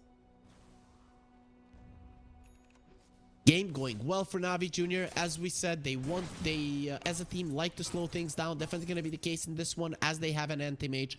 And look at his items. Vanguard and Power Treads. Hasn't even started working towards the Battle Fury, but it doesn't matter because he's super strong. Even has a raid band on top of it and a stick. So this AM is ultra farmed. 4.3k net worth. And you had an offlaner to respond to him. You had a chance. You just didn't use it. Unlight. He might not see it. Okay. He will see another one in 40 seconds. Dire's middle tower Samson does is go under for attack. the faded brooch. Even though after the nerf, people have started ignoring it. It was like on every hero when it was available. They still haven't added for us to see Dire's what they top have tower to is choose under from, attack. and I'm very much Radiant's sad about bottom that. tower is under attack. I really want Valve to add so that we know from which 5 ones the players are choosing from. Got the juice.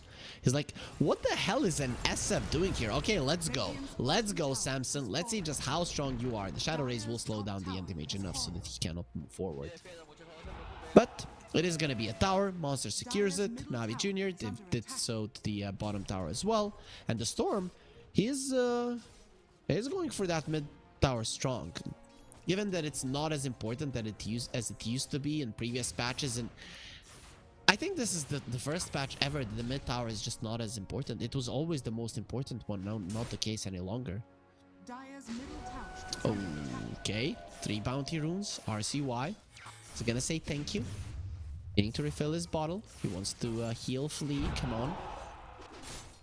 Got the juice, doesn't want to get dueled. If he does, he could easily lose his life. Does have the counter spell to give a double duel to the LC if he's not careful.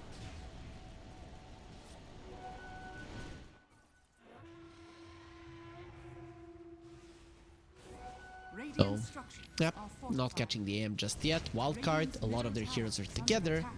So they're not really maximizing their farm. Though Navi Jr., they're focusing a bit more on this mid lane tower.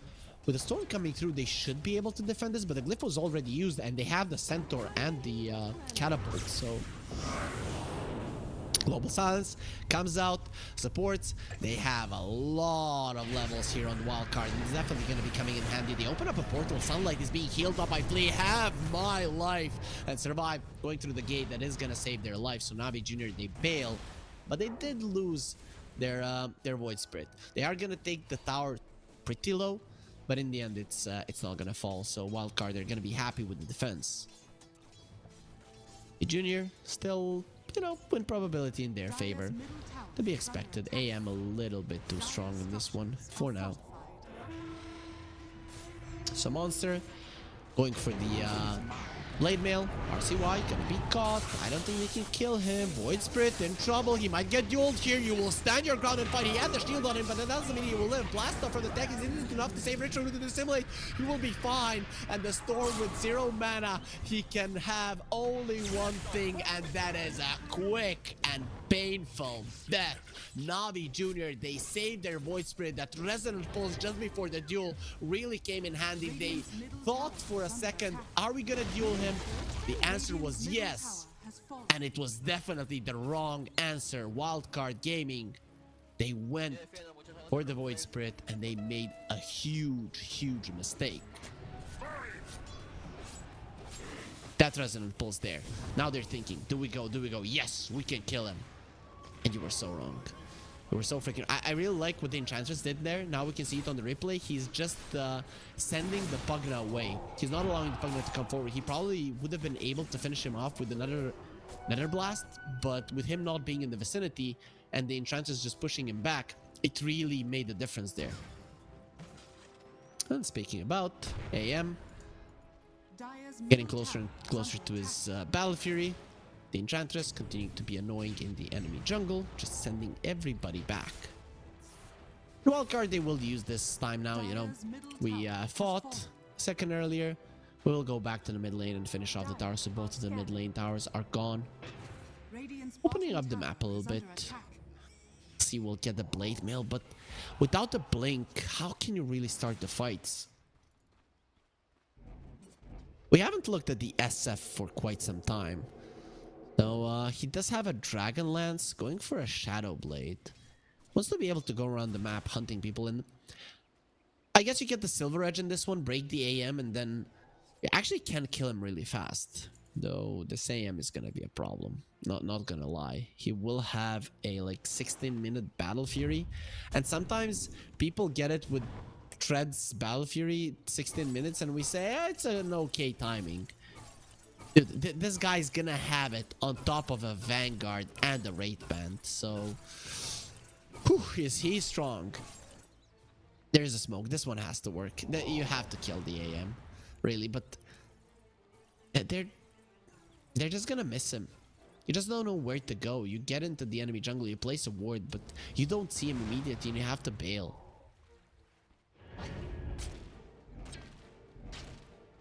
Richmond, Echo Saber done. He wants a Manta, so it's not going to be Yules, it's going to be a Manta. Makes sense. Now that he's a universal hero, you do want to have more stats, and Manta is just that. Stats galore.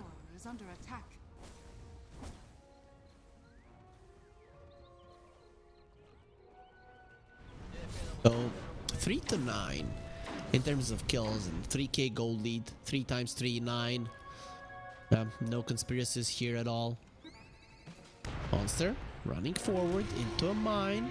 He will heal himself up with press the attack, but definitely doesn't want to keep moving forward into a potential minefield. And SF will have his Shadow Blade in no time. So that's gonna be a pretty solid item timing for him. He's pretty farmed. I mean, yeah, he has 1,000 gold less than this AM, but it's just because the AM is... It's not even fair.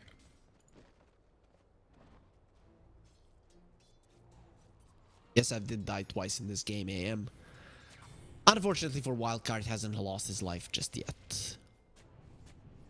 So we're looking at the vision here on the map. Some deep wards from Wildcard in the top lane, but no one is really playing there to get caught. Monster is working towards his blink. It's a necessity.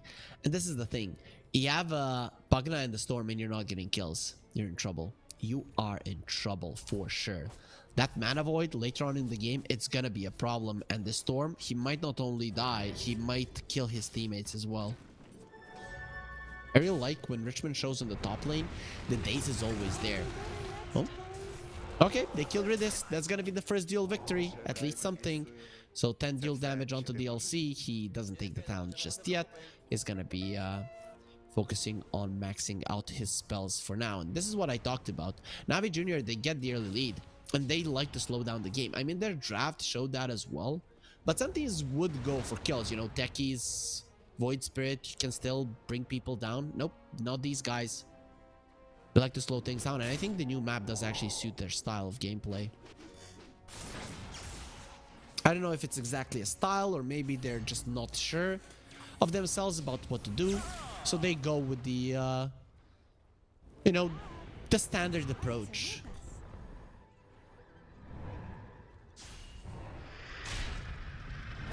Bit of Malice.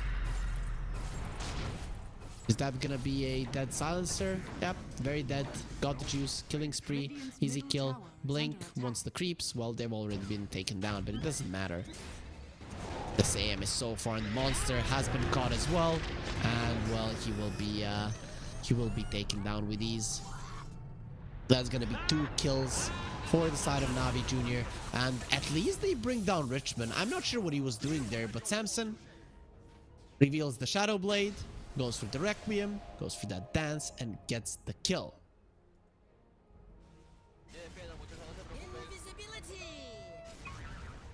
Oh, let's see. RCY jumps into the Pit of Malice. This won't really be a problem for him. Hopefully we can get the net worth back on the screen for a second. No, that production is listening. RCY, blast off. Are they gonna go for it? They will, but it doesn't mean that they will connect on it. They'll be fine. Let's see, RCY. The anti-mage going for a Manta. Man, how can you be this farmed? He has 11,000 net worth on the anti-mage, which is huge. It is really, really huge.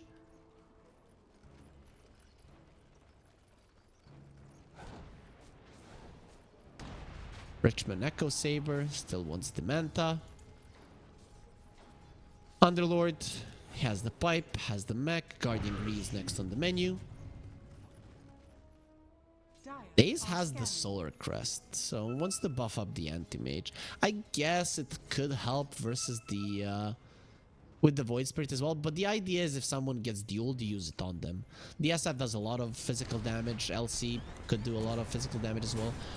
Fiend's Gate was open. Flea does have a Force Staff, but he will get taken down. He really should have lived up to his name. Like, flee! Nope, not fleeing. At least not in time. Got the juice. Oh, he's just everywhere, man. This AM has such insane amounts of farm. It's stupid. Now he has the Solar Crest on himself.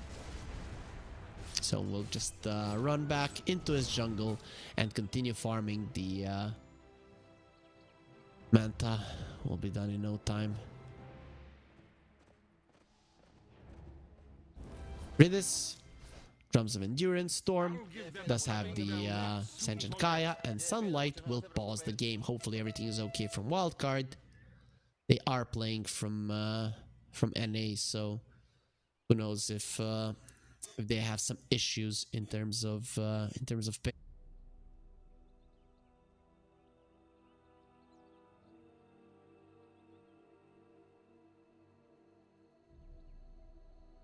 Okay, no problem. They will be back in no time. The gold lead is still 3k. The bleeding has stopped. Wildcard Gaming aren't giving away any kills. Okay, as soon as I say that, it's for 4k Requiem. They're trying to kill them within the duel. They'll be able to. It's only a level 1 duel, but he did have a talent, so 18 plus damage for the LC, getting to a total of 28. Very nice, very nice. The Enchantress got the gem. Navi Jr., well, they're starting to lose some heroes. They're gonna be needing to start making moves fairly soon. They have some of their important items, mainly the Manta on the AM. The Underlord also has pretty much everything he needs, Radiant structures are fortified. apart from the Guardian Greaves, but that's fine. So, Glyph to defend the tier 2. They do kill the catapult with it. Oh, that's a nice bit of malice. The silencer is not getting away, and the question is Flea getting away as well? Tumbler Story, Force Staff, is it enough? It looks like it is. Flea is fast enough, evasive enough to get back into the safety of his tier 2 in the mid lane, and that will leave Navi Jr. with only getting 1 kill.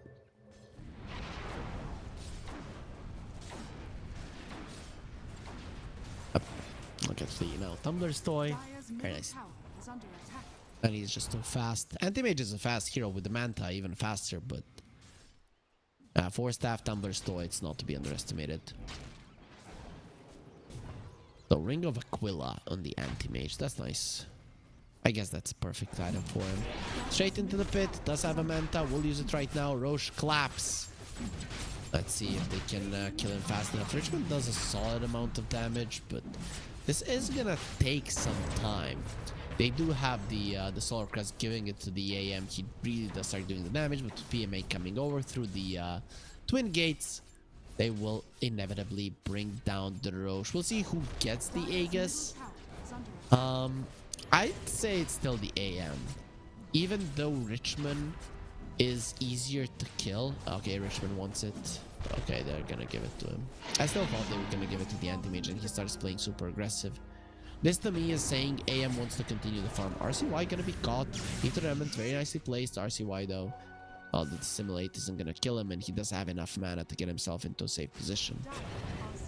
So, Senj Kaya into a Witchblade. Not something I see too often. Usually when people go for Senj and Kaya, they kind of skip on the Witchblade on the Storm.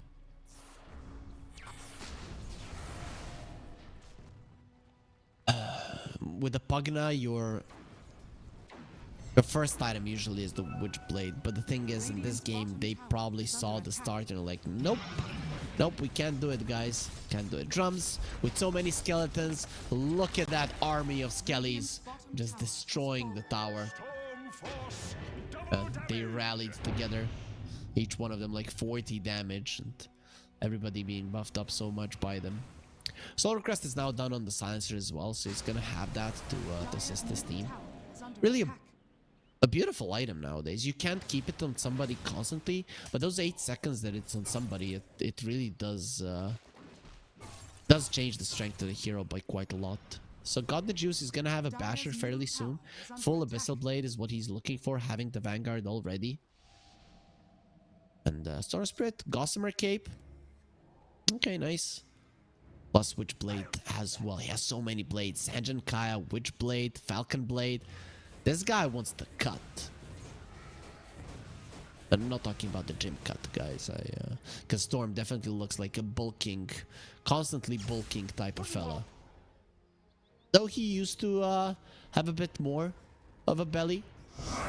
Oh, the portal is going to be open. They are going for the SF. He's taking some damage. Samson's still alive. He's going to let go the Requiem. And now the duel onto the tech. He's nice bit of malice onto the 4 of them. They have to run away. This is a really big choke point that you have to get away from. They found the SF. The 4 stuff is there. Samson is pretty fast. Is he fast enough? Turns around onto Richmond to fight. But we need the Remnant there to dissimulate. Is it enough? Samson, he's surviving. And with the heals from the Pugna, he will finally die. And his souls will leave his body. He will take the Aegis from Richmond. But he will lose his life in the end. It's a 2 for 2. But with one of those being the Aegis, it is again a fight won for Navi Jr. having taken the strongest network hero on the side of Wildcard. Okay, this is I don't want to say the big fight that breaks the game completely, but use a global science. Storm jumps in, a lot of mana will be taken away. Got the juice, he didn't get the hits in. Now trying to get that mana away. Tournament will not connect. Monster is there to separate RCY from his enemies. Pugna coming back to life. That mana drain, sorry, life drain. Could give Storm all of his mana back, and Navi Jr., they don't want to be there once that happens. Over 70% win probability for Navi Jr. And I think that's going to be rising now as the AM, well, he has an Abyssal Blade being delivered to him. So unless the Pugna is there to decrep somebody, whoever gets Abyssaled is going to get blown up. So what's the Abyssal Blade stun? Is now 1.6 seconds. Okay. That's what I was looking to see. But AM can still blow people down. 1.6 seconds. Another bash comes in. Can mount that one. Let's say to 2.2. Mana Void. A couple of more hits. Yeah, it's... people die. Especially RCY. I should have taken a career in... writing poems. I really do surprise myself. Though maybe my without Dota I really won't have any anything to give me inspiration. RCY got Malice, not gonna be enough to keep him in place. Navi Jr., they will be going for the AM. He has been dueled. Can they finish him off with a global silence? It should be enough. The AM dropping low with the heals. It's not gonna be enough to keep him alive. That's a big kill, but let's see now. Do you have anything left in the tank? Samson says, I do, and the blast off under the 3 of them.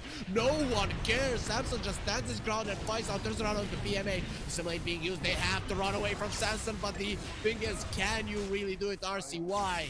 He will be the one hunting people down and the one standing his ground. This Samson RCY does have enough mana maybe to chase down Richmond with the Simulate, though. He's really fast himself, going for a TP away. Richmond will and should live. Navi Jr., without their AM, they're just not strong enough. They do take down 2 kills of their own, but the victors of that fight are apparent, and it's Wildcard Gaming. Oh boy. How can he showed on the lane? That's what happened there. The AM went onto the creeps. He thought, I have all of my teammates here, but PMA wasn't there immediately, so without the pipe on him, still, you shouldn't take all that much damage. That was a beautiful blast off. Doesn't change anything, though. Oh, right now, there's a fight going on, and that's gonna be, Enchantress dead. Oh, pretty nice. Pretty nice there. Another duel victory. And, you know, we talked about the laning stage, LC versus the AM, but later on in the game, LC can be a problem for the AM as well. Because through the Blade Mail, you do damage yourself quite nicely if you're an AM. He is going to be needing a Linken's, and he wants Linken's, and SF has a Butterfly. This guy is a beast. He doesn't have a Silver Edge just yet on the SF. He wants a Satanic, but he's level 20 for that fight. The AM is level 20 as well. He does have the 200 blink cast range. He will have a Linken Sphere in no time, still topping the network chart by a solid margin.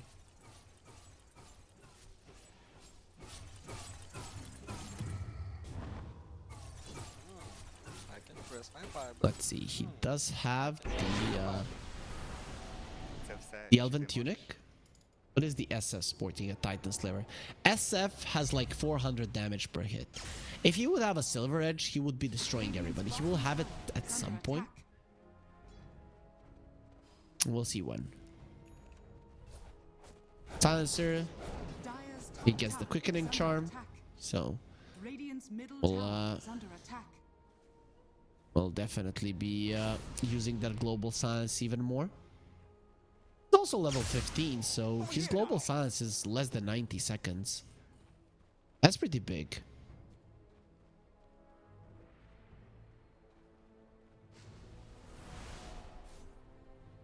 Oh boy, SF has a butterfly and the satanic. If wildcard were slightly ahead right now, it would be a problem because this SF, he can get to a tower and start smashing on it. Navi Jr., they can't kill him. They can only look at him. And that is a problem. So Navi Jr., they have to find the guys in the back. RCY would be a really good kill if God the Juice can get on top of him. The Solar Spirit, he wants to go for Hex. I kind of thought he was going to be going for Lincoln Sphere, but maybe he's thinking press the attack and save him. I think that's a little bit optimistic, but we'll see.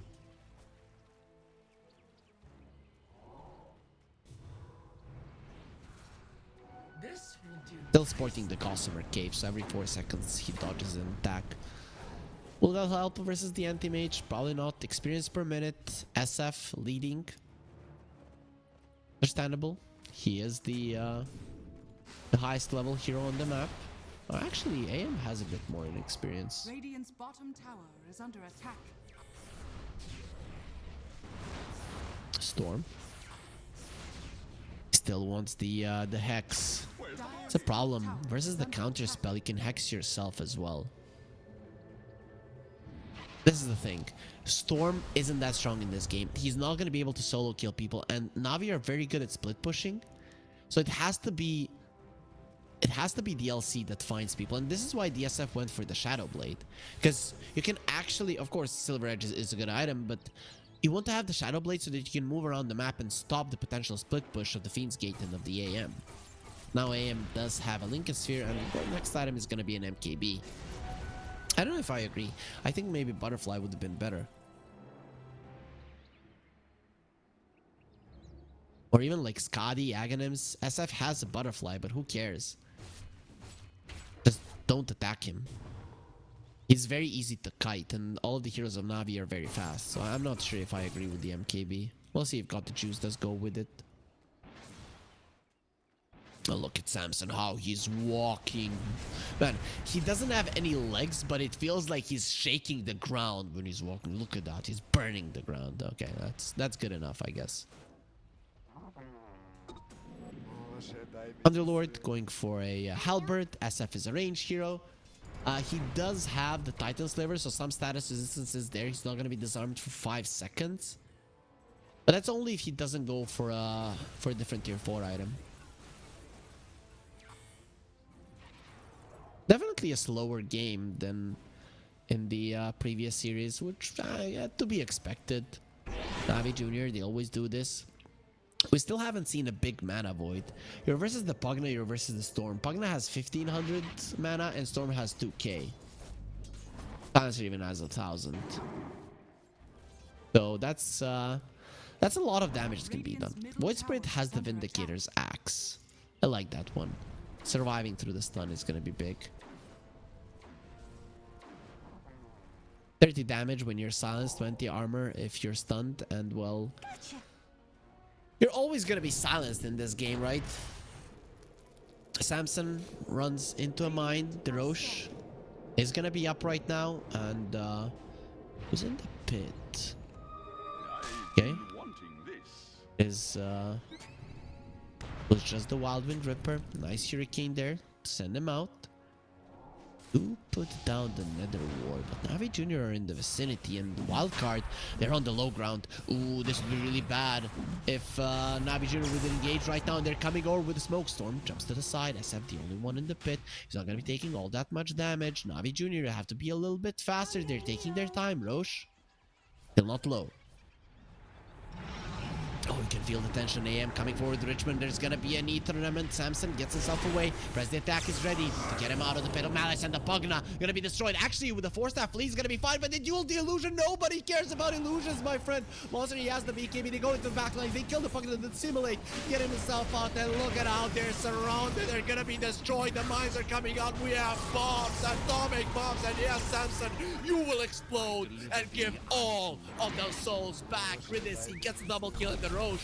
Lower than half HP. This is the fight that literally breaks the game so much in favor of Navi Junior. Wildcard Gaming, how do you even come back from this? Oh, that's a complete disaster. That's... oh, man. They all got surrounded so much. I think SF here you start charging up your ulti. You need, yeah, he is thinking about it. You need to create space for your team to get out of this stroke point. Like, look where they are. They literally have nowhere to go other than a Pit of Malice and a choke point versus these heroes. Mana Void, Pit of Malice, Blast Off, boom. Oh, God. Navi Junior really found a nice angle to engage this fight. Oh, AM goes forward this time around. The duel will be on him, but SF, he's not alive. Got the juice. He'll just stand his ground. They have the Glimmer Cape to protect the monster with the gem. They do see him. Got the juice. He cannot go forward, but he doesn't even need to. His teammates will finish off RCY, who without mana has nothing to do in this game, and that is gonna be the first lane of Rags gone. With Richmond having the DD, this Void Spirit really does pack a punch. Look at that, 600 damage on the Void Spirit. 60 seconds on the sidelines for the Storm means that another lane of Rags could be in jeopardy. And just like that, 2 minutes ago, there was like 3, 4, 5k gold lead. Now, it's 20k in favor of Navi Junior. Got the juice, just jumps in, but the SF is there. Smack, smack, smack. Goodbye, aim. Get away from my base. Actually, aim jumps in. It's gonna be the Mana Void as well as the Abyssal Blade, the press the attack, 4-staff, all of those things will be keeping the Silencer alive. Shadow Fiend, someone needs to keep him alive. He's gonna get the Satanic Hidden, which is gonna give him his HP back, and the Life Drain is there as well. Got the juice. We know AM doesn't like dealing with a lot of physical damage. Samson gonna get gone on him. He doesn't have a BKB. He's taking so much damage. The bashes are gonna be coming in. Butterfly protecting him. Not so much from the AM. Now he's gonna be using the Requiem. The enemies are afraid. Richmond, he has the cheese. He's gonna be fine. Satiated. Got the juice. Jumps in. Manta to dodge some of the hits of the SF. But look at those hits there with the shard. The crits come through, and Navi Junior, they have to bail. They've already lost one hero, and Storm is back. AM is approaching level 25. I'm guessing you go for the Mana Void cooldown. 93% win probability for Navi Junior.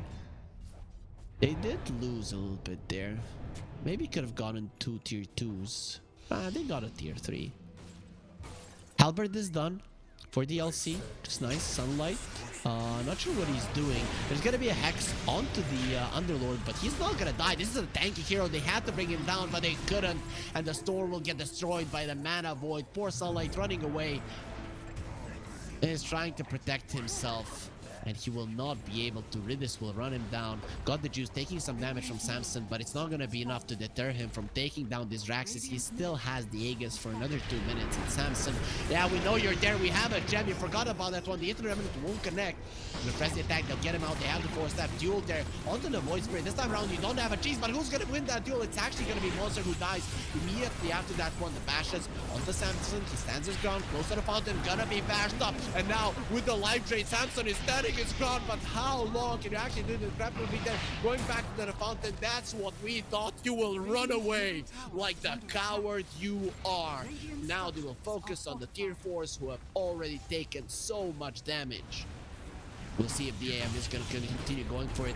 We have the Atos going for the SF. He wants to use the ulti. Will he be able to? There it is. The Requiem does fly out, but it's not going to be enough to get a kill. They're going for him again. The Pit of Malice keeping him in place. Got the juice. Doesn't want to continue. He has the Aegis for another minute. Now uses the Manta to remove the Global Silence, and the rest of his team is out as well. Storm back in the world of the living, and the AM has his level 25. And he went for the Mana Void cooldown. Now jumping in from the Storm. Doesn't want to get into the Pit of Malice, but they have the Atos. RCY does have the mana to go to the side. Has to be careful. Boom! That's going to be a lot of damage. Not enough to kill him or any of his teammates. They barely survived that one, and Navi Jr. now they will finally and definitely bail, but they've gotten Lane of Rags. They've gotten so much damage, irreparable damage done to the tier 4s. Wildcard, what is left?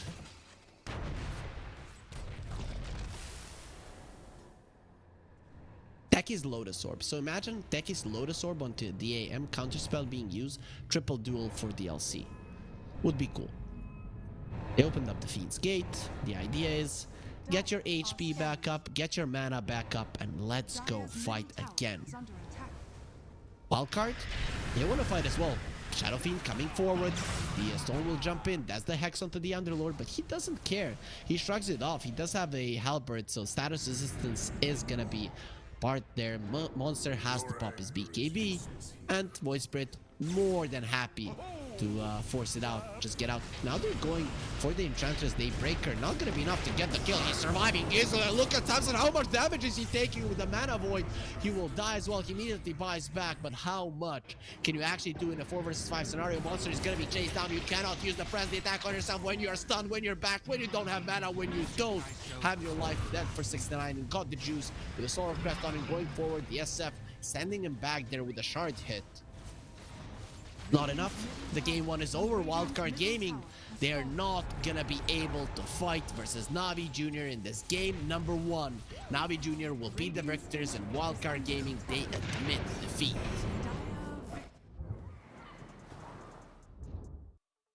So that's it for game number 1. Wildcard, they did put up a fight, but to be honest, for the entirety of the game, ever since the start of the laning phase, into the early mid game, and then in the late game, it looked like Navi Jr. they had it in their pockets. The only time when it looked okay for Wildcard is when they killed the AM, but that was a mistake of the AM showing on the creeps, and that's about it. Wildcard, they didn't have any good moves. They didn't play that well in the laning phase. They kind of got smacked by Navi Jr. quite a lot. With that being said, it's only game number 1. A lot of the series have ended with a 2-0, guys, but everybody, me here included, is hoping that this is gonna be a 3-game series. So let's go on to a break, and then we'll back with game number 2 of this best of 3.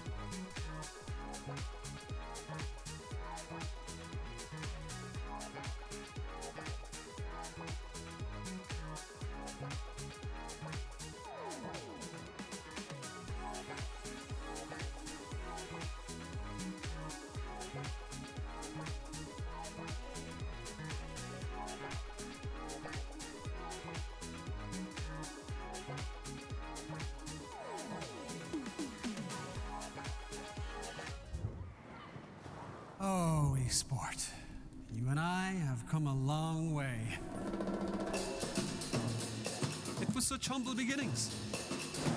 As we gathered in small groups, we were professionals right from the start. Passionate, organized, and ready to rumble. We dreamed big, and surely enough, our parents supported us at every step of the way. Didn't they? Fired up by all this love, it wasn't long until we caught the scent of competition.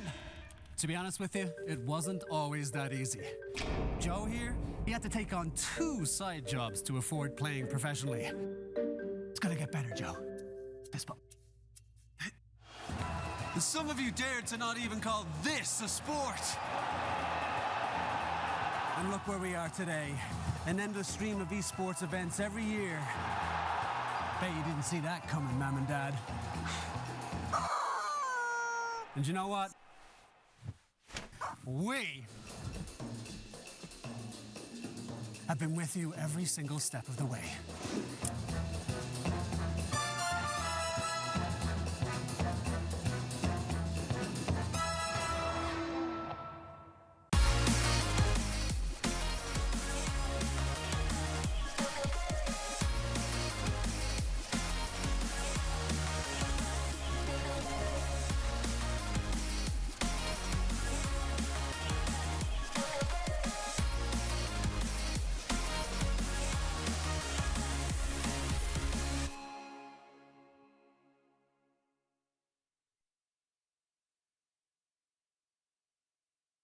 Dream of working with people you watch on screen.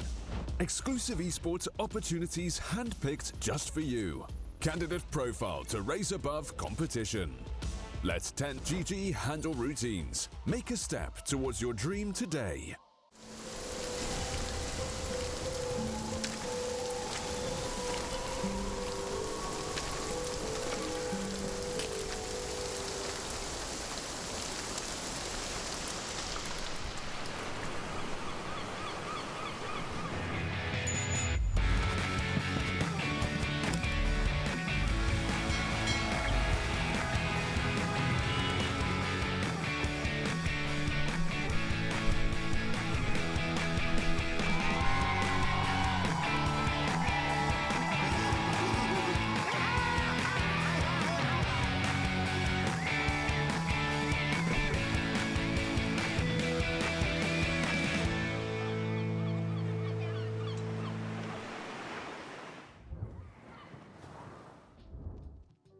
Game 2 of Wildcard Gaming versus Navi Jr. is upon us. In game number 1, Navi Jr. won with relative ease, but it wasn't as easy as some of the other series that we watched throughout the Pinnacle Cup Malta Vibes too. I'm Harry Freak and I'm going to be bringing you potentially the last game of the day here at the Pinnacle Cup Malta Vibes. Of course, this is only round 1. None of the games here are worth anything in terms of money, but they're worth being eliminated or going through into the round number 2, where you're gonna start getting that money. Also, this tournament, guys, is brought to you by Gaming Malta. That is a home of gaming excellence, so if you want to check them out, gamingmalta.org is the place to be. And when we're already at it, be sure to go to the Pinnacle Esports Twitter. There is a giveaway waiting for you. A Monkey King Arcana bundle is something that we're going to be giving away and announcing the winners on the 8th of June. So be sure to enter the giveaway by following that Twitter channel and, of course, retweeting the tweet that is pinned on top of it. You will see it. So be sure to go there. But with that being said, the teams are ready in the lobby. They've chosen their sides and they've gotten themselves into the drafting phase, which we will be getting ourselves in right now. So let's see some nice drafting between Navi Jr. and Wildcard Gaming. It's gonna be on our screen at the moment. No bans just yet, and we're gonna have to wait for these teams to come up with the heroes they want to play. So they get rid of the Beastmaster on Navi Jr. We might just see the same openings. It's not that uncommon nowadays. Oh, okay. The Goblin Techies is out. So we're not going to be seeing any explosions. Boo. Just kidding. There is a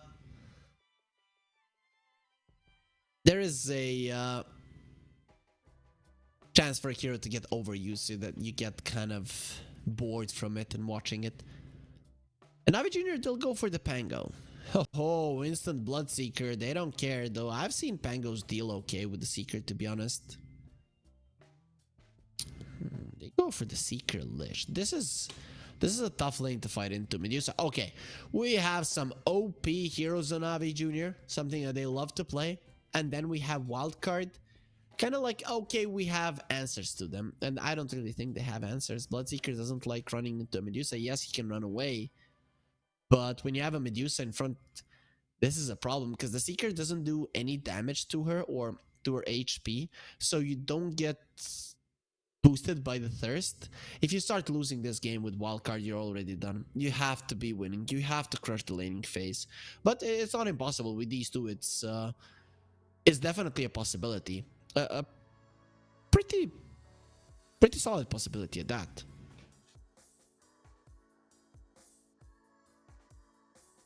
Let's see the bans. So they ban out the Darkseer and the AM. So you're just protecting the Medusa. We'll see if they ban out the Nyx. People have been picking that hero somewhat. Even though you don't have the mana burn any longer, the Vendetta does take away 50% of the mana. So that's I'd say that's the spell that does the most damage to Medusa or any attack from Dota. Yeah, 50% mana off. That's a bit too much. So they go for the Wind Ranger on Wildcard. Okay. Okay, that's interesting. We saw one today. Didn't do too well. This is probably gonna be a mid lane wind unless they do something weird. Put it on a support role. Man, that wind kind of... Look at her. She looks pissed. Right? Probably Pango made some inappropriate advances on her. I mean, he's a gentleman, but maybe he can overdo it. Who knows? Navi Jr., they go for the Keeper. What are they gonna be comboing with it? They already have the Pango Medusa, so it might be offlane Pango that goes with the Coddle. And, you know, throughout the game, you can refresh Pango spells or just give more HP, or mana, whatever, to the Medusa. So already he does have good heroes to work with. Might be an offlane Medusa. We've seen that in the past. And it's gonna be a CM. Okay, so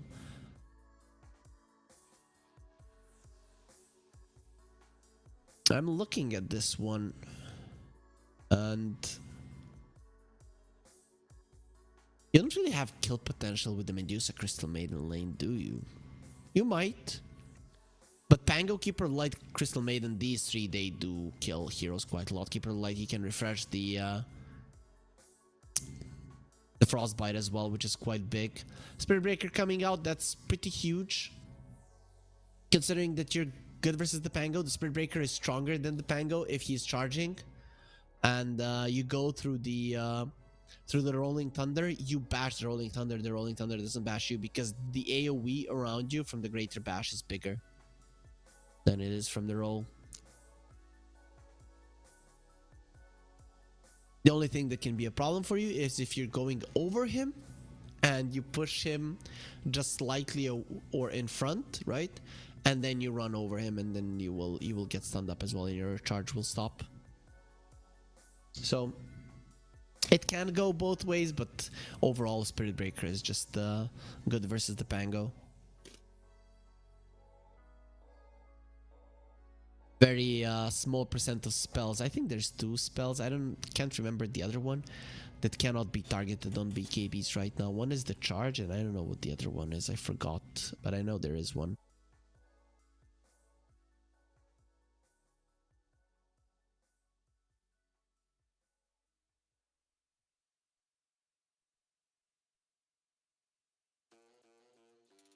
So they banned out the Underlord on the side of Wildcard. Considering that they want to be running around, the Underlord would really be annoying because you have that area that you can't get into, or if you do, you're in trouble. Navi Jr., they banned out the Bat and the Veno.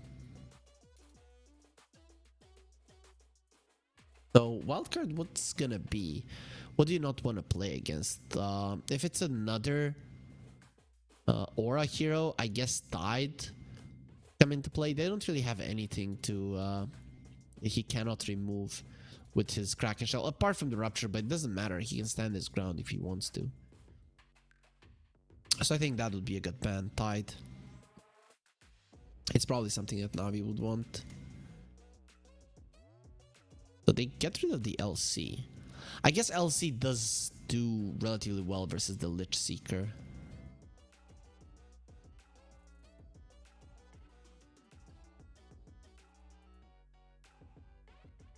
The Navi Jr. What will you get? Is it gonna be an offlaner? Is it gonna be a mid laner? Is it gonna be a carry? Those are still possibilities, but I think the Tide still is looking pretty decent.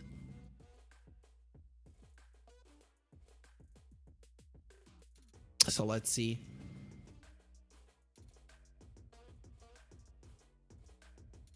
Might be something that surprises us.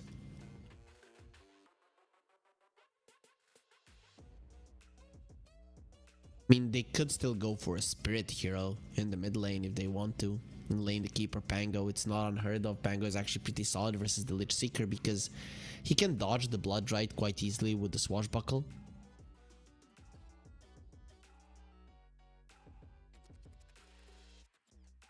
So let's see Navi Jr.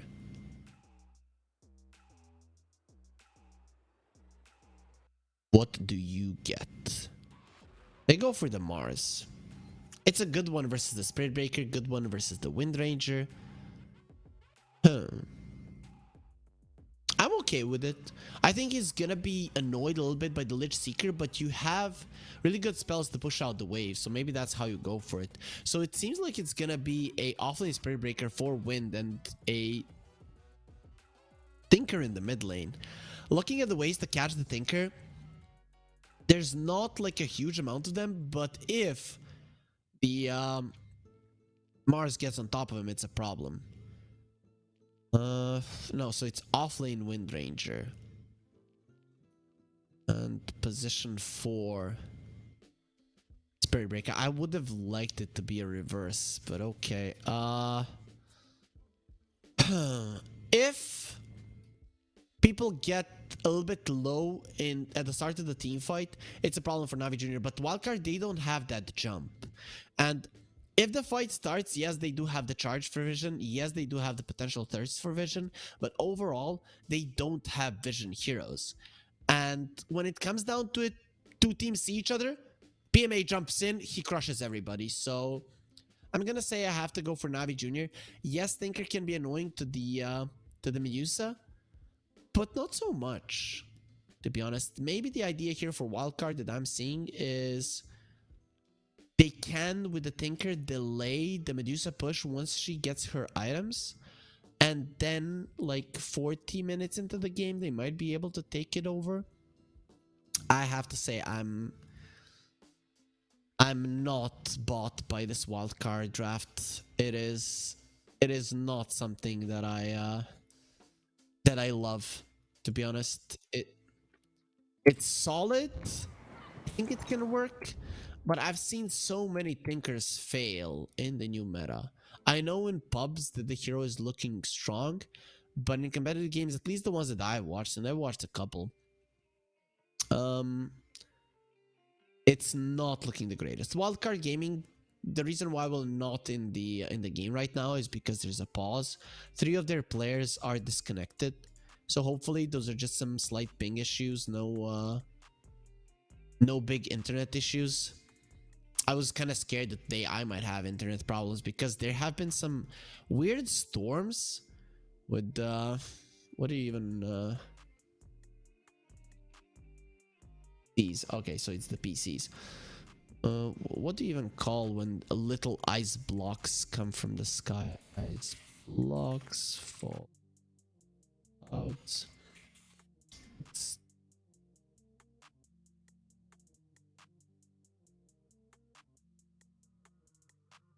Oh, hail. Okay, so it's called hail.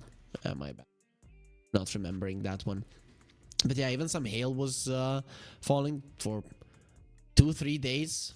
On pretty specific locations in the city. So one part of the city, it might be like super sunny. The other one is a big storm. So I was like, okay, hopefully it doesn't break the internet or something. But yeah, everything was fine. The cables are beneath the ground, of course, and stuff like that. But still, you know, it's still gonna be worrying. Either way, though, everybody's back. The game is still paused. Wildcard Gaming, hopefully their PCs are gonna be fine, so we can get ourselves in the game. And while we're waiting for that, guys, just remember, go to the pinnacle.gg/welcome, and there, if you're new, just register with the promo code CUP23, CUP23, and you can get up to $100 bonus on your first deposit. And we do want to remind you the terms and conditions do apply, so you have to be 18 years of age, and of course we do remind you to bet responsibly and only put down as much as you can actually spend. Hopefully for those of you guys that haven't done it in the previous Malta Vibes tournament, the first iteration of it, you can use the promo code now. It is still active even here in the second iteration of it, and hopefully, as we mentioned, there are gonna be many more to come. So everyone is in. Navi Jr., they said go when ready, but okay, so we will be getting ourselves into the game even though there's a pause. So the techies should be jumping in right now. Boom.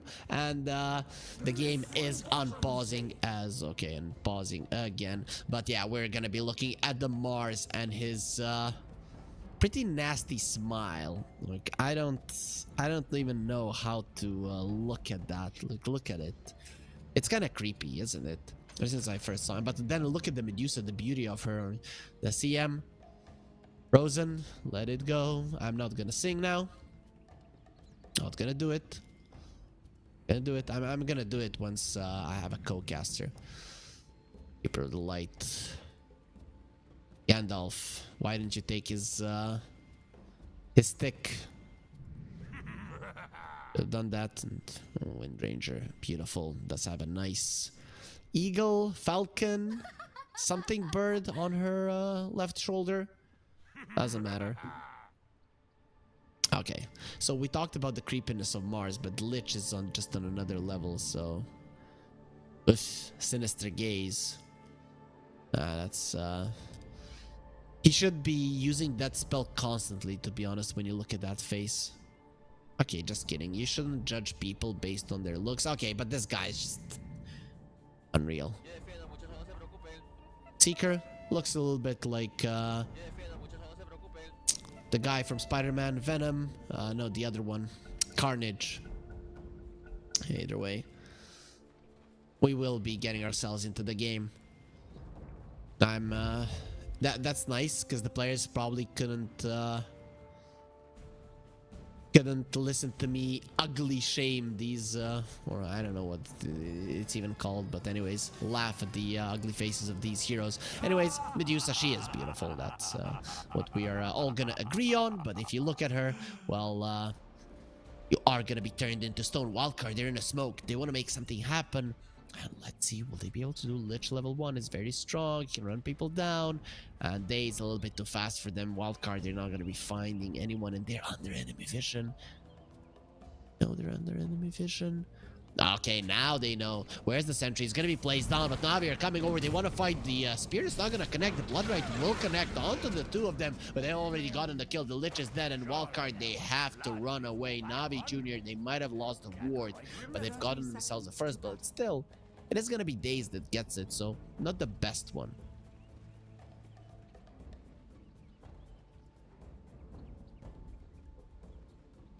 Daze does have the wind lace as well. No shoes to tie, but he does have horseshoes, I guess. Is Flea gonna be laning on top now? I think he's just securing runes. Again, of course, blood grenades on all the supports. I think the CM used hers. Okay, Keeper of the Light didn't have one. Scratch that. So, mid lane. The Pango versus the Tinker. Let's see how that one goes for the Pango. He should be doing okay because he does have the spells to actually secure creeps once he has been blinded by the laser. So, Richmond should be fine here. Plus, Pango has a decent amount of armor and animation, so we'll see if RCY can get super far ahead in this lane. He should still be. It should still be a slightly better matchup for the Tinker. Bottom lane. I like the lane of Wildcard there. I think they're going to be fine. Top lane, this is a mystery to me.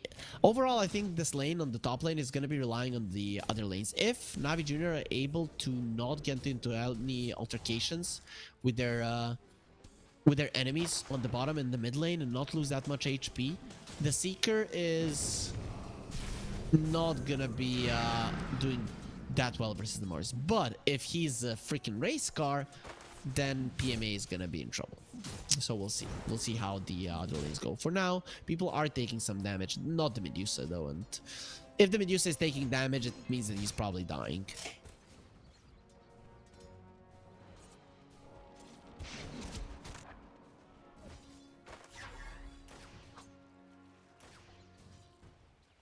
So Richmond, super low, but he's farming pretty well.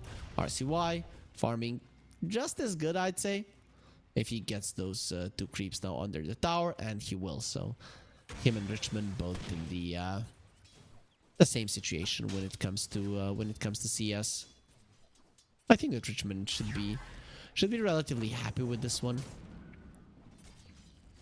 Top lane, some illuminates are coming. He will refresh it as well there with the chakra. PMA, he is farming relatively well. Considering you're versus the Lich and the Seeker, you're gonna be happy. Plus, some of the creeps are being taken by the Illuminate, so overall, this top lane is relatively okay for Navi Jr. Richmond, he does have the water rune in his bottle. Ridis has to be careful. You're a CM, does have 4 stick charges, no bashes coming through, but it is gonna be the thirst coming into play, so the Seeker will be super fast. The stun from the Centaur there onto the creeps, monster not gonna be caught by it. Overall, Medusa farming well, the Wind Ranger not so much. Samson on top lane doesn't have any mana, The Lotuses will definitely go to Navi Jr. on the top lane. On the bottom lane, who knows? RCY has to be careful. He doesn't have his spells. He does have some bottle charges. Richmond doesn't have spells. He cannot chase forward, so RCY will be fine.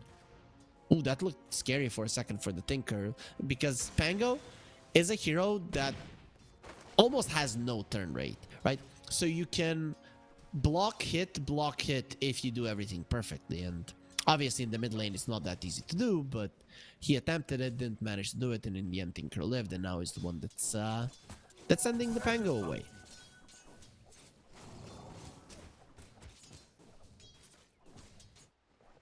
So far, so good for both teams. The Pango is starting to fall behind the Tinker, as expected.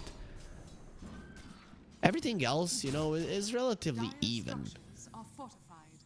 Maybe, you know, top lane of Navi is going a little bit better than the bottom lane of Wildcard. Everything is relatively close to between the teams. RCY, have to be careful. Richmond going for that water rune, swashbuckle. Maybe he could have gone for a kill there, but Tinker does have Fairy Fire. Richmond getting gone on by Flea, and Flea won't really be doing all that much damage. He gets another bash and Richmond just has to move away. So the other water rune will go to RCY, and there's absolutely nothing that the Pango can do about it. Just trying to spam those swashbuckles as much as he can. He's eating the rockets.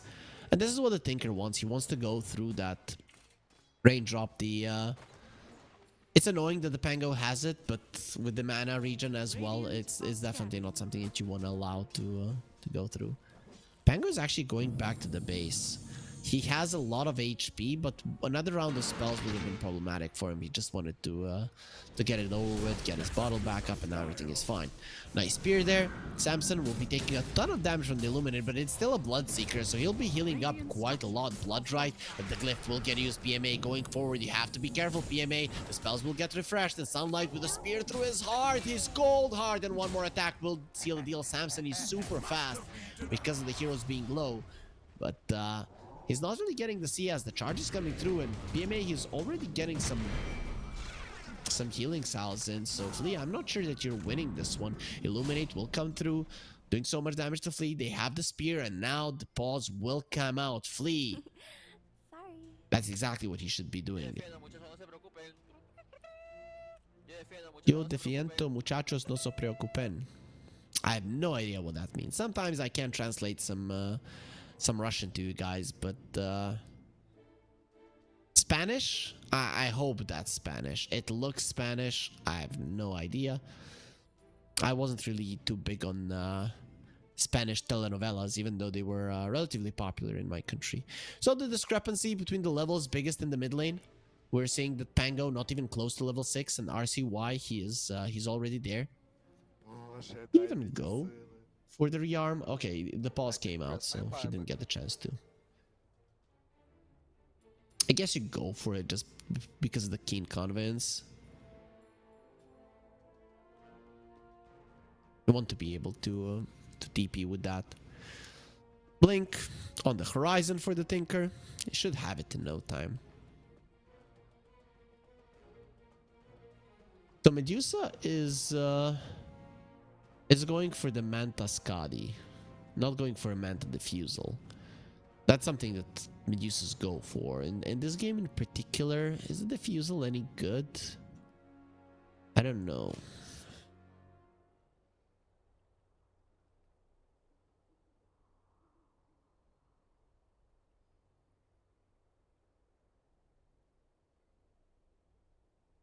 So, wait, Disperser? If you use it on an enemy, it does not dispel. Only applies a basic dispel if you use it on yourself. Okay, so not that good versus the Tinker, I guess. Versus the Tinker, you need some kind of purge, because you want to get rid of the defense matrix. And you're gonna be needing that for the Spirit Breaker as well. So I'm thinking Yules for the Keeper of the Light. Oh, look at that, the Chinchilla career. Wildcard are gonna be maybe needing some better PCs on these guys. Hopefully everything is gonna be fine, but they're not looking good. Were they the ones who paused even? Yeah, I tried to. Okay, so it was wildcard, yeah. Thank you, production. I actually scrolled myself because I'm in the lobby as well, and I couldn't see it. So just goes to show that casters always need someone holding their hand. Oh man, that Wind Ranger is so underfarmed. Oh, that Pango is so even more underfarmed. Look at the Coddles farm. What the hell? How is he? He is like the 5th on the net worth scale if you look at it. He's 6th right now, but Richmond has really gotten his ass handed to him. The charge is coming through. They want to continue killing him again. He is charged. They see him clearly, and now the rockets are gonna keep flying in. No, he's gonna be fine. Or is he? He's turning around. Does have the shield crash. I'm gonna use it immediately. He'll survive. That rocket, sorry, heat-seeking missile, will do a lot of damage to him without the raindrops. But RCY goes back to the base, and he will be full fairly soon.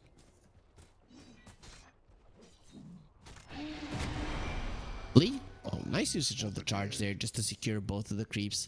The Satyr Tormentor and the Mind Stealer will be dropping down. And Richmond now finally has his ulti. He needs to start fighting because this thing that he's doing right now, just farming in the mid lane, it's not working for him. Days, not sure what that was all about, but he just got absolutely demolished by the creeps, giving some extra movement speed there to the Seeker. Until you get the arena, you probably won't even try to kill him. Maybe with the CM, 2 points in Frostbite, not impossible. We'll see. But Samson is a speedy boy. Takes a lot of damage. Actually, if they had more heroes there, they connect with one stun. Samson is dead. He's just not that tanky. Mars gets a Vanguard, not really a killing item, more of a brawling type approach coming out from him. And the Keeper is walking over Vision. We'll see if he devours that one. It seems like he will, so that's quite nice. Lich has to be careful. I don't know if he has spotted the CM there. 2 kills, 8 minutes into the game. The action is never ending here at the Pinnacle Cup Malta Vibes 2. This is what we want, just a constant farm fest between the heroes. This is what we see in our pubs, and we want to see it in competitive Dota alike. And this is what the teams are bringing to us, exactly what we wanted. Sunlight will make his presence known, and we talked about kills. We didn't want them, and immediately the players will not listen to us, the fans. But Rolling Thunder not gonna be stopped by the Rupture. Samson doesn't get there in time. He's pretty speedy, but not speedy enough. That being said, thinking about speed, Navi Jr., they're farming really fast. Wildcard Gaming, how did they even get kills? Their damage output is kind of... I don't know. That doesn't exist. Okay, PMA runs into the tower. This could be... Oh, nobody's TPing in. Samson, he's baiting. Now he has the movement speed to run away. So he'll be fine. And actually, they lost Richmond. So, he will be dying there. Now the charge coming through. It is going to be going on to Daze. They see him clearly. TP in as well. That's going to be a Tinker. They have to run away, and Tinker gets a double kill. 2 kills in a second, but they've lost the Seeker. So it's not that great. But Daze is going to be losing his life as well. You're not getting out of this one. Triple kill for RCY. What is my team doing? Nothing. Nothing. So the Tinker has to do all on his own. First, he kills Richmond. Then he goes to the top lane and finishes off 2 more. They might be doing it again. Richmond? Does he have the Rolling Thunder? No. Is he dead? He might be dead. Let's go for the shield crash there and flee. A little bit too deep, my friend. Rolling Thunder is going to be there in a second, so Richmond might actually chase for him. He's going to have a swashbuckle. If he connects on that one, it's going to be a kill, and Richmond gets himself flee. RCY gets out with a blink dagger, and he'll be fine. Let's have the defense matrix as well. Or is that the shield rune? Shield rune doesn't have a defense matrix.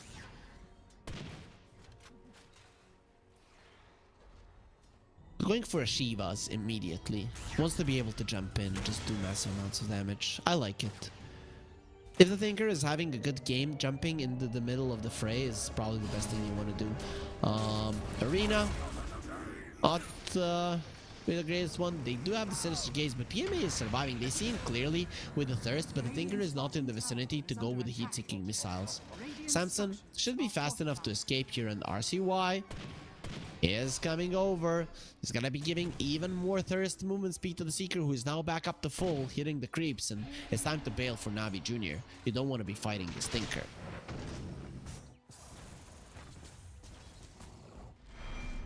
No towers have fallen just yet. I'm trying to think who is happy with that.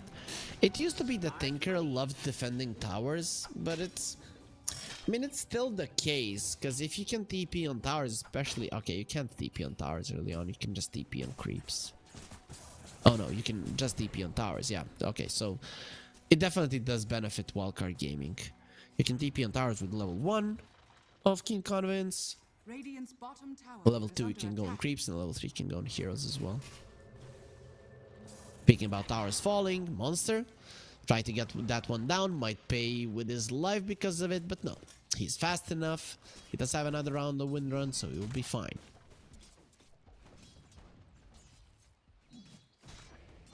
So Sunlight has his level 6, already used it once, so that Chain Frost will be available in 10 seconds, and Flea is doing his best, his very best to get his level 6 up, but it's gonna take some time. The thing is, Navi Jr. they're ahead, but the farm distribution on their side, it's not really how you'd want it to be.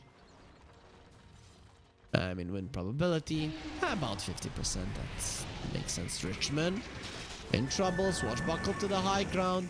He has to go for the Rolling Thunder there. Another heat-seeking missile would kill him. Daze gonna be ruptured. He's level 8. That is a big kill if they can get it. Not for now. Richmond turns around. The rupture was already used. So Samson, now he has to be careful. The Frost Shield is protecting him. But the thing is, MA comes over. Can they stop RCY? Yeah, he's gonna be fine. Charge to the two of them. Richmond standing his ground. There's gonna be Arena. Samson, I don't know if you're getting out of this one. And with the Thinker coming back, he's gonna be full Swashbuckle. They finish him off. PMA. Now he's gonna be cut down by the Thinker. Nice spear there onto the Spirit Breaker, but he does have the Nether Blast to take him back.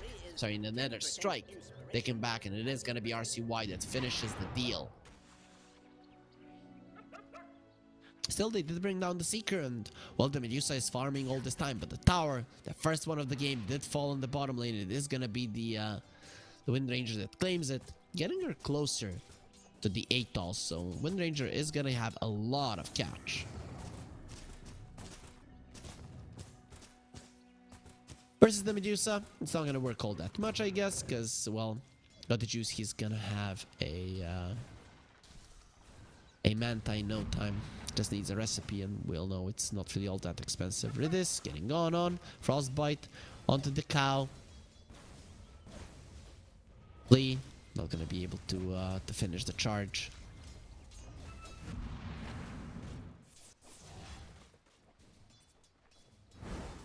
The Faded Brooch on the Spirit Breakers. Some nice movement speed for him. For the twins. Mars wants the Blink. Tinker wants the Shivas. Already has the Mystic Staff. Samson wants the BKB.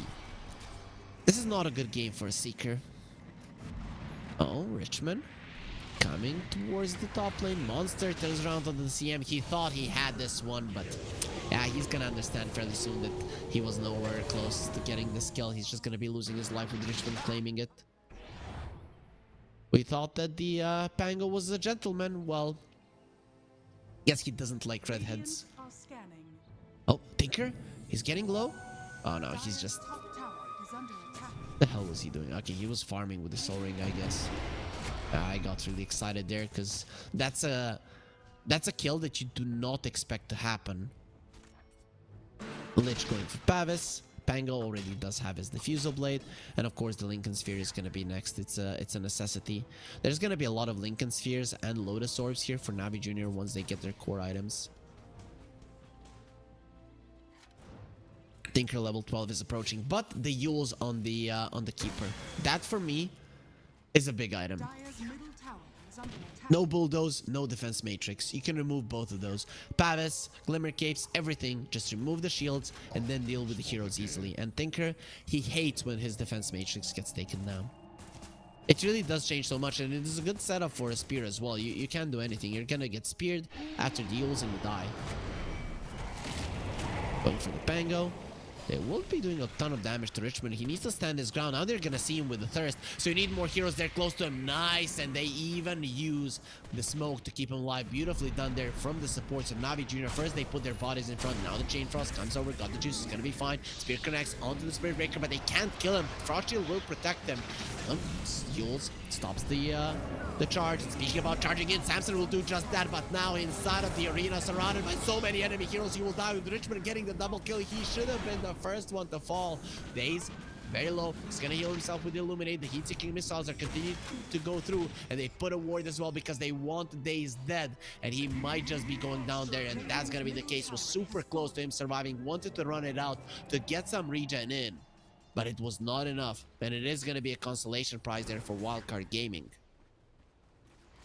EMA is charged. RCY doesn't want to show that that's the case.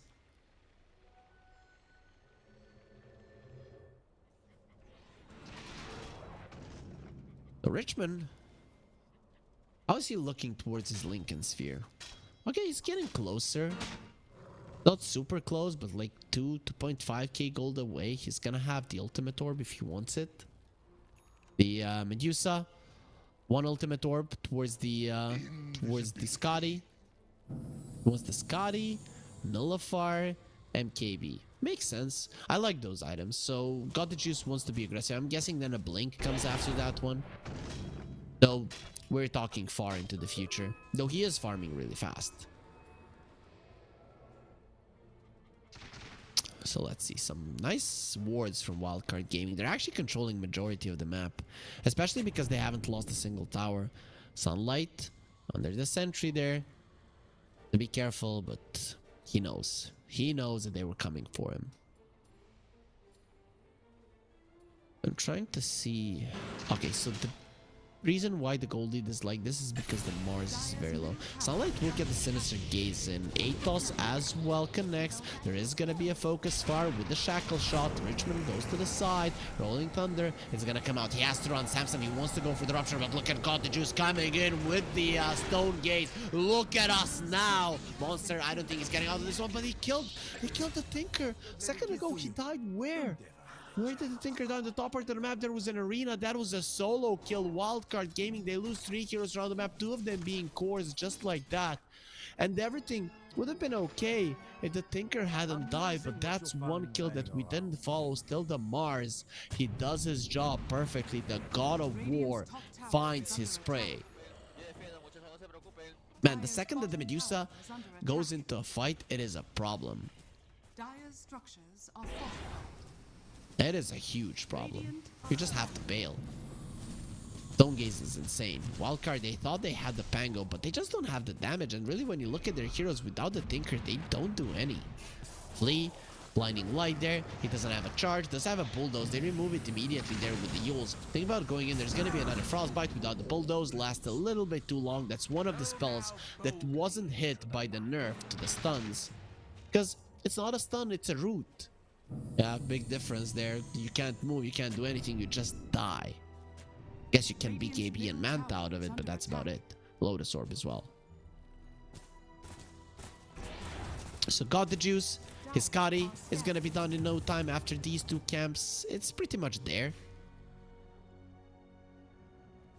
That's gonna be a lot of items. The Stinker, he's gonna be needing a BKB. And every single time that I say this Stinker, I feel like I say the Stinker. And some of the people might call him that way because they don't really like him. Boże daj meni sili. I think that means God give me strength. I don't think I pretty much know that it means that one. Radiant's top tower is under attack. So they're praying to God. Whichever God they're praying to. It's working out because it's looking well for Navi Jr. Though their skills are helping them quite a lot. Maybe they should save their prayers for when shit hits the fan. Anyways, finally they got their first tower down. In the current meta, towers are just not important, especially the early ones. I think that's something that needs to be addressed in this meta. The towers are just places to fight at. They don't really give you any control of the map. Other than place DP into Flea, Bulldoze gonna be quite nice. PMA gonna use the arena there, and inside of it, he's taking a lot of damage there from the heat-seeking missiles. Tinker thinking about going in, nice shackle shot onto the two of them, but it's still gonna be two supports of Wildcard Gaming dead, and Navi Jr. not losing anything. Tinker has to be careful. Spear does not connect. He is in the right spot to get himself away. That's a long TP, but he'll be fine in the end. Tower is under attack. Whew. Radiant structures But are Kin Convince, channel time 4 seconds. That's a lot. 3.5 on your last level, so that's gonna be when he feels confident enough. The biggest problem here is that the side lane cores of Wildcard are useless, and I think that's an understatement. Like the Wind Ranger, I don't see what the hero is doing right now from the offlane, and the Seeker, well, this hero kind of relies on winning the lane and then just continue to farm super fast. When you have 22 minutes BKB and the Maelstrom, and that's it, and you barely have any gold on top of that, whilst you're versus a Medusa who's 15.5k net worth, it's a problem. Plus, Medusa is just such a good hero with 2 days. Goes forward, the spear will connect. Let's see if they can get the kill here. You are overdoing it a little bit. Shackle shot doesn't connect. They do have the Glimmer Cave going forward into this. Will keep the Lich away, but this Lich, he already can embrace the cold. On the other hand, though, the Spirit Breaker cannot, and TP, no. Tinker is dead. He has been caught. He will not move. He has been frozen by the Frostbite, and the Scott is slowing down. He is dead inside of the arena. They will all die. Days. He has set this one up perfectly, and Richmond, who got absolutely crushed in the mid lane, is beyond godlike. Every single move that this Mango made has been pitch perfect. He has only died once in this game in the early stages, and it's time to knock on the door a wild card and well, kick it in. It's good for wildcard that this Medusa doesn't have any legs, because if she had, well, your base would just be knocked down instantly. But still, he's gonna try to do it with the bow and arrow. And that was a beautiful fight. RCY came in without any mana. I don't know what he was thinking, going for TP here, and then PMA finds him. GG. That's I don't want to say GG, but you know, at least GG for that fight. Put it that way. Win probability now, well, it's 83%. So Navi Jr., they're definitely the ones super far ahead in this game. They weren't taking any towers down until minute 20, and now they've taken down 3 towers in just 3 minutes, and one of them is a tier 2.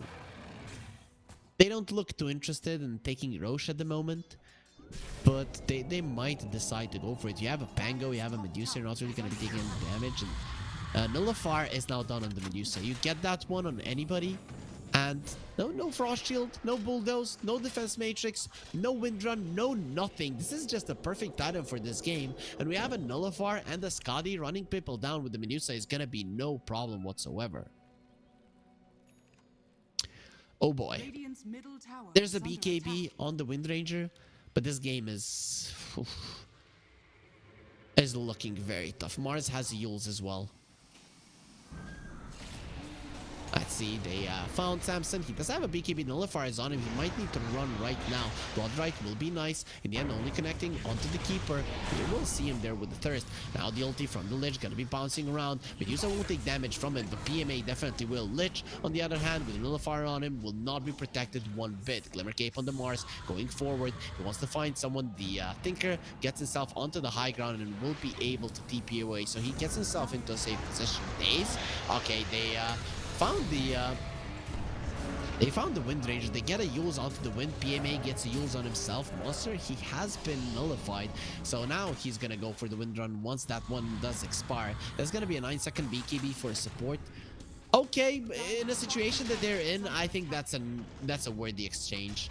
Not something that you're gonna celebrate for, create like make a party or something, but it's still okay. So what happened there is that Daze used the Yules onto the Wind Ranger, and Mars wanted to do the same, but because the Wind Ranger was already in the Yules, he clicked on himself. Radiant's top tower It's kind of a bummer.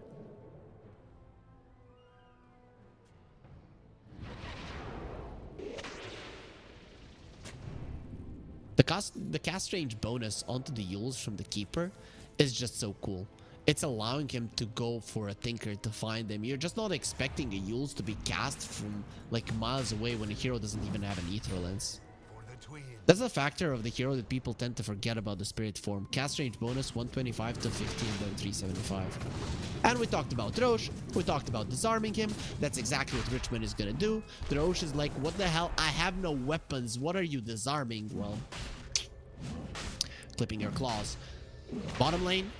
There is going to be an engagement on the bottom lane, so no fighting of the Roche. They're not bringing it down. They want to kill people. The Chain Frost, it is going to be bouncing around, but nobody cares. Doesn't do enough damage. They get the connection of the Yules onto Fleet, removing the Bulldoze, but still they have to run away from the Stinker. The defense matrix is there. No more uses to remove that one, and the Medusa just not in a spot to do so. They could have just taken the Aegis. They could have taken the Roche, but they didn't go for that one, and now you could say that Wildcard Gaming won that fight. It wasn't a clean one, but a core for a support, you'll take that any day. The problem is they can still finish the Roche, so Navi Jr. in the end are not going to be too mad about the outcome. So Tinker is level 18. That's a big one. Pango is being chased down. He's hiding in the trees, and Navi Jr., I don't know if they can get there in time to actually help him. Oh, Tinker without the mana again. The disarm onto Samson. He doesn't have to use his BKB, but the Glimmer Cape defending him. RCY running away. He has the Yules on him, but he has the BKB Nullifier gonna be used. He is gonna try to TP away and should be successful at doing that one. RCY does live, but Samson does not. He didn't have a TP. He didn't have a way to get out, and Pango having a Basher, he would never have allowed that to happen. So it's gonna be a core kill and the Roche. Tinker barely survives, so they avoid the disaster by the skin of their teeth, but it's still a Roche and your carry gone, and roughly a 10k goal lead for Navi Jr. So still they're in a good spot, but Wildcard Gaming, they're not giving up. RCY is still keeping himself and his team in this game. Sunlight gonna go for the Chain Frost. They're trying to kill the Pango. The Glimmer Cape is gonna be there. The Arena protecting him. There's the Rolling Thunder. He's not gonna die. He just turns around and goes in without the Seeker. There's no one that can stop him. Monster again. BKB TP out. This time around, it's not gonna be successful. They found him with the Spirit. They're gonna get the kill. This Wind Ranger, nowhere to run, nowhere to hide. And Richmond is gonna be taking a couple of those arrows to his face, but it's not gonna be enough to finish off the Pango. Continues on hating the redheads. Tinker, he wants an E-Blade. I like that. You need more damage. You need more ways to stop this Medusa from doing damage, because the Medusa is gonna start packing a punch. He doesn't have all that much damage, but with an MKB he will have. Richmond gets a kill. Can he blink out? The Glimmer Cape will protect him. Thirst is there though, but they found the Yules onto the Tinker. RCY, he has the haste. He does use that one, didn't use it before the Yules. Very nicely done from him. Pango is still seen by the Thirst. You see me, but there's nothing you can do about it. A moment of fame, you know. AY, Fence Matrix protects him from damage. He blinks away. And the Tinker, I want to say, lives. Blink away again. PMA. Oh, he had the Yules there. He had it. That could have been a dead Tinker right there, but he doesn't get the Yules off. Didn't know exactly where his enemy was. Because of that, the Tinker lives. Level 20 on the Medusa. 2 seconds Stone Gaze duration. That's a big one. Radiant's top tower is under attack. And he has an MKB. So no more misses for God the Juice. There's also a Solar Crest on the CM on top of his Glimmer Cape, and this CM, he's level 15, does have the 125 Frostbite cast range. That is that is something you're gonna have to be very wary of.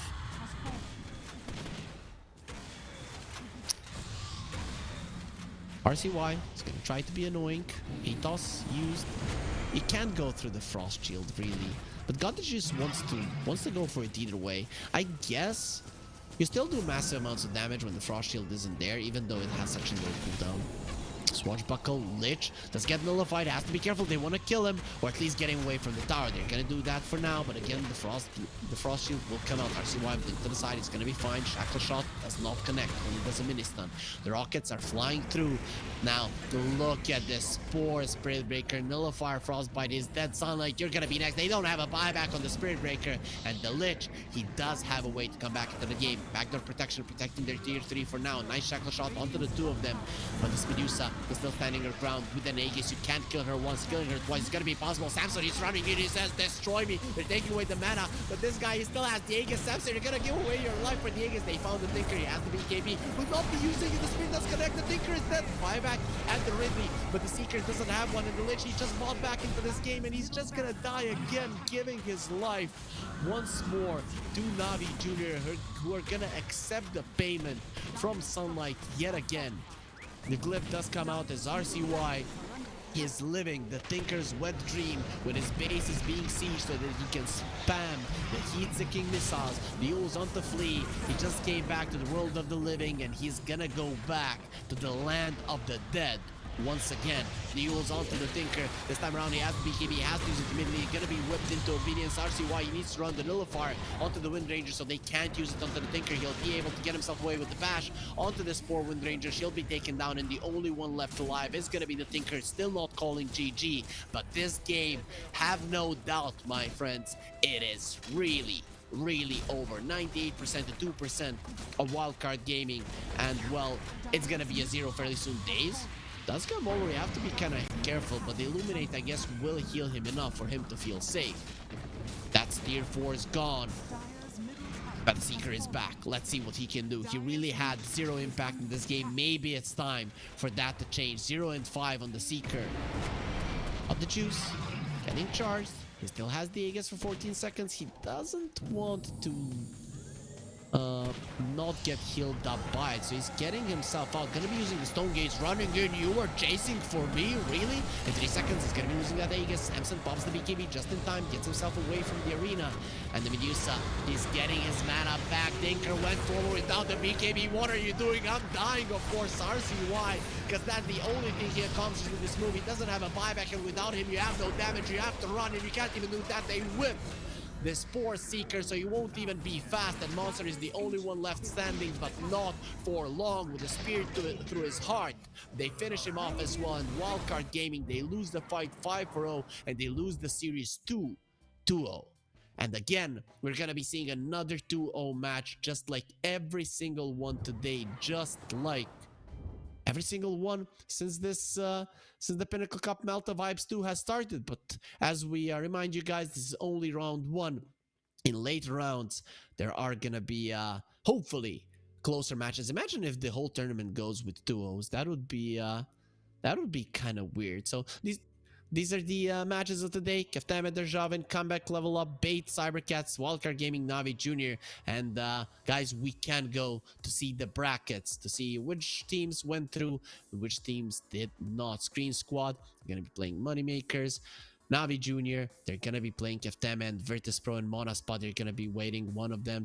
Let's look at the other part of the bracket as well, where the teams that played today are Comeback versus Level Up and Bait versus Cybercats. The winners of those series are going to be playing in the next round as well.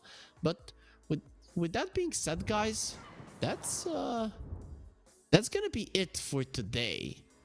But do not despair, because guess what, guys? We're gonna have another 4 best of 3s tomorrow and in multiple days to come. And once round 2, round 3 starts, it's gonna be getting even more interesting. And at some point in this tournament, we're gonna have duo casters as well to give you even more Dota action here at the Pinnacle Cup Malta Vibes number 2. Again, we are sad, and I guess you're sad as well, that we didn't get a 3-game series today, but tomorrow might be our lucky day. So be sure to be here at 10 CEST like every day from now on to watch even more great Dota here at the Pinnacle Cup Malta Vibes 2.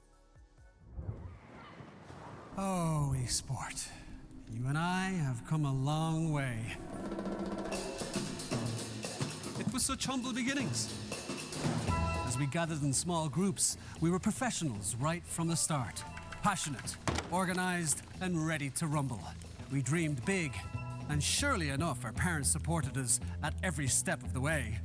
Didn't they? Fired up by all this love, it wasn't long until we caught the scent of competition. To be honest with you, it wasn't always that easy.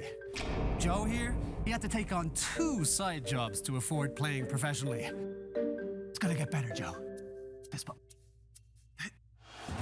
Some of you dared to not even call this a sport. And look where we are today.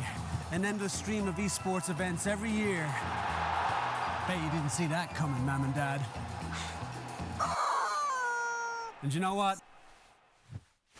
We have been with you every single step of the way.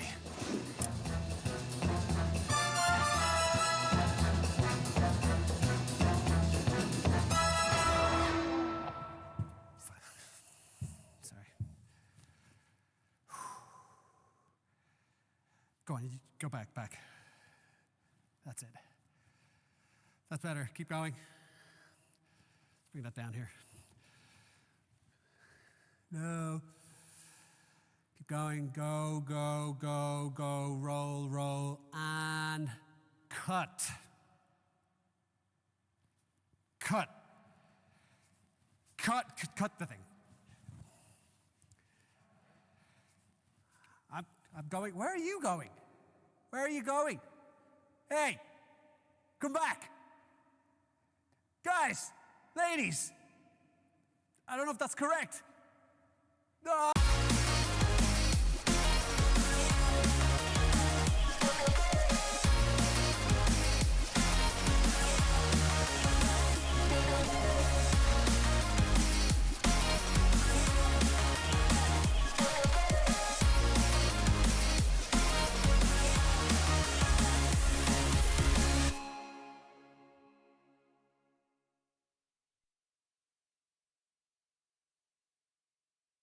Dream of working with people you watch on screen.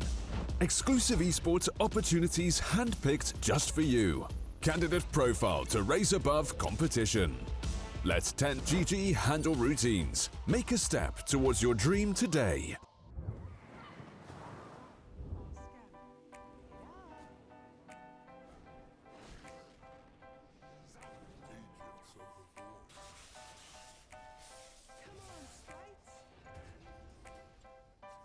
Seagulls flying overhead, towers down in the sand, little crabs walking over our ledge, and we were together just like lovers should have been.